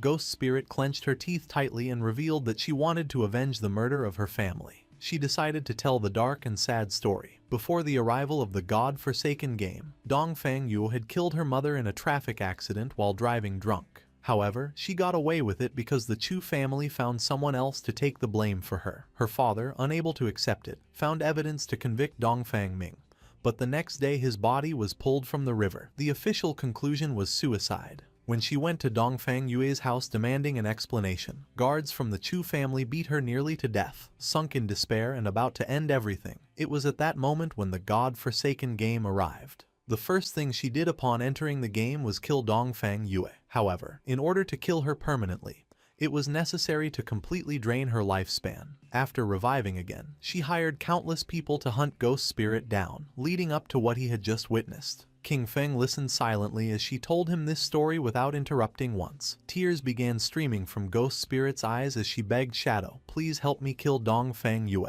Coldly and without beating around the bush, King Feng refused. Ghost Spirit did not give up, and with tears of sadness in her eyes, she begged him again to help her kill Dongfang Yue. Our boy began to stare at her. She was not a person who gave up so easily. With a sad expression, she assured him that she would not ask for his help for free. She offered everything she had, promising to work for him and give him all the lifespan she earned, her equipment and her skills, all this in exchange for his help to kill Dongfang Yue, declaring that she would even become his slave voluntarily. King Feng began to observe her in silence, and his eyes filled with surprise. With an arrogant gaze, he told her that he would not help her kill her, since that was her revenge and could only be settled by her own hands. King Feng was not a villain and told her that he would help until then. However, how far she could go would depend on her own destiny. Ghost Spirit was in shock and her eyes widened with confusion. She didn't know how he was going to help her. King Feng was honest and with a serene gaze asked her to join his guild, become one of his people, and he would help her complete her revenge. A system window appeared informing her that Shadow had invited her to join the guild. Shadow. She began to ponder silently, and then her eyes started to shine with joy upon realizing that the guild of Shadow consisted only of him, wondering if joining was all she had to do. Without wasting any more time, she agreed to join our boy's guild, and a system window confirmed her decision. King Feng accepted the friend request from Ghost Spirit. He felt happy to know that she had accepted, and told her that now she only needed to do one thing: Class advancement. Our boy turned his back on her and told her that she would have to find out for herself what class advancement was and how to do it, and that she should come find him when she had achieved it. The eyes of Ghost Spirit, who was kneeling on the ground, began to shine with determination. King Feng made it clear that if she couldn't even accomplish this, then she should give up on her revenge. Using his skill Shadow Stealth, King Feng left the place. He recognized that the potential of the class blade of the underworld was unlimited and that, with just a little guidance, she could definitely advance much further in the future. He arrived at the depths of the Evil Spirit Academy. In front of him was a level 15 boss, a woman with several spiritual heads, the aberrant witch, Stana, of platinum grade. Upon close observation, it didn't take him long to realize that she was the guardian of the Evil Spirit Academy. In the blink of an eye, King Feng jumped and used his skill, Dark Knight Ringblade, against the boss, causing 26,000 points of damage and activating Weak Point Strike. He descended to the ground, remembering that in the first phase, only one of the 4 heads of the boss would activate and she was immune to physical damage. Because of this, he could only use his elemental skills, which inflicted slightly less damage. He summoned his Shadow Blade and his eyes began to shine with confidence, as he had the Pale White Bone Blade, which increased his movement speed, and his skill, Shadow Blade, also reset its cooldown when hitting a target. King Feng began to summon hundreds of Shadow Blades, and then attacked the boss, causing them to pierce one of her spiritual heads, dealing more than 200,000 points of damage. This turned him into a mobile Gatling gun of fire attacks. Not long after, her golden head exploded into pieces. Shadow did not lose his composure, remembering that in the second phase, 3 heads would activate simultaneously. Her eyes began to shine with rage, and her gaze fixed on our boy. Not long after, the heads started firing bursts of energy from their eyes, while she danced, unleashing indiscriminate attacks around her. But for King Feng it wasn't complicated. Without much effort he dodged the attacks and then stabbed his shadow blades into the boss's head, dealing more than 200,000 points of damage. While she writhed in pain, King Feng descended to the ground and turned his back on her, ending the show. He threw his last shadow blade, causing the boss's body to explode, creating a great explosion. The system notified that he had killed aberrant witch Dostana, gaining 50,000 EXP and obtaining the Evil Spirit Academy's hideout key of Platinum tier. His eyes widened in surprise when the system revealed that he could now advance his class. King Feng decided to advance his class and a shadow began to surround his body. His class shadow advanced from Tier 1 to Tier 2, and with this, his attribute bonuses increased. Strength from 9 to 27, Constitution from 9 to 27, Agility from 24 to 72, and Spirit from 15 to 45. This class advancement tripled the bonuses of his attributes, resulting in a massive increase in his strength, constitution, agility, and spirit. As a result, all of his combat stats, including attack power, defenses, and resistances, were noticeably improved. His non-tradable lifespan exceeded 4,510 years, while his tradable lifespan was over 566 years. He also obtained his 4th class passive, which allowed him to attack without breaking stealth status and still apply the stealth break attack bonus. Our boy's attention fixed on the golden key and his eyes began to shine. The attribute bonus of the class had tripled and attacking no longer broke stealth. The Tier 2 shadow was something that completely changed the rules of the game. Several minutes later, outside the Evil Spirit Academy, someone returned and Ghost Spirit panicked upon noticing that they dared to come back. They were the same men she had eliminated before.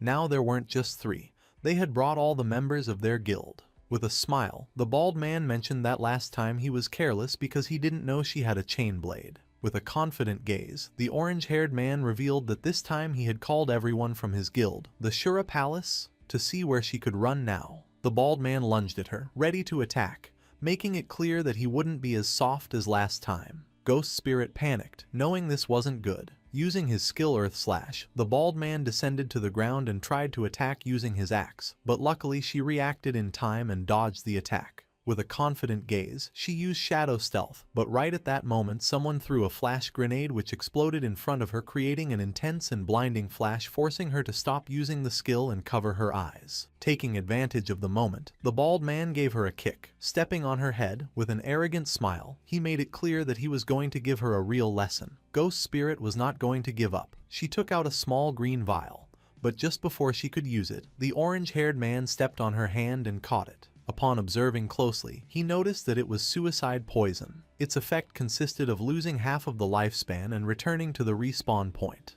The man was amused that she had such a fierce personality. He began to show his tongue and couldn't help but feel excited, since he liked her personality too much. Ghost Spirit's eyes widened in fear. Then he began to lick her cheek. The man's eyes widened in surprise when a system window appeared, informing him that the Grade Platinum Sanctuary, the Evil Spirit Academy, now belonged to the guild, Shadow. The barrier was active and all personnel who did not belong to this guild would be treated as intruders. The system began eliminating the intruders from the place, causing a powerful thunderbolt to strike the men. In the blink of an eye, their bodies turned into orbs of lifespan. Her eyes widened in surprise upon realizing that the Evil Spirit Academy was a sanctuary and that it now belonged to her guild. This meant that, within minutes, Shadow had killed the Guardian and obtained the key. King Feng also obtained the Jade Tier Aberrant Witch's Ring. This ring, usable by all classes from level 14, increased all attributes by 22 and cooldown speed by 30%. Its unique effect increased the area of effect of skills by 25% and area damage by 10%. As if that weren't enough, he also got the Platinum Grade Virulent Poison Trap. This Platinum Grade skill, for the Assassin and Hunter classes, allowed him to place a trap with level 5 stealth. Enemies who triggered it would receive 500 additional poison damage, a 50% slow for 5 seconds, and continuous poison damage equal to 100% of his attack power. He could place a maximum of 3 traps, each with a 4.65 second cooldown and a duration of 3,600 seconds. He was satisfied, as 2 items an assassin could use had dropped. He considered the ring to be quite good. His instant Shadow Slash and Dark Knight Ringblade skills were both area of effect, so this represented a huge improvement for him. His eyes began to shine with joy, as he also had 363 evolution points, just what he needed to evolve his Backstab Enhancement skill to Legendary. He consumed 340 evolution points, leaving him with 23. His skill, Backstab Enhancement, evolved from Epic to Legendary. The passive effect now increased damage when attacking from behind from 75% to 100%.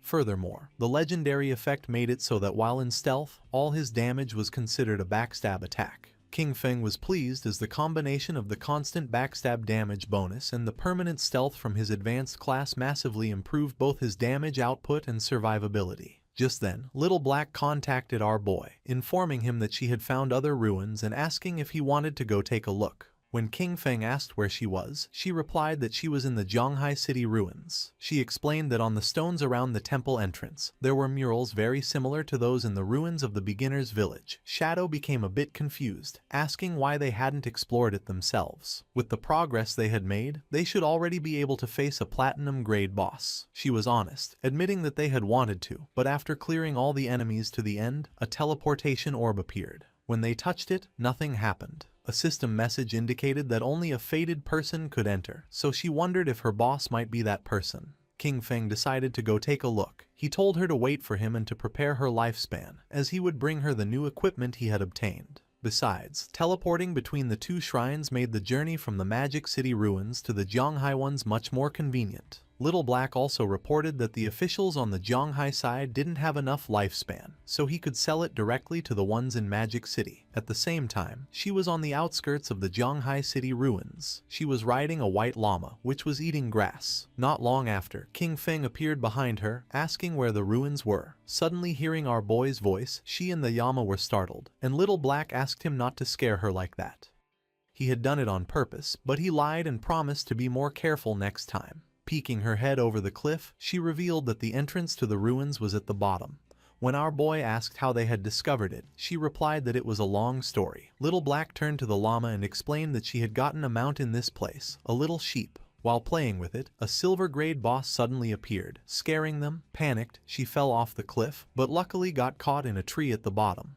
And that's how she saw the cave. Very carefully, she made her way down to the bottom of the cliff, warning him to be careful not to slip. She explained that after respawning, she had called Captain An and Uncle Wang Meng to explore it together. Taking a leap, King Feng also descended, commenting that it was just like her to find a place like this. Little Black praised Shadow's good moves, mentioning that Wang Meng had tried to jump the same way but slipped and died from the fall. They entered the cave. Along the way, she mentioned that there was a labyrinth ahead, but they had already cleared it of monsters and explored the entire path. Our boy advised her that, from now on, she should try not to die if she could help it. He warned her not to let her non-tradable lifespan reach 0, as it would be very dangerous. With a confident smile, she promised that she understood. She mentioned that she knew about a skill that drained other people's lifespan, but they had precautions in place, as they could replenish their non-tradable lifespan. King Feng was somewhat surprised, asking if they really had a reliable way to replenish it. Holding up a finger, she revealed that inside the city ruins, they would lure monsters that had absorbed non-tradable lifespan to a secluded location. After eliminating them, they would save all the non-tradable lifespan that dropped, so when they needed it, they would simply go to that place to replenish their own. King Feng grew curious, commenting that it was a good method and asking if Anu had come up with the idea. Little Black was in shock, as King Feng had guessed correctly. Our boy remembered that, in his past life, it was Anu who had devised this method and that, over time, everyone ended up using it. Not long after, they came across a teleportation orb. Little Black brought her hand to the orb, and the system informed her that she was not the fated person, and the mechanism would not activate. She asked Shadow to try, explaining that everyone assumed this temple might be connected to the one in the beginner's town. King Feng grew curious and began to observe the orb in silence. He decided to reach for it, and at that moment, the orb began to glow as an intense energy started to emerge from it. Little Black covered her eyes in confusion, not knowing what was happening. To her surprise, our boy disappeared without a trace. Realizing that both her boss and the orb were gone, she confirmed what she had suspected. He really was the fated person. Meanwhile, King Feng found himself in the cave of the Ice Tide, where his remote communications were blocked. King Feng didn't let his guard down and activated his invisibility skill. The system assigned him a new mission: protect the Ice Tide crystal. His attention was fixed on the Ice Tide crystal. He recognized it instantly. He remembered that this object would erupt with an icy tide if it was hit by any attack. Looking closely, he noticed that monsters would emerge from the caves and would do whatever it took to attack the crystal. He understood that if he let them succeed, he would be dead. King Feng took the virulent poison trap from his inventory. To him, dying itself didn't matter. What was crucial was that the mission could fail. If that happened, he would never be able to return to this place or get the reward. He knew better than anyone that his only option was to evolve the virulent poison trap. After consuming the necessary evolution points, leaving him with 17, the skill went from platinum to epic. As a result, the trap's stealth increased from level 5 to 8. Enemies who triggered it would now receive 1200 additional poison damage and an 8-second slow. The slow's potency remained at 50%, and the damage per second was equivalent to 100% of his attack power. Additionally, the maximum number of traps he could place increased from 3 to 9, while the maximum duration remained 3,600 seconds. King Feng placed 3 traps right at the entrances of the caves, and the system informed him that the effect of the aberrant witch's ring was activated, increasing the skill's area of effect by 25%. King Feng knew the upgraded traps perfectly covered the entire passage. It was guaranteed that any monster passing through would trigger them. Just then, they started to arrive. Monsters with glowing eyes began to stare intently at our boy, as a horde of them emerged from the caves and rushed towards King Feng. But just as they emerged, they triggered the trap. Thorny vines erupted from the traps, coiling around the monsters and dealing them over 100,000 points of damage. Dust rose from the ground, but King Feng remained calm. Just then, an arrow came flying. Noticing this, his eyes widened with seriousness. Just before the arrow could hit, King Feng summoned a shield, blocking the attack in the nick of time. His attention was fixed on a mob carrying a bow, realizing there were ranged ones too. Outside the Magic City ruins, a mage, Dongfang Yue, met with the orange-haired man and asked if his guild was giving up on hunting Ghost Spirit, also known as Yahello, now that she was a member of the Shadow Guild. The man nodded, confirming they couldn't do it and that she would have to find someone else. She gripped her magic staff tightly, questioning why he considered Shadow a greater threat than her. She reminded him, calling him a peasant, not to forget that she possessed all of his personal information and that killing him in the real world would be a piece of cake. His eyes widened with rage. Just before she could utter another word, the man had had enough and landed a heavy punch on her cheek, sending her body flying. Once Dongfang Yue was on the ground, the man drew his dagger and started beating her. He yelled that he was sick of her, and that even if he couldn't beat Shadow, he could still kill her. He furiously berated her for calling him a peasant again and again, yelling, "Die," repeatedly with each blow. In the blink of an eye, she died and her body began to transform into orbs of lifespan. She woke up in the real world at the Chu family residence, her golden-cased phone in hand. She was furious. She couldn't help but clench her fist tightly, indignant that those peasants from the Shura palace had dared to kill her, Dongfeng Yue. Immediately, she demanded her husband send people to catch them all. Her husband was somewhat confused and asked if she meant the Shura palace, the group she had hired to capture Ghost Spirit. With a furious expression, she explained that Ghost Spirit had now joined Shadow, and that those people didn't dare to continue for fear of his retaliation. Her husband explained that they would deal with those peasants after eliminating Shadow. He informed her that he had already arranged for men from the Black Dragon Hall of Magic City to go after him, assuring her that the plan was already in motion and that she could soon avenge her family. Her eyes widened with rage, a fury directed at both Shadow and those peasants. Her mind filled with excitement, and with a confident expression, she swore she would avenge the Dongfang family and slaughter each and every one of them. In the cave of the Ice Tide, King Feng threw his short blade, which embedded itself in the eye of the bow-wielding monster, killing it instantly. To him, it didn't matter that they were ranged mobs, as his Shadow Blade skill reset its cooldown upon hitting a weak point, making it a simple matter of 1 slash per kill. The Ice Tide crystal was full of cracks and about to shatter when the system announced that the guard mission was complete and that he should claim his reward. This took him by surprise, wondering if it was already over.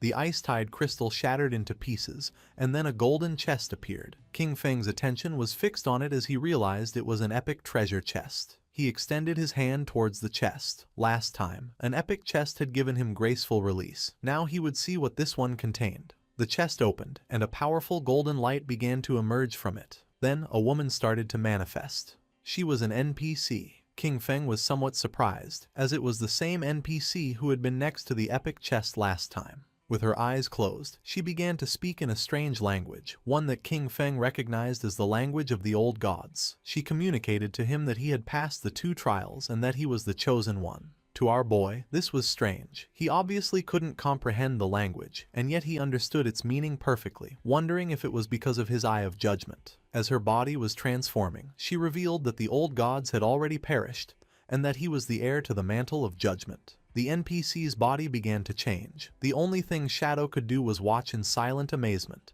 Little by little, the NPC's body began to change. The third eye on her forehead opened as a powerful aura emerged from her body, and she informed King Feng that her name was Asathis, that she would follow him and witness him become the true god of judgment.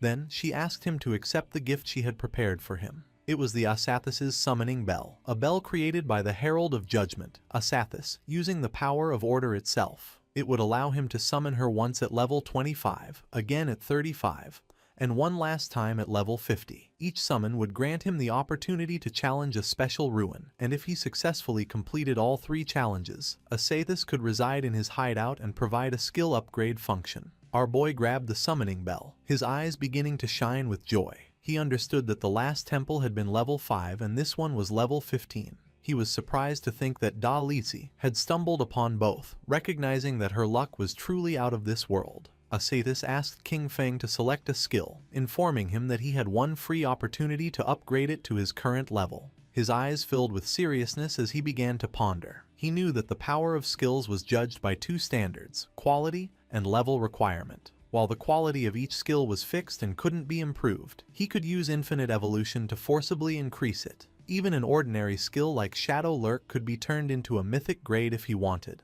On the other hand, the level requirement not only defined when a skill could be used, but also determined its overall power. In terms of stats, a level 5 Shadow Lurk and a level 51 were worlds apart. Obtaining high-quality, high-level skills was extremely difficult, but in the future, none of this would be a problem for him. All he had to do was consume lifespan to increase the level of any skill. With a confident gaze, he chose to upgrade his highest grade skill, Graceful Release. Asathis kissed King Feng's hand, fulfilling his wish. As a result, his mythic skill Graceful Release was upgraded from level 10 to 16. The weak point attack correction increased from plus 300% to plus 410%, and the attack multiplier on these points was doubled. Furthermore, its active use now applied a throat slit effect, inflicting 310% of the initial attack's damage per second for 3 seconds, with a cooldown of 6.97 seconds. Asathis began to disappear, saying she looked forward to seeing him again. Then, a blue portal appeared in front of our boy. It was the portal to leave. Before leaving, King Feng turned around and reached out, noticing that there was still something left in the chest. He obtained the Epic Tier Baffach's equivalent exchange agreement. It was a pair of epic grade leg armor for the assassin class, requiring level 15. It granted 198 physical defense, all elemental resistance and damage block, along with 19.8% damage reduction and plus 19.8 whispering resistance. Its unique ability, Art of Equivalent Exchange, allowed him to sacrifice a piece of equipment or a skill book of up to epic grade to randomly receive another of the same level and grade for his class, with a 1-hour cooldown. He grabbed the skill book and his eyes began to shine with joy. He realized he could use it for the equivalent exchange to get good items. He still had a bunch of Jade-grade equipment and skill books in his inventory, and all of them could now be converted into items for an assassin. He decided it was time to head back, as the loot had been incredible and he really had to thank Little Black for this. While Little Black was waiting at the cave entrance with her llama, King Feng came out. He was a bit surprised to notice that she hadn't used the last hour to level up and had instead stayed there waiting for him. Noticing that King Feng was back, Little Black was glad, as she had been keeping watch at the exit in case someone tried to ambush him. As a reward, King Feng gave her a skill book he had found in the ruins. Little Black was in shock, as this was for the level 13 Platinum Magic Shield skill. She thanked her boss, aware that this would greatly improve her survivability. Riding the small llama, Little Black said goodbye to him and left. King Feng's body began to disappear, as he decided he would also log off to fill his stomach. Meanwhile, in the Zhonghai City ruins, stood the Silver Grade Guild sanctuary of the Knights Templar. A smile spread across the guild leader's face, as he announced that this was a great day, for the Knights Templar Guild finally had a home of its own. Everyone grew excited as the leader mentioned that, although this home wasn't large, it was a wonderful start. With this, they would no longer have to worry about being slaughtered by a suddenly appearing boss and would have a safe haven to rest when they were tired of leveling up. For all of this, there was one person to thank, Xiao Yu. She was the one who found the place first, and the leader asked them to welcome her to the stage with the warmest of applause. Everyone began to praise Xiao Yu, making her feel happy. She stood on the platform and first thanked her master, who had tirelessly taught her. Then, her friends, for extending a helping hand in her times of difficulty. She also thanked the people who hated her, as their mockery and contempt had motivated her to become even stronger. Hearing this, the women couldn't help but feel proud of Xiao Yu. With tears in her eyes, she finally thanked her father and mother. She wished they hadn't died, so they could see the excellent person she had become. She would definitely make them very proud. The leader cut Xiao Yu's speech short, asking her to tell everyone what kind of difficulties and obstacles she overcame to find this hideout. Xiao Yu was honest and revealed that a while ago she'd had a dream. In it, a very powerful warrior guided her, and they captured the hideout. Although the dream was blurry, it felt incredibly real. So she came to the place with a just give it a try attitude, never thinking she would actually find it. The others mocked her. The idea of a dream seemed hilarious to them, and they didn't believe she could be serious. The leader, holding back his laughter, thanked Xiao Yu for her wonderful speech and asked if she'd had any dreams the previous night. Touching her cheek, she mentioned that she did have a dream. In it, there was a huge and magnificent hideout, full of people, and she believed it was a platinum-grade hideout. The guild members once again mocked her with laughter, commenting that she was really dreaming and joking that they would soon be moving into a bigger house. The leader became serious and decided that this was an excellent dream, handing her the reward she had earned, 1 year of tradable lifespan. With a smile, he put his arm around her shoulder and expressed his hope that everyone would learn from Xiao Yu and her dedication to the collective good. He stated that as long as everyone worked together with one heart, the guild could definitely stand firm in these chaotic times and get better and better. The leader dismissed everyone, instructing those who needed to level up to go do so, and those who needed to explore to get moving. He entrusted Xiao Yu with continuing her search for hideouts, encouraging her to keep up the good work, as he was counting on her. Xiao Yu's eyes began to shine with joy, and with a smile, she nodded. Several hours later, with her magic staff in hand, Xiao Yu was inside the Zhonghai City ruins. Her eyes were shining with worry, as she was following the feeling from her dream but couldn't find the place that was supposed to be in the area. Meanwhile, members of the guild were secretly following her. They realized she had gone straight to this area after the meeting and wondered if she was really looking for the platinum-grade hideout from her dream. Seeing her enter the building, they decided to follow. Xiao Yu went into a building and began to cross through a tunnel. The place scared her. It was like in her dream,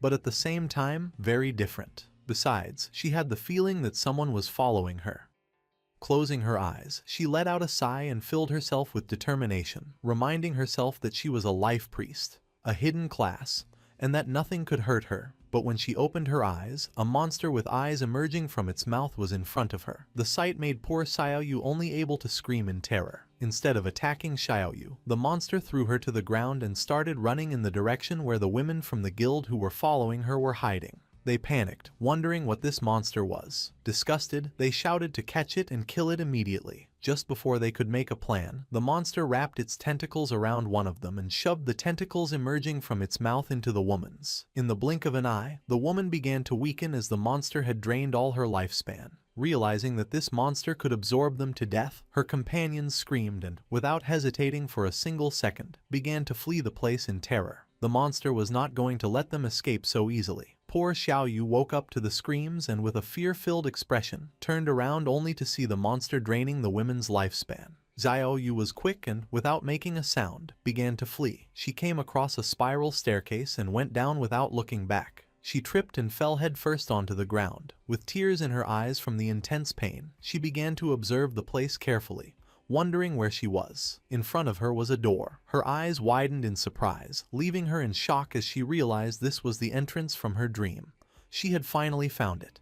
This was the platinum-grade hideout, and she had to notify the guild master immediately. She informed the guild master that she had found the platinum-grade hideout. The leader was somewhat surprised. He ordered her not to move, as he was already bringing people over, and asked her to join his party so they could see her location. Xiaoyu joined the party and told them she would wait for them there. At that moment, her eyes widened in fear as she began to hear noises, and once she turned around, she saw the sinister monster looking at her with a smile. Despite the fear, she gritted her teeth and filled herself with courage, telling herself not to be scared. She could do this. She could definitely defeat it. While the sinister monster was watching her, Xiaoyu stood up and grabbed her magic staff, convincing herself she could defeat it, as she was no longer the same person she used to be. As a powerful aura surged from her body, with a confident smile, she reminded herself that she was the noble hidden class, the life priest. Raising her magic staff, Xiaoyu activated her most powerful skill, venomous vines. Vines emerged from her staff and coiled around the monster, draining it of more than 500 hit points. Super excited, she celebrated that the attack had hit.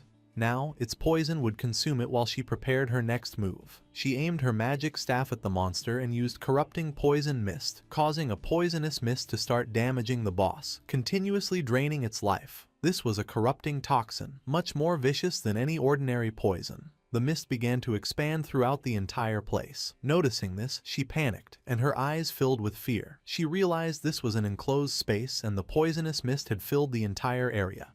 This was very bad. She started to fan the smoke away with her hands, as she couldn't hold her breath any longer. Xiaoyu couldn't hold her breath anymore, but at that moment she remembered that, as a life priest, she had an antidote spell. Raising her magic staff, she used the antidote, causing the poisonous mist to slowly begin to disappear. This also stopped it from affecting the monster. Its attention became fixed on her, and a smile spread across its face. Xiaoyu's eyes were filled with tears and, unintentionally, she inhaled a bit of the mist. The effect was instant, and she died, causing her body to turn into lifespan. The system notified that the player, Xiaoyu Ya, had committed suicide. She respawned in her guild's hideout. Just then, the guild leader contacted her through chat, asking why she had returned. She explained that a monster inside the place had killed her. The leader and his men had already killed the monster. He asked if she meant the soul-sucking hag, the silver-grade monster they had just defeated. However, this didn't make sense to him. The soul-sucking hag was slow and had low attack power, but it completely drained the lifespan of anyone it caught. Because of this, he didn't understand how she had managed to survive. Hearing this, a smile spread across her face. She explained to the guild master that she had committed suicide in a moment of desperation, as she knew she would surely die if the monster caught her. The leader, surprised, exclaimed that she was incredible and had found the only way to survive. When the leader praised her, exclaiming that she was a true genius, she thanked him for the compliment and informed the guild master that she was on her way. She grew excited as she realized that, apparently, the 3 bitches who had been following her were dead for good. This is what happens when you mess with her. Qin Xiaoyu. A while later, Xiaoyu arrived at the hideout's door and explained to the guild master that the platinum-grade hideout was right behind this door. The leader patted her on the back, told her it was a good job, and promised her reward once they had secured the hideout. Then, he turned to his men and ordered Datu to take some men to clear the area and make sure no other players came to cause trouble. Datu nodded, assuring the guildmaster not to worry. He stated that they would eliminate anyone who dared to cause trouble, even if it was Shadow himself. Pointing at the hideout's door, the leader ordered his men to charge. They had to kill the guardian inside, and then the hideout would be theirs. Several of his men approached the door and prepared to open it, filling the air with war cries. They urged each other to charge to kill the guardian and proclaimed the imminent victory of the Knights Templar, while hurrying those at the front. One of the men informed the leader that the stone door wouldn't open. With a curious gaze, the leader began to reflect. He remembered that in this game, every hideout had a guardian, and suddenly he understood everything. With a confident expression, the leader pointed towards the hideout's door, revealing that this stone door was the guardian. Using his axe, one of the men struck the stone door. The attack dealt 320 hit points to the door as damage numbers appeared. This confirmed it was true. The stone door really was the guardian. Everyone praised the guild master's brilliance. With a smile, the guild leader told them that this platinum hideout was practically a gift and ordered his men to take it down. They accepted the order in unison. His men began to charge the door and, in the blink of an eye, created a large curtain of dust. At the same time, several system windows informed King Feng that his hideout, the land of purified souls, was under attack. The durability of the entrance's stone door was at 99.3% and taking continuous damage, while the magic defense barrier remained at 100%. The system revealed that standard teleportation to his hideout had been blocked, offering him the option to use war teleport and indicating that this was the only use available for the day. King Feng's eyes filled with seriousness and confusion, as someone had found the entrance to the land of purified souls and was attacking the hideout. Riding his wolf, King Feng headed towards his hideout. He figured that with the invaders' attack power, it would probably take them a year to break down the door. Because of this, he would simply ride his wolf over to take a look. A while later, King Feng arrived on the outskirts of the land of purified souls. His eyes lit up as something caught his attention. Two men were chasing a woman, ordering her to stop and threatening to slaughter her if she kept running. A man carrying a spiked mace appeared in front of her, asking where she thought she was going. Just before she could take another breath, the man struck her hard, sending her body flying. With a smile, the purple-haired man extended his hand and used his skill, Sacred Chains. 4 swords made of energy descended from the sky, piercing the woman's hands and knees and causing her to scream in pain. One of the men reminded her that he had already warned her that this area had been claimed by their guild, the Knights Templar, and asked if she really thought she could force her way in. With a serious gaze, she explained that she was just passing through and that this wasn't forcing her way in. It was obvious they were just looking for an excuse to rob her. Our boy recognized the woman. It was Yang Xiaoya, his colleague from the company. He remembered she was a rather nice girl who had even given him a heads up before. Hearing that, the guild reserved the area. He deduced that the ones attacking the land of purified souls were then from the Knights Templar Guild. The purple-haired man stated that if they said she was forcing her way in, then she was. With a smile, he reminded the others that, according to the usual rules, he would go first. The other man, laughing, said that then he would be ahead of him. At that moment, someone moved like thunder, cutting off the heads of the 3 men. It was none other than King Feng. Our boy started to stare at her intently, and his eyes began to glow. Yang Xiaoya was in shock, wondering if it was Shadow. But no, she realized that wasn't right. Those eyes, they were King Feng's. With a snap of his fingers, our boy activated one of his skills. This ability, the Blooming Curse, caused brilliant red spider lilies to erupt from the corpses of the men he had just defeated, draining their remaining lifespan. He stood amidst the glowing red energy, his expression calm and serious. Nearby, his old friend Yang Xiaoya watched in shock. Seeing his eyes, she felt a sense of familiarity and wondered aloud if he could be King Feng.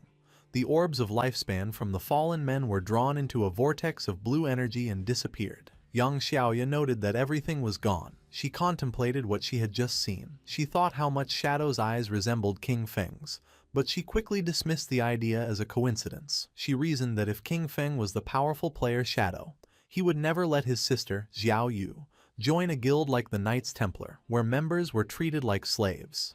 The story then shifted to Shadow's hideout outside the land of purified souls. A group of players, led by the Knights Templar guild leader, spotted Shadow's arrival and erupted into a fanatical welcome, cheering for Big Brother Shadow. The leader explained that his men had been trying to rob someone and thanked Shadow for showing up and teaching them a lesson. He said that since Shadow saved them from the headless assassin, His entire guild had become devoted fans of him. The leader continued to flatter Shadow, claiming his guild now followed his positive values and strove to be a sunshine guild. After the praise, he finally asked why Shadow had come to visit. Shadow ignored the flattery and got straight to the point, asking if it was true they were attacking a hideout. The guild leader, looking surprised and nervous, stammered as he asked Shadow how he knew, then hesitantly questioned if Shadow was also interested in the hideout they were attacking. With his eyes glowing, Shadow made a calm declaration, stating that the hideout was his. The guild leader was so shocked he practically turned to stone, unable to process what he had heard.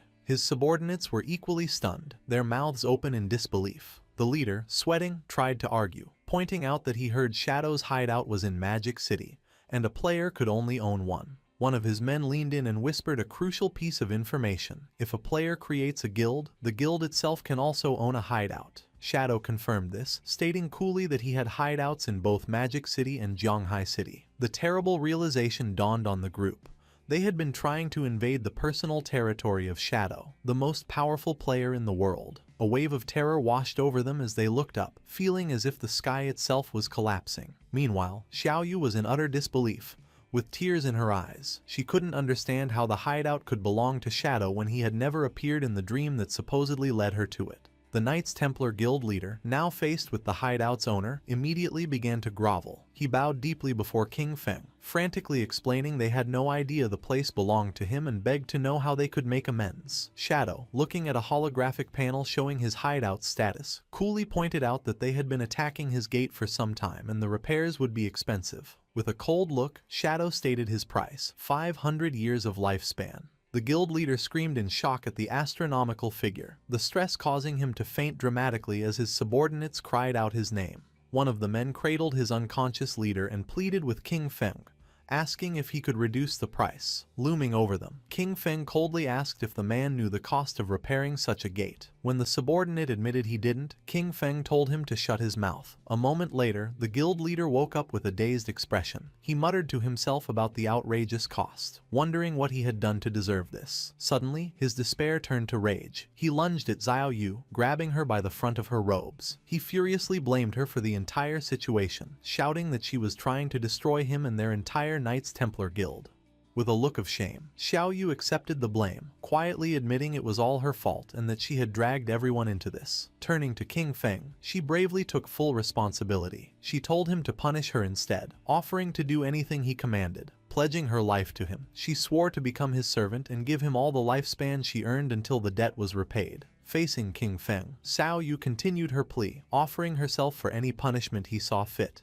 Beating, cursing, or abuse, as long as he spared her guild. The Knights Templar guild leader and his men looked on, moved by her self-sacrifice. Ignoring her completely, King Feng's glowing eyes fixed on the guild leader. He spoke a single name, Chen Wuming. The leader, whose real name is Chen Wuming, was struck with pure terror. He stammered in disbelief, shocked that King Feng somehow knew his true identity. King Feng then posed a cold question to Chen Wuming, asking if he truly believed Xiaoyu was worth the 500 years of lifespan. At this, a twisted manic grin spread across Chen Wuming's face. In a shocking turn, he launched himself at Xiaoyu, unleashing a furious punch and screaming at her to die. As his fist sent her flying, he angrily accused her of causing them to invade King Feng's hideout and then having the nerve to play the hero. He revealed his jealous motive, screaming that she was just trying to get close to King Feng and become his servant, something she didn't deserve. With Xiaoyu lying unconscious, Chen Wuming got on his knees and resumed begging. He lamented that his plan to get close to King Feng had failed and pleaded for mercy, explaining his guild was small and could not afford 500 years of lifespan. He promised to do anything else King Feng asked. King Feng relented, offering a new deal. He told them to pay 100 years of lifespan up front. The remaining 400 years could be paid off by bringing him every member of their guild who had the killer status. Each person they brought would count as 1 year off their debt. Chen Wuming was overjoyed by this. He explained it would be an easy task since his guild had over 2,000 members, and this would also let him clear his own killer status. He immediately transferred the payment, and a system notification confirmed King Feng had received 100 years of lifespan. Asking King Feng to wait, Chen Wuming began to rally his men with the killer status to gather immediately. While the guild members assembled, King Feng decided to use his new lifespan. A system window appeared, asking if he wanted to spend 7 days of lifespan to repair his damaged hideout. He calmly accepted, and another notification confirmed the transaction was complete and the hideout had been fully repaired. Once Chen Wuming's guild members with the killer status were gathered, Shadow unleashed a devastating attack, a swirling vortex of dark energy that sliced through all 400 of them at once. A system notification confirmed the kills, and the ground became littered with glowing orbs of lifespan. Killing so many players with the killer status also reduced Shadow's own, lowering its level from 4 to 3. Chen Wuming, the Knights Templar Guild leader, clapped enthusiastically, praising Shadow's efficiency. He callously remarked that the men who died were just troublemakers who had violated guild rules and deserved the lesson Shadow had taught them. Shadow then turned to the leader with a new proposition, telling him that his guild would now be responsible for guarding this hideout. Shadow explained this would be a perfect way to keep the guild's unruly members in line. He ordered them to guard the place in shifts, warning Chen Wuming he would be held personally responsible for any future attacks. Though he agreed, the leader cursed Shadow internally, realizing he was being forced to use his men as security guards. Just then, a new system notification appeared. His other hideout, the Evil Spirit Academy, was under attack. With its defensive barrier taking damage, he was prompted to use his single daily war teleport. Annoyed, King Feng decided to use the teleport to deal with this new threat. As he was enveloped in blue light, he wondered aloud who would be foolish enough to provoke him, especially since everyone knew the Evil Spirit Academy was his. Seeing Shadow disappear, Chen Wuming ordered his guild to pack up and leave. When a subordinate reminded him of King Feng's orders, the leader pointed to Xiao Yu, who was just beginning to stir. He cruelly declared that she would be the one to guard the hideout. He mocked her, saying this was exactly what she wanted. He ordered her not to move and to report any trouble, threatening to drain her lifespan if she failed. The scene shifted to the Evil Spirit Academy, a massive Gothic cathedral in the Magic City ruins. A group of men from the Magic City Black Dragon Hall were relentlessly attacking the main doors, trying to break the magical barrier. King Feng teleported directly into the fray, landing inside. Standing atop the high walls, he looked down at the attackers, puzzled. He had no memory of dealing with the Magic City Black Dragon Hall and wondered why they had made an enemy of him. Down below, the leader of the Magic City Black Dragon Hall rallied his men for a final strike. He commanded them to give him their power, and together they channeled a massive ball of dark energy. Unleashing the combined attack, the leader shouted, "Black Flame, Magic Dragon Break," sending a colossal blast crashing into the hideout's defensive barrier. The barrier cracked severely, its durability dropping to just 13%. The attackers celebrated, believing the gate was about to shatter. They cheered, excited about the hundreds of years of lifespan they were about to claim. Watching from above, King Feng realized these men were merely hired pawns. He considered who could hold a grudge against him and still be alive, quickly concluding it must be Dongfang Yue. Suddenly, the attackers were startled by a strange sound. Looking up, they saw a massive, ethereal dragon descending from the sky. A wave of energy washed over them, and they were paralyzed with fear. Their eyes swirling in a hypnotic daze. Unable to move, they could only watch as another guild member pointed frantically towards the sky. A massive fiery meteor was plummeting directly towards them. The celestial body crashed into the ground, engulfing the helpless men in a massive explosion. One of the men braced for impact, but was surprised to find himself unharmed after the flames subsided. He laughed with relief, gloating that the meteor had only dealt 3,000 damage and his high health build had saved him. His celebration was cut short as his head was severed, and his body was consumed by dark tendrils before disintegrating.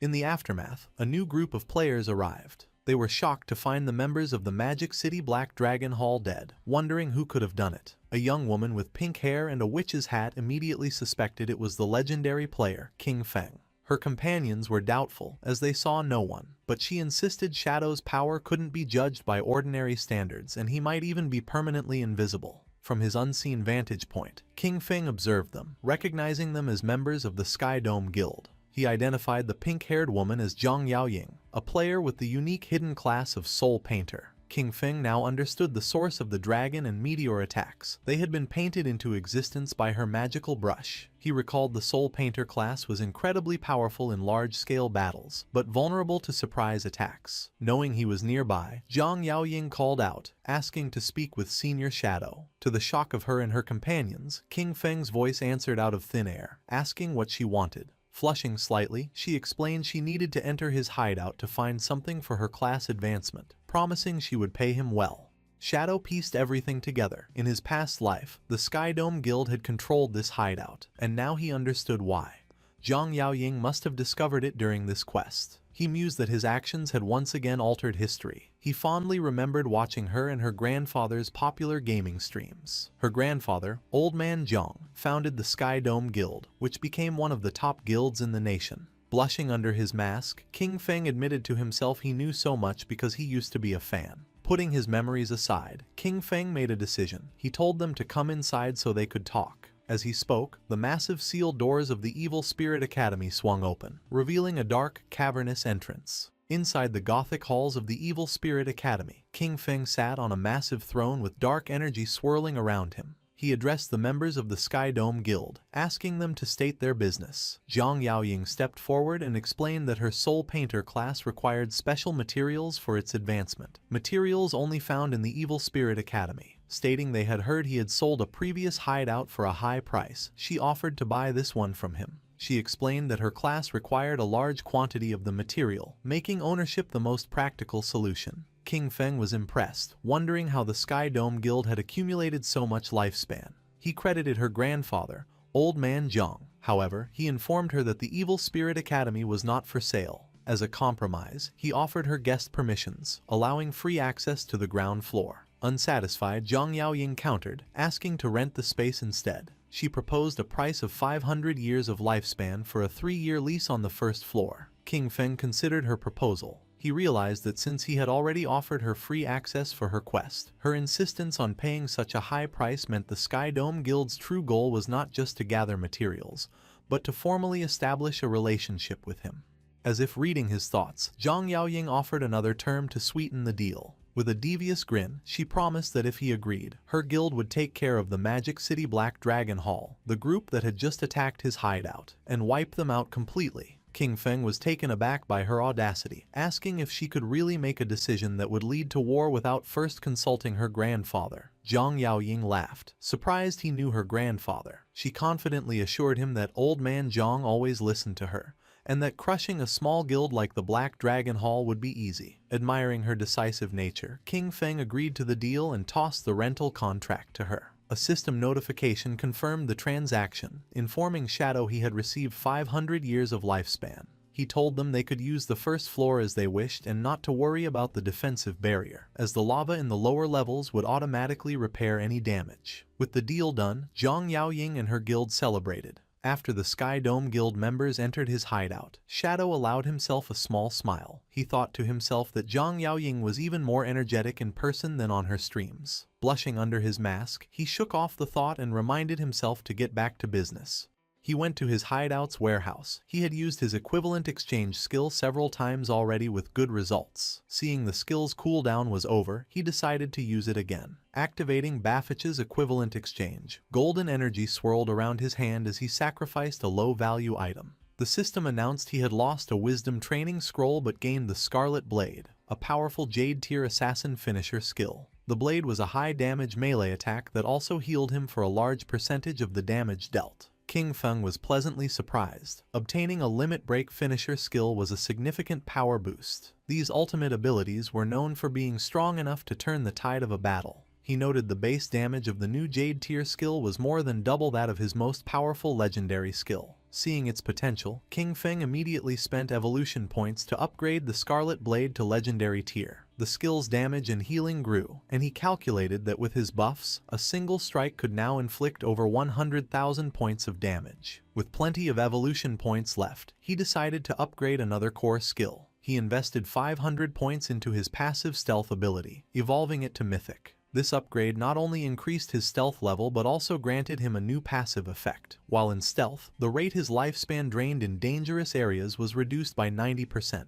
King Feng's eyes glowed with satisfaction. This would make exploring high-level rage zones much safer. At level 17, Shadow could finally equip the new Jade tier gear he had acquired. He equipped a new veil, gloves, boots, and a ring, each providing significant stat boosts. With his new gear, almost his entire set was now Jade tier. However, he looked at his new mismatched appearance with disgust, remarking on how ugly low-level equipment was. He promptly switched his appearance back to his default, all-black Shadow outfit. Now fully upgraded, King Feng declared it was time to conquer the next hideout. The scene shifted to the real world, in the suburbs of Magic City, where an armored vehicle pulled up to a grand mansion. An armed guard asked his colleague how many people they had brought back, and the other replied they had only found 4. The first guard expressed disappointment, and his colleague explained that fewer people were willing to sell their lifespan these days before telling the new arrivals to get out. A group of 4 disembarked: a large muscular man, a man in a long coat, another man in a suit, and a young hooded woman. The man in the coat looked at the impressive mansion and remarked that the buyers must be rich. A guard told them to wait outside while he informed Madame Dongfang. The muscular man complained about not being invited inside, and the hooded woman impatiently told them to hurry up. Watching them, the guard scoffed, thinking the group of idiots would soon get what was coming to them. Inside the mansion's hall, Dongfang Yue appeared with her young son, Nantian. She coldly confirmed they were the ones selling lifespan and ordered them to convert it into light orbs and throw them on the floor. The muscular man smirked, asking if she was joking and pointing out that they had not seen any money. Dongfang Yue's expression darkened, her eye glowing menacingly as she repeated her command, warning them to hand over the lifespan if they did not want to die. Suddenly, more armed guards emerged, surrounding the 4 sellers with their guns. The man in the suit raised his hands in mock surrender, asking what she meant. Then, a sinister grin spread across his face as he asked if she intended to rob them, just as they did to others. Before he could finish, one of the mansion's guards lunged forward. But Dongfang Yue was shocked by the turn of events. The man in the long coat revealed his insect manipulator class and summoned a swarm of glowing insects, gloating that he had found a fat sheep. At the same time, the hooded woman's eyes glowed as she ordered her companions to wash this beauty clean, preparing to rob Dongfang Yue and her people. The battle erupted as Dongfang Yue's guards opened fire. The muscular man from the sellers group summoned a massive golden shield, a platinum tier ability called Golden Round Wall, which completely blocked the bullets. The guards were frustrated, unable to penetrate his defense. The man then leapt into the air and smashed the shield into the ground, unleashing a powerful shockwave. At the same time, the man in the suit displayed incredible agility, effortlessly dodging a hail of bullets. He slid gracefully across the ground, pointed his finger like a gun, and fired a powerful energy beam that killed a guard in a fiery explosion. He possessed a hidden class, the one-handed gunman, allowing him to fire different ammunition from his fingers. The fight quickly moved inside the mansion. The hooded woman leapt through the air with incredible speed, unleashing a swirling blue energy attack that cut down several guards at once as one of them called for backup. With a manic grin, she flew directly towards Dongfang Yue, screaming for her to die. Just as her attack was about to connect, she was suddenly kicked out of the air. A new figure, a large muscular bodyguard with a bandaged face, intervened, creating an energy vortex to protect his mistress. He warned Dongfang Yue to be careful, as they faced a player with a hidden class. Enraged, Dongfang Yue ordered him to capture them alive, intending to enslave them and force them to earn lifespan for her son. The bodyguard grimly noted their opponents were very strong and their chance of success was only 50%. The muscular man with the golden shield noted their opponents also had players with special classes, as the insect manipulator's mechanical bug buzzed in the air. Dongfang Yue's formidable bodyguard stood amidst a swirling purple miasma, the remains of fallen guards at his feet. He calmly assessed the 4 sellers, identifying them as a team that preys on the wealthy, equipped with one-hit kill skills and bulletproof gear. He seemed pleased, remarking that they had likely succeeded many times before. The man in the long coat, the insect manipulator, smiled confidently and faced the bodyguard, hoping they had extracted enough levels and gear from the game to make the fight exciting. Surrounded by his ominous purple aura, the bodyguard stood his ground, unfazed. He scoffed at them, calling them arrogant kids. The insect manipulator declared the battle had begun and commanded his insect to attack, shouting for the bodyguard to die.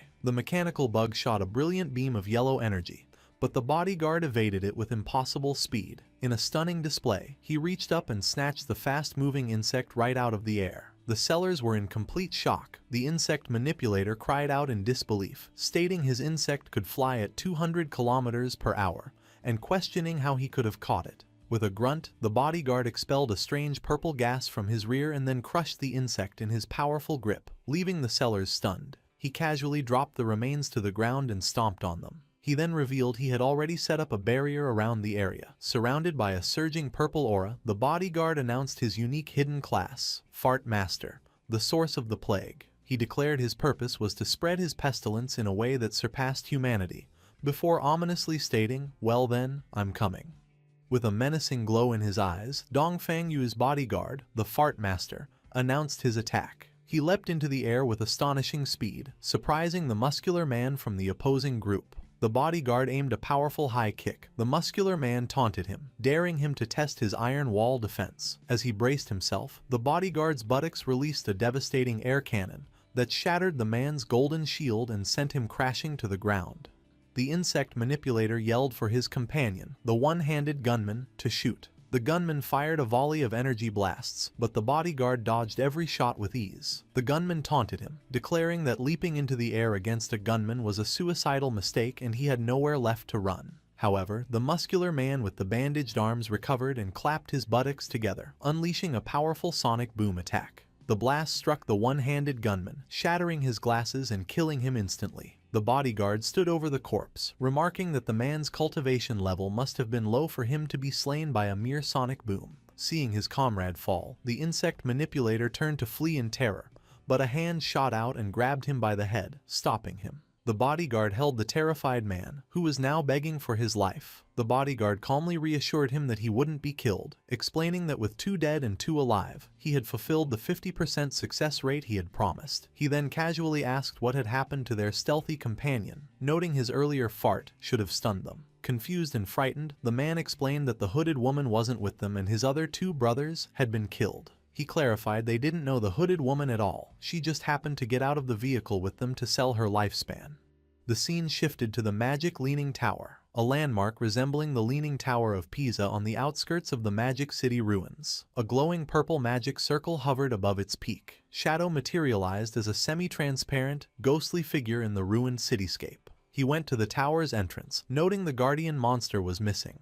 He concluded someone had beaten him to it. He entered through a large, frozen doorway. Inside, Shadow observed his surroundings. He knew the Magic Leaning Tower was a vast, multi-storied library, a giant maze filled with traps. He recalled the legend of a terrible monster sealed deep inside, a princess transformed by an evil white dragon. As he floated through the library, he saw signs of looting. Realizing another party had already gone deep inside, he remembered the teleport mechanism to the top floor was in this area. He quickly found a glowing book titled Postpartum Care for Sows. He knew pulling this book would trigger the teleportation magic. As he pulled the book, he was instantly engulfed in light and teleported away. He materialized on the tower's rooftop, floating behind 2 players who were shocked by his sudden appearance. Looking over the rooftop arena, he saw a large group of players battling the tower's guardian, a massive, tentacled monster called the Desperate Princess. Shadow assessed the situation, noting the players' equipment was subpar and their casualty rate was high. He was impressed they had made it this far despite their disadvantages. His attention was drawn to the group's leader, a woman with long gray hair rallying her troops. She shouted for them not to be afraid and to simply run back after they died. Shadow recognized the group as the Feka Heavy Industry Guild and their leader as Huang Haifeng. In his past life, Feka Heavy Industry was a major corporation. After the game descended, their leader, Huang Haifeng, had reacted quickly, converting company funds into lifespan and forming a guild with her employees. He recalled her class was the Illusionist, a powerful support class whose signature skill, Teleportation Gate, allowed her to move forces around the battlefield. Watching from afar, Shadow analyzed their strategy. He knew the teleportation gate was incredibly powerful. It let them set an entrance and exit, creating a stable portal for anyone. By placing the entrance near their respawn point and the exit near the boss, any player who died could instantly rejoin the fight and recover their dropped lifespan. Shadow recalled this tactic had allowed the guild to become one of the nation's top 20 guilds in his past life. However, he knew that against this guardian, the level 18 platinum tier boss Desperate Princess, their strategy was useless. This boss had a terrifying ability. She absorbed the lifespan of players she killed 100 times faster than any other monster. This meant every player who fell became fuel, powering her up. Shadow could see that if they continued this war of attrition, the princess would soon evolve into a Jade tier boss and regenerate her health. He realized this would lead to a total party wipe, and the lifespan cost would destroy the guild. He decided to intervene. Leaping down, Shadow landed before the guild leader, Huang Haifeng. Startled, she watched as he made an offer, 1,000 years of lifespan, and he would kill the boss for them. Any assassin loot would be his. Huang Haifeng was stunned, stammering as she realized she was face to face with the legendary Shadow. He calmly confirmed his identity and gave her a stark warning, telling her and her guild they could not win this fight. He advised them to either accept his offer or retreat immediately. Before Huang Haoifan could respond, an arrogant young man challenged Shadow, angrily asking who he was to say they couldn't win. He scoffed at the demand for 1,000 years of lifespan, calling Shadow crazy and telling him to get lost. Huang Haoifan tried to stop him, shouting, "Huang Ziking, don't be rude," but it was too late. Before she could finish, Shadow grabbed Huang Ziking by the face. With a fluid motion, he threw the young man into the guild's teleportation gate. As Huang Ziking emerged on the other side, Shadow unleashed his Dark Knight Ring Blade skill, a wave of dark red energy that sliced him in half and shattered the teleportation portal. As the remains of her subordinate fell, Huang Haoifan screamed, "Son!" She turned on Shadow, demanding to know why he had destroyed her portal. She acknowledged her son had offended him but argued a simple lesson would have been enough. With glowing golden eyes, Shadow looked down at her and calmly said she would soon understand. He repeated his offer, 1,000 years, and he would solve her boss problem. As Shadow dissipated, Huang Haoifan and her guild were left speechless. Shadow knew the guild was unaware the boss was about to evolve. He had destroyed their portal because their strategy of endlessly respawning would have only fed the boss until they were wiped out. His true motivation was more pragmatic. He summoned his spectral wolf, thinking that while the guild's destruction was a minor issue, losing 1,000 years of lifespan was a major one. He landed in the city ruins, confident. He knew the remaining guild members would provide just enough lifespan for the boss to evolve, and the pulsing light from the tower was the final sign. His plan was simple. Once the boss reached the Jade tier, he would return to kill her and reap greater rewards. Just as he settled in to wait, a message came from Ghost Spirit. She excitedly reported finding Dongfang Yue in a suburban manor, but she was being protected by a strong player who had nearly killed Ghost Spirit. Shadow told her to meet him at the Withered Bone Field with the details. He was impressed. Finding someone in the vast magic city showed she was very capable. Not long after, the two assassins met in a desolate, bone-littered landscape. Shadow asked her to describe Dongfang Yue's guard. Ghost Spirit explained he was a fast, powerful melee fighter whose main attack was, bizarrely, farting. She added he could see through her stealth and was surrounded by a 10-meter smoky aura. Shadow understood immediately. He explained she had encountered a player with the Source of the Plague hidden class. The aura was a first-tier ability, a plague field that could sense any physical body within it, countering her stealth. He explained the class could strengthen its body and regenerate using plague abilities, and at higher tiers, it was rumored to be nearly immortal. Hearing this, Ghost Spirit was horrified, despairing if she would ever get her revenge. Shadow then revealed the class's critical weakness. While the plague strengthened the user's body, it also corroded their mind. A weak mentality, he explained, was its greatest flaw. He then told her the Blade of the Underworld class had its own evolution. At Tier 2, it would become the Yellow Spring Evil Ghost. As he spoke, a massive spectral green demon materialized behind her, its eyes glowing. Ghost Spirit stood in awe, her own eyes glowing with ethereal light as she realized her own potential. In a desolate field of bones, Shadow advised Ghost Spirit to advance her class to Tier 2 to overcome her limits, as it was her true path. Amazed, Ghost Spirit asked how he knew so much about her class. Instead of answering, Shadow leaped to the top of a large tombstone. From there, he explained that the game was profound and encouraged her to be persistent, as a solid foundation was key to greatness. Inspired, Ghost Spirit was filled with determination. Understanding his incredible power came from constant hard work. Shadow revealed that this graveyard was the perfect place for her to level up, as the monsters respawned quickly and would also allow her to upgrade her class weapon, the Underworld Chain Blade. However, he warned her the place was dangerous, as all the monsters were elites with triple the health, defense, and attack of normal enemies. To show her how it was done, he said that with the right technique, it was not so difficult. He then leapt into a group of monsters and annihilated them effortlessly by striking their weak points. Ghost Spirit watched, blushing and astonished by his strength. Appearing by her side, Shadow urged her to give it her all, explaining that only by betting everything could she complete her path of revenge. With that, Shadow disappeared in a flash of blue energy, leaving Ghost Spirit alone. She was left thoughtful, realizing that for an instant when he mentioned revenge, she had felt an intense and unmistakable killing intent from him. Meanwhile, in the ruins of Zhonghai City, the sun was setting. Little Black was resting on the ground, leaning against her white llama, exhausted from her exploration. She felt hungry, but after checking her map, she decided to persevere a little longer, as she was close to finishing her exploration of the area. While resting, she noticed a strange, dark, glowing fruit on the ground. Curious, she picked it up, thinking it looked like a plum. Without a second thought, she took a big bite and was delighted to find it was delicious. To her surprise, a system notification appeared, informing her she had gained 50 experience points. She was amazed that a simple fruit could grant her experience. Looking up, she discovered a long trail of the same glowing fruits. Excited, she followed the path, happily eating the fruits along the way, and gaining 50 experience points with each one. Her feast was interrupted by a message from Captain Anyu, and you urgently told Little Black to come to the corrupted coast, explaining a man named Manhwa had been captured by a boss. He was carrying over 500 years of lifespan, so they needed her help. Little Black checked her map and replied she was already in the area. Captain Anyu told her to wait, promising they would be there shortly. Still following the trail of glowing fruits, Little Black crawled along, complaining to herself about Manhwa.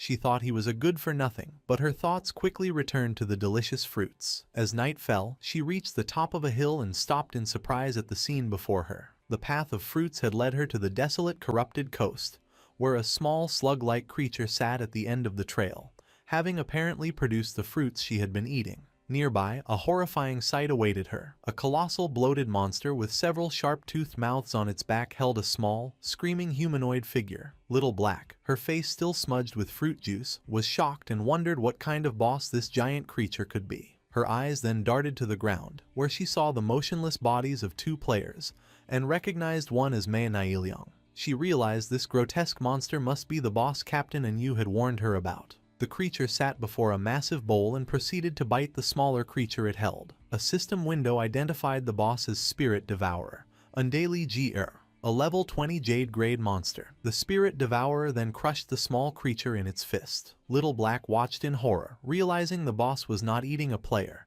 but another monster. The creature then tossed the bloody remains into its bowl and began to mix them into a gruesome meal. Captain Anyu and her party arrived on the hill, finding Little Black still observing. Anyu asked if she had seen Manhwa and the boss. The group looked on from the hilltop. Wang Meng exclaimed in shock that it was a Jade-grade boss, while Captain Anyu expressed her disgust at its habit of eating other monsters. Little Black, still munching on a fruit, added a curious detail. For some reason, the boss had not attacked any players. Captain Anyu advised her team to observe for now and not act rashly. She admitted they were not equipped to handle a Jade-grade boss and would need reinforcements. They continued to watch, puzzled by the boss's actions as it settled into a deep squat. They wondered what it could be doing before one of them hesitantly suggested it might be defecating. To their shock and horror, their suspicion was confirmed as glowing purple fruits began to emerge from the monster's rear. Little Black screamed in disbelief. Examining one of the new orbs, they commented on its peculiar shape, realizing it looked exactly like a plum. The terrible realization dawned on Little Black as she looked from the fruit in her hand to the boss. The delicious plums she had been eating were the monster's feces. Her face drained of color as Anyu and Wang Meng stared in stunned silence. Little Black let out a silent, horrified scream, dropping the fruit as she processed what she had done. She frantically wondered what she had just eaten, while Captain Anyu and Wang Meng desperately tried to quiet her. Her scream was too loud, and the massive Spirit Devourer slowly turned its head, its attention now fixed on them. The colossal boss loomed over them, and as it opened one of the mouths on its back, it let out a terrifying roar that seemed to echo with the whispers of an ancient, gluttonous god. The party was frozen in terror, knowing they were in grave danger. After the Spirit Devourer's terrifying roar, the world seemed to distort around Captain Anyu and Wang Meng.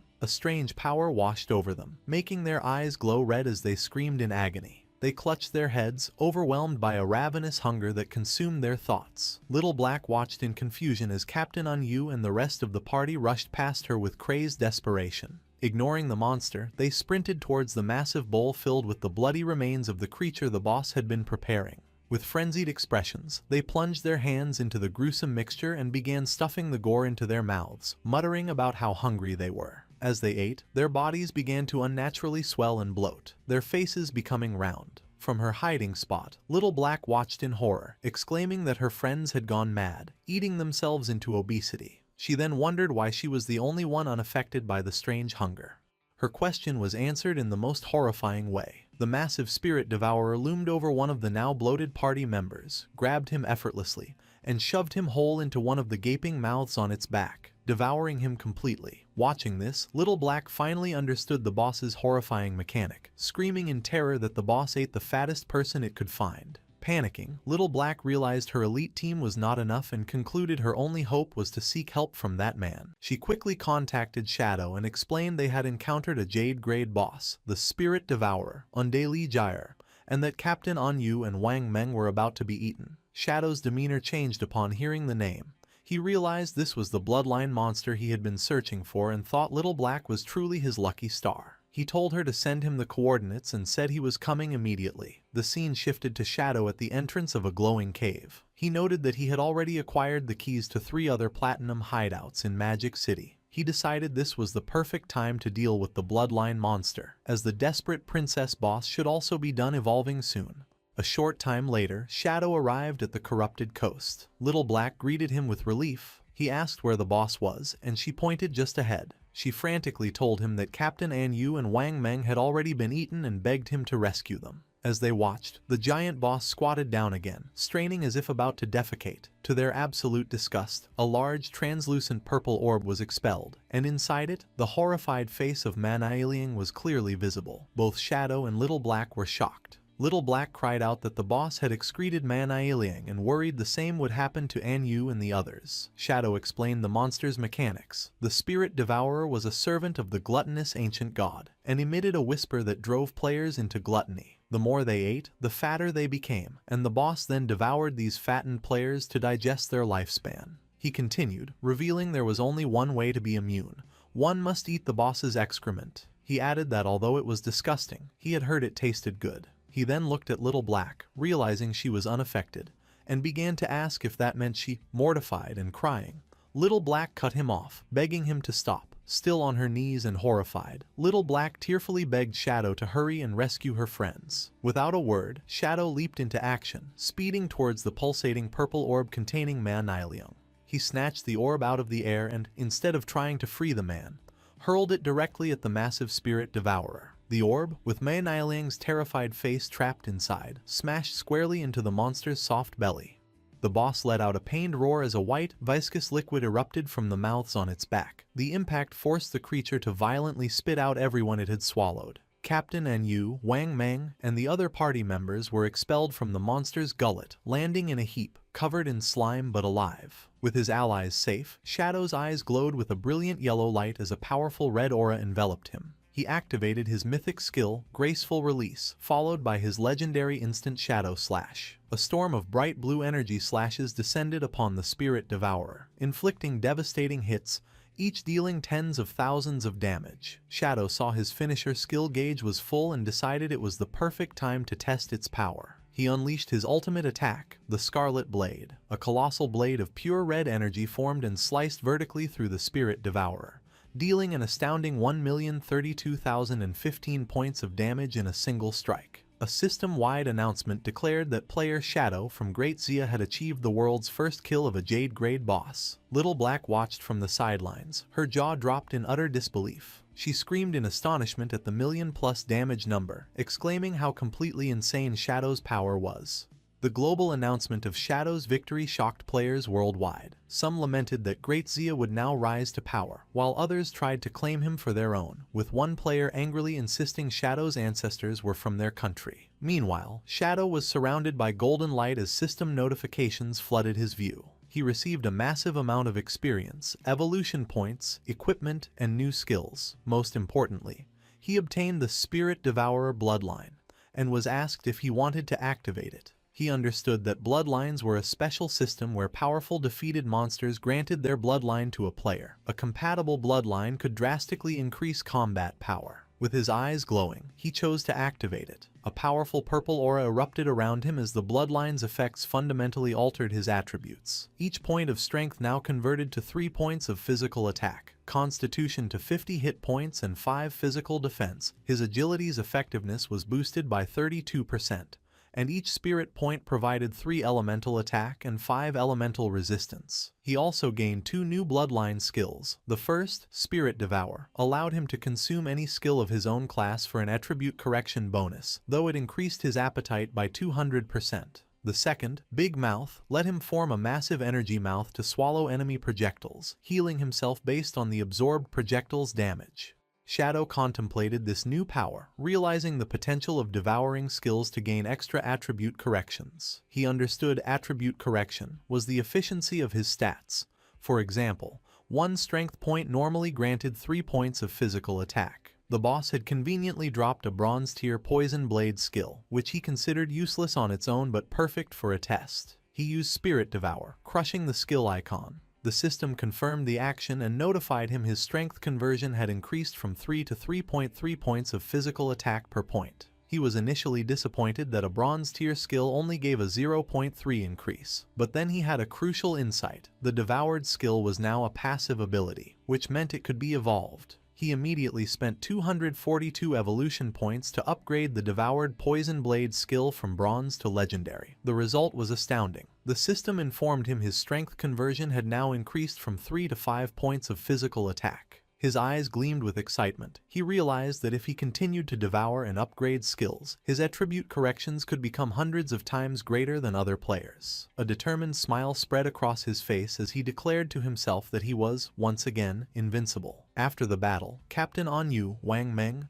and the rest of the party were safe but in an embarrassing and slimy state, still bloated from the boss's gluttony effect. Wang Meng tearfully thanked Shadow for saving them, relieved they weren't all excreted by the boss like Mei Nailiang. While her friends recovered, Little Black rushed to the still bloated Captain Anyu, giving her a hug and reassuring her that she was still beautiful regardless of her size. Once everyone was back to normal, Captain Anyu approached Shadow to discuss his payment, explaining that the Zhonghai officials were short on lifespan. Unconcerned, Shadow told her not to worry and suggested they could repay him by finding assassin skill books instead. Captain Anyu readily agreed. With the deal made, Shadow vanished in a swirl of dark energy. With their mission over, Anyu told her team it was time for them to head back as well. As the group left, Man Nailiang, still trapped in his rolling purple prison, tearfully made everyone promise to never speak of what had happened. The exhausted team reluctantly agreed. The story flashes back to the magic leaning tower, just after Shadow jumped down from its peak. At the top of the tower, the battle with the desperate princess was still raging. The boss, a tentacled creature, was down to the last third of its health. The guild leader, Huang Huifan, urged her team on, ordering a healer named Xiaokui to use her Tree of Life skill. Xiaokui obeyed and a massive glowing tree of green energy erupted, continuously healing the guild members. Huang Huifan rallied her troops, shouting that since Shadow had destroyed their portal, they couldn't afford to die. She encouraged them to go all out, believing victory was near. Filled with renewed vigor, the guild's tanks charged, and the team unleashed a final barrage of attacks on the weakened boss. Believing they had won, Huang Huifan celebrated with Xiaokui, crediting her life priest class for their success. However, their celebration was cut short. The desperate princess retaliated with a powerful tentacle strike, shattering a tank's shield and instantly killing him. The boss then closed her eyes and began to absorb a strange blue energy from her fallen foe. Her eyes snapped open, now glowing with a malevolent yellow light. Huang Huifan and Xiaokui watched in horror as the boss's power surged. The desperate princess unleashed a massive, explosive wave of fiery energy, engulfing the entire top of the tower. The remaining guild members were caught in the blast and burned to ashes in an instant. When the dust settled, only a large glowing blue egg remained on a pedestal, surrounded by the lifespan orbs from the fallen players. The boss's health bar was now full again. The desperate princess had evolved. Inside the large glowing blue egg, a woman with long, light blue hair was curled up. A system window identified this new form as the Desperate Egg, a level 30 Jade grade boss with a massive 10 million health points. Meanwhile, at the Faka Heavy Industry Guild hideout, the defeated members respawned. Wang Ziking, Wang Huifan's son, rushed to his mother in a panic, asking what happened and if they had defeated the boss. Wang Huifan explained that they had gotten the boss down to a sliver of health, but it suddenly restored all its health, transformed into an egg, and then unleashed a devastating attack that wiped them out. Shaken, Huang Huifan realized a full health recovery only happens when a boss evolves. Her mind flashed back to her encounter with Shadow, recalling his offer and his warning that her strategy would fail. The truth dawned on her. Shadow knew from the beginning that the boss would evolve. He predicted their human wave tactic would fail because it would only fuel the boss's transformation. She understood a platinum boss evolving into a Jade grade 1 was something her guild couldn't defeat.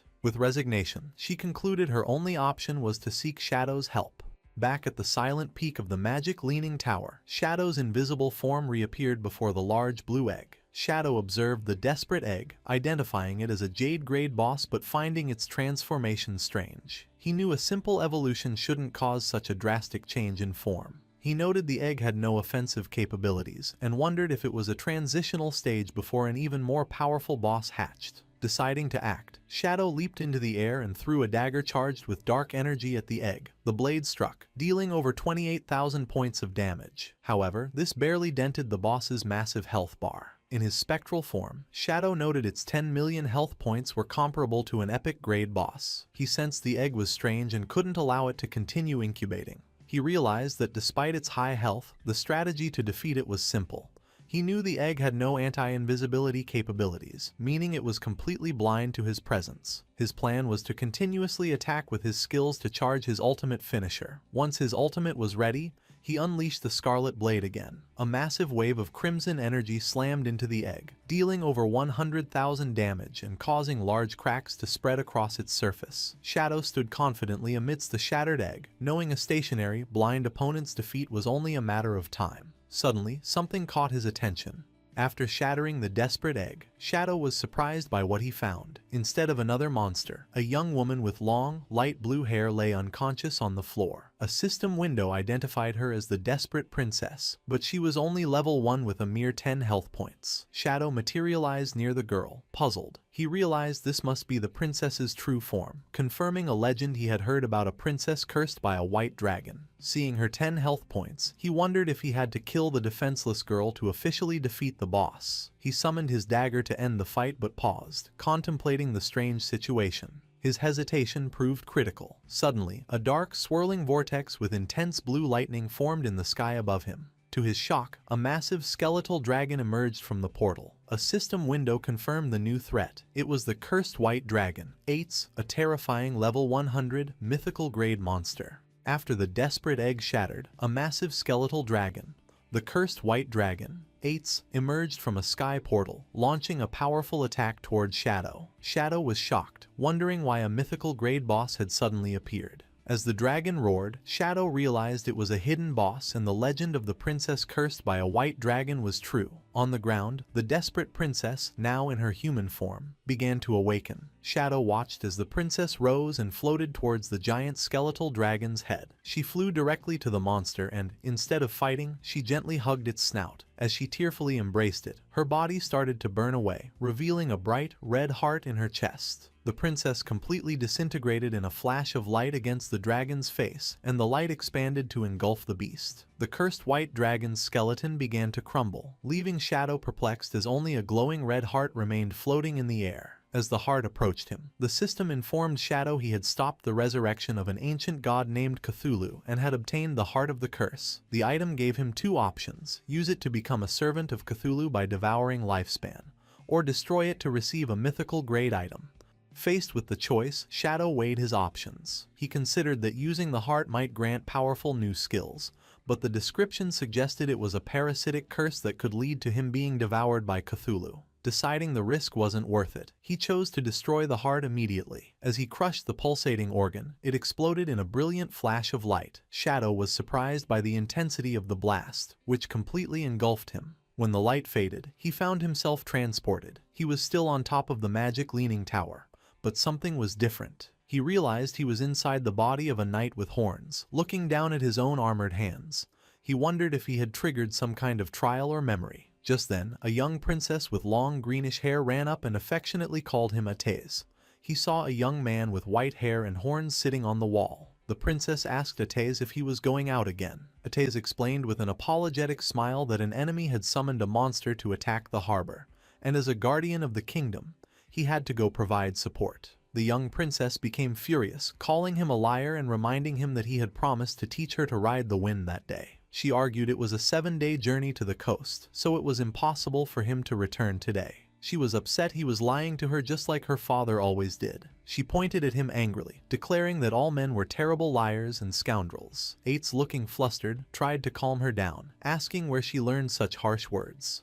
He then presented her with a silver scale-like object, calling it the Scale of Promise. He explained that under its witness, anyone who broke a promise would lose their wings and never be able to fly again. The princess, blushing and flustered, immediately rejected the gift, exclaiming that she didn't want Ates to lose his wings. Reassuring the princess, Ates promised he would not break his word and told her not to underestimate his wind-riding skills. He then unfurled a pair of magnificent, large white wings. The princess watched with stars in her eyes, exclaiming that his transformation was always handsome and cool. Before leaving, he promised to return for dinner and explained that his 3 shadow guards would stay to keep her company. With that, Ates launched into the sky and flew away, as the princess waved and wished him a safe journey. Filled with determination, the princess declared that since Ates was working hard, she couldn't fall behind either. She commanded the shadow guards to follow her, announcing she would go prepare ingredients so Ates could have a grand dinner. At this point, Shadow understood he was witnessing a memory sealed within the heart of the curse, showing the past shared between the desperate princess and Ates, the white dragon.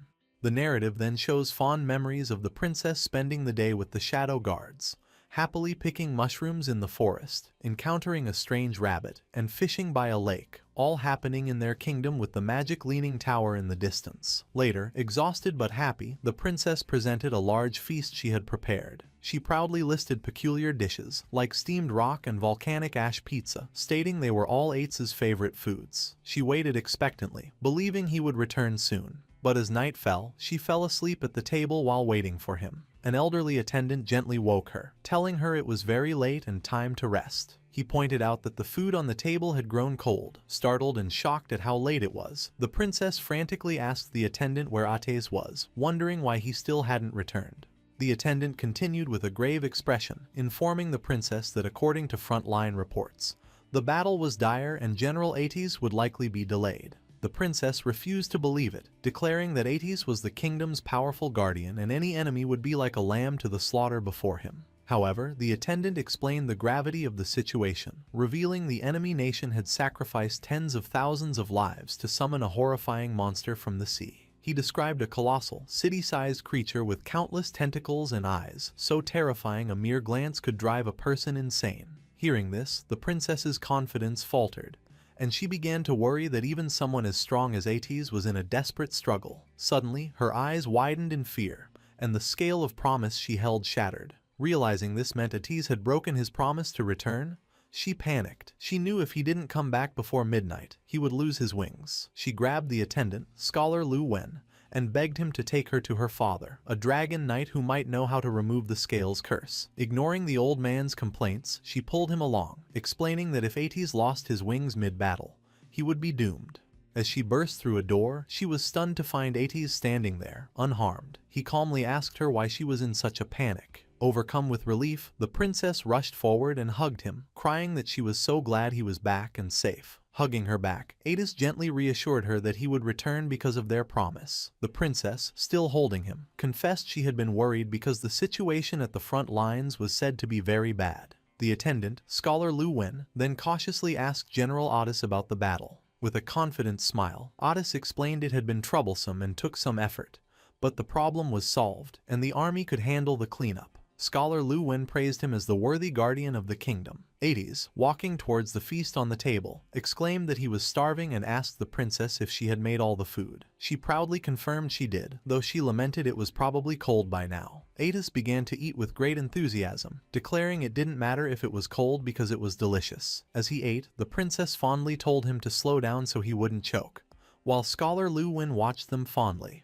Later, on top of the magic leaning tower, Ates announced it was time to learn how to ride the wind, as promised. However, the princess let out a huge yawn. Ates asked if she was sleepy, and she explained she was tired from preparing his feast all day, suggesting they could learn tomorrow instead. Still wanting to fly, she sat on the ground and hugged his leg, pleading for him to change into his true form and take her for a ride. Ates hesitated, reminding her the king had forbidden him from taking her on such a dangerous activity. The princess grew angry, grabbing his armor and blaming him for coming home so late. She reminded him of the effort she put into his meal and again called him a faithless scoundrel. Sighing, Ates agreed but made her promise not to tell the king, or he would be scolded. The princess immediately smiled, her anger gone. Ates then closed his eyes, and blue energy swirled around him as he began to transform. In a brilliant flash, he became a magnificent white dragon. The princess looked on in wonder at Ates' magnificent dragon form. She approached the large white dragon and gently touched his snout, lovingly telling him to be safe. Green energy then lifted the excited princess into the air, and she settled onto Ate's head. He told her to hold on tight as they were about to depart. With a powerful beat of his wings, Ates launched into the night sky, soaring high above the land. From the tower, Scholar Lu Wen and a shadow guard watched them disappear into the starry sky. Lying on Ates's back, the princess looked down at the world in awe. She marveled that this was the beautiful world Ates saw from above. Ates asked if she thought it was beautiful, and she agreed it was super beautiful. As they flew past a large tolling bell tower, the princess asked Ates if he would protect this place forever. After a pause, he solemnly promised that he would. Now sleeping peacefully on his back, she whispered a quiet, "Thank you." The memory continues, showing Ates gently tucking the sleeping princess into bed with a teddy bear. After she is settled, he quietly leaves her room, looking back one last time before closing the door. Later, Ates is seen speaking with the king. The king noted with concern that Ates was badly injured and asked if the monster he fought was truly that formidable. Ates, though weary, smiled and reassured the king. He explained his injuries were not fatal and he just needed time to recover, adding that he had already burned the monster to ashes with his dragon flames. The king's expression remained grave. He revealed he believes the enemy empire is conducting a dark ritual, and he senses a terrible wave preparing to sweep across the continent. He warns Ates that they must all be prepared, as not even he, a member of the dragon race, will be exempt from the coming danger. Standing resolute against a dark sky, Ates pledges his loyalty and agrees to follow the king's arrangements. The scene then shifts to a later time, showing the magic leaning tower under a starry night sky. The mood quickly turns grim, as the next view is of shattered pieces of Ates's armor and blood splatters on the floor, indicating a terrible battle. Ates is on his hands and knees, his armor destroyed and body covered in wounds, coughing in pain. He clutches his chest, where a strange, pulsating red object is embedded, with dark veins spreading from it. The story jumped forward 5 years into a dark, violent future. The kingdom was in a terrible war, under constant attack by a horrifying army. Soldiers and civilians cried out in terror that an enemy nation had attacked with an army of monstrous inhuman creatures. People ran for their lives, screaming for help as they were mercilessly crushed by the invaders. The city was overrun by feral, red, skinless monsters that rampaged through the streets. From a high balcony, the king watched the chaos as the monsters swarmed his city. He grimly observed the overwhelming number of creatures, stating the Manga Empire had truly gone mad. He concluded their enemy intended to drag the entire world into destruction with them as their dark banner was raised over the battlefield. Amidst the chaos, the desperate princess ran frantically. She screamed Ates's name, desperately shouting that the enemy had breached the city walls. She found Ates sitting passively on a high wall, flanked by his 2 shadow guards. Looking down at the carnage, she rushed towards him and implored him to act, explaining the enemy's army was filled with inhuman monsters their soldiers could not fight. She questioned why he had not intervened, pleading that the kingdom needed his help now. Ates calmly turned to the desperate princess and said he was just on his way to find her. He instructed her to stay inside the magic leaning tower, assuring her it was safe and she should not go anywhere else. The princess agreed but urged him to hurry and defeat the enemy army. However, Ates refused, stating he would remain there to protect her. Confused and angry, the princess asked what he was talking about. She reminded him of his duty, declaring he was the guardian of the kingdom and his purpose was to protect the entire nation. Not just her. She gestured desperately towards the city below, where soldiers were being overwhelmed, exclaiming that the capital was about to fall and its people were being slaughtered. She insisted his role was to transform into a dragon and burn their enemies to ashes. The princess told him she only needed his shadow guards for protection, as he had always arranged in the past. Ates simply lowered his head in silence. He then began to explain the history behind their enemy's power. He revealed that 5 years ago, they had discovered the Manga Empire was performing a mysterious ritual known as Forsaken by the Gods. The ritual was simple. One could sacrifice their lifespan to summon inhuman creatures. The more lifespan offered, the more terrifying the summoned monster. Ates explained this was an ancient ritual, as no sane person would trade their life for a monster. However, he continued, for the Manga Empire, this desperate ritual was their only hope. He elaborated by showing a map. The Manga Empire was an inland archipelago, rich in a rare magical plant called the blood flower. This unique plant, which only grew there, emitted a powerful magic that had greatly extended its people's lifespan to an average of 700 years. Thousands of years ago, conflict began to spread from their nation across the continent. To end the endless wars, the Manga Empire sent powerful envoys, like Ates, to other nations. These envoys were bound by contracts to serve the kingdoms they were assigned to. By lending their strength to the weaker side in any conflict, they could maintain a balance of power and bring peace. However, the king of Manga grimly reflected that they had underestimated the malice of humankind. The envoy's arrival made other nations realize a terrifying truth. The long-lived people of the Manga Empire were the greatest threat. Soon, the leaders of other nations secretly formed a consensus with a single goal. The people of the Manga Empire had to be completely eradicated. What followed was a period of immense suffering for the Manga Empire. They were afflicted by curses, plagues, and division. Even their own envoys were turned against them. The other nations relentlessly plundered the Manga lands until the blood flower finally began to wither and die. Without the flower, the balance of power was shattered, and the Manga Empire lost its last bit of value.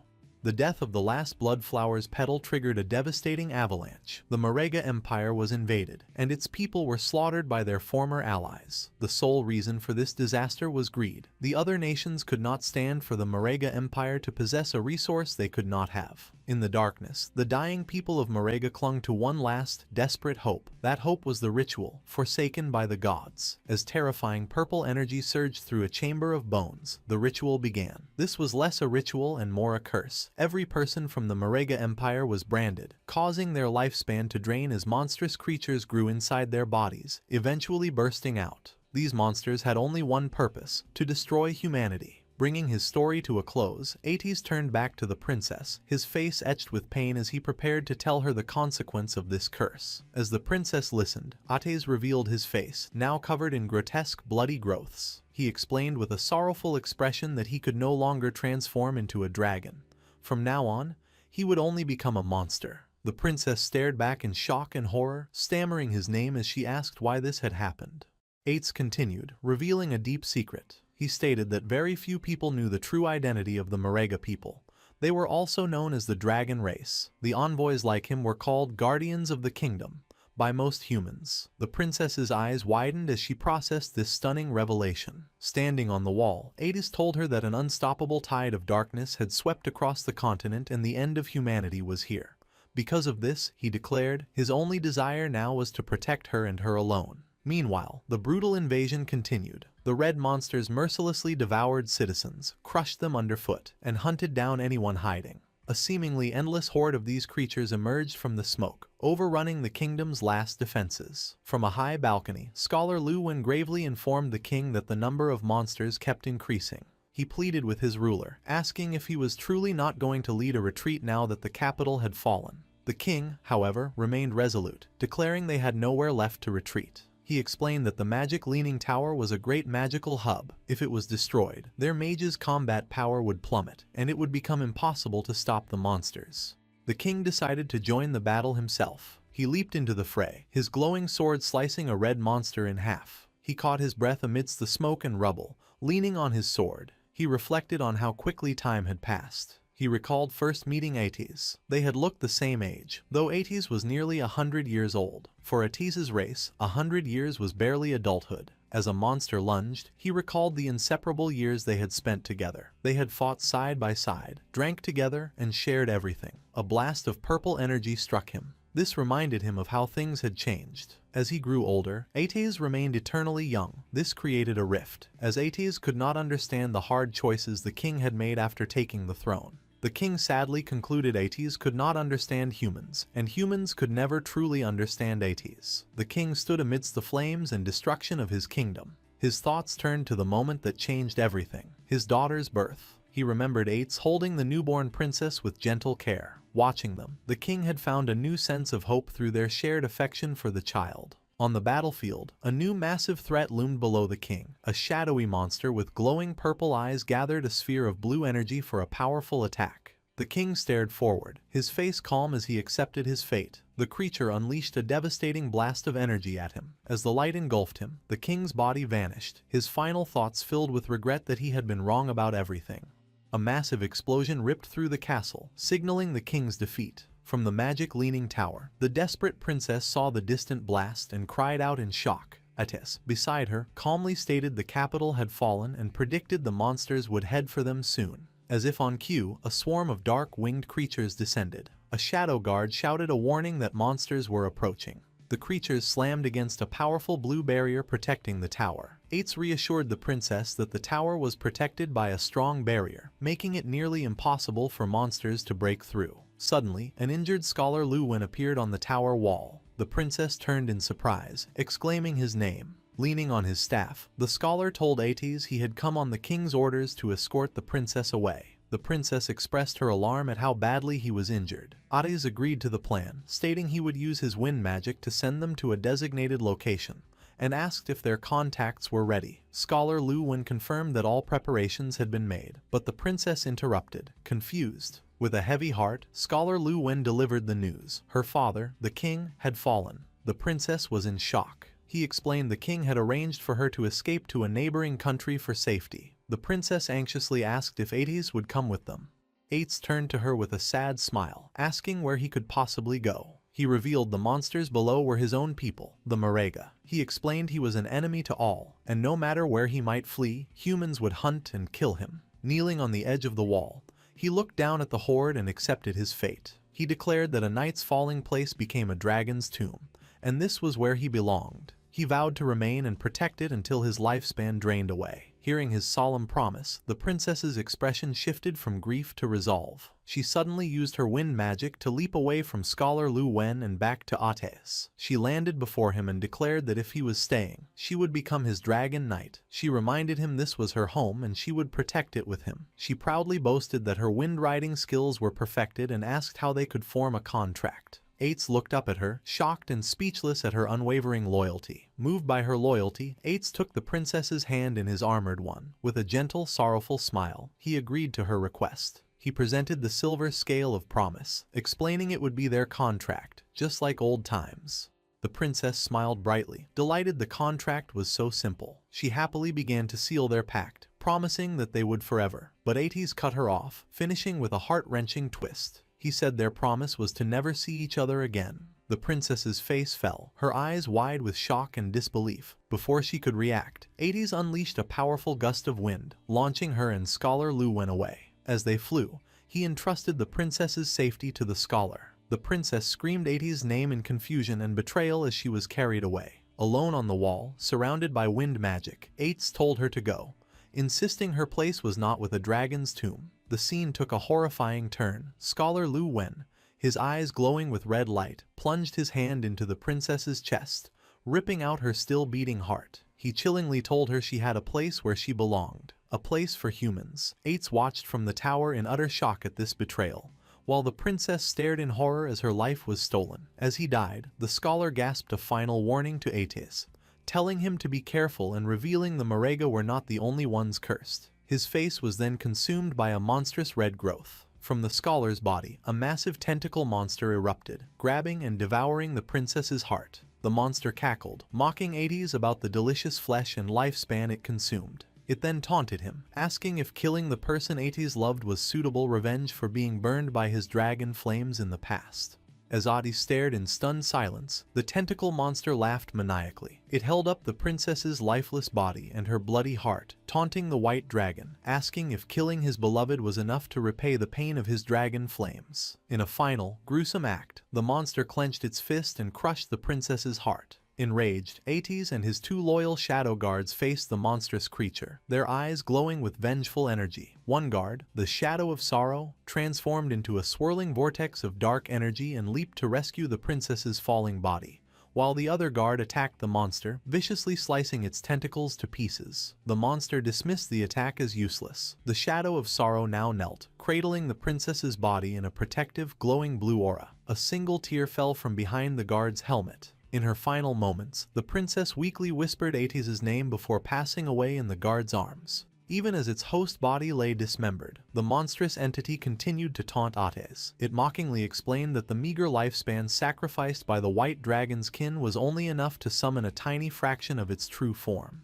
It revealed its seeds had already been scattered everywhere, parasitizing hosts and waiting for the right moment to mature and burst forth, just as it did with the old scholar. The creature, Cthulhu, continued its psychological assault, reminding Ates that the monsters born from his own people were now swarming the world. It pointed out that Ates himself was deeply cursed and could transform at any moment, and that he had always known his beloved princess was destined for a tragic end. Cthulhu emphasized Ate's powerlessness, suggesting he was helpless and might even have become the very monster to kill the princess. The entity reveled in Ate's inner turmoil, describing the hatred, sorrow, anger, and despair filling his heart, calling them wonderfully strong emotions. Then it presented a tempting offer, telling Ates it could change everything. Cthulhu formally introduced itself, stating it could hear the violent beating of Ates's heart. It declared itself an ancient, all-powerful god. It made an incredible promise. Not only could it help Ates defeat the monsters and protect the kingdom, but it could also resurrect the princess so they could be together forever. It explained that all of this could be achieved through a simple transaction. The price, Cthulhu revealed, was for Ates to simply give it his heart. Kneeling alone on the high wall, surrounded by winged monsters, Ates was left to contemplate this impossible choice. He weighed his two options: to let the princess die in the tower, devoured by monsters, or to accept the deal, allowing her to become his dragon knight so they could protect the kingdom for eternity. From its dying host, Cthulhu pressed him for a decision, warning that its current body was fading fast and he was running out of time. Having made his decision, Ates committed the ultimate sacrifice. With a sickening splash of blood, his shadow guard looked on in alarm. In an act of desperation and love, Ates ripped his own beating heart from his chest. Cthulhu praised him, stating that he had made the correct choice. Cthulhu declared it would place a blessing on Ate's heart, causing it to float into the sky amidst a brilliant explosion of energy, destined to beat for all eternity. The entity explained their pact. His beloved would receive the heart and be reawakened with its immense power. Though Ates would be heartless, he would not die or turn into a mindless monster. The glowing heart descended and entered the princess's body, and Cthulhu proclaimed Ates would be transformed into a guardian dragon, destined to remain by her side forever. Ates grunted in agony as the transformation began, and a massive pillar of purple energy erupted from the top of the magic leaning tower. His body contorted and changed until he had become a massive, terrifying skeletal dragon. He let out a powerful roar, surrounded by a swirling aura of blue flame. With his new form, Ates leaped from the tower wall. Now a guardian dragon empowered by Cthulhu, he soared over the battlefield and unleashed a devastating torrent of fire upon the swarming monsters below, beginning his eternal watch over the resurrected princess. As the skeletal dragon Ates unleashed his fiery wrath, Cthulhu's voice narrated the grim scene. The dragon's flames incinerated everything below, purging the land of the monstrous invaders and the kingdom's remaining people alike. Cthulhu told him his power was now great enough to wipe out the entire kingdom, and Ates continued his assault, setting the capital ablaze. Cthulhu then revealed the terrible twist in their bargain. It explained that all the lifespan harvested from those killed in the flames would be funneled to a single point. As purple lightning struck the scorched magic leaning tower, the true purpose was revealed. Back on the tower, the resurrected princess screamed in agony. With Ates's cursed heart in her chest, her body began to transform as dark, shadowy energy erupted from her. Monstrous appendages grew from the shadows, and she was completely consumed by a massive, tentacled beast, becoming its new, living core. With the princess now transformed into a horrifying monster, Cthulhu triumphantly declared that all the harvested lifespan now belonged to it. Cthulhu reflected on its current weakness. It lamented that its power was still too diminished to directly parasitize the powerful dragon race, forcing it to use a human as a temporary host. However, it remained confident, believing it was only a matter of time before it could use the white dragon to gather the lifespan it needed. The monstrous princess looked up at the skeletal Ates circling high in the sky and wondered why he had not returned now that the kingdom had been purged. She found his behavior strange. Suddenly, two glowing silver scales appeared before her. Cthulhu recognized them as the scales of promise, and realized these were vows the white dragon had made before their deal. The first vow was to never see the princess again. The second was to forever protect the kingdom's high tower. In a flash of fury, Cthulhu understood Ates' final act of defiance. He had anticipated the entity's plan and used his own vows to bind himself to the magic leaning tower, locking himself away from the transformed princess. Cthulhu cursed the white dragon, enraged that he chose to become a mindless zombie-like guardian rather than be used as its pawn. Thwarted, Cthulhu declared it would use the tower as its nest, preying on the lifespan of anyone who approached. It vowed that one day, it would be fully revived and rule the world again. The memory faded with the image of the tower standing alone as countless ages passed. The memory faded, returning to the present at the magic leaning tower. Shadow reappeared on the desolate rooftop, purple energy lingering in his hand. He processed the tragic story he had witnessed, wondering if the vivid images were just game lore. But his instincts told him it was more. The vision had felt too real, its explanation of the monster's origins feeling like actual history. Suddenly, dark purple energy swirls materialized around him. A system window congratulated him on obtaining a new mythical grade skill, Shadow of Sorrow. This powerful ability created 3 shadow clones for 7 seconds that mimicked his skills and dealt 100% damage. The skill's description added a poignant detail. These were the shadows created by the White Dragon, Eights. To protect what was most important, Eights had used immense mental energy to maintain them for 15 years without letting them fade. Shadow examined his hand, now wreathed in purple energy, and recognized the skill from the memory. He was awestruck, realizing this single ability could quadruple his damage output for a short time. He marveled at how terrifying a mythical grade skill was. More system notifications rewarded him for the trial. He obtained the key to the Magic Leaning Tower's hidden area, reached level 19, and received many evolution points, equipment, and skill books. Among his new rewards were a gate key and a map for a level 20 area called the Withered Bone Ruins. Shadow was intrigued, as he had never heard of this location. He unrolled the old map and found Withered Bone City, on an island in an inland sea. Seeing its location, he made a connection, realizing it must have once been part of the Manga Empire from Ate's story. Convinced this new area was tied to the White Dragon's homeland, Shadow was excited, certain it held greater secrets and rarer treasures. Knowing the area was for level 20 players and he was now 19,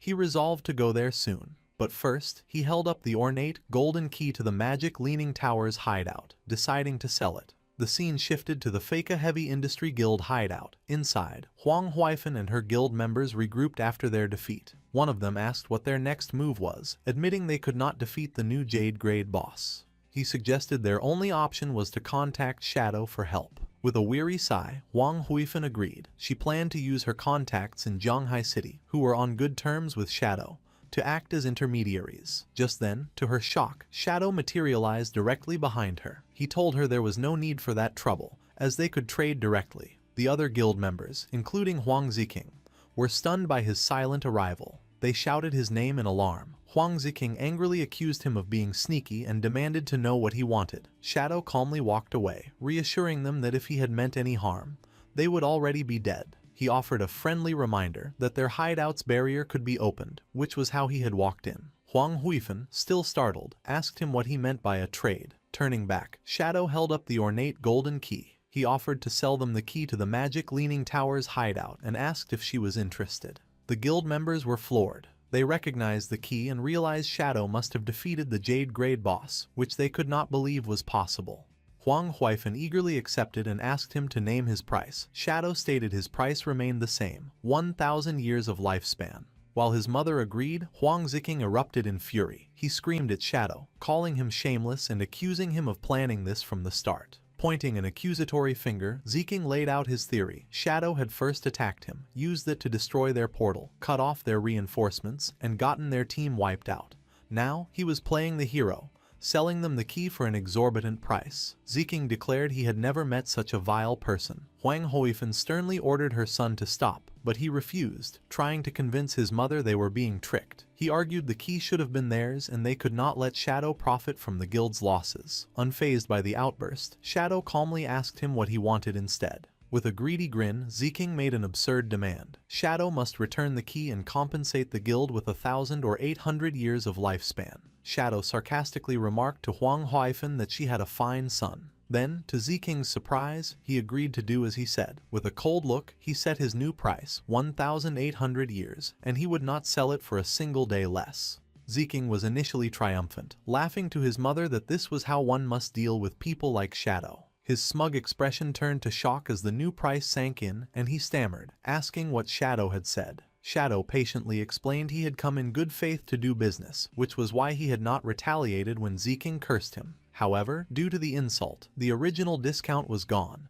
and the price was non-negotiable. Having reached her limit, Huang Huifan swiftly slapped her son hard across the face. She angrily ordered a guild member to take Ziqing away to level up, forbidding him from returning without her permission. As he was dragged away, Ziqing protested, asking why she had hit him when he was not finished talking. Huang Huifan turned back to Shadow and apologized, asking if he might reconsider. Shadow coldly repeated his new offer, 1,800 years, and he would not say it again. With a weary expression, Huang Huifan accepted, noting it was a fair price since she had heard he had sold other hideouts for 2,000 years. She explained that because of their heavy losses, they could not pay the full amount at once and asked to pay in installments. Shadow agreed. He stipulated she must pay 1,000 years up front, and he would return in 10 days for the remaining 800. Greatly relieved, Huang Huifan thanked him and completed the transaction. A system window confirmed she had the key and Shadow had gained 1,000 years of lifespan.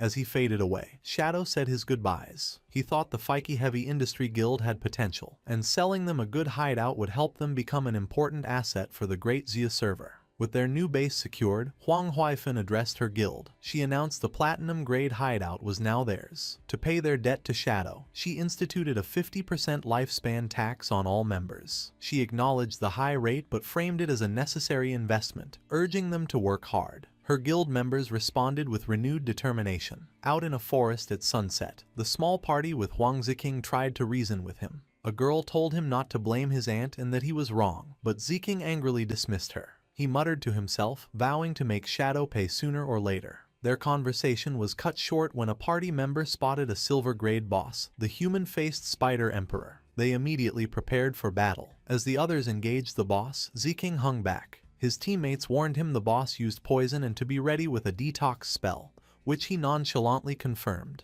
However, instead of helping, Ziking turned and fled into the woods, abandoning his team. As he ran, he cursed them as idiots, thinking they could fight the boss themselves. He was disgusted by the girl who had tried to lecture him, wondering what his mother was thinking trying to set them up. He found a secluded spot and crouched, seething with resentment. He believed his entire guild was made of spineless rats, who only developed slowly and safely. He thought they did not understand the true path to power was to seize every opportunity. He concluded that Shadow must operate this way, which was how he had become so powerful. With a sinister smile, Ziking revealed he was not as foolish as his guildmates thought. He scoffed at confronting Shadow without a plan. He then summoned a dark, ornate vase with a single glowing red eye, declaring it a treasure from a jade-grade chest. A system window identified the item as the Abyssal Vase. By reaching into it, the user could randomly pull out a powerful skill, but it had a long 48-hour cooldown.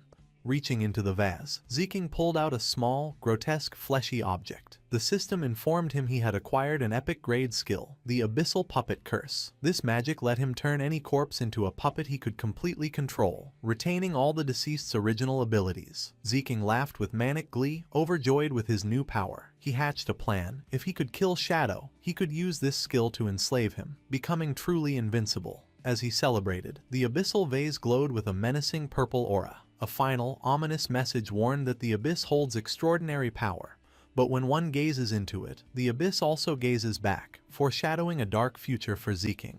In the withered bone field, a desolate graveyard in the Magic City ruins, night had fallen. During a battle, Ghost Spirit used her energy-infused paper ribbon to wrap around and pierce a skeletal monster's eye. She beheaded the enemy with a precise blow, dealing over 5,600 damage. System notifications appeared, informing her that her weapon had upgraded to gold and she had enough experience for a class advancement. Standing amidst the energy orbs of defeated enemies, Ghost Spirit sighed in relief, confirming she had enough experience for her advancement. With a determined expression, she accepted the class advancement. A bright magic circle formed at her feet as a column of purple energy surged from her, enveloping her in the transformation. After completion, the system detailed her new abilities. Her weapon was now the Yellow Spring Chainblade, Gold, which could change shape. Her class had evolved to Yellow Spring Evil Ghost, Tier 2, granting a passive stealth bonus and unlocking 2 new skills, Eye of the Yellow Spring and Touch of the Yellow Spring. The system explained the Eye was a mental attack that trapped enemies in an illusion, while the Touch allowed her to track opponents by their aura.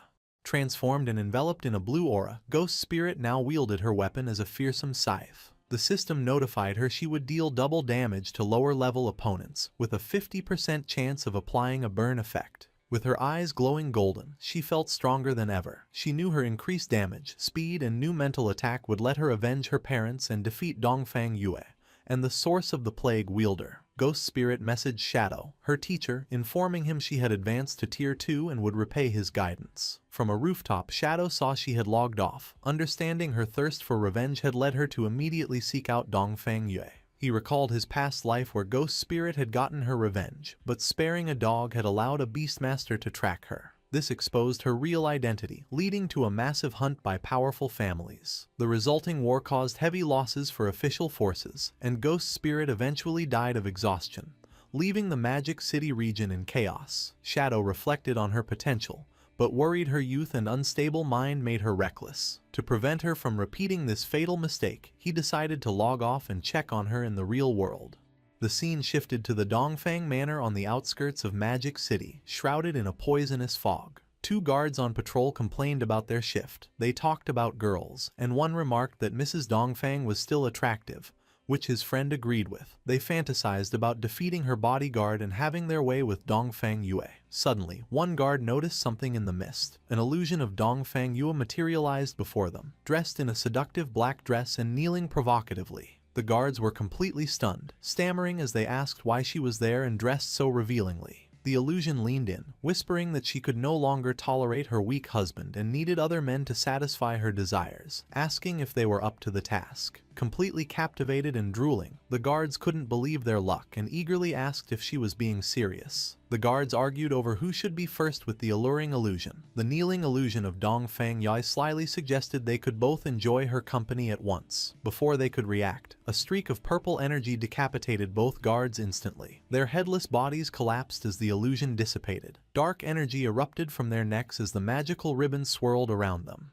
Ghost Spirit appeared from the shadows, catching her weapon. She immediately leapt into the air, escaping the manor grounds. Meanwhile, Dongfang Yue's formidable bodyguard, the Fart Master, was relaxing in a hammock. His senses sharpened and he remarked to himself that a little mouse had snuck in. Ghost Spirit landed silently on the manor rooftop. She paused thoughtfully to assess the situation. Suddenly, she was shocked as the Fart Master descended on her from above with incredible speed. He grabbed her by the neck in mid-air, and they both plummeted towards the ground. He unleashed his signature attack, a powerful blast of gas from his rear, which hit the ground with explosive force. The impact created a crater, with the Fart Master pinning Ghost Spirit to the ground. He mockingly explained his ammonia barrier covered the manor, allowing him to sense her arrival. He identified her as the little lady who had escaped before, grabbed her neck, and noted she would not get away this time. Ghost Spirit struggled helplessly, her face a mix of pain and fear. The Fart Master held Ghost Spirit in the air by her neck, surrounded by a menacing purple aura. He remarked she had grown stronger and mused that with more time, she might become a satisfying opponent. An excited look crossed his face as he admitted a strong urge to kill her now. As Ghost Spirit struggled, the bodyguard had an internal battle, telling himself to wait until she was more powerful. He immediately contradicted this, admitting he was losing self-control. He cursed, tormented by his indecision. Losing control, his grip tightened with a sickening sound. He panicked, realizing he had accidentally crushed her to death. Horrified, he let her lifeless body fall to the ground, shouting in despair. Suddenly, he froze as a purple energy claw pierced his chest from behind. In disbelief, he turned to see Ghost Spirit behind him, her arm in his back. The body he had dropped was a decoy.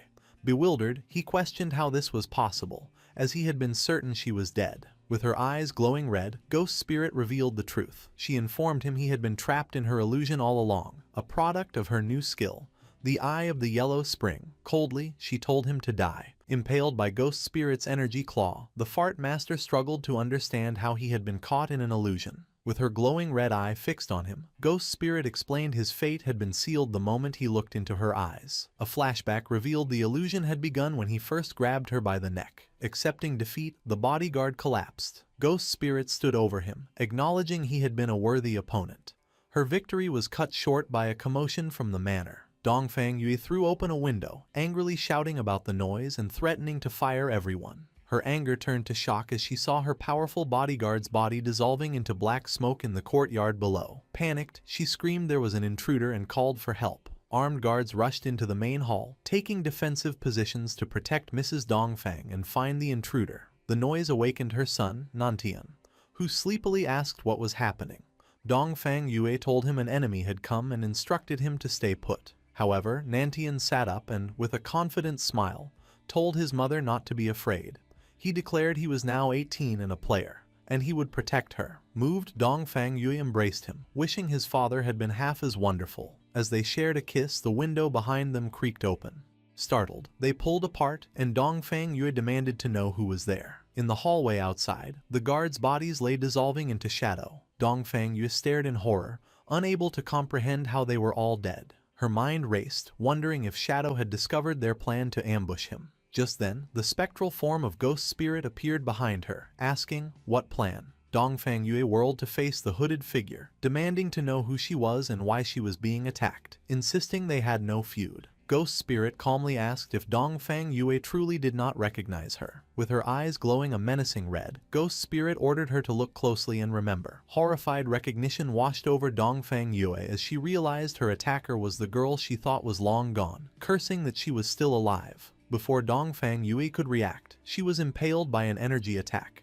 Ghost Spirit stood over her fallen enemy, declaring her a demon and commanding her to die. In the bedroom, a terrified Nantian and his dog hid under the covers. Ghost Spirit explained her motive. Dongfang Yue had killed her parents, so now she would kill her in front of her son. Defeated and crying, Dongfang Yue accepted her fate but made one plea, not to harm her son.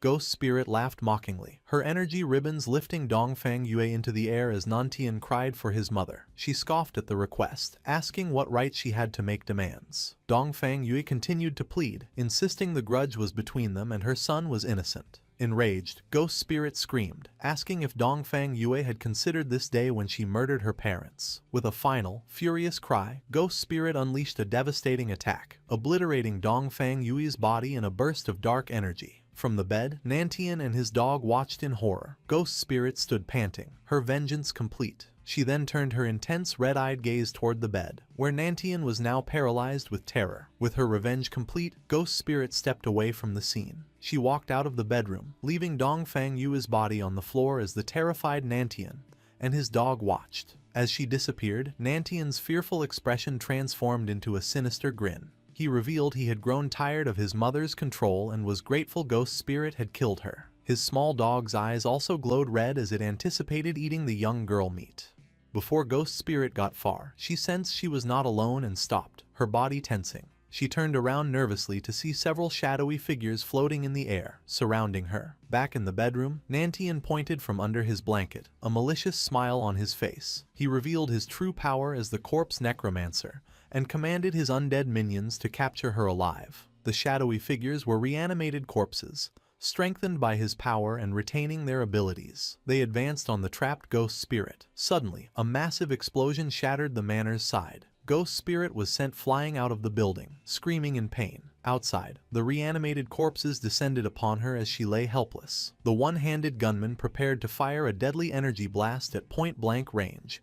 Just as he fired, black spikes intercepted the attack, saving her. The force of the counterattack knocked the undead minions down. Ghost Spirit looked up, confused by the sudden turn of events. In the bedroom, Nantian, who had been hiding, was now held up by the head, screaming in terror. A figure stood over him, holding his severed head and crushing his demonic dog underfoot. It was King Feng. He looked directly at Ghost Spirit through the shattered wall and delivered a cold, final lesson. Showing mercy to your enemies was the same as being cruel to yourself. Ghost Spirit lay on the ground, looking up at King Feng in a broken window. Still unsure who had saved her, she asked who he was. From the shadows, King Feng told her that one should never show mercy to enemies. He then used his blooming curse ability on Nantian's decapitated body, causing red spider lily flowers to sprout from his head. Realizing this man was her savior, and had allowed her to complete her revenge, Ghost Spirit blushed and thanked him, calling him master. Surrounded by a field of crimson flowers, a reminder of her vengeance, Ghost Spirit finally let her emotions overwhelm her. She cried in relief and sorrow, saying aloud that she had finally avenged her parents. As the flowers absorbed life force, a system message indicated that 788 years of tradable lifespan had been absorbed. King Feng approached and asked her what her plans were now that she had her revenge. Without a purpose, Ghost Spirit admitted she did not know and contemplated dying to reunite with her parents. King Feng sternly told her that revenge only leads to emptiness and she should have been prepared for it. He warned her that if she was willing to sink into despair, he had nothing more to say. But there was something she must know. He showed her a vision of the game world, explaining that the god-forsaken game had endless secrets, and among them, a way to resurrect the dead might exist. He told her that as long as a person kept moving forward, they would find infinite possibilities. If she only saw revenge as her endpoint, his words were useless. Turning his back, he gave her a choice. If she wanted to move forward, she must follow him. But the decision was hers. After a moment of reflection, with new determination in her eyes, Ghost Spirit got to her feet and ran to follow King Feng through the moonlit field. The scene shifted to Magic City in the real world. At King Feng's hideout, the soul-cleansing land, they found themselves in a vast ethereal water-like space. Ghost Spirit asked where they were, and King Feng explained it was his hideout in the real world. He led her to the doors of an incredibly luxurious mansion, leaving her stunned. Upon entering, they were greeted by King Feng's maid, who welcomed her master home. Ghost Spirit was surprised he even had a maid. King Feng ordered his maid to prepare dinner for two and explained to a confused Ghost Spirit that the maid had been created by the Divine Authority book. He continued, saying the book could create all sorts of necessary items and promised to take her to challenge the Tower of Divine Authority in Magic City so she could get her own book.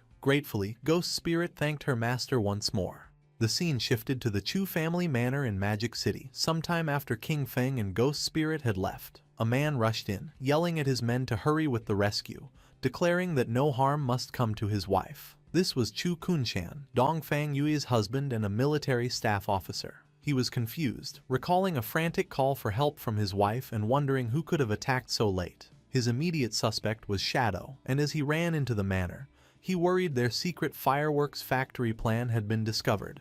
Though he quickly dismissed the thought, inside, his personnel were investigating the scene, examining a large crater and the empty bedroom. An officer reported to a shocked Chu Kunshan that while there were clear signs of a battle, they had not found a single person. Growing more frantic, Chu Kunshan demanded to know the whereabouts of his wife, son, guards, and servants. The officer confirmed the grim reality: no one was there, not even any bodies. Chu Kunshan was enraged, realizing this was what had happened to the Dongfang family.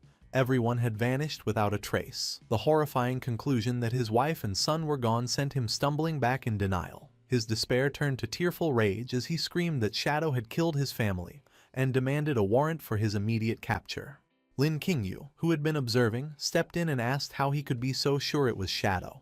He furiously retorted that it was because his wife's family, the Dongfangs, were also killed by him. Unfazed, Lin Qingyu pointed out the lack of evidence in the Dongfang case, making the connection to his wife's disappearance tenuous. With a sharp glare, she questioned if he had inside knowledge, suggesting perhaps his family had a grudge with Shadow, and this might be simple revenge. Her questions struck a nerve, and a furious Chu Kunshan warned her to watch her words, questioning if she was interrogating a military staff officer. Lin Qingyu calmly told Chu Kunshan his threats were useless against her. She revealed that recently, the Sky Dome Guild had captured members of the Magic City Black Dragon Hall and handed them to the authorities. During interrogation, the men confessed that Chu Kunshan had ordered the attack on Shadow's hideout. They also admitted to a plan to lure Shadow to a fireworks factory with the intent to kill him in a massive explosion. She explained that the authorities had originally planned to capture them all at the factory. However, with Dongfang Yu now missing, she was officially suspected of fleeing justice. Lin Qingyu then accused Chu Kunshan of abusing his authority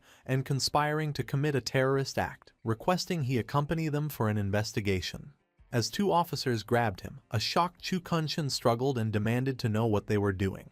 He angrily shouted at Lin Qingyu, questioning her audacity for colluding with a trashy guild to arrest an official. As he was restrained, Lin Qingyu calmly stated that official status did not matter, as she only stood on the side of justice. Chu Kunshan continued to struggle, screaming for them to release him. She coolly advised him to cooperate, adding that if proven innocent, he would be free to settle the score with her then. Lin Qingyu delivered a final, chilling piece of information.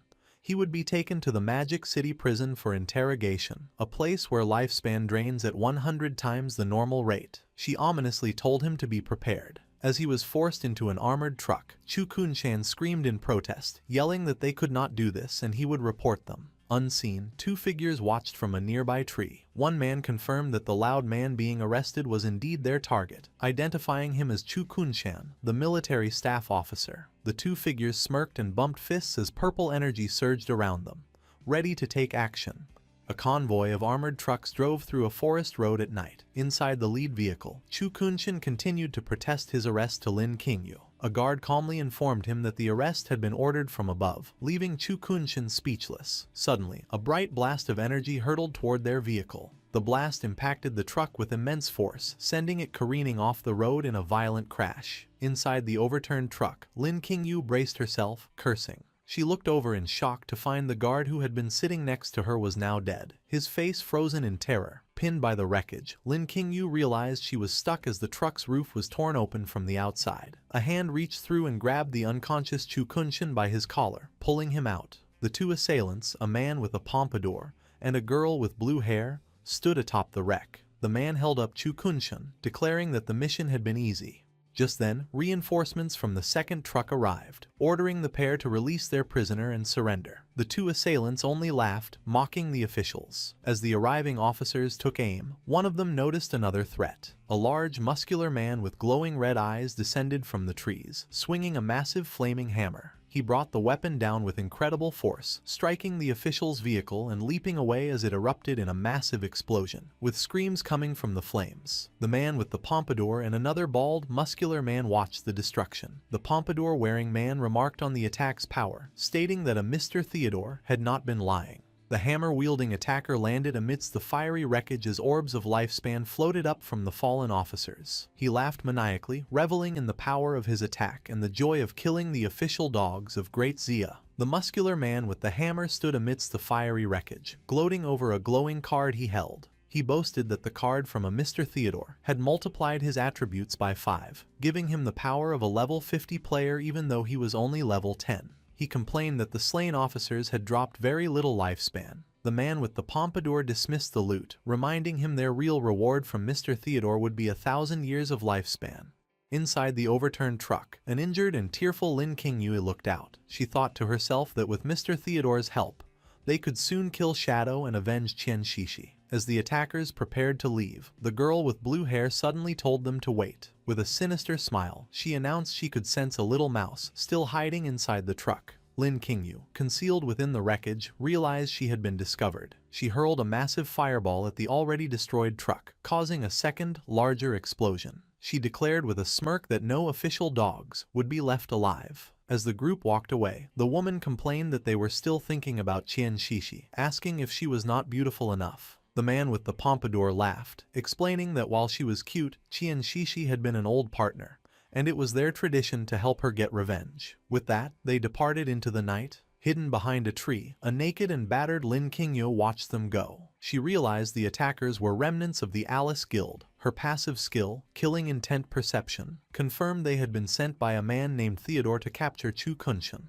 Understanding her squad had been wiped out, she knew she must report this immediately. Having left the real world, Shadow had brought Ghost Spirit to the Tower of Divine Authority, located within the ruins of Magic City. He explained to a surprised Ghost Spirit that the NPC guarding the tower was known as Old Mom, but her true name was Queen Vier of the Waning Moon. Shadow elaborated on her tragic past. Vier had witnessed the brutal murder of her son and daughter. The trauma had driven her mad, and she now lived under the delusion that her children were still alive, often giving players impossible quests. He revealed that there was a way to exploit her delusion. If a young man and woman entered the tower together, Viger would mistake them for her long-lost children. This made the challenge significantly easier and improved the rewards. Shadow then instructed a horrified Ghost Spirit that when they entered, she must immediately call the NPC Mom, explaining this was why she had earned her nickname. He told her to focus on that while he handled the rest. Hesitantly, Ghost Spirit agreed, and they walked towards the tower's large glowing doors.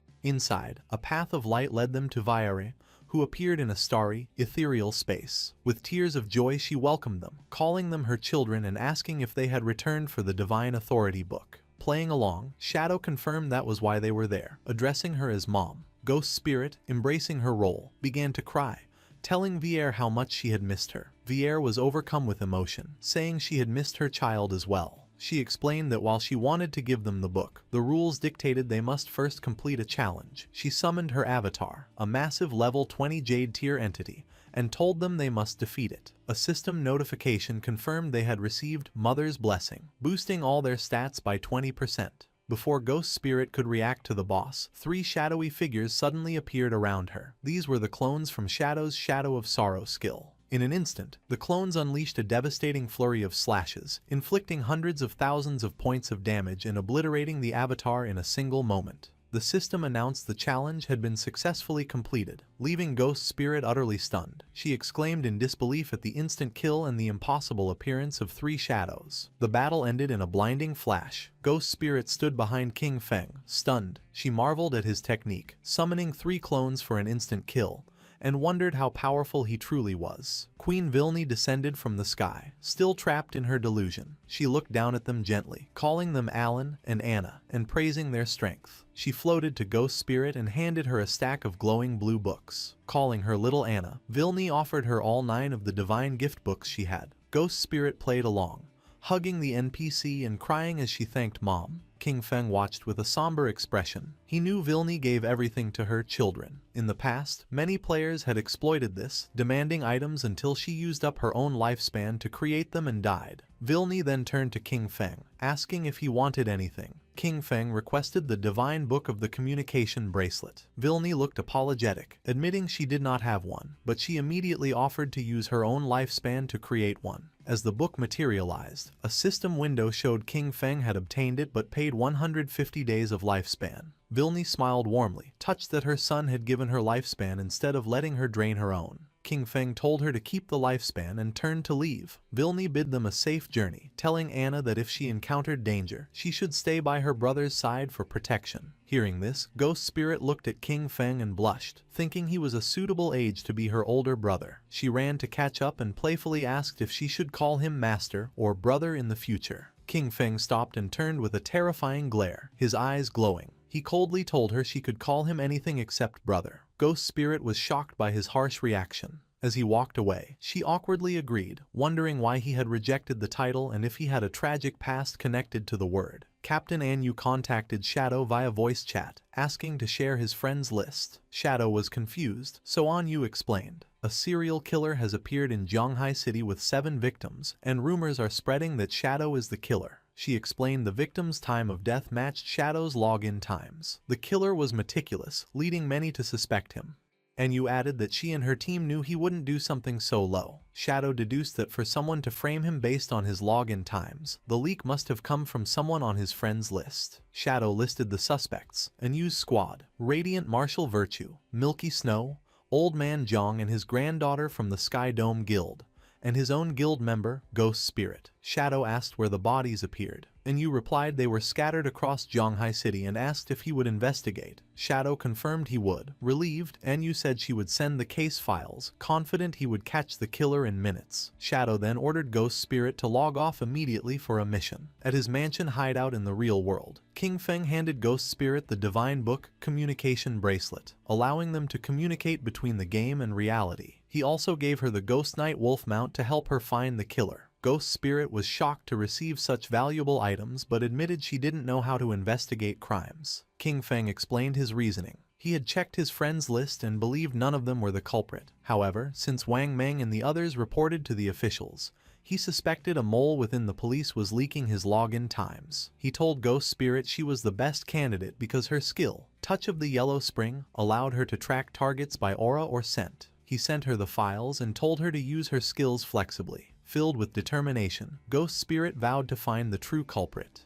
Meanwhile, in a hotel in Magic City, Tony and the blue-haired girl threw the bound Chukunshin onto the floor. Tony announced to a man in the shadows that he had brought the person. A bald older man smoking a cigar turned around. He praised Tony for a job well done. Chukunshin, terrified, recognized him as Mr. Theodore from the embassy. Theodore smiled chillingly, glad that dear Chu remembered him. He claimed he couldn't bear to see Chu suffer injustice, so he asked his friends to rescue him. Sweating, Chukunshin pointed out that these friends were wanted criminals. He asked Theodore if his true intention was to deal with Shadow or the Great Xia government. Theodore laughed, asking if there was a difference, noting the officials and Shadow were close allies. Chukunshin ranted about the injustice. His wife and son died, yet the authorities arrested him, a military officer, instead of Shadow. He looked up at Theodore, acknowledging he wasn't saved for free and asked what he wanted him to do. Theodore calmly replied that his divination pointed to Chu, telling him Chu could help find something he desperately wanted. He then asked what Chu's profession in the game was. Chu looked confused, but then he realized why he was valuable.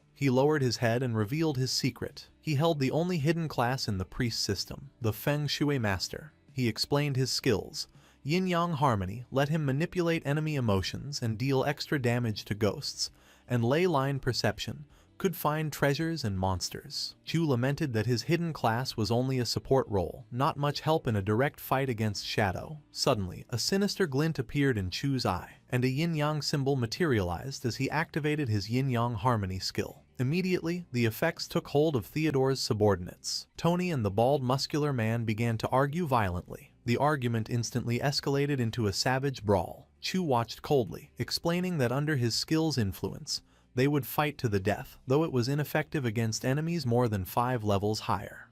Theodore watched with amusement, laughing and clapping. He praised Chu, saying finding him was the right choice. Then, he pulled out a magical tarot card glowing with blue flames and commanded his men to stop fighting, remarking that infighting was bad. Theodore cast the card, unleashing a spell called Moon God's Purification. A massive beam of blue light descended from a spectral moon, enveloping the two brawling men. The light washed over them, instantly purifying the negative emotional effects from Chu's skill. Tony and the bald man collapsed, unconscious. The blue-haired girl, Mei Jing, laughed, commenting on how strong Mr.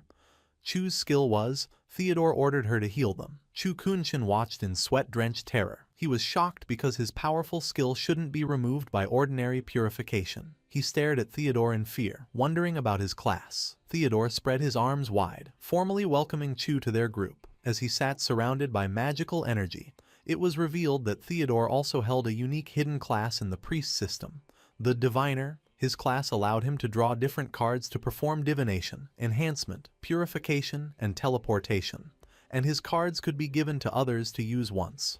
On the streets of Zhonghai City, Ghost Spirit was crouching, using her skill, Touch of the Yellow Spring. A red aura emanated from her fingertips as she sensed a trail. She declared that she had found the killer's aura. The trail led off into the distance, and Ghost Spirit pointed the way for her mount, the Ghost Night Wolf. She told the wolf to move out, mounting the beast as they dashed through the empty city streets, following the Crimson Trail. The scene shifted to a high-rise apartment, King Feng's former residence, where a knock was heard. Inside, Xiao Yu opened the door with a bright, expectant smile, greeting the visitor as Mom. Standing in the doorway were a middle-aged woman in a suit and a tall, white-haired man, also in a suit. Xiao Yu excitedly asked if the man was there to buy the house, praising the woman for finding a buyer so quickly. However, the woman looked apologetic and corrected her. She explained this was not a buyer, but a diviner she had hired to help find Xiao Yu's brother. The white-haired man adjusted his tie and introduced himself as Diviner Ren Tu.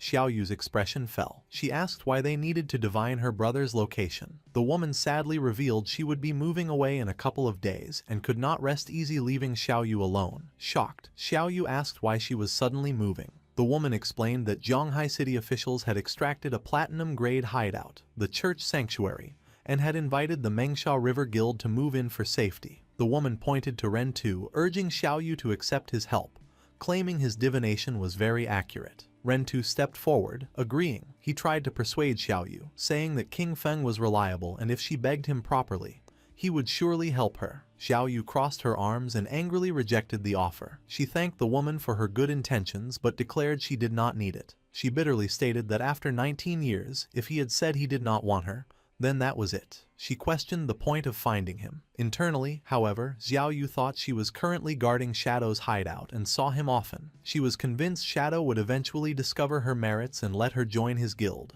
The woman sighed, resigned to Xiao Yu's stubbornness. She advised Xiao Yu to try the divination anyway, then excused herself to go pack. As she left, Ren Tu remained. He asked Xiao Yu for any items her brother had used for the divination. Xiao Yu snapped at him, repeating that she did not need him to divine anything. Ren Tu ignored her and walked into the apartment, looking around. He mentioned he had heard the siblings had lived together and concluded the house itself was enough of a medium. Xiao Yu followed, demanding to know who had let him in. Ren Tu smiled charmingly and said he felt they had a destiny, so he would perform the divination for free. Without waiting for permission, Ren Tu raised a card that glowed with blue magical energy. He told her she could look at the result.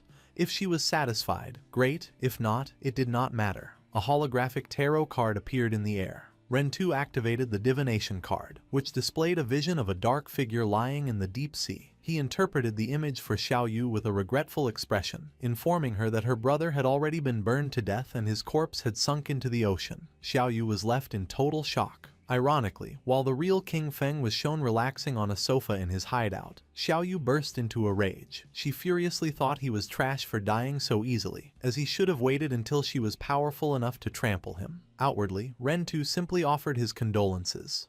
Rentu then changed the subject, mentioning he had heard she interacted with Shadow. He claimed his divination had found Shadow's location and asked if she wanted to go with him. Holding a gold card, he explained he could teleport her there immediately. He manipulatively suggested that although her brother was dead, if she recognized Shadow as her new brother, everyone would be happy. Xiaoyu eagerly agreed. Internally, she scoffed that King Feng had gotten off easy by dying, but decided it did not matter because Shadow would surely protect her. As she accepted, Rentu activated a blue magic circle beneath them, and they were transported away. They rematerialized in a dark, dingy room that looked like an abandoned lab. Xiaoyu looked around in confusion, asking where Shadow was. Rentu, looking menacing as he removed his suit jacket, coldly replied that he should be asking her that. Without warning, Rentu struck Xiaoyu with a vicious right hook to the face, causing her to cough up blood. He then grabbed her by the ankle, dangling her upside down and demanding she tell him everything she knew about Shadow.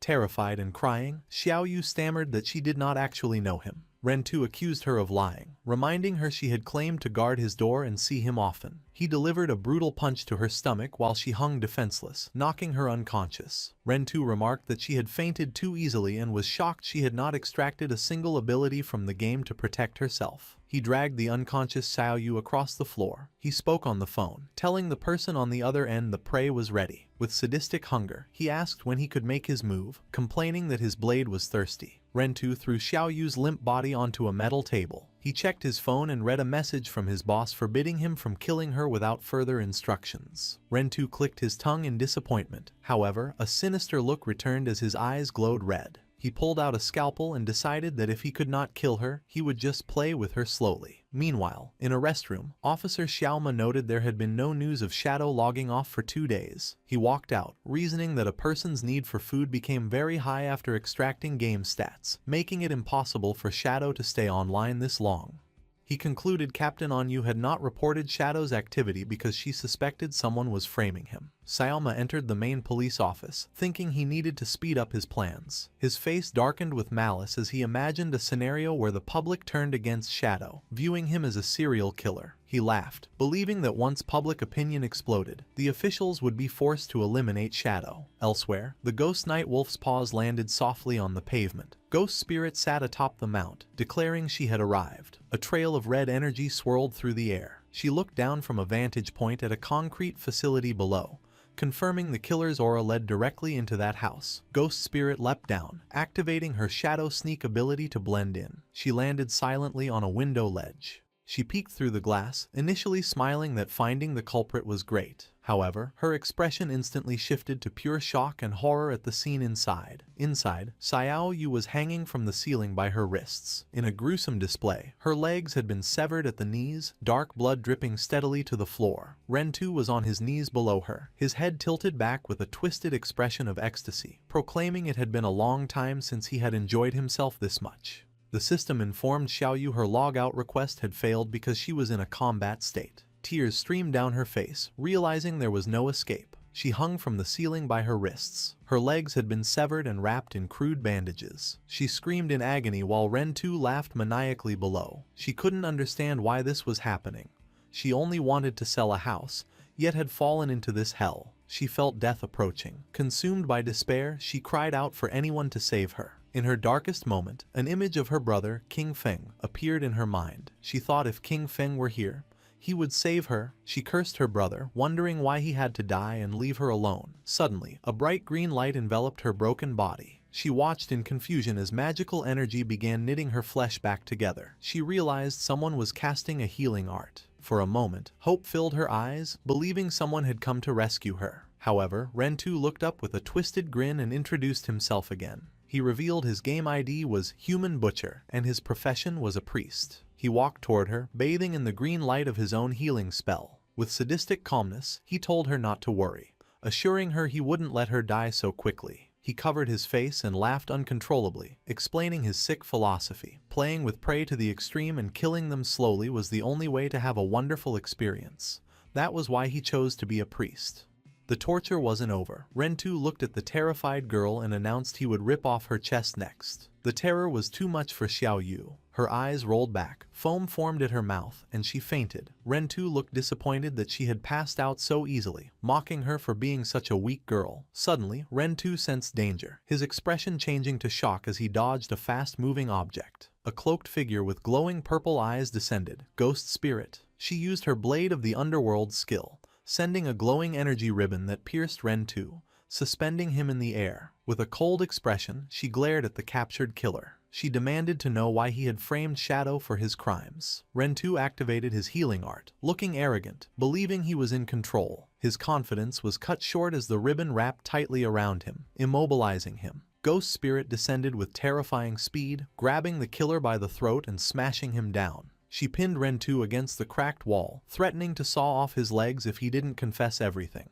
Terrified and defeated, Rentu stammered that he would tell her everything. The scene shifts to the desolate Zhanghai City ruins. Captain Enyu, Wang Meng, and Little Black were having a serious discussion. Enyu noted that since they stopped reporting Shadow's login times, no new murders had occurred, proving someone was trying to frame him. Little Black angrily defended Shadow, arguing a powerful expert like him wouldn't be a perverted serial killer. She reasoned if he killed someone, he would turn them to ashes, not leave bodies to be found. Captain Enyu explained that while they knew Shadow was innocent, the public did not. She worried that spreading rumors would cause chaos, which was likely the killer's true goal. She feared that if the chaos grew, officials would be forced to kill Shadow to calm the public, even if he was innocent. Little Black asked if the officials could actually defeat Shadow. With a grim smile, Enyu admitted they could not. She explained that such a conflict would result in heavy losses for the government, allowing other countries to take advantage of the situation and endangering Great Xia. Wang Meng stated they needed to clear Shadow's name quickly. He deduced the person framing Shadow must be among the Zhanghai City officials. Deep in thought, Captain Enyu realized that considering someone within the Zhanghai officials who also had a grudge against Shadow, she could only think of one person. Officer Xiaoma stood in his office, sweating nervously as he looked at his phone. He was frustrated because 2 days had passed without news of Shadow logging off, and he worried Rentu might have lost control and accidentally killed the prey. Alone in the dark office, his obsession with Captain Enyu consumed him. He imagined her face, convinced that as long as Shadow existed, he would never have her. Desperate, he held a glowing card, thinking for Enyu's sake he would become an enemy of all Great Xia. Suddenly, his phone vibrated. He read a message supposedly from Rentu, stating the prey had escaped. The message demanded 3 years of lifespan to extract a tracking skill and provided an address for Xiaoma to deliver the payment. Furious his subordinate failed such a simple task, Xiaoma clenched his phone. He realized that if this plot was exposed, he would be ruined, so he had no choice but to go and fix the mess himself. He drove to an abandoned industrial facility under a gloomy sky. Entering the dark warehouse, Xiaoma called out for the human butcher, angrily asking why he let the prey escape. However, he stopped, his expression turning to pure shock. He looked up to see a terrifying sight. Xiaoyu was hanging from the ceiling, but next to her, his own hitman, Rentu, was also bound and unconscious. Before Xiaoma could react, a beam of purple energy shot from the darkness. The energy ribbon wrapped around his body, trapping him. He was hoisted into the air, hanging upside down alongside the other two. Panic set in. He yelled at the approaching figure to let him go, demanding if they knew who he was. Ghost Spirit stepped out of the shadows, her eyes glowing a menacing red. She calmly replied she knew exactly who he was, Manhwa, son of Zhanghai City's mayor. She revealed that Rentu had confessed everything, explaining how Manhwa instructed him to kill and dump bodies during Shadow's offline hours to frame him. She thanked Rentu for keeping his promise to lure out the mastermind. Ghost Spirit cut Rentu loose. She looked down at him and said that as a reward for his cooperation, she would give him a chance to enjoy himself. Rentu stood up, surrounded by a surge of purple energy, looking completely deranged. Ghost Spirit ordered him to kill Manhwa in any way he liked. Rentu giggled maniacally, thanking the young miss for the opportunity. Ghost Spirit ordered the brainwashed Rentu to kill Manhwa using his favorite method. Rentu, completely under her control, agreed with a maniacal laugh, telling Manhwa to stop struggling. Man Liang screamed, but Rentu lunged forward with a scalpel. The human butcher mockingly apologized to Boss Ma, claiming he had no other choice. Man Liang looked up in terror as the blade aimed for his throat. However, Man Liang was prepared. Just before the blade connected, he activated a golden card. A shockwave erupted, pushing Rentu back and allowing Man Liang to roll to safety. A massive explosion of fire and energy engulfed Rentu. Ghost Spirit watched calmly as the blast lit up the warehouse. When the smoke cleared, Rentu lay dead, his body transforming into lifespan orbs. Man Liang stood panting, glaring at Ghost Spirit, realizing she must be Shadow's disciple. Furious, Man Liang slapped a glowing golden card onto his forehead. The card, imbued with the power of the Sun God, granted him a massive agility boost for 2 minutes. A golden crossbow appeared in his hand as he declared he would kill both Shadow and his disciple. Moving with incredible speed, Man Liang leapt through the air, firing multiple energy arrows at Ghost Spirit. She calmly dodged the barrage, weaving through the explosions.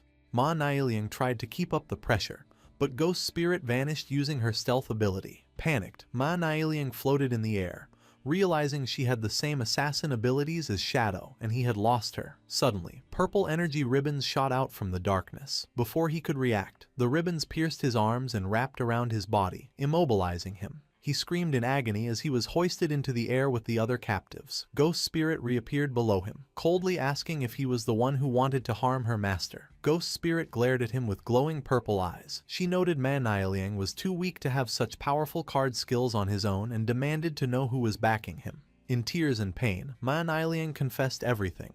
He revealed that the foreigners associated with Qian Shishi had found him. They gave him the cards and asked for his help to kill Shadow.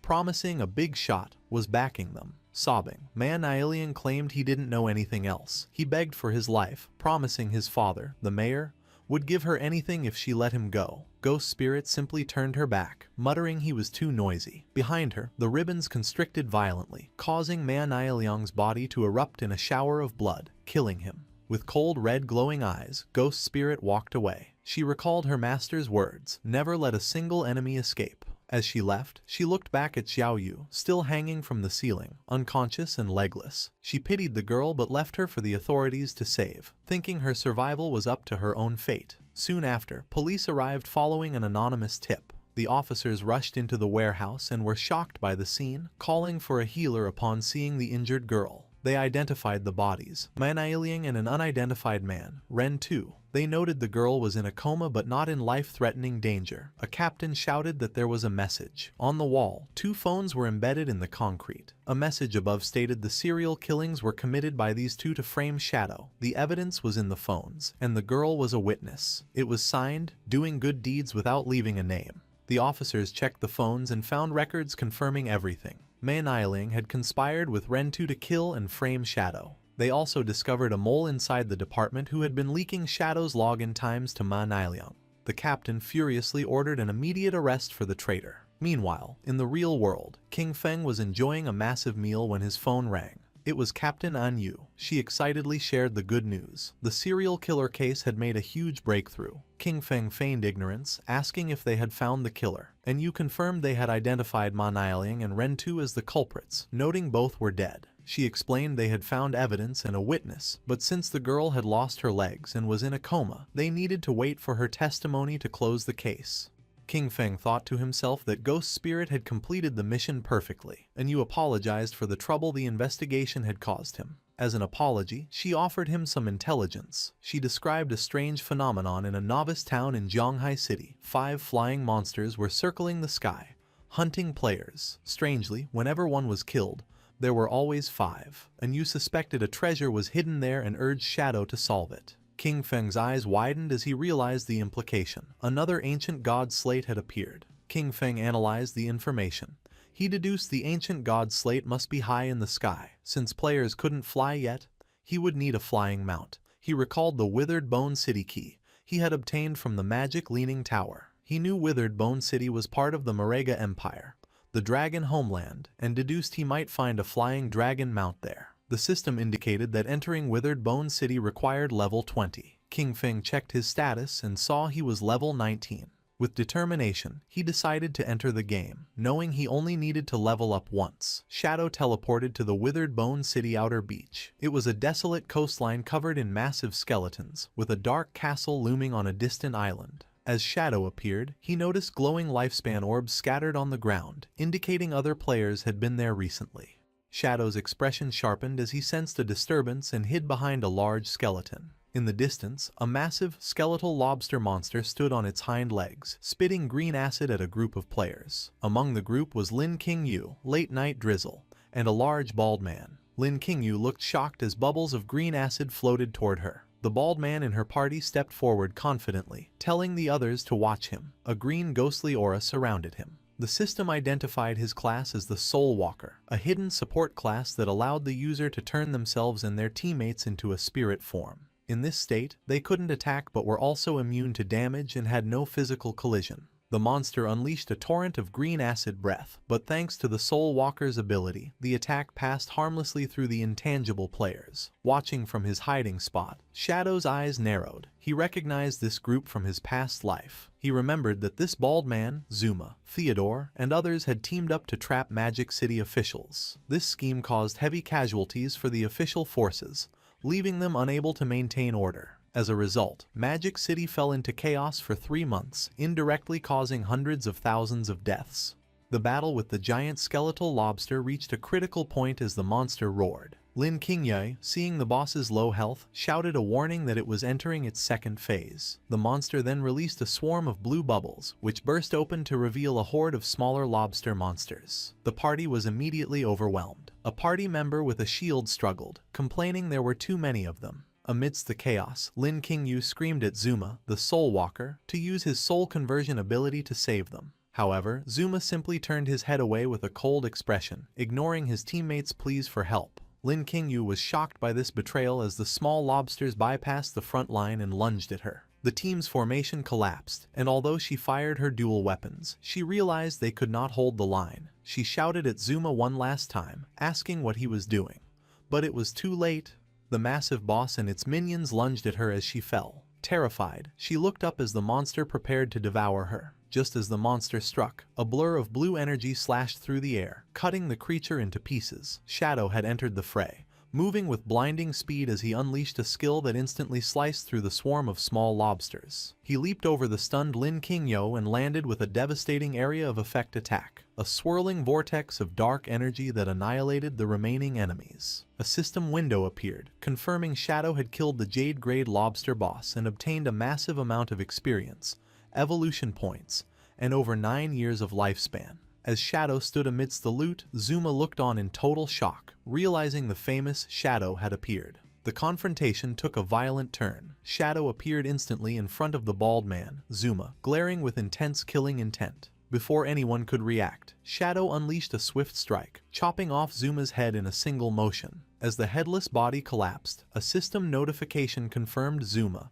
had been killed. His corpse dissolved into light, leaving Lin Qingyu staring in disbelief. She thanked Shadow for the rescue but questioned why he had killed their team member. Shadow glanced back with a cold, glowing eye and asked why the Magic City official team included a foreigner. Lin Qingyu explained that Zuma was hired as external aid because his class was key to defeating the boss, though she admitted she hadn't expected him to get distracted at a critical moment. Shadow scoffed at her naivety, saying it wasn't a distraction. He quoted a proverb, warning that those not of one's own kin will have different hearts, implying Zuma's betrayal was intentional. Lin Qingyu broke into a nervous sweat, asking if he meant Zuma did it on purpose, unable to understand what he would gain from letting them die. Shadow turned his back, his cape billowing. He told her investigating the motive was their job, not his. He then proposed a deal. If Magic City officials found a boss they couldn't handle, they should contact him. He stated his terms clearly. He only wanted the lifespan drops and any assassin class equipment. Everything else was theirs, identical to his deal with the Zhonghai officials. The surviving team members erupted in joy. Shadow confirmed the deal applied only to platinum-grade bosses or higher, and he required full looting rights. Lin Qingyu, seeing the immense value, immediately agreed and prepared to message their exploration teams.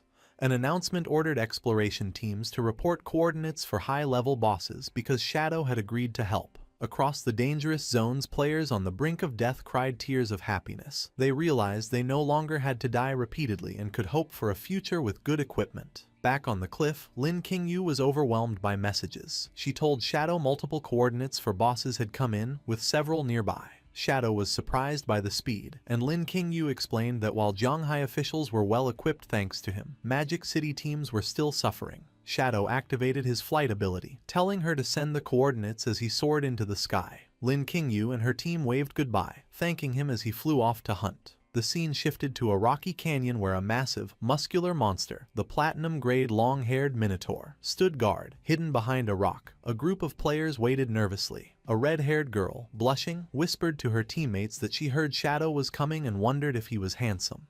Her teammates were more skeptical. One player doubted Shadow could easily defeat a platinum-grade boss, arguing its stats were too high. His doubts were silenced in a fraction of a second. A colossal vertical beam of blue energy slashed down from the heavens, bisecting the Minotaur instantly and dealing over 300,000 damage. As the beast fell, a system notification confirmed the kill for Shadow, awarding him experience, evolution points, over 5 years of lifespan, and a platinum-grade assassin skill, Smoke Bomb. Shadow simply noted the Minotaur was dealt with and identified his next target in the east. The hidden party members were dumbfounded. The skeptical man screamed in shock, realizing Shadow had killed the boss in a second and left before they could even see his face. The red-haired girl was disappointed she missed him, but they were relieved to see the lifespan orbs left behind. They realized Shadow was a man of his word. He had taken the lifespan but left all non-assassin equipment. The scene shifted to another location. Without warning, massive white spikes erupted from the earth, sending a group of players flying. A terrifying jade-grade boss, the noble's eldest son, Traitor Lulu, in dark lava armor, emerged with a giant flaming sword. A player shouted in panic, realizing they had underestimated the perception range of a jade boss. The giant knight swung its flaming sword down at a terrified player. The player froze, thinking his life was over. Just before the blade could crush him, a streak of purple energy sliced through the air, chopping the boss's arm clean off. The player watched in shock as the massive arm and sword flew away. Shadow descended from the sky, unleashing his Shadow of Sorrow skill. 4 shadow clones appeared, surrounding the boss. In a blur of motion, they struck, dealing massive damage. The system confirmed the kill, awarding Shadow experience, evolution points, over 10 years of lifespan, and a jade-grade skill, Merge into Darkness. The rescued players watched in awe, unable to comprehend that each Shadow dealt over 300,000 damage. They questioned if they were even playing the same game as him. One of the rescued players, blushing, declared that the gap between them and Shadow was like the distance between a human and a god, resolving to worship him. Having cleared the bosses, a system window notified Shadow he had reached level 20. As dark energy swirled around him, he remarked that farming bosses was the fastest way to level up. Suddenly, another notification chimed. The natural disaster ancient god curse slate was fully charged. Shadow's eyes glowed yellow with anticipation as he prepared to draw a new affix from the slate. Shadow began to invest his evolution points into his newly acquired skills. A system window appeared, showing that he had consumed over 300 points to upgrade Merge into Darkness from Platinum all the way to Mythical grade. Standing in the windy wasteland, Shadow analyzed the skill, realizing it was a superior replacement for his standard stealth. He noted that this ability raised his stealth level to 21, making him undetectable to even most diamond-grade bosses. He then turned his attention to the Smoke Bomb skill. He spent his remaining points to upgrade it to legendary grade. However, Shadow looked at the resulting card with disdain, calling it a trash skill. Instead of learning it, he decided to use his Spirit Devourer bloodline ability to consume the card. The result was a massive increase in his stats. A system notification confirmed that by devouring the legendary skill, his elemental attack and elemental resistance had increased significantly. Feeling prepared, Shadow looked out toward the ocean where a dark castle stood on a distant island, the Withered Bone Ruins. He realized that while he was strong enough to enter, he had no way to cross the water, as there were no boats or teleporters nearby. He stared at the dark waves, knowing the sea was full of monsters. He concluded that attempting to fight underwater without specific skills or mounts would be suicide. Seeking a path, Shadow opened his map. He noticed a strange icon indicating a locked door located right on the shoreline. Curious about this anomaly, he transformed into a streak of shadow and dashed toward the location. He arrived at a cave entrance blocked by a massive ornate stone gate. As he approached, a glowing chain appeared over the door. The system informed him the door was locked and asked if he wanted to use the withered bone city key. Shadow was surprised, realizing the golden key he had obtained earlier, likely from the magic leaning tower trade, was the specific item needed here. He pulled the glowing key from his inventory. As the heavy doors groaned open, Shadow stepped forward, though he wondered aloud how a door on this side of the coast could possibly lead to the ruins on the other side of the sea. Shadow stepped through the glowing gate, his form blurring as he activated his speed. He noticed the path descended sharply and realized with surprise that he was heading deep underground. As he traveled through the dark, rocky corridor, he deduced the tunnel's purpose. It traveled beneath the ocean floor to connect the mainland coast directly to the isolated island. Shadow continued through the long subterranean passage until he finally saw the exit ahead. He emerged from a cave mouth and found himself in a grim, stormy landscape. A dark, ruined castle loomed atop a high cliff, illuminated by streaks of lightning. A system notification welcomed him to the Manga Empire, withered Bone City ruins, and issued a severe warning. This was a berserk area, where the player's lifespan drained at 100 times the normal rate. Looking out over the dark water, Shadow admired the ingenious design of the hidden tunnel. He recalled a memory from his past life when a madman had rambled about a secret passage under the sea. At the time, everyone ignored him, thinking he was confusing this world with another game. But Shadow realized now that the madman had been telling the truth. Shadow began to walk through a forest of withered trees and scattered bones. Suddenly, the ground beneath him began to tremble violently. A massive skeletal dragon skull lying on the ground started to shake and crack. Without warning, a colossal creature burst out from within the skull, shattering it. Shadow stood his ground as the dust settled, revealing a grotesque monster. A giant skeletal centipede topped with a stitched-together female torso with a glowing red eye. The system identified the creature as the Withered Bone Ruins Guardian, Thousand-Blade Centipede, Mo Wire, a powerful diamond-grade boss. Shadow analyzed the enemy before him. He noticed that while her upper body retained a human shape, her lower half had transformed into a monster. He observed the festering wounds on her body, realizing they were identical to the scars he had seen on the white dragon, Ates. As the terrifying creature lunged at him, Shadow understood that she was a citizen of the Manga Empire who had been corrupted by Cthulhu's curse. Shadow dodged the massive centipede body as it swept through the air. Looking at the scars on her human torso, he deduced that she must have suffered inhumane torture while she was still alive. He continued to evade, weaving through the sharp skeletal legs that stabbed at him, and leaped into the air to avoid a crushing strike that shattered the ground. Launching his counterattack, Shadow activated his skills. He summoned his shadow clones and used a technique called Blessing of Release to inflict massive additional damage. In a flash of purple energy, he and his clones unleashed a synchronized Shadow Flash Slash, striking the boss 4 times instantly. The blade slashed across the monster's neck. Shadow's eyes glowed as the system indicated his skill cooldowns had instantly reset. He prepared to strike again. He unleashed the Blessing of Release once more, surrounding Mo Wire with a chaotic aura of red energy. The 4 shadows coordinated a final, devastating formation attack, slicing through the boss from all angles with beams of purple light. Mo Wire's monstrous body was sliced into pieces, exploding in a burst of magical fire as Shadow landed safely on the ground. A system notification appeared, confirming he had killed the Diamond-Grade Guardian, Mo Wire. He gained a massive amount of experience, evolution points, over 10 years of tradable lifespan, and multiple items. Shadow looked down solemnly and told her to rest in peace. As she died, the monster faded away, briefly revealing the spirit of the beautiful woman she once was. She smiled peacefully, finally free from the curse, before dissolving into glowing orbs of lifespan. Shadow, having just dispatched the Diamond-Grade Guardian, proceeds further into the desolate landscape. He looked up at the ominous, lightning-wreathed castle perched atop the cliffs. Shadow unleashed a long-range attack, hurling a wave of dark energy from his hand. The attack struck a spider-like monster lurking in the shadows. The creature, a human female torso fused to a spider body, screamed as the dark energy impaled her. A system notification appeared, confirming Shadow had killed the cursed spider, Mo Li, granting him a massive amount of experience, evolution points, and 10 years of tradable lifespan. Shadow stood amidst the floating loot, observing the grim reality of this place. He noted that all the monsters here had human upper bodies fused with a twisted, monstrous lower half. Furthermore, he realized they all still retained their human names. He looked at a massive dragon skull on the ground, pointing out that even the bones were mutated. The skull had multiple eye sockets and strange horn growths, suggesting extreme biological corruption. Shadow concluded that the entire withered bone ruins was a biochemical experimentation ground. He recalled the lore Ates had told him. To win the war, the people of Marega had summoned Cthulhu, an ancient sea god, who cursed the city. This curse twisted everyone, transforming the entire population into monsters.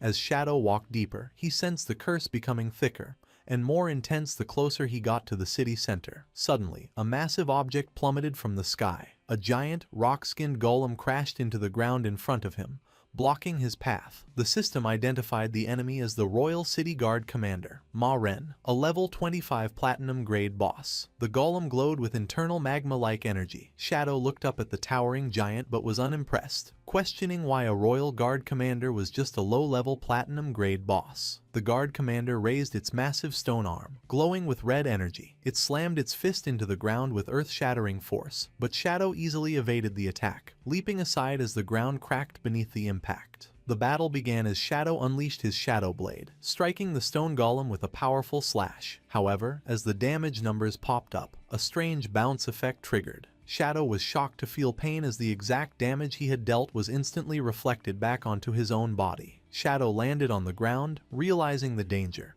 He identified the ability as damage reflection. Staring at the glowing red eyes of the Royal City Guard Commander, Shadow analyzed that this boss had 10 times the health of a normal platinum boss and a terrifying 100% damage reflection attribute. He noted grimly that if he hadn't had his black light shield active, that single exchange would have killed him. He realized he could not be careless in such a dangerous land.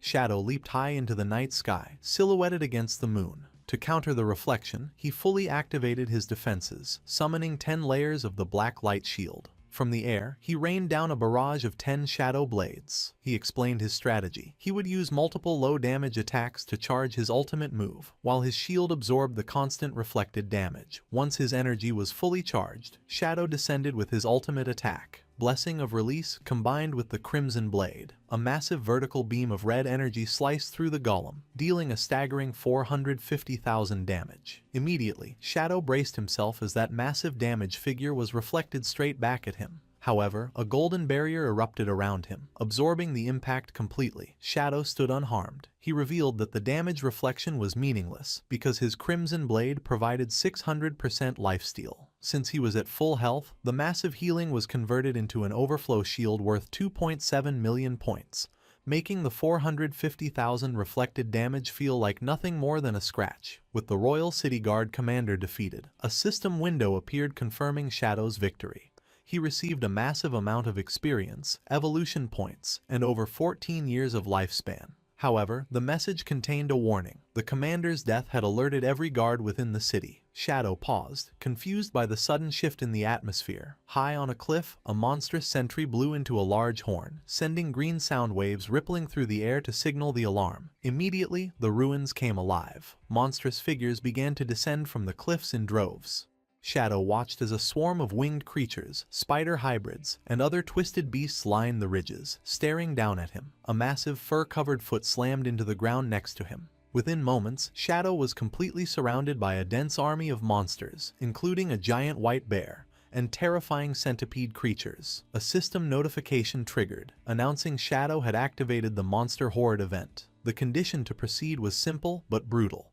Kill every single monster. Shadow looked up at the wall of enemies looming over him, their eyes glowing red in the darkness. But instead of feeling fear, his eyes narrowed with excitement. He laughed to himself, thinking this situation was incredibly refreshing and exactly what he wanted. The monsters, seeing their prey laugh, looked at each other in confusion, unsure why the human was not trembling in terror. Shadow moved with the speed of a storm. He unleashed his Dark Night Ring blade, slicing through the first wave of enemies. In a single strike, the system notified him he had killed 32 monsters. Not giving the horde a moment to breathe, he activated his Shadow of Slaughter skill, summoning dark clones from the ground to fight alongside him. Together with his clones, Shadow executed a synchronized Shadow Flash/X4.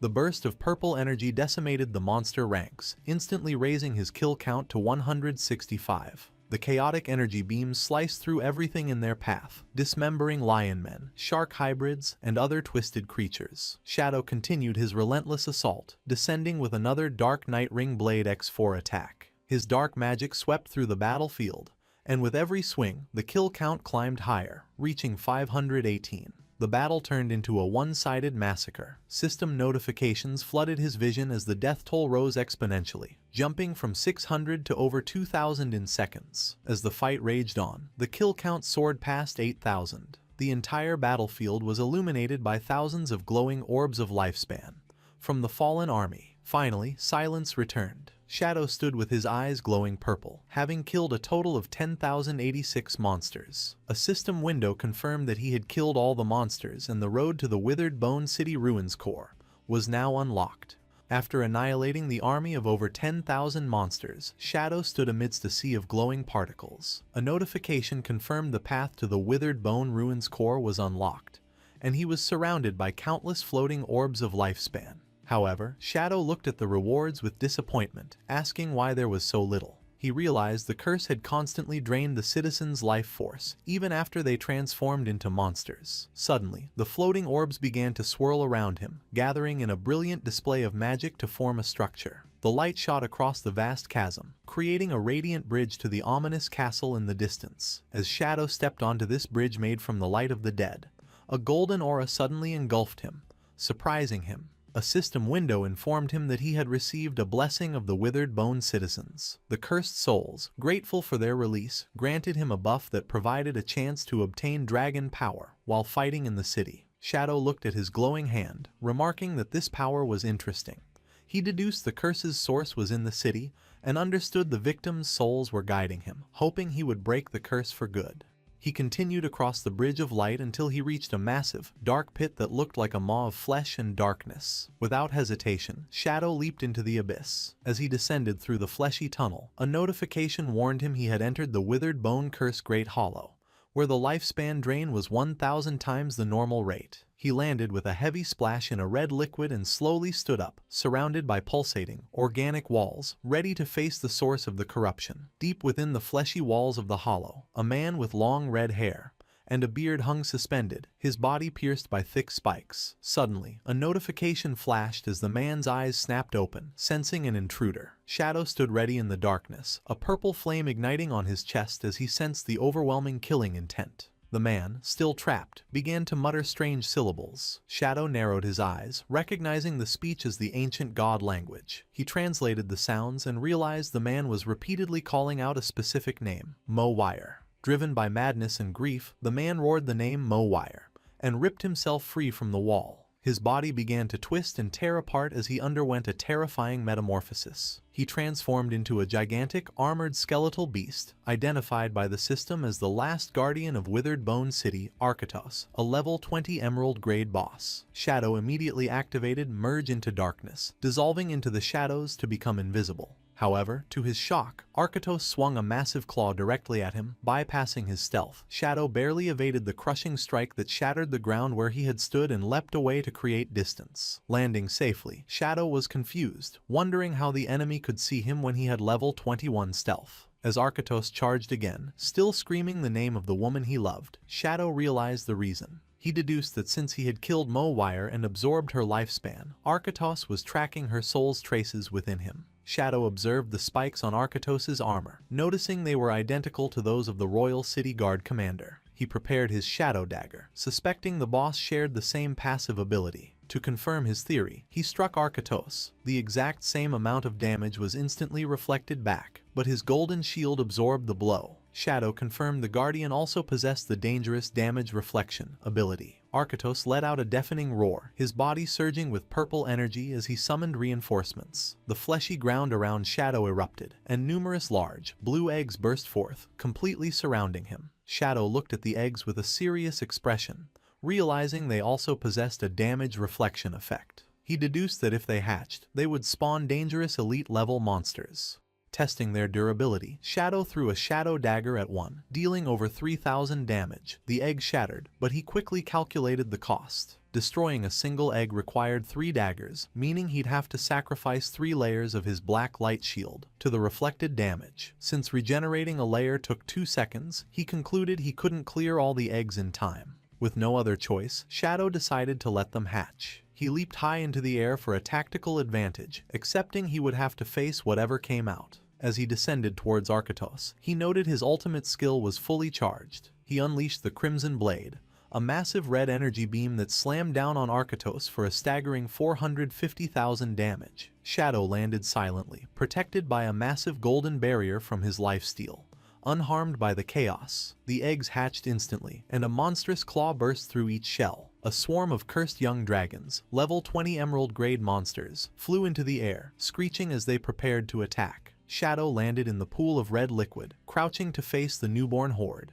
Without hesitation, Shadow unleashed his Dark Night Ring blade. The swirling vortex of dark energy shredded the dragons, dealing nearly 30,000 damage to each. The battle ended in a flash. Shadow stood calmly inside his golden barrier as a notification confirmed he had killed 9 dragons. He remarked that thanks to his blood shield, the damage reflection was nothing to fear. As the dragons died, they dissolved into glowing lifespan orbs. However, instead of being absorbed by Shadow, the orbs gathered in the air, swirling violently. A voice spoke from the light in the ancient god language, addressing Shadow as an outsider. The energy reformed the boss, Arkatos, who transformed into a more terrifying state identified as Flesh Curse, Arkatos Blue Scale. The monster smiled menacingly, declaring that Shadow would not succeed in destroying his race.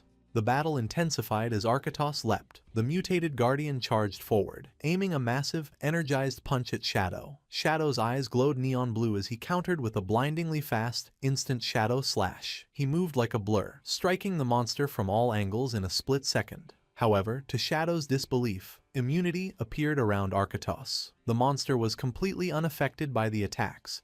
Shadow was stunned, unable to understand how his attacks dealt no damage. Arkatos seized the opening, slamming his fist into Shadow with devastating force. Shadow was sent flying, taking nearly 30,000 damage as the impact created a massive explosion. As he steadied himself, his golden blood shield shattered. Shadow translated the monster's guttural speech and realized Arkatos was declaring that as long as his bloodline and soul remained, his home would never fall. Arkatos stood amidst the purple energy, proclaiming Withered Bone City would never be conquered. Shadow was confused. Usually, only epic-grade monsters or higher could speak and have self-awareness, yet this emerald-grade boss retained his consciousness. Ignoring Shadow, Arkatos gathered dark energy into a sphere, chanting about protecting his city, empire, and people. The Guardian unleashed his Demon Dragon Cannon, a vertical beam of destructive energy. Shadow reacted instantly, leaping high to dodge the blast. He landed and countered with a Shadow Blade, but again, the attack was ineffective. Arkatos walked through it, completely immune. Shadow cursed, realizing he desperately needed to break the monster's invulnerability shield. Arkatos unleashed a new technique. A grotesque ribcage of raw flesh materialized, trapping Shadow inside. The system identified it as the Flesh Prison, and a countdown began, showing Shadow's lifespan draining away by the year. Shadow broke into a cold sweat, realizing Arkatos was siphoning his life force. He identified the drain as an ability of the evil god, Cthulhu. The situation was dire. The flesh prison was an unavoidable attack ignoring all defenses. Arkatos fed on Shadow through a fleshy tendril, and Shadow realized his entire lifespan would soon be gone. Just as hope seemed lost, red energy erupted from Shadow. A notification announced he had triggered dragon power. The system detected he possessed Eitz's skill, Shadow of Slaughter. This granted Shadow a new buff, Eitz's Flame of Nirvana. The description revealed the key to victory. The white flame ignored all defenses and directly burned the opponent's soul for massive damage.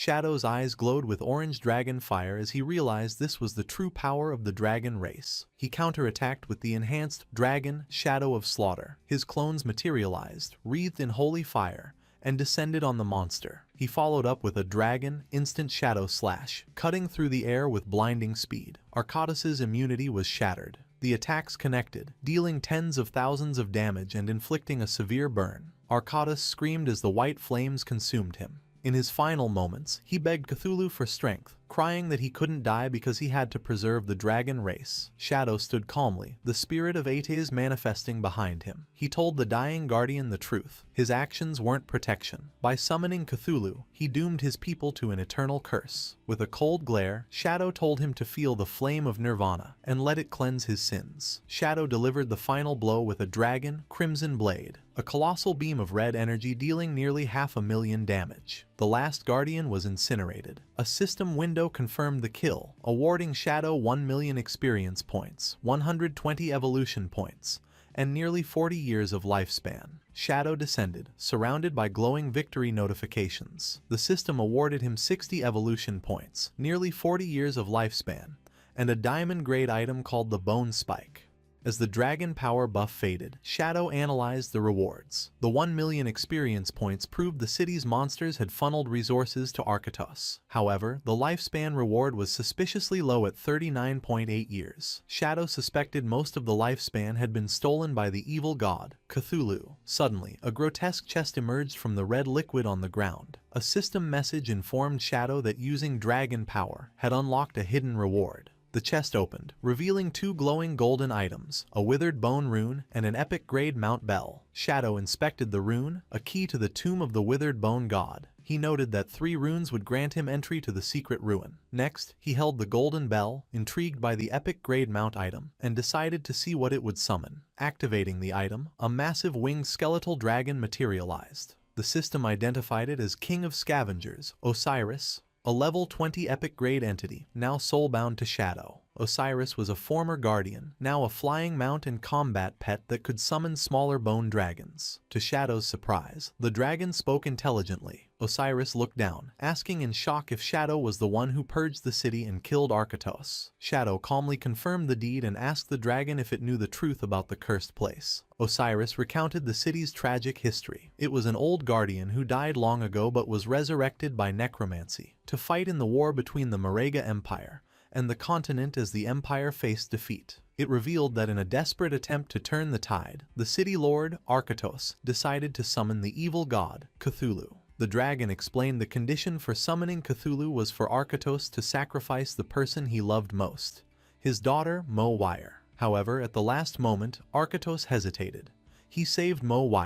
and instead sacrificed the entire population of Withered Bone City, including himself, to the evil god. The consequences were horrifying. The citizens were cursed and granted immense power, allowing them to defeat their invaders, but they were transformed into monsters and lost their humanity. Osiris revealed that Mo, the only human left, suffered the worst fate. The monstrous citizens hated her and tortured her until she was also consumed by the curse and became a monster. With the story finished, Osiris expressed deep gratitude to Shadow for bringing release to these miserable souls and ending the tragedy. Sensing a powerful aura on Shadow, the dragon bowed its head and pledged to follow him forever, asking for its new master's name. With glowing eyes, the protagonist looked up and simply replied his name was Shadow.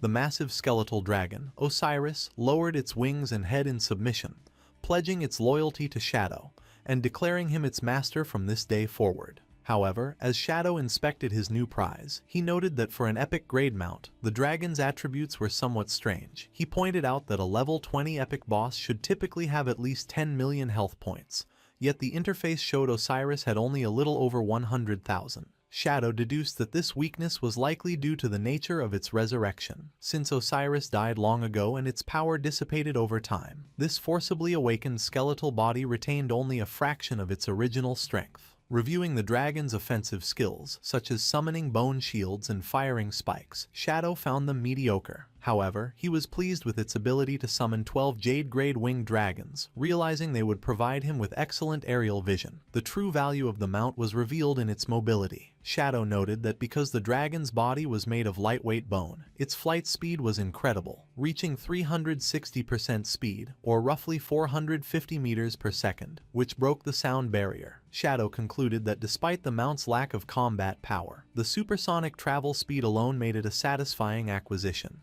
Just then, a system window appeared, notifying Shadow that he had met the conditions for a class advancement. He was surprised, realizing that the massive experience gained from clearing the Withered Bone ruins, over 1 million points, was enough to trigger the upgrade immediately. With a determined look, he activated the advancement.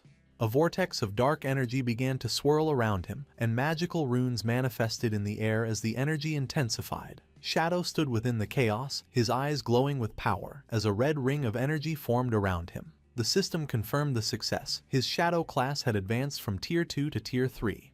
His attributes skyrocketed, with his strength and constitution doubling from 27 to 54, his spirit doubling to 90, and his agility jumping significantly to 144. Along with the stat boost, Shadow obtained a new class passive skill called Shadow Arc. The description revealed a powerful mechanic. Any damage, negative status, or stealth removal he suffered while invisible would be delayed by 1 second. Within that 1 second window, he could perform actions to negate the damage or the status effect completely. Shadow looked at his hand and laughed confidently, realizing that as long as his reaction time was fast enough, this skill would allow him to nullify almost any attack while he was in stealth.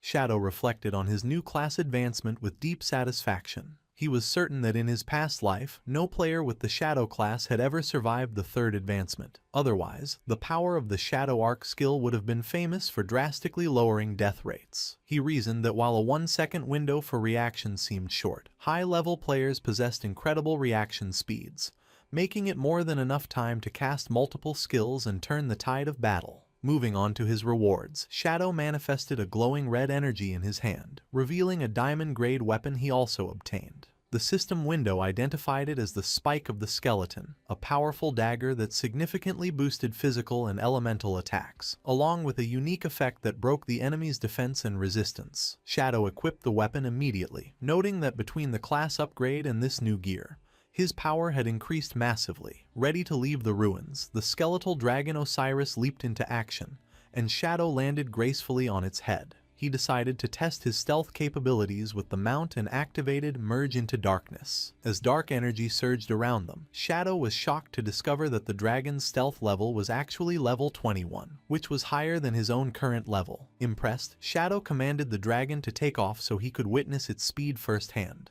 Osiris obeyed, launching into the air with explosive force. They ascended rapidly from the depths of the underground hollow, moving as a blur of purple light. The dragon burst out of the ruins and shot straight up into the sky. The speed was so intense that Shadow was left speechless, the wind rushing past him. As his eye glowed in the wind, he had to admit that the dragon was incredibly fast. Having tested the incredible speed of his new mount, Shadow burst out of the underground tunnel and shot into the sky above the ocean. As he soared through the air, he formulated his next plan, deciding to head toward the location Captain Onyu mentioned where a flying monster and another ancient god slate were spotted. He resolved to fly to the Magic City ruins first and then use a teleporter to reach Lucky Town. Shadow noted that the journey from the Magic City to the Withered Bone City had originally taken him several hours of travel. Meanwhile, in a forest below, a party of adventurers was in the middle of a raid against a large black bear monster. The group included a swordsman, a mage, and a healer. The female mage charged a holy light fireball, while another member shouted for the team to kill the beast. Suddenly, a massive shockwave tore through the forest as Osiris flew past them at supersonic speed. The sheer force of the wind blew the entire party and the monster off their feet, sending them tumbling across the ground. In the aftermath, the mage looked around in confusion, while the swordsman was bewildered to find that the boss monster had been slammed into his sword by the wind and died instantly. Ignoring the chaos he caused below, Shadow continued his flight, appreciating that with Osiris, the return trip to the Magic City ruins took only 10 minutes. In the ruins of the Magic City, a dramatic scene unfolded between a couple standing in the desolate streets. A man held a woman's hands and begged for forgiveness, admitting that he only cheated on her once with another man, and that he was thinking of her the whole time. The woman asked him to promise to cut ties with the other person forever, and after he agreed, they shared a passionate kiss, professing their love for each other. Their romantic moment was violently interrupted as a massive pressure descended from the sky. The force slammed the man face first into the pavement, and the woman was also flattened against the ground by the impact. Shadow stepped off his dragon, his boot landing near the crushed couple. As the dragon loomed behind him, Shadow touched his mask and wondered if he hit something on his way down,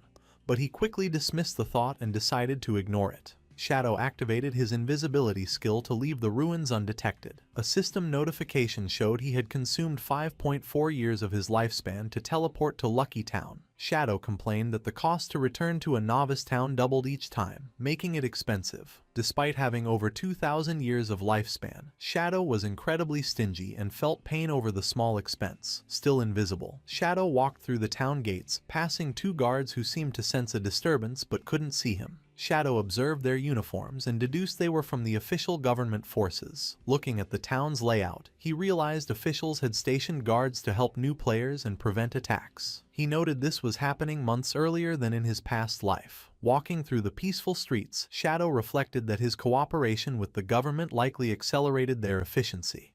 He noticed that even elderly players were surviving well in this protected environment. He passed a heartwarming scene of an old man and woman sitting on a bench, acting like a couple in love. Suddenly, Shadow was startled by a desperate cry for help. At the town gate, a massive black insect monster had seized a player. The two official guards Shadow passed earlier sprang into action. The female guard cast a spell from her magic book, creating a holy shield around the player that blocked the monster's attack. The male guard charged forward, cursing the monster, and executed a powerful leap slash, striking the creature for over 1,600 damage. The female guard immediately retaliated, casting a holy fireball at the giant insect. However, the creature was incredibly agile and evaded the attack. Taking advantage of the opening, the monster scurried away, leaving the male guard frustrated that it had escaped again. The guards looked up as the escaped monster rejoined its pack of 5. The female guard noted with despair that killing one was useless, as a new one would respawn immediately. Shadow, observing invisibly, realized that while the 5 gold-grade monsters were not individually strong, the team was struggling because the bosses would fly away when losing, leaving the ground-based guards helpless. On the ground, the male guard checked on the elderly victim. The old man was on his knees, crying and trembling. However, his fear instantly transformed into ungrateful fury. He screamed at the guards, calling them useless. Sitting in the dirt, the old man continued to berate his rescuers. He complained that these flying monsters had been blocking the town for days, making it impossible to hunt. He accused the guards of failing to care for the elderly and threatened to file a complaint. The female guard, stressed and confused, tried to calm him by explaining that Shadow was arriving. The male guard, losing patience, told the old man to show some respect. The mention of Shadow only agitated the crowd. The old man and the onlookers began to shout, asking where Shadow was. They mocked him, saying, "Big shots are always too busy and he was taking too long just to kill a few bosses." The increasingly hostile mob yelled that if Shadow was so powerful, he should be helping them. A bald old man shouted that he was waiting for his son to farm Lifespan and Shadow was wasting their time. The situation spiraled out of control. The female guard tried to reason with the angry mob, assuring them Shadow would arrive. She suggested those who couldn't wait should log off. However, the male guard realized reasoning was futile and urged his partner to leave. The crowd blocked their path, accusing the officials of running away from their responsibilities without solving the monster problem. The mob screamed that the guards were wasting taxpayer money, useless for failing to kill a few bugs, and demanded an explanation. Pushed to his limit, the male guard exploded in anger. He reminded the crowd the officials had already power-leveled them to level 3, asking what more they wanted. The ungrateful mob retorted that level 3 was useless and continued to jeer. The elderly players weaponized their age, accusing the guard of wanting to beat up old people. As the male guard tried to move forward, the ungrateful old man from earlier deliberately bumped into him. The old man threw himself to the ground theatrically, wailing that the officials were beating the elderly. He claimed his heart disease was acting up and he was dying. The male guard looked down in panic, insisting he didn't touch him. The mob seized this opportunity, surrounding the guards and daring the officials to beat them to death. They claimed their old lives were worthless and accused the government of not only failing to help but actively hurting them. Amidst the chaos, a perverted old man in the crowd tried to take advantage of the female guard, reaching out to grope her chest. The female guard froze in shock and embarrassment. Reacting on instinct, she slapped the man across the face with all her might. The consequences were instant and devastating. Because of the vast stat difference, the slap launched the man through the air like a rag doll. The crowd watched in horror as his body disintegrated into golden lifespan orbs before hitting the ground. The female guard had accidentally killed him, leaving the other elderly players stunned and terrified. The accidental killing triggered instant hysteria, with the mob screaming that the government was murdering the elderly. The female guard, flushed with embarrassment, tried to explain she was groped, but her voice was drowned out by the crowd's roar to fight back. Seeing the situation turn violent, the male guard instantly deployed a protective barrier. He remarked that these people had gone mad but decided to let them exhaust themselves, confident their weak attacks could not penetrate his shield. The harassment escalated as a glob of spit landed on the shocked female guard's face. The perpetrator was the ungrateful old man, who laughed maniacally, reveling in his disrespect. Emboldened, the mob began hurling filth at the barrier. Shoes, rocks, and even women's underwear and feces pelted the golden shield as the guards huddled inside. Suddenly, a terrifying presence descended. Shadow materialized on his skeletal dragon Osiris behind the riotous crowd. A heavy silence fell as the massive dragon loomed over them. Shadow and his dragon glared down with glowing eyes, radiating an aura of death. Without a word, a massive gust of wind erupted from the dragon. The force was catastrophic. The elderly players were blasted away like leaves in a storm, unable to resist. Their bodies were flung violently against the surrounding trees with bone-crushing force. Silence returned to the forest. The two guards stood safe within their barrier, looking out in disbelief. Where the angry mob once stood, only dozens of golden lifespan orbs remained, indicating Shadow had instantly wiped out the entire group. High above the town, Shadow and his skeletal dragon, Osiris, soared into a swirling orange vortex. Shadow spotted his targets, 5 winged insect monsters flying in formation, linked by magical energy to a floating stone tablet. Recognizing the object, Shadow commanded his dragon to give chase. From the ground, the 2 official guards watched in awe as the massive dragon pursued the monsters against a red, eclipse-like sun. Shadow stood firm on the dragon's head as dark purple energy surged, preparing for an aerial strike. The 5 insects frantically tried to escape with the slate, but they were no match for the dragon's speed. Shadow's eyes glowed with intense purple light as he locked onto his prey. In a blur, Osiris spun and unleashed a devastating slash. The attack was precise, slicing all 5 gold-grade insect bosses in half at once. The 2 guards on the ground were left with their mouths open, shocked by the instant victory. Meanwhile, on the ground, the situation with the elderly mob took a ridiculous turn. The elderly players, just wiped out by Shadow's wind, had respawned and marched back to the scene. They were furious, screaming at the guards for hitting old people and playing the victim card again. The mob surrounded the exhausted male guard, demanding compensation for the lifespan they lost. The guard looked overwhelmed, thinking the harassment was never ending. Suddenly, a shadow fell over the group. The guard looked up to see the massive corpses of the 5 insect bosses plummeting from the sky directly above them. Before the mob could react, the giant carcasses crashed down with bone-crushing force. The impact flattened the elderly players, killing them a second time and turning them back into lifespan orbs. The stone slate landed upright in the dirt, surrounded by the glowing orbs of the twice-deceased old man and his companions. Osiris landed gracefully next to the loot. Shadow looked around, genuinely confused. He wondered why there was so much loot when he had only killed 5 bosses, unaware he had accidentally farmed the annoying mob. The ungrateful old man, just crushed by a falling monster corpse, crawled on the ground. Instead of being thankful, he pointed an accusing finger at Shadow, screaming about the danger of falling objects and demanding to know if any law was left in this world. Shadow ignored the ranting and crouched to pick up the slate. However, the old man stood up and confronted him. He yelled that he was speaking to him and demanded respect, using the excuse that he had eaten more salt than Shadow had eaten rice to justify his arrogance. As Shadow reached for the slate, the old man grabbed the other end, trying to snatch it away. He screamed, asking if Shadow was deaf. Shadow looked at the man, surprised that someone so weak would dare to rob him. Shadow's response was immediate and lethal. Without speaking, he threw a dagger at point-blank range. The blade pierced the old man's neck, silencing his complaints instantly. The attack sent the old man flying backwards, dealing over 13,000 critical damage. He dropped the slate as he died yet again, his body dissolving into light. Shadow calmly caught the falling slate. With the nuisance removed, he turned his attention to the scattered loot. He commanded Osiris to summon the small bone dragons. The massive skeletal dragon obeyed without hesitation. A swarm of small black skeletal dragons descended from the sky. They swooped down, tasked with collecting the countless lifespan orbs that had dropped from the twice-killed mob. The female guard and her partner watched the sky in confusion, wondering what Shadow intended to do with so many summoned creatures. Meanwhile, back at the town gate, the ungrateful old man had respawned for the 3rd time. He stood before the mob and the guards, pointing an accusing finger. He yelled that he had figured it out. The officials were conspiring with Shadow to murder people and steal their property. The female guard looked at him in disbelief. The old man put on a dramatic performance, clutching his head and screaming. He lied, claiming he had been carrying 1,000 years of lifespan, and Shadow had stolen it all. The female guard was furious at his shameless lies. Electricity crackled from her eyes as she shouted back, asking who he thought he was fooling. The old man stubbornly retorted that his son had given it to him and accused the guard of defending Shadow because she wanted a share of the loot. Turning to the crowd, the old man incited a riot. He promised that if everyone helped him demand the return of his 1,000 years, he would share 1 year with each person. He played the victim card again.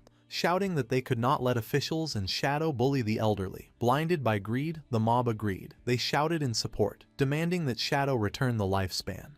They demanded their lifespan back. The male guard gritted his teeth in frustration, wishing he could arrest them, but noted the troublemakers were cunningly staying inside the town's safe zone where guards could not attack. The elderly players, led by the ungrateful old man, pumped their fists in the air, screaming greedily. Suddenly, the small bone dragons swooped down into the crowd. Their claws gripped the elderly players, lifting them off the ground before they could react. The mob was hoisted into the air, dangling helplessly. The old man looked up in terror, wondering where these monsters had come from. The dragons flew high above the town, carrying the screaming players over the walls and outside the safe zone.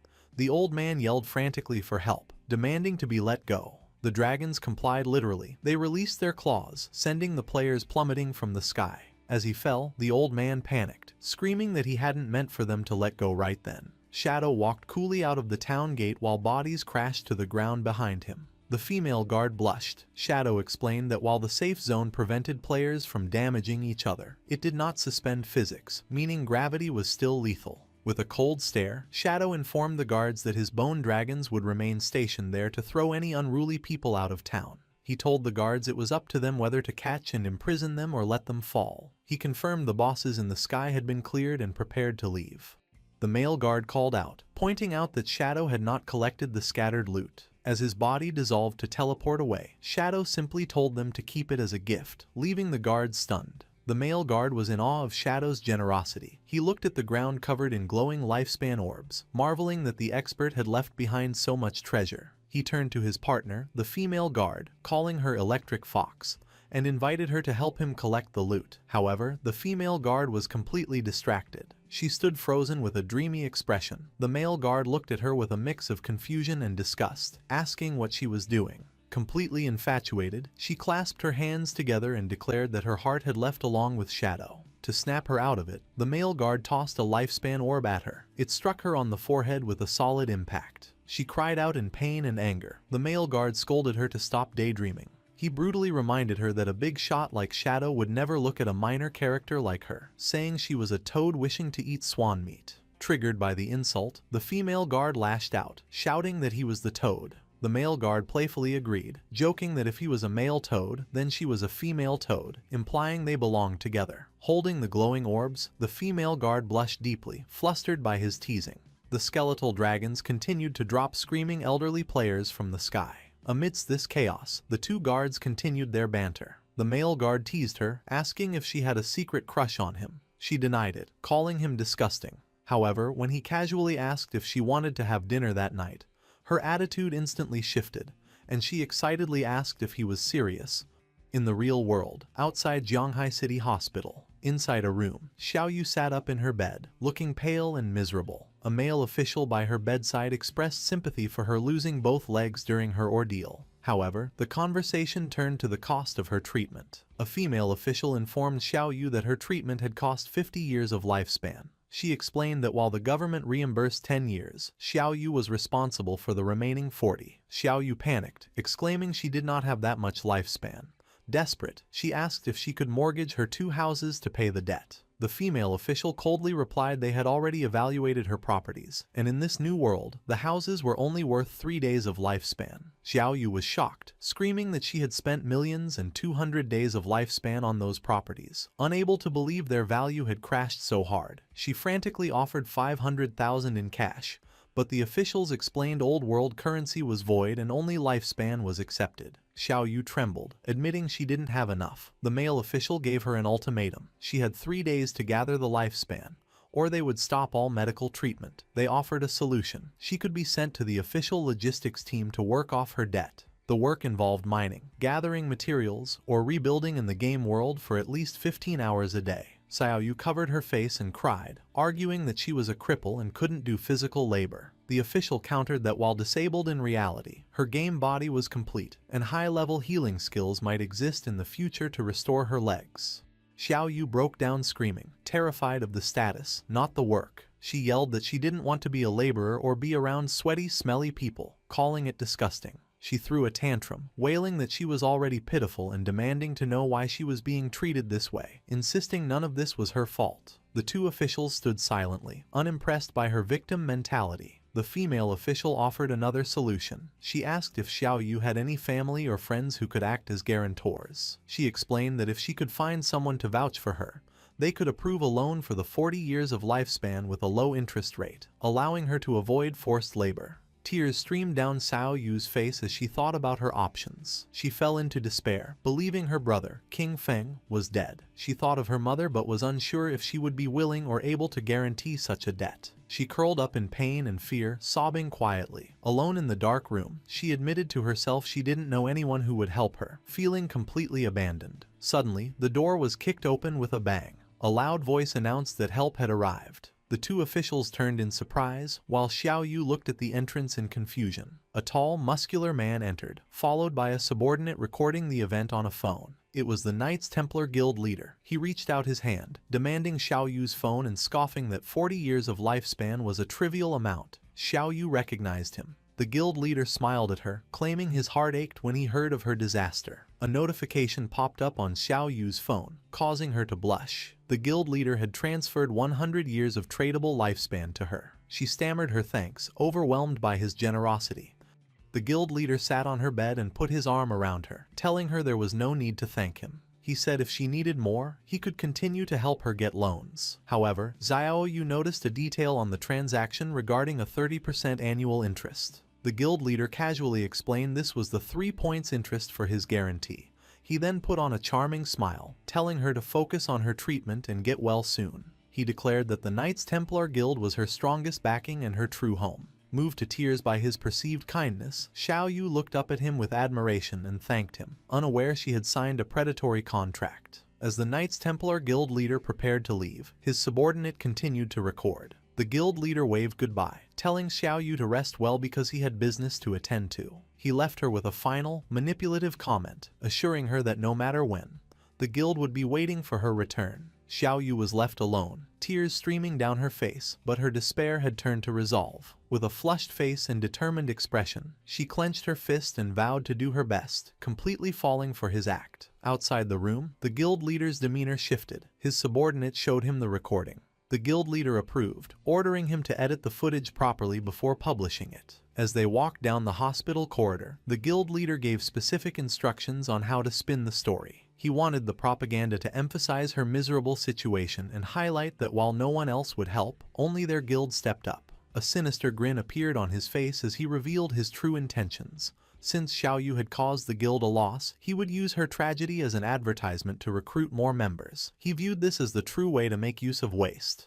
Looking out at the city, the guild leader announced it was time to log into the game, as his meeting with Shadow had arrived. The scene shifted to the virtual world, showing the Knights Templar hideout in the ruins of Zhonghai City, protected by a blue energy barrier. Inside the dingy hideout, the guild leader sat on a toilet checking a holographic interface. He noticed many online posts cursing Shadow and laughed, noting Shadow had offended many people. However, his jealousy showed as he muttered that if Shadow were not 10 times stronger, he would have tried to kill him too. Suddenly, Shadow materialized from a cloud of black mist. The guild leader immediately dropped his arrogant attitude and fell to his knees. Shadow asked if the slaughterers were ready. The guild leader eagerly replied they had been ready for a long time and he had been waiting for Big Brother Shadow. Trying to curry favor, the guild leader gestured to the toilet and invited Shadow to sit. Shadow coldly rejected the offer and ordered him to bring out the targets. The guild leader gestured to a large group of bound players. He presented 200 slaughterers, players with red names, and told Shadow they were all there for him to deal with. Shadow accepted the offering. With a casual acknowledgement, he walked past the guild leader. In a display of power, Shadow unleashed his dark energy, instantly slicing the gathered slaughterers into pieces. The guild leader watched in awe as the bodies were torn apart by invisible blades. As the prisoners died, they dissolved into a sea of lifespan orbs. A system notification confirmed Shadow's slaughter value had decreased by 2 layers. Standing amidst the floating lights, Shadow told the guild leader their debt was settled and turned to leave. Desperate to keep Shadow's favor, the guild leader hurriedly called out to stop him, shouting he had something urgent to report. He asked if Shadow had offended anyone recently and projected a holographic screen showing a viral news post. The article featured a picture of the ungrateful old man from Lucky Town, with sensational headlines accusing Shadow of killing an old man, scamming people, and colluding with corrupt officials. Shadow looked at the image and recognized the troublemaker he had dealt with. However, Shadow's sharp eyes caught another notification on the screen. It was the propaganda advertisement the guild leader had just created. The headline read, "Poor girl brutally mutilated and lost legs. Knights Templar Guild gives generous help," with a photo of a crying Xiao Yu. Shadow was stunned. He exclaimed her name, realizing the victim ghost spirit had rescued from the serial killer Ren Tu was his sister, Xiao Yu. He chuckled to himself, remarking on how small the world was and what an incredible coincidence it was. Keeping his discovery to himself, Shadow simply said, "Understood," and vanished. The guild leader, oblivious to the realization, stood by the toilet and bowed enthusiastically, shouting for his big brother to take care and come back often. High in the sky, flying on his skeletal dragon Osiris, Shadow contacted his disciple. He ordered Ghost Spirit to investigate and eliminate the person spreading the slanderous rumors online, deciding this small matter wasn't worth his personal attention. Ghost Spirit appeared in the communication window, furious that someone dared to slander her master, and vowed to handle it immediately. Standing on a high rooftop in Zhonghai City, Ghost Spirit looked at a holographic screen with angry disbelief, wondering how anyone dared to spread such vicious rumors about her master. The screen showed a news article with the face of the ungrateful old man from Lucky Town, claiming Shadow had plotted against an elderly person. Ghost Spirit found the accusation and the man's face disgusting. With cold determination, she pulled her hood over her head, declaring she had memorized the culprit's face. She immediately leapt from the edge of the building, a trail of purple energy following her as she vowed to bring him to justice. She dove through the air, gliding between the skyscrapers straight for her target. The scene shifted to a residential complex called Lakeview Garden, outside the home of a man named Feng Xiaoying. A hand knocked violently on the door. Outside stood a young man named Ma Dagon with a woman and their injured, drooling child. He furiously shouted for Feng Xiaoying to come out, accusing Feng's dog of knocking his son down the stairs and paralyzing him. He screamed that Feng could not escape responsibility. He slammed his fist against the door again, demanding an explanation. The door swung open, revealing Feng Xiaoying, the ungrateful old man from Lucky Town. He looked annoyed and aggressive, shouting at the family to stop bothering him. Feng Xiaoying pointed at Ma Dagon, accusing him of using his perspective eye's ability to spy on his wife showering and threatening to call the police. He insulted the neighbor, claiming the son was stupid and fell on his own, arrogantly asking for proof his dog was involved. Ma Dagon held up his phone, showing a video of a monstrous dog kicking his son down the stairs, declaring it ironclad evidence. In a violent outburst, Feng Xiaoying kicked the phone out of Ma Dagon's hand. With the evidence destroyed, he shamelessly demanded to see the so-called proof. Furious, Ma Dagon activated his eagle eye skill, locking onto Feng Xiaoying.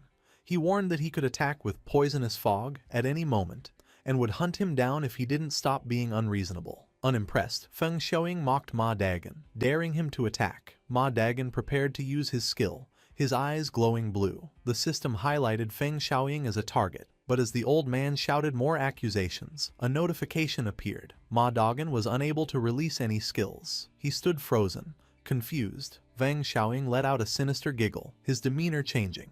His eyes glowed orange as he laughed maniacally, taunting the terrified Ma Dagon about his failed skills and asking if he really thought he was fearless just because he was stupid.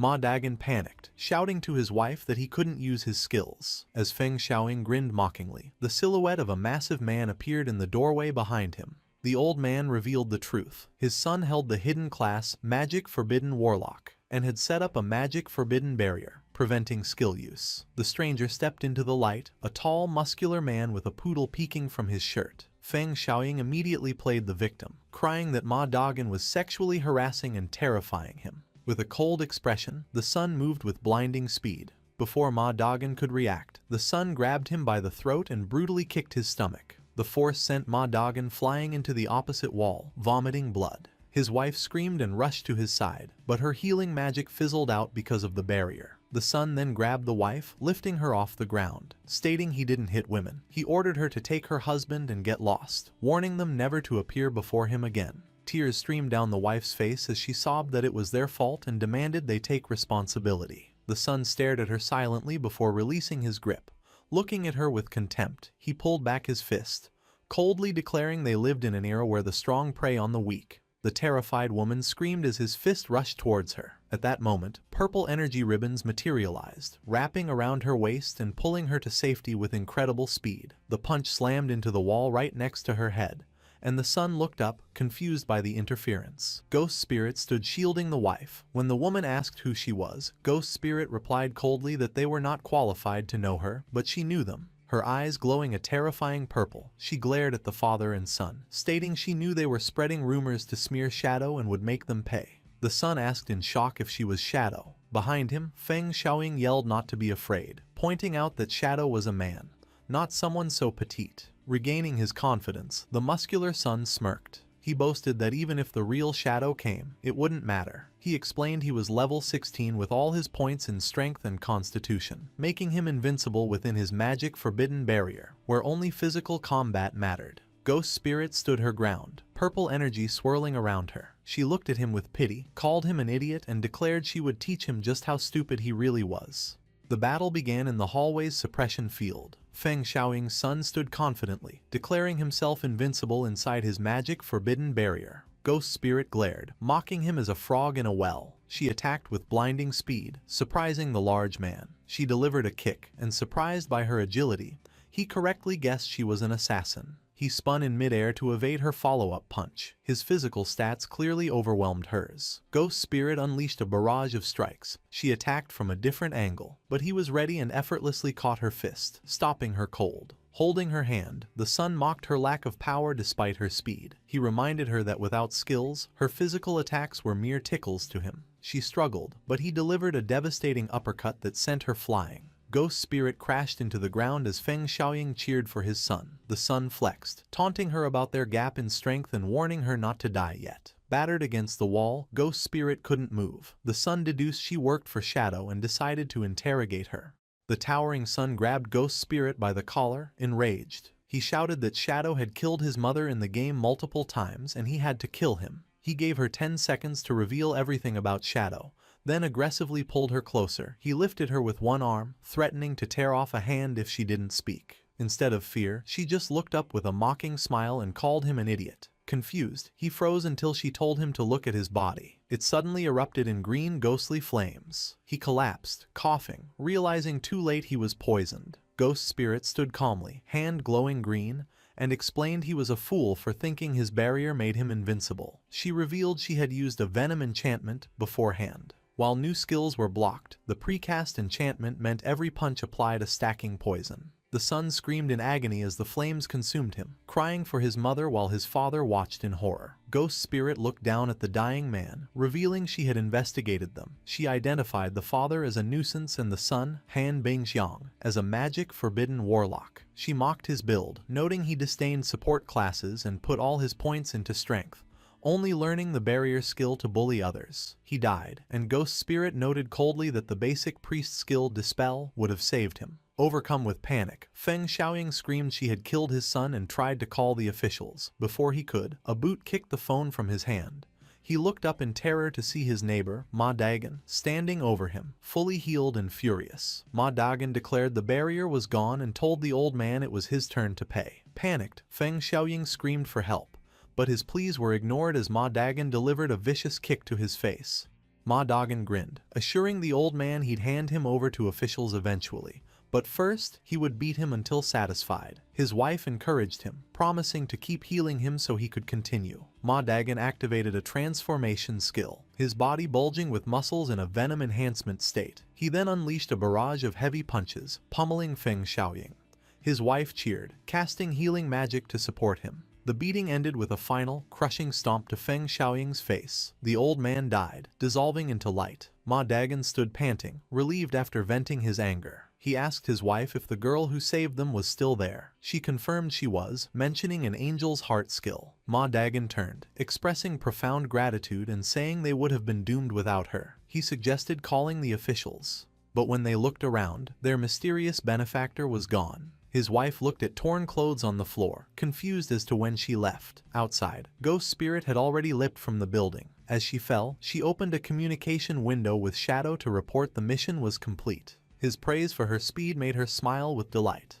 The scene shifted to a wasteland 300 kilometers from Magic City. 4 cloaked figures trekked through, guided by Chu Kunshan. A subordinate questioned Chu, worried they were in the wrong place. The area was filled with poisonous gas and volcanic fumes that constantly drained their health, making him doubt anything could live there. Theodore remained confident. Chu Kunshan, using his ley line perception, assured them the treasure was in a nearby cave. They soon arrived at a massive cave entrance spewing ominous red energy. Before entering, Theodore ordered Zuma, the Soul Walker, to immediately turn the group into an invincible spirit state if they encountered danger. Zuma confirmed he understood. The four walked into the red vortex, navigating the terrain until they reached a cliff overlooking a sea of red liquid. Chu Kunshan suddenly pointed, shouting for them to look. Theodore laughed, realizing they had found it, a massive fiery plant rising from the center of the crimson pool. Chu Kunshan identified it as the Hell Flower of Nightmares, and declared with certainty that with this item, Shadow would undoubtedly die.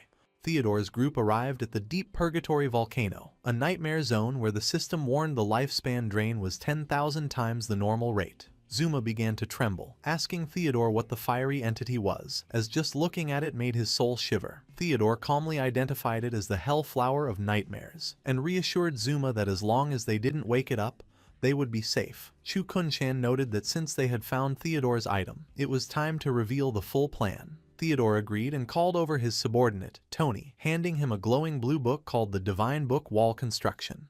He explained it could build walls instantly by consuming lifespan. Tony looked at the book in surprise and activated it, causing a massive stone wall to materialize out of thin air. Tony analyzed the structure, noting it cost 10 days of lifespan but only had 100,000 durability. A sweating Tony expressed his concern to Theodore, arguing he had seen Shadow's attacks and feared this wall wouldn't be enough to stop him. Theodore sternly replied that he was aware, which was why Tony's priority for the next few days was to constantly build walls to increase the book's proficiency. Theodore pointed to the Hell Flower, ordering Tony to increase the wall's durability to 10 million points. Theodore then revealed his trap.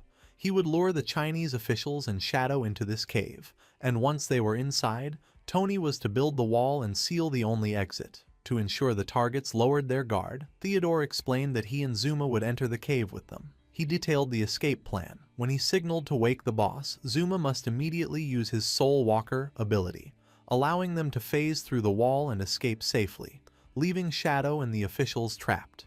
Zuma confidently entrusted their plan's success to the boss. Chu Kunshan, however, was skeptical, pointing out that even if the boss killed the targets, players usually just respawned. Theodore explained the terrifying reality of the Hell Flower of Nightmares. Once a battle began, the cave would be shrouded in a nightmare field. Players inside accumulated a nightmare gauge, and once full, they fell into a state where the flower drained all their tradable lifespan. Combined with the zone's 10,000 times lifespan drain, Theodore predicted the victims would face permanent death. Theodore's expression darkened as he emphasized that wiping out Magic City's strongest elite squad, especially Shadow, would be a catastrophic loss for Great Zia. He spread his arms, promising that once they succeeded, they would be heroes in Country M and live in luxury forever. The group, including Tony, Zuma, and Chu Kunshan, smiled with greed at the prospect of their reward. However, Zuma asked how they would wake the boss from a distance, since they lacked any long-range attacks. Tony mocked him for asking a stupid question, then bent down to pick up a rock. Tony explained that in this game, anything could be a weapon, and one just needed to throw a rock.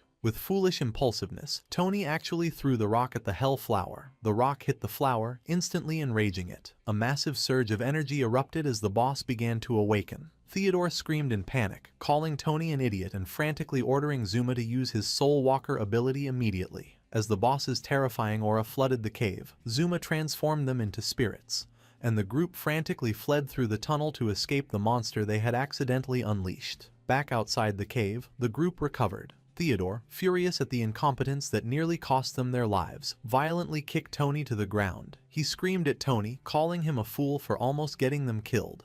Theodore loomed over the weeping Tony with a terrifying glare, ordering him to stay and practice building walls until he perfected it. He threatened that if Tony failed, a powerful figure named Count Bull from Country M would wipe him out. Terrified, Tony agreed. The scene shifted to the corroded forest in the outskirts of the Magic City ruins. A swift white creature lunged forward, biting down on a tree-like monster. Lin Qingyu stood with her squad, watching as the creature decimated the tree spirits, which burst into glowing orbs of lifespan. A teammate praised her, marveling at how powerful her dragon was and asking when she had obtained such a treasure. Lin Qingyu laughed, claiming she had gotten lucky opening a treasure chest the day before. The teammate noted it was likely the first dragon mount in the game, with 100% movement speed, which would have been worth a fortune in previous games. Suddenly, Lin Qingyu's expression changed as she sensed a disturbance. Green poisonous gas began to swirl around the party. She warned everyone to be careful, shouting that other monsters were hidden nearby. The ground shook as massive wooden spikes and vines erupted, surrounding the party. Massive green vines whipped through the air, knocking the players and the white creature backward in a chaotic explosion.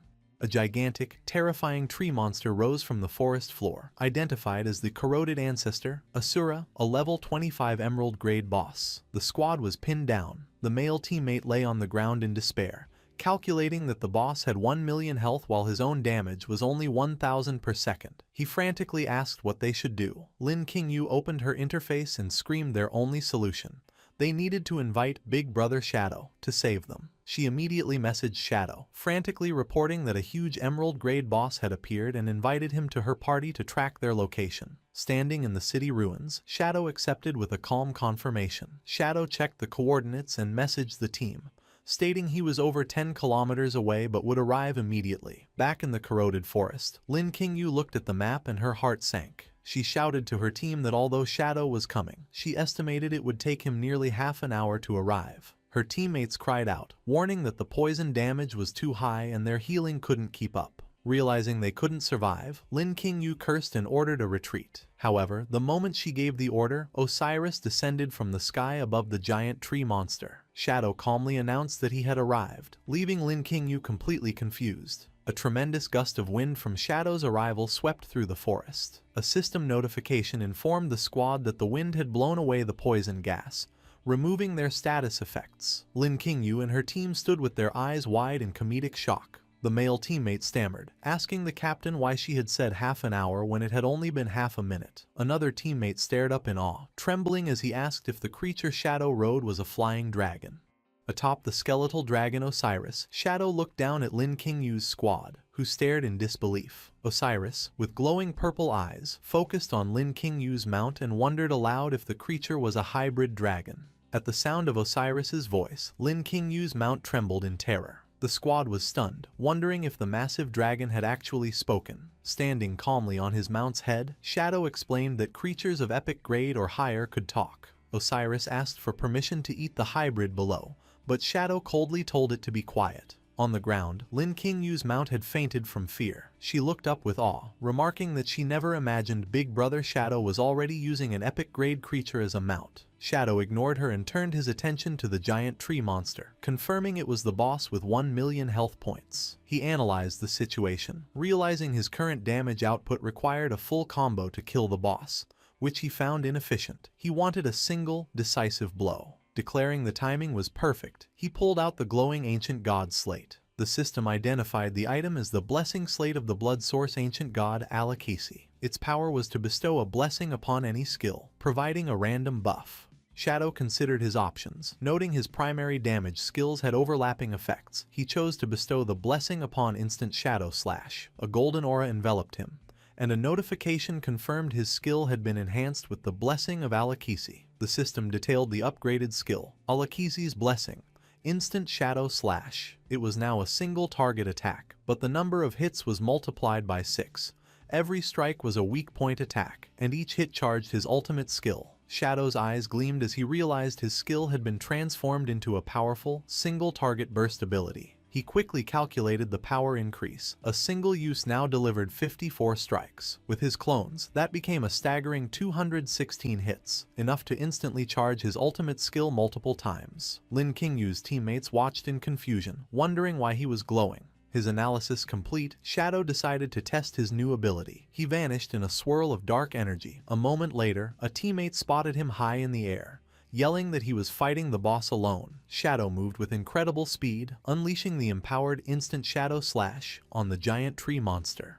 The boss was hit by a devastating storm of attacks, with dozens of damage numbers, each over 10,000, erupting at once. The attack instantly filled Shadow's ultimate skill meter. His eye glowed with red energy as he realized a single basic skill use was now enough to fully charge his ultimate. Without pausing, he charged forward and unleashed the Crimson Blade. The massive red slash cleaved through the boss, dealing a final 450,000 damage. The system confirmed he had killed the Emerald grade boss and detailed his rewards. The onlooking squad was stunned. The male teammates screamed in disbelief that he had instantly killed an Emerald grade boss. Lin Qingyu, however, remained calm, asking if this was the first time they had seen Big Brother Shadow fight a boss, implying such feats were normal for him. Surrounded by a fading red aura, Shadow assessed his new power. He noted that a single use of instant Shadow Slash now dealt around 600,000 damage. In comparison, the 450,000 base damage of his Crimson Blade ultimate seemed almost insufficient. As Shadow landed amidst the glowing orbs of lifespan, he reflected on his power. He found his old methods clumsy and inefficient for high-level battles. He concluded that his previous skill rotations were too much trouble. Gripping a sword, he realized the slate had created a powerful synergy between his skills, boosting his damage and survivability. Still, he believed this was just the beginning of the Shadow class's true potential. Lin Qingyu rushed over, exclaiming how amazing he was. Shadow casually dropped the loot from the boss, telling her team they could have it. Overjoyed, they thanked him. He then asked if there were any other bosses nearby. Lin Qingyu excitedly confirmed there were, listing off several in nearby locations. Cutting her short, Shadow told her to get on his dragon so they could take care of them one by one. Lin Qingyu was ecstatic. Osiris shot into the sky, carrying Shadow and a screaming Lin Qingyu into the distance. Left behind, the two remaining male members of her squad looked up in stunned silence, one asking with a defeated expression,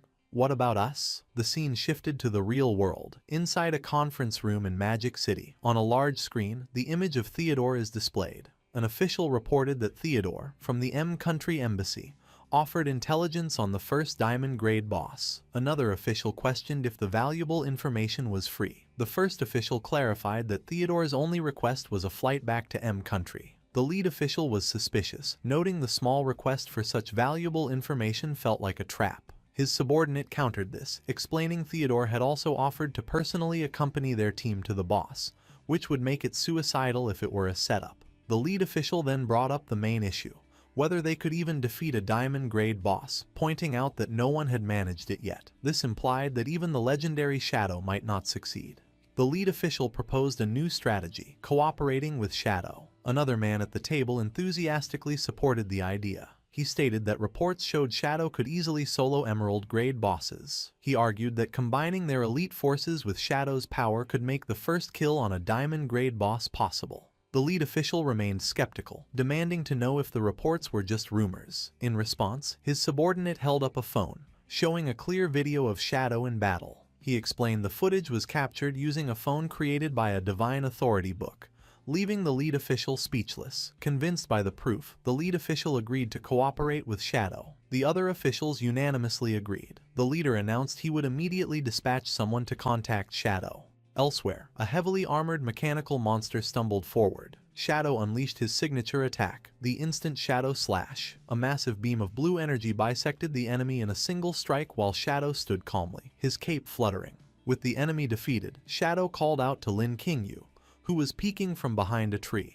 He told her to come out and collect the lifespan orbs because they needed to head to the next location. Lin Qingyu approached, flushed and excited. She reported that officials had discovered a diamond-grade boss and asked if he was interested. Shadow's eyes narrowed with intrigue and he asked her for more details. Lin Qingyu explained the boss was inside a volcano and revealed its name, the Hellflower of Nightmares, instantly grabbing Shadow's attention. Shadow recalled a fiery plant rising above the city ruins. This monster was known for bringing the first major crisis to the Great Xia officials. In his memories of the past, a foreign power had used the Hellflower of Nightmares to wipe out over 100 official professionals in Magic City. The tragedy threw the region into chaos for half a year, causing thousands of deaths. Shadow recalled the mastermind behind this disaster, a man named Theodore. Suspecting her team hadn't found the boss, Shadow questioned Lin Qingyu about it. She admitted a foreigner found it, and the higher-ups had decided to organize a massive 100-person group to crusade against it. Shadow immediately dismissed their decision, claiming they understood nothing of the true danger. He ordered Lin Qingyu to find 25 elite players who were at least level 18 and had completed their first-class advancement. Lin Qingyu was shocked by the demand for such high-level elites and asked if he really needed that many people to assist him. Shadow confirmed her assumption. He explained that although the Hellflower of Nightmares was a diamond-grade boss, its stats were close to an epic-grade monster's. He outlined 2 ways to defeat it. The first was with absolute power, which he admitted he currently lacked. Therefore, they had to use the second method, a standard strategic raid requiring a team of at least 25 people. Lin Qingyu questioned why they shouldn't just follow the official plan to send a 100-man team, reasoning more people would be easier. Shadow refused to explain the details. He stared at her intensely, telling her to either trust his instructions or do whatever she wanted. Lin Qingyu broke into a nervous sweat under his cold gaze. However, she reflected that while Shadow was unpredictable, his actions had always benefited the officials. She wondered if he was right and the officials were truly ignorant. Making up her mind, Lin Qingyu agreed to help but stated his requirements were too high and she could only gather 10 people. Shadow accepted this, saying 10 would be enough and he would get the rest. As he dissolved into blue energy, he told her to meet him at the Magic City ruins in 3 days. Lin Qingyu was left standing alone, looking at the spot where he vanished and asking herself if she could truly trust him. In a vivid dream of the past, a warrior in blue armor, King Feng, stood firm with a golden shield, blocking an attack and warning his sister to be careful. He moved with incredible speed, slicing the monsters to protect her. With the danger past, King Feng reached out a hand to his sister, smiling warmly and reassuring her that everything was fine. However, the dream shifted. King Feng's smiling face darkened, morphing into the masked, cold expression of Shadow. In the dream, this masked figure called out a name, Xiao Yu. Suddenly, Xiao Yu's eyes snapped open in shock. She woke up in her hospital bed, sweating and crying. Sitting up in the dark room, she realized she had had the same dream again. She reflected that since she lost her legs, the figure in her dreams had become clearer. She remembered how this man took her to level up, protected her, and gave her everything. Through her tears, a shocking realization hit her. This time, she saw his face clearly and identified him as her brother, King Feng. Her eyes glowed as she realized that he was not dead. The realization screamed in her mind. King Feng was the legendary player, Shadow. Xiao Yu knelt on her bed, trembling. She reasoned that the places and monsters from her dreams later appeared in the game, proving her dreams were real. She asked herself if King Feng really was Shadow. Desperate for the truth, she lay back down, deciding she must log into the game immediately to find him and confirm their relationship. Xiao Yu lay in her hospital bed, consumed by doubt. Tears streamed down her face as she reasoned that since Shadow had ignored her so many times, he likely didn't want to acknowledge her. Even if he was her brother, she feared no one would believe her and she might even lose her life for it. The trauma of how she lost her legs shot through her mind, and she trembled under the covers. However, lying in the dark, she realized this was her final hope. With a surge of determination, she decided to use her last bit of strength to grasp this chance and reunite with him. In the game, inside the Knights Templar hideout, the guild leader was supporting Xiao Yu, asking why she had suddenly logged in. He explained that although her legs were intact in the game, her stats were halved, and she suffered from a stumble debuff. As he spoke, Xiao Yu lost her balance and fell. The guild leader asked if she was hurt, but Xiao Yu, playing the victim, cried that she wanted to repay the guild's kindness. She begged to continue her job of watching the door for Big Brother Shadow. The guild leader feigned being touched by her loyalty and helped her to the door, noting she was familiar with the task. Suddenly, a system notification appeared. It was a private message from Shadow to the guild leader, Chen Wuming, asking if he wanted to claim the first kill on a diamond-grade boss. The leader's attitude changed instantly to frantic excitement. He shouted that he dreamed of such a chance and dropped Xiao Yu to run off, saying he had urgent business. As he ran, Shadow sent follow-up instructions, telling him not to rush. Shadow ordered the leader to find 2 specific people, Safety First, Anquen, and Grey Rose, Dongfang Yue, and to meet him in the Magic City ruins in 3 days. The guild leader eagerly accepted. In a well-lit room, magical food from the Divine Gift Book sat on a table, including a fortress burger. Little Black drooled, praising the book's delicious creations as she prepared to eat. Suddenly, Captain Enyu kicked the door open, shouting for Little Black to follow her because Shadow was recruiting team members. Before Little Black could take a bite, Enyu grabbed and dragged her away. Little Black screamed for her burger, while Enyu scolded her for only thinking about food. As she was dragged away, Little Black cried, realizing this was the first time Shadow had ever asked for help. Elsewhere, Shadow sent a message for the team to return to Magic City and meet him at the Evil Spirit Academy, a large Gothic cathedral in the ruins. Inside the hideout, a heavy door opened, and Zhang Yaoying, the witch, ran in. She smiled at Shadow, asking if the big boss was looking for her. Shadow confirmed he needed her for a boss fight in a few days. However, he noticed something strange and asked why she was only level 10. Zhang Youying explained she had used all her experience to advance her class tier instead of leveling up. Shadow was shocked she had advanced her class 3 times at such a low level. He remarked on her boldness as she giggled. Suddenly, magical energy swirled, and a figure with white hair, red skin, and horns emerged. It was Xiao Yu. She walked confidently to Shadow and announced her arrival, calling him master. Shadow was doubly shocked. He looked at the demon girl and exclaimed why she was also only level 10. Xiao Yu explained she remembered her master's teaching that class advancement was most important, so she had also completed her 3rd advancement. Sighing, Shadow turned and told them to follow him, promising to level them up over the next few days. The 2 girls cheered, excited to see their master's skills. 3 days later, at the wild volcano in the Magic City ruins, Captain Anyu, Wang Meng, and Little Black arrived. Little Black was still crying about the burger she missed. Captain Anyu ignored her, looking toward the meeting point. Suddenly, Anyu's expression froze. She looked into the valley, shocked by the number of people gathered there. She noted that while there weren't many, everyone looked familiar. The group was full of elites. There was Anquan, the perfect evasion swordsman, the only man besides Shadow who could solo a boss. Next was the arrogant Knights Templar Guild leader. Then came Dongfang Yue, the #1 ranked mage. Wang Meng sweated, listing other famous names he recognized. He realized all these top-ranking players had come for Shadow's summons. Standing apart from the group, Theodore and Zuma watched. The Chinese players whispered, wondering about the 2 foreigners. Zuma was nervous, pointing out to Theodore the small group was not the army they were promised. He worried their plan to trap everyone was exposed. Theodore remained calm. He reassured Zuma that everyone here was the elite of the elites, and that quality was more important than quantity. He claimed this small group proved the officials were taking the boss fight very seriously. Theodore then revealed he had used his Omen of the Star God's skill to divine the outcome, certain of their victory.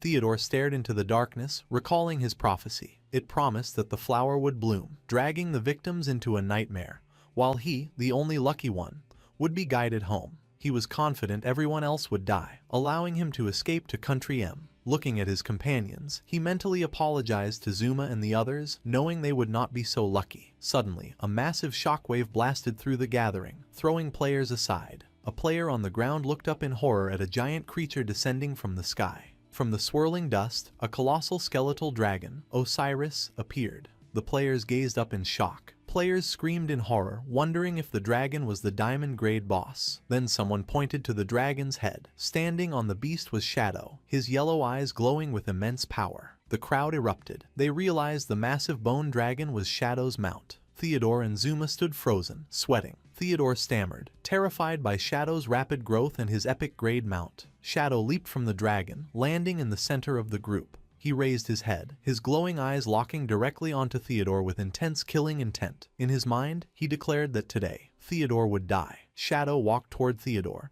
and the crowd parted around him. Theodore stood paralyzed as Shadow approached, ignoring everyone else. Shadow looked at the elites, stating calmly that everyone had arrived. He then ordered Theodore to take the lead. Theodore stood stiffly as Shadow walked behind him with an imposing presence. Sweat poured down Theodore's face. He was terrified, realizing Shadow knew his name even though they had never met. He forced himself to calm down, guessing that a top player like Shadow had skills to identify people. Turning to the crowd with a fake smile, he invited everyone to follow him to kill the diamond boss. Internally, he reassured himself that his divination was 100% accurate and his plan could not fail. The group arrived at a cave entrance glowing with an ominous red light. Inside, Chu Kunshin looked back in annoyance, warning his companions that the targets had entered. Behind him, Tony and Mei Jing were close, and she complained about the interruption. Mei Jing said the intruders had ruined their mood. Tony reassured her that after this job, they would escape to Country M and could enjoy themselves however they wanted. Shadow, Theodore, and Zuma walked into the tunnel. Theodore gestured for Shadow to follow deeper into the cave, as the ambushers whispered that they were approaching. Hidden in the shadows, Tony, Mei Jing, and Chu Kunshan prepared to strike, their eyes glowing. Tony declared it was time to avenge Shishi, while Chu Kunshan glared with hatred, mentally screaming for Shadow to die so he could avenge his wife and son.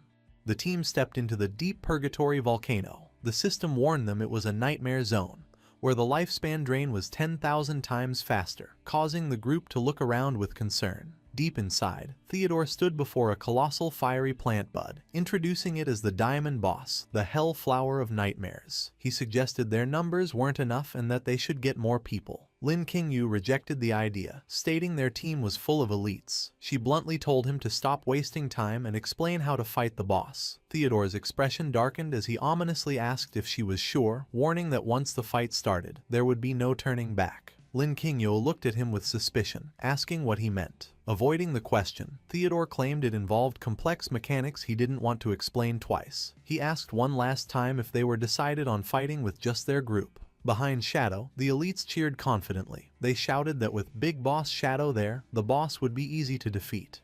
Theodore's face twitched with fury at their arrogance, and he muttered a sarcastic encouragement. Calling the Chinese players stubborn, he turned his back to them. He picked up a rock, telling them to listen closely as he would only explain the mechanic once. As the others listened intently, Theodore announced that the boss was simple and they only needed to know one thing. Suddenly, Theodore's eyes glowed red. He prepared to throw the rock at the Hell Flower, the same action that woke the monster before, and screamed that the only mechanic was for them all to die. The elites stared in shock, realizing too late they had been trapped. Theodore screamed and threw the rock, which struck the base of the Hell Flower of Nightmares. The single point of damage was enough to trigger the monster. Immediately, the massive plant erupted with fiery energy. The cave was plunged into a terrifying atmosphere as the nightmare debuff summoned shadowy figures around them. Wang Meng shouted in confusion, while Lin Qingyu screamed that it was a trap and ordered a retreat. However, as they turned, they found their path blocked by three sinister figures. Tony stepped forward, glowing with blue energy. He laughed, mocking the great Xia pigs, and said there was no way out. He used his wall construction skill, and a massive stone wall slammed down, sealing the entrance. Inside, Theodore remained calm, believing he had his own escape. With a sinister grin, he ordered his subordinate, Zuma, to use his Soul Walker ability so they could phase through the walls. But before Zuma could act, an energy arrow pierced him through the head, killing him instantly. Theodore turned, sweating, and realized his plan had been discovered. Lin Qingyu admitted that Shadow had been right. She aimed a glowing crossbow at Theodore, declaring that those of a different race always have treacherous hearts and sentenced him to death. Lin Qingyu unleashed her demon-breaking arrow to execute the traitor. However, Theodore sneered, calling their efforts naive. He held up a glowing blue card and activated a skill to swap positions. Suddenly, Chu Kunshan appeared in front of the arrow, forcibly teleported into its path. The arrow pierced his chest with a sickening impact. As Chu Kunshan fell, questioning why he was sacrificed, Theodore's form dissolved into light, successfully escaping by swapping places with him. Outside the sealed cave, a pair of feet landed on the ground. Theodore appeared, safe behind the wall. His subordinates, Mei Jing and Tony, looked at him in surprise. A card floated above Theodore's head, revealing his trump card, the Dark Star Boundary, which let him swap positions with anyone carrying his card. He had given it to Chu Kunshan specifically to use him as a scapegoat. Tony frantically asked where Zuma was, while Mei Jing noted Chu Kunshan was also gone. Misunderstanding the swap, Tony angrily concluded that Chu Kunshan must have betrayed them, cursing the untrustworthy Great Xia people. Theodore ignored them and ordered Mei Jing and Tony to log off the game, informing them it was time to flee the country immediately. As his avatar faded, Theodore recalled Lin Qingyu's words, "If they are not of my race, their hearts must be different." He admitted her statement was accurate, using it to justify his own betrayal. In the real world, inside a dark apartment at night, a horrific scene unfolded. The physical bodies of Zuma and Chu Kunshan lay on their beds, shaking violently as the consequences of their in-game deaths took hold. Theodore looked at his fallen comrades, stating grimly that because they died in the boss's territory, they were dragged into the nightmare. He declared them beyond saving, offering a brief, cold expression of pity for losing a valuable asset like Zuma. However, his mood quickly shifted to relief. Theodore reasoned the sacrifice was worth it, certain that Shadow and all the elites trapped inside were undoubtedly dead. Walking through the room with Tony and Mei Jing, he revisited his prophecy, reciting that the flower had bloomed, dragging the victims into a nightmare. He declared himself the only lucky one, guided back to his long-awaited home. As he prepared to leave, Theodore planned for the future. He predicted this loss would severely damage Great Xia's vitality. Once they returned to Country M, they would dispatch elites to press the attack while their enemies were weak. With a final look of intense malice, his eye glowing, Theodore vowed that Great Xia would be completely destroyed. The situation inside the cave turned critical as the massive Hell Flower of Nightmares fully bloomed, filling the cavern with a dangerous light. The players were thrown into chaos as a red bar appeared above their heads, showing the nightmare status. Panic spread as the elites realized something was wrong. A nervous Wang Meng explained the terrible reality of their situation to Little Black.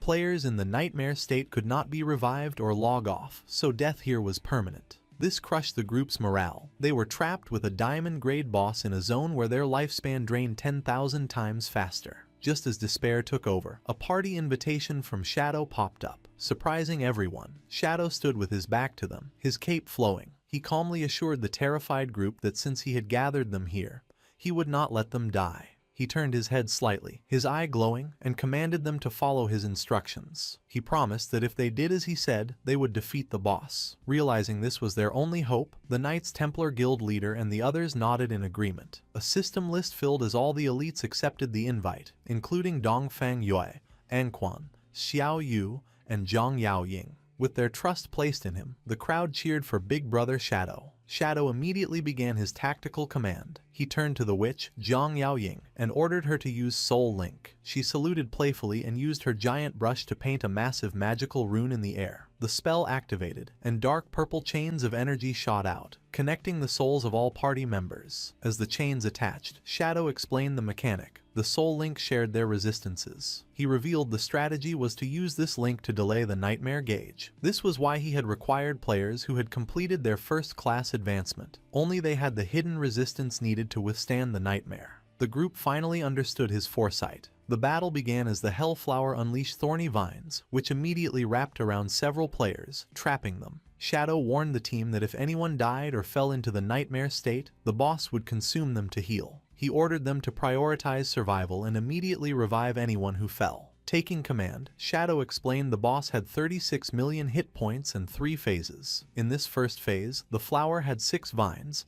and he had assigned a team to handle each one. He singled out Anquan, assigning him to handle a vine by himself. Anquan was surprised but pleased when Shadow praised his skills. The battle erupted as the vines lashed out with incredible speed. True to his reputation, Anquan dodged the attack perfectly and unleashed a skill called Moon Shadow against a vine.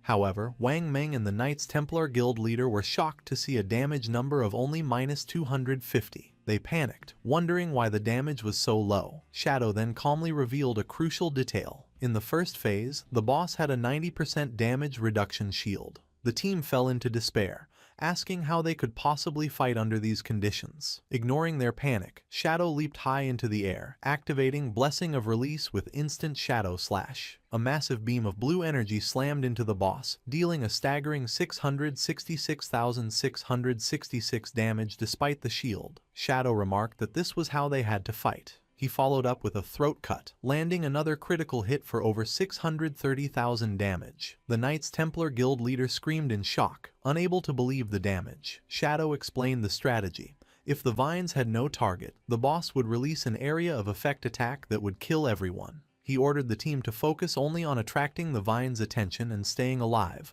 while he handled all the damage. Reassured by his power, the elites shouted their obedience. The Hellflower unleashed its remaining vines, filling the cave with thorns. The raid team tensed up, raising shields and weapons as they prepared for the attack. Shadow moved to intercept the assault, striking the first vine with overwhelming force. He leaped into the air and unleashed a flurry of rapid slashes, shredding the vines apart one by one and protecting the team with his raw power. However, Little Black got completely distracted. Instead of focusing on defense, she stared at Shadow with admiration, cheering about how handsome he was and marveling at his damage. Her lack of focus cost her, as a vine sneaked past her guard and wrapped around her. She was hoisted into the air, screaming for help. Shadow reacted instantly, appearing behind the vine. With a single slash of blue energy, he cut it in half. He caught Little Black as she fell, saving her life and dealing a final blow to the vine. With Phase 1 cleared, he stood over the recovering Little Black and scolded her sternly, warning her to stop daydreaming or she would die next time. Humiliated and in pain, Little Black sobbed and apologized. With the first phase cleared, the Hellflower began to pulsate. A player spotted something stirring deep within its fiery petals and shouted for the others to look. From the flower's center, a humanoid silhouette emerged in flames. The raid team stared in shock as a beautiful woman with long fire-like hair and glowing eyes rose from the monster. Some players were briefly distracted by her appearance before remembering the danger they were in. The boss's new form attacked, launching 3 large orbs of fiery energy. Shadow shouted a warning, announcing the second phase. He explained the 3 orbs were nightmare energy and would randomly lock onto 3 players. He explained that if anyone touched an orb, their nightmare gauge would instantly increase by 10%, and the orb would split in 2. His warning was cut short as an orb struck a player. Just as Shadow had predicted, it split into 2 new orbs that flew off in different directions, causing the players to panic. Shadow calmly instructed everyone not to panic. As the orbs moved slowly, he ordered targeted players to kite the orbs away from the group while the others dealt with reappearing vines. He then added a critical detail. In this phase, the boss's damage reduction dropped to 50%. With the strategy set, Shadow told the team to handle the mechanics while he charged forward to fight the main body of the boss himself. Shadow descended from the sky, aiming for the Hellflower's human form. He decided this diamond-grade boss was the perfect target to test his full firepower. Shadow activated his Shadow of Slaughter skill, summoning dark clones. 5 figures, Shadow and his 4 clones, descended upon the boss, surrounding her from all angles. Together, they unleashed the Crimson Blade Ultimate. The attack created a massive pillar of red energy, dealing 4 separate hits of over 1.5 million damage each. Shadow immediately followed up with a throat cut, inflicting a massive bleed on the boss. Shadow retreated to assess the damage. He noted that even with the boss's 50% damage reduction, his burst had dealt nearly 6 million damage. He realized his Crimson Blade dealt more damage as the enemy's health got lower, calculating he only needed a few more cycles to kill it. Suddenly, Shadow froze, sensing a disaster unfolding behind him. His eyes widened as he turned from the boss. Behind him, the battlefield was in chaos. The number of nightmare orbs had multiplied uncontrollably, filling the air. Wang Meng desperately screamed for anyone targeted by an orb to run from the crowd to prevent more splitting. Players ran for their lives as the red orbs chased them. The panic shattered their formation, as fleeing players ran blindly toward teams fighting the vines. The defenders shouted at them to stay away, but the situation was spiraling out of control. Shadow looked down and discovered a hidden mechanic. When the boss's vines hit an orb, the orb gained a 3-second speed boost, making it impossible for players to dodge. Realizing the team couldn't hold out much longer, Shadow gritted his teeth. He shouted for them to hold on a moment longer. He calculated he needed just 5 seconds to force the boss into its 3rd phase. Shadow focused, his eyes glowing with determination as he prepared his burst rotation. He internally complained about stacking so many buffs as he activated Silent Concealment and Dark Depth to boost his stealth and damage. He then activated the Black Light Shield, increasing his attack power by another 30%. Finally, he used Shadow of Slaughter, summoning clones that inherited all his current buffs. With his preparations complete, Shadow leaped forward with blinding speed. He unleashed his modified skill, Instant Shadow Slash. He and his clones blurred, striking simultaneously. The area filled with blue energy slashes as the system registered a staggering 216 hits in a split second. Shadow shouted that he was not finished. He and his clones unleashed the Crimson Blade Ultimate. 4 massive pillars of red energy slammed into the boss, tearing through her defenses. The boss's human form vomited green blood, severely wounded. Shadow followed up immediately with a throat cut for a critical blow, dealing over 18 million damage to the monster. Nearby, the other players watched in horror and awe. While they struggled for a few hundred damage, they wondered if Shadow was even human after he dealt 20 million damage in a single wave. The boss reeled back, convulsing in pain. The giant flower stalk began to twist and turn a dark purple color, and Shadow warned the team that the boss had entered Phase 3. The boss screamed in a mix of agony and rage, her form becoming wild and unstable as she prepared her final attacks. The cave turned a deep, ominous purple, drastically shifting the battle's atmosphere. Wang Meng looked up in terror as the vines wove together, forming massive, twisted wooden pillars that erupted from the ground. Shadow immediately identified the threat and shouted orders. He explained the pillars were magnets for the nightmare orbs. He warned that for every orb a pillar absorbed, the boss would recover 10% of its health. He commanded the team to destroy the pillars to prevent the monster from healing. He explained the new rules of Phase 3. The red orbs no longer multiplied, but they were far deadlier. Shadow warned that touching an orb now would instantly force a player into the nightmare state. Worse, if a player was already in that state, the orb would transform into nightmare bugs that feasted on lifespan until the victim died. The soldiers looked at the orbs with fear, realizing a single mistake meant permanent death. Shadow's eyes narrowed behind his mask. He screamed at the team to concentrate and avoid the orbs, urging them to hold the line for 10 more seconds. Internally, he calculated the path to victory. The boss had less than 10 million health, and his skills needed only 3 more seconds to cool down. He knew one more full-power instant shadow slash would be enough to kill it. The situation deteriorated as a scream tore through the battlefield. Shadow turned, shocked to see a player's nightmare gauge completely fill, his eyes glowing red with madness. Wang Meng screamed in horror as he watched a teammate fall. He yelled that someone in their squad had succumbed to the nightmare state. The player collapsed, writhing in agony as a red orb hovered over him.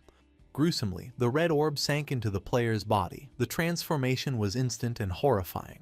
The player's body burst open as hundreds of red nightmare bugs erupted from his flesh, devouring him from the inside out. The system confirmed the player, Summer Horse, had lost all lifespan and died a permanent death. The terrified guild leader ran blindly. Wang Meng tried to shout at him to stop running wildly, but fear had taken over. He realized too late the guild leader had led an orb to a wooden pillar. The guild leader apologized helplessly as the pillar's vines snatched the orb. The pillar immediately absorbed the orb, channeling energy into the boss. The Hellflower regenerated a massive 3.6 million health for each absorbed orb. Shadow watched helplessly as the boss's health climbed. He realized the situation was spiraling out of his control. He noted that everyone's nightmare gauge was reaching its limit and that this was his final chance. He grimly calculated that if the boss recovered over 20 million health, he wouldn't have enough damage to kill it. Sweat poured down Shadow's face as he stared at his own interface. In the chaotic battle, players panicked, screaming to dodge the red orbs that threatened permanent death. The team attacking the pillars cracked under pressure, shouting they couldn't hold on as their nightmare gauges reached critical levels. Shadow watched the scene spiral, grimly knowing the team would be wiped out if this continued. He knew he could escape alone using his boot's phasing effect, but hesitated, knowing everyone else would be doomed. Suddenly, a sword was raised. Wang Meng stepped forward and activated Holy Barrier for 7 seconds of complete invincibility. With glowing eyes, he yelled for Shadow to focus only on damaging the boss, promising to handle the defense himself. Shadow was startled by the tank's sudden resolve and questioned his plan. Wang Meng didn't hesitate. He activated Speed Blessing and charged into the field of red orbs. Little Black watched in shock as Wang Meng used his invincible body to collide with the orbs, preventing them from healing the boss. Captain Anyu screamed at Wang Meng, warning him he was being reckless. She explained that while the shield stopped the damage, his nightmare gauge was still filling, and once his invincibility ended, the nightmare bugs would instantly devour him. Wang Meng smiled peacefully, saying he knew the cost but had to do it because it was the only way to win. As he rushed toward his death, Wang Meng declared that he trusted Shadow completely to lead them to victory. Captain Anyu agreed with the desperate plan, her eyes glowing. She activated Symbiotic Dragon Spirit, summoning a massive blue dragon linked to her life force. With a swing of her sword, she commanded the dragon to devour the deadly nightmare orbs. Because her life was linked to the dragon, the corruption affected her instantly. Her nightmare gauge hit maximum, and she vomited blood, enduring the curse so Shadow didn't have to.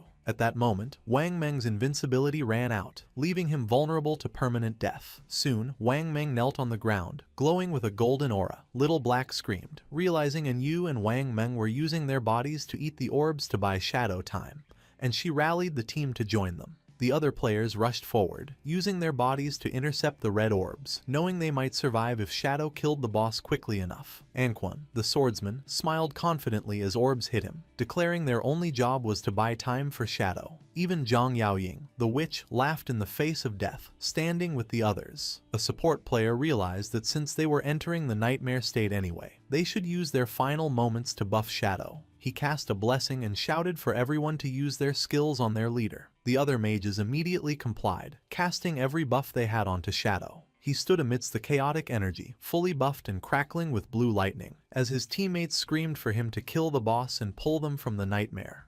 Shadow watched his teammates sacrifice themselves with amusement and determination, muttering they were a reckless bunch. His body overflowed with the massive energy his team had poured into him. Shadow immediately activated a cascade of skills: Silent Concealment, Deepest Darkness, Shield of Black Light, Shadow of Slaughter, and Grace of Release. With his power at its peak, he pointed a finger at the boss, issuing the final command. His dark clones materialized, encircling the Hell Flower of Nightmares. They unleashed a synchronized barrage of attacks, creating a vortex of purple slashes that shredded the boss's petals and registered 216 hits instantly. Shadow stood amidst the energy, his cape flowing. He leaped high into the air, Positioning himself above the weakened monster, he descended like a meteor toward the flower's center, his eyes glowing with lethal intensity. A massive vertical slash bisected the boss, cutting through the flower and space itself. The monster exploded into a swirling vortex of energy. The twisted red pillars of the nightmare realm crumbled as the boss's influence faded. A system window appeared, announcing the party had achieved the global first kill of a diamond-grade boss. Below, Captain Unyu and Wang Meng lay exhausted but alive, surrounded by green healing flames as the nightmare ended. Ongquan and Zhang Yaoying cheered, celebrating their success. Captain Unyu complained the curse had drained 10 years of her lifespan. But Wang Meng comforted her, saying it was a small price for survival, and proved that trusting Shadow was the right choice. As the boss dissipated, golden loot orbs rained down. A greedy player jumped for the treasure, but others shouted at him to stop, insisting Shadow should distribute it. However, Little Black looked around, realizing their leader was gone. The team called out, asking where Shadow was. He contacted them through voice chat, telling them to wait for him because his business was not yet finished. The team was confused, pointing out the boss was dead. Shadow appeared in the distance, shrouded in purple energy, and coldly confirmed that while the monster was dead, the people who deserved to die were still alive. He rode his skeletal dragon, Osiris, into the sky.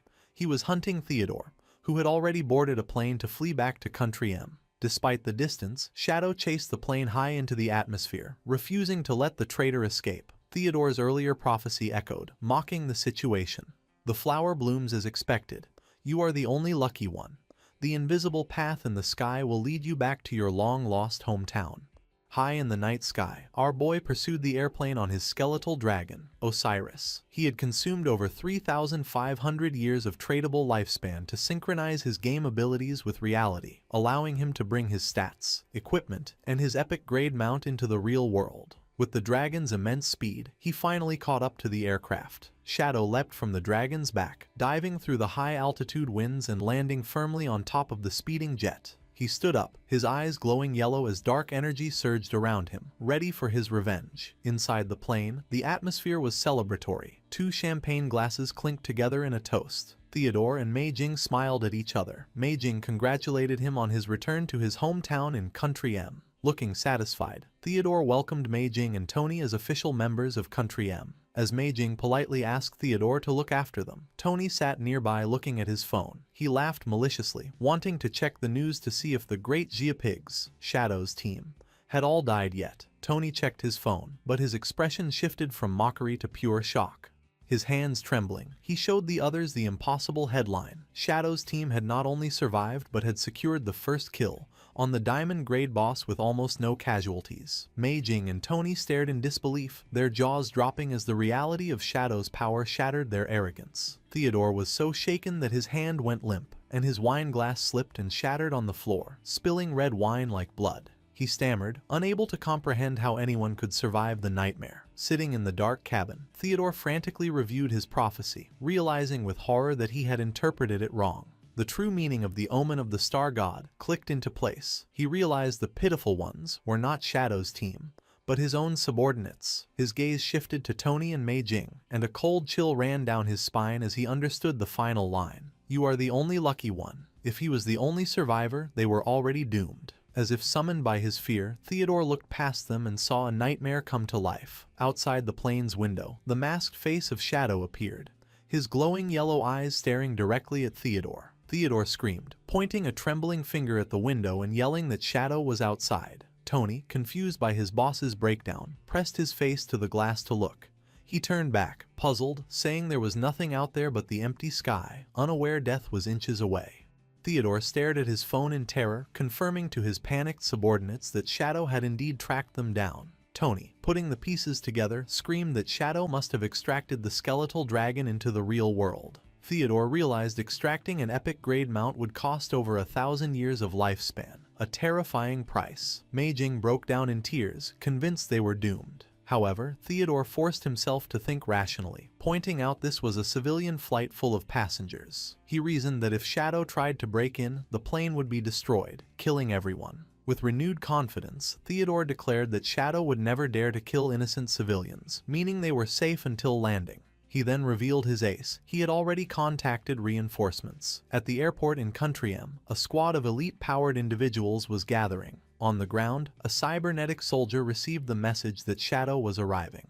The elites, including a woman with white hair and a hooded figure, entered a state of combat readiness. 2 other agents confirmed the mission change. A massive magic circle lit up the sky above the airport, with the objective set to kill Shadow the moment he landed. High in the air, Theodore believed they just needed to wait. He reassured Meijing and Tony that Country M never abandons its citizens. Relieved, Meijing thanked him, and Tony pledged their loyalty, unaware their safety was an illusion.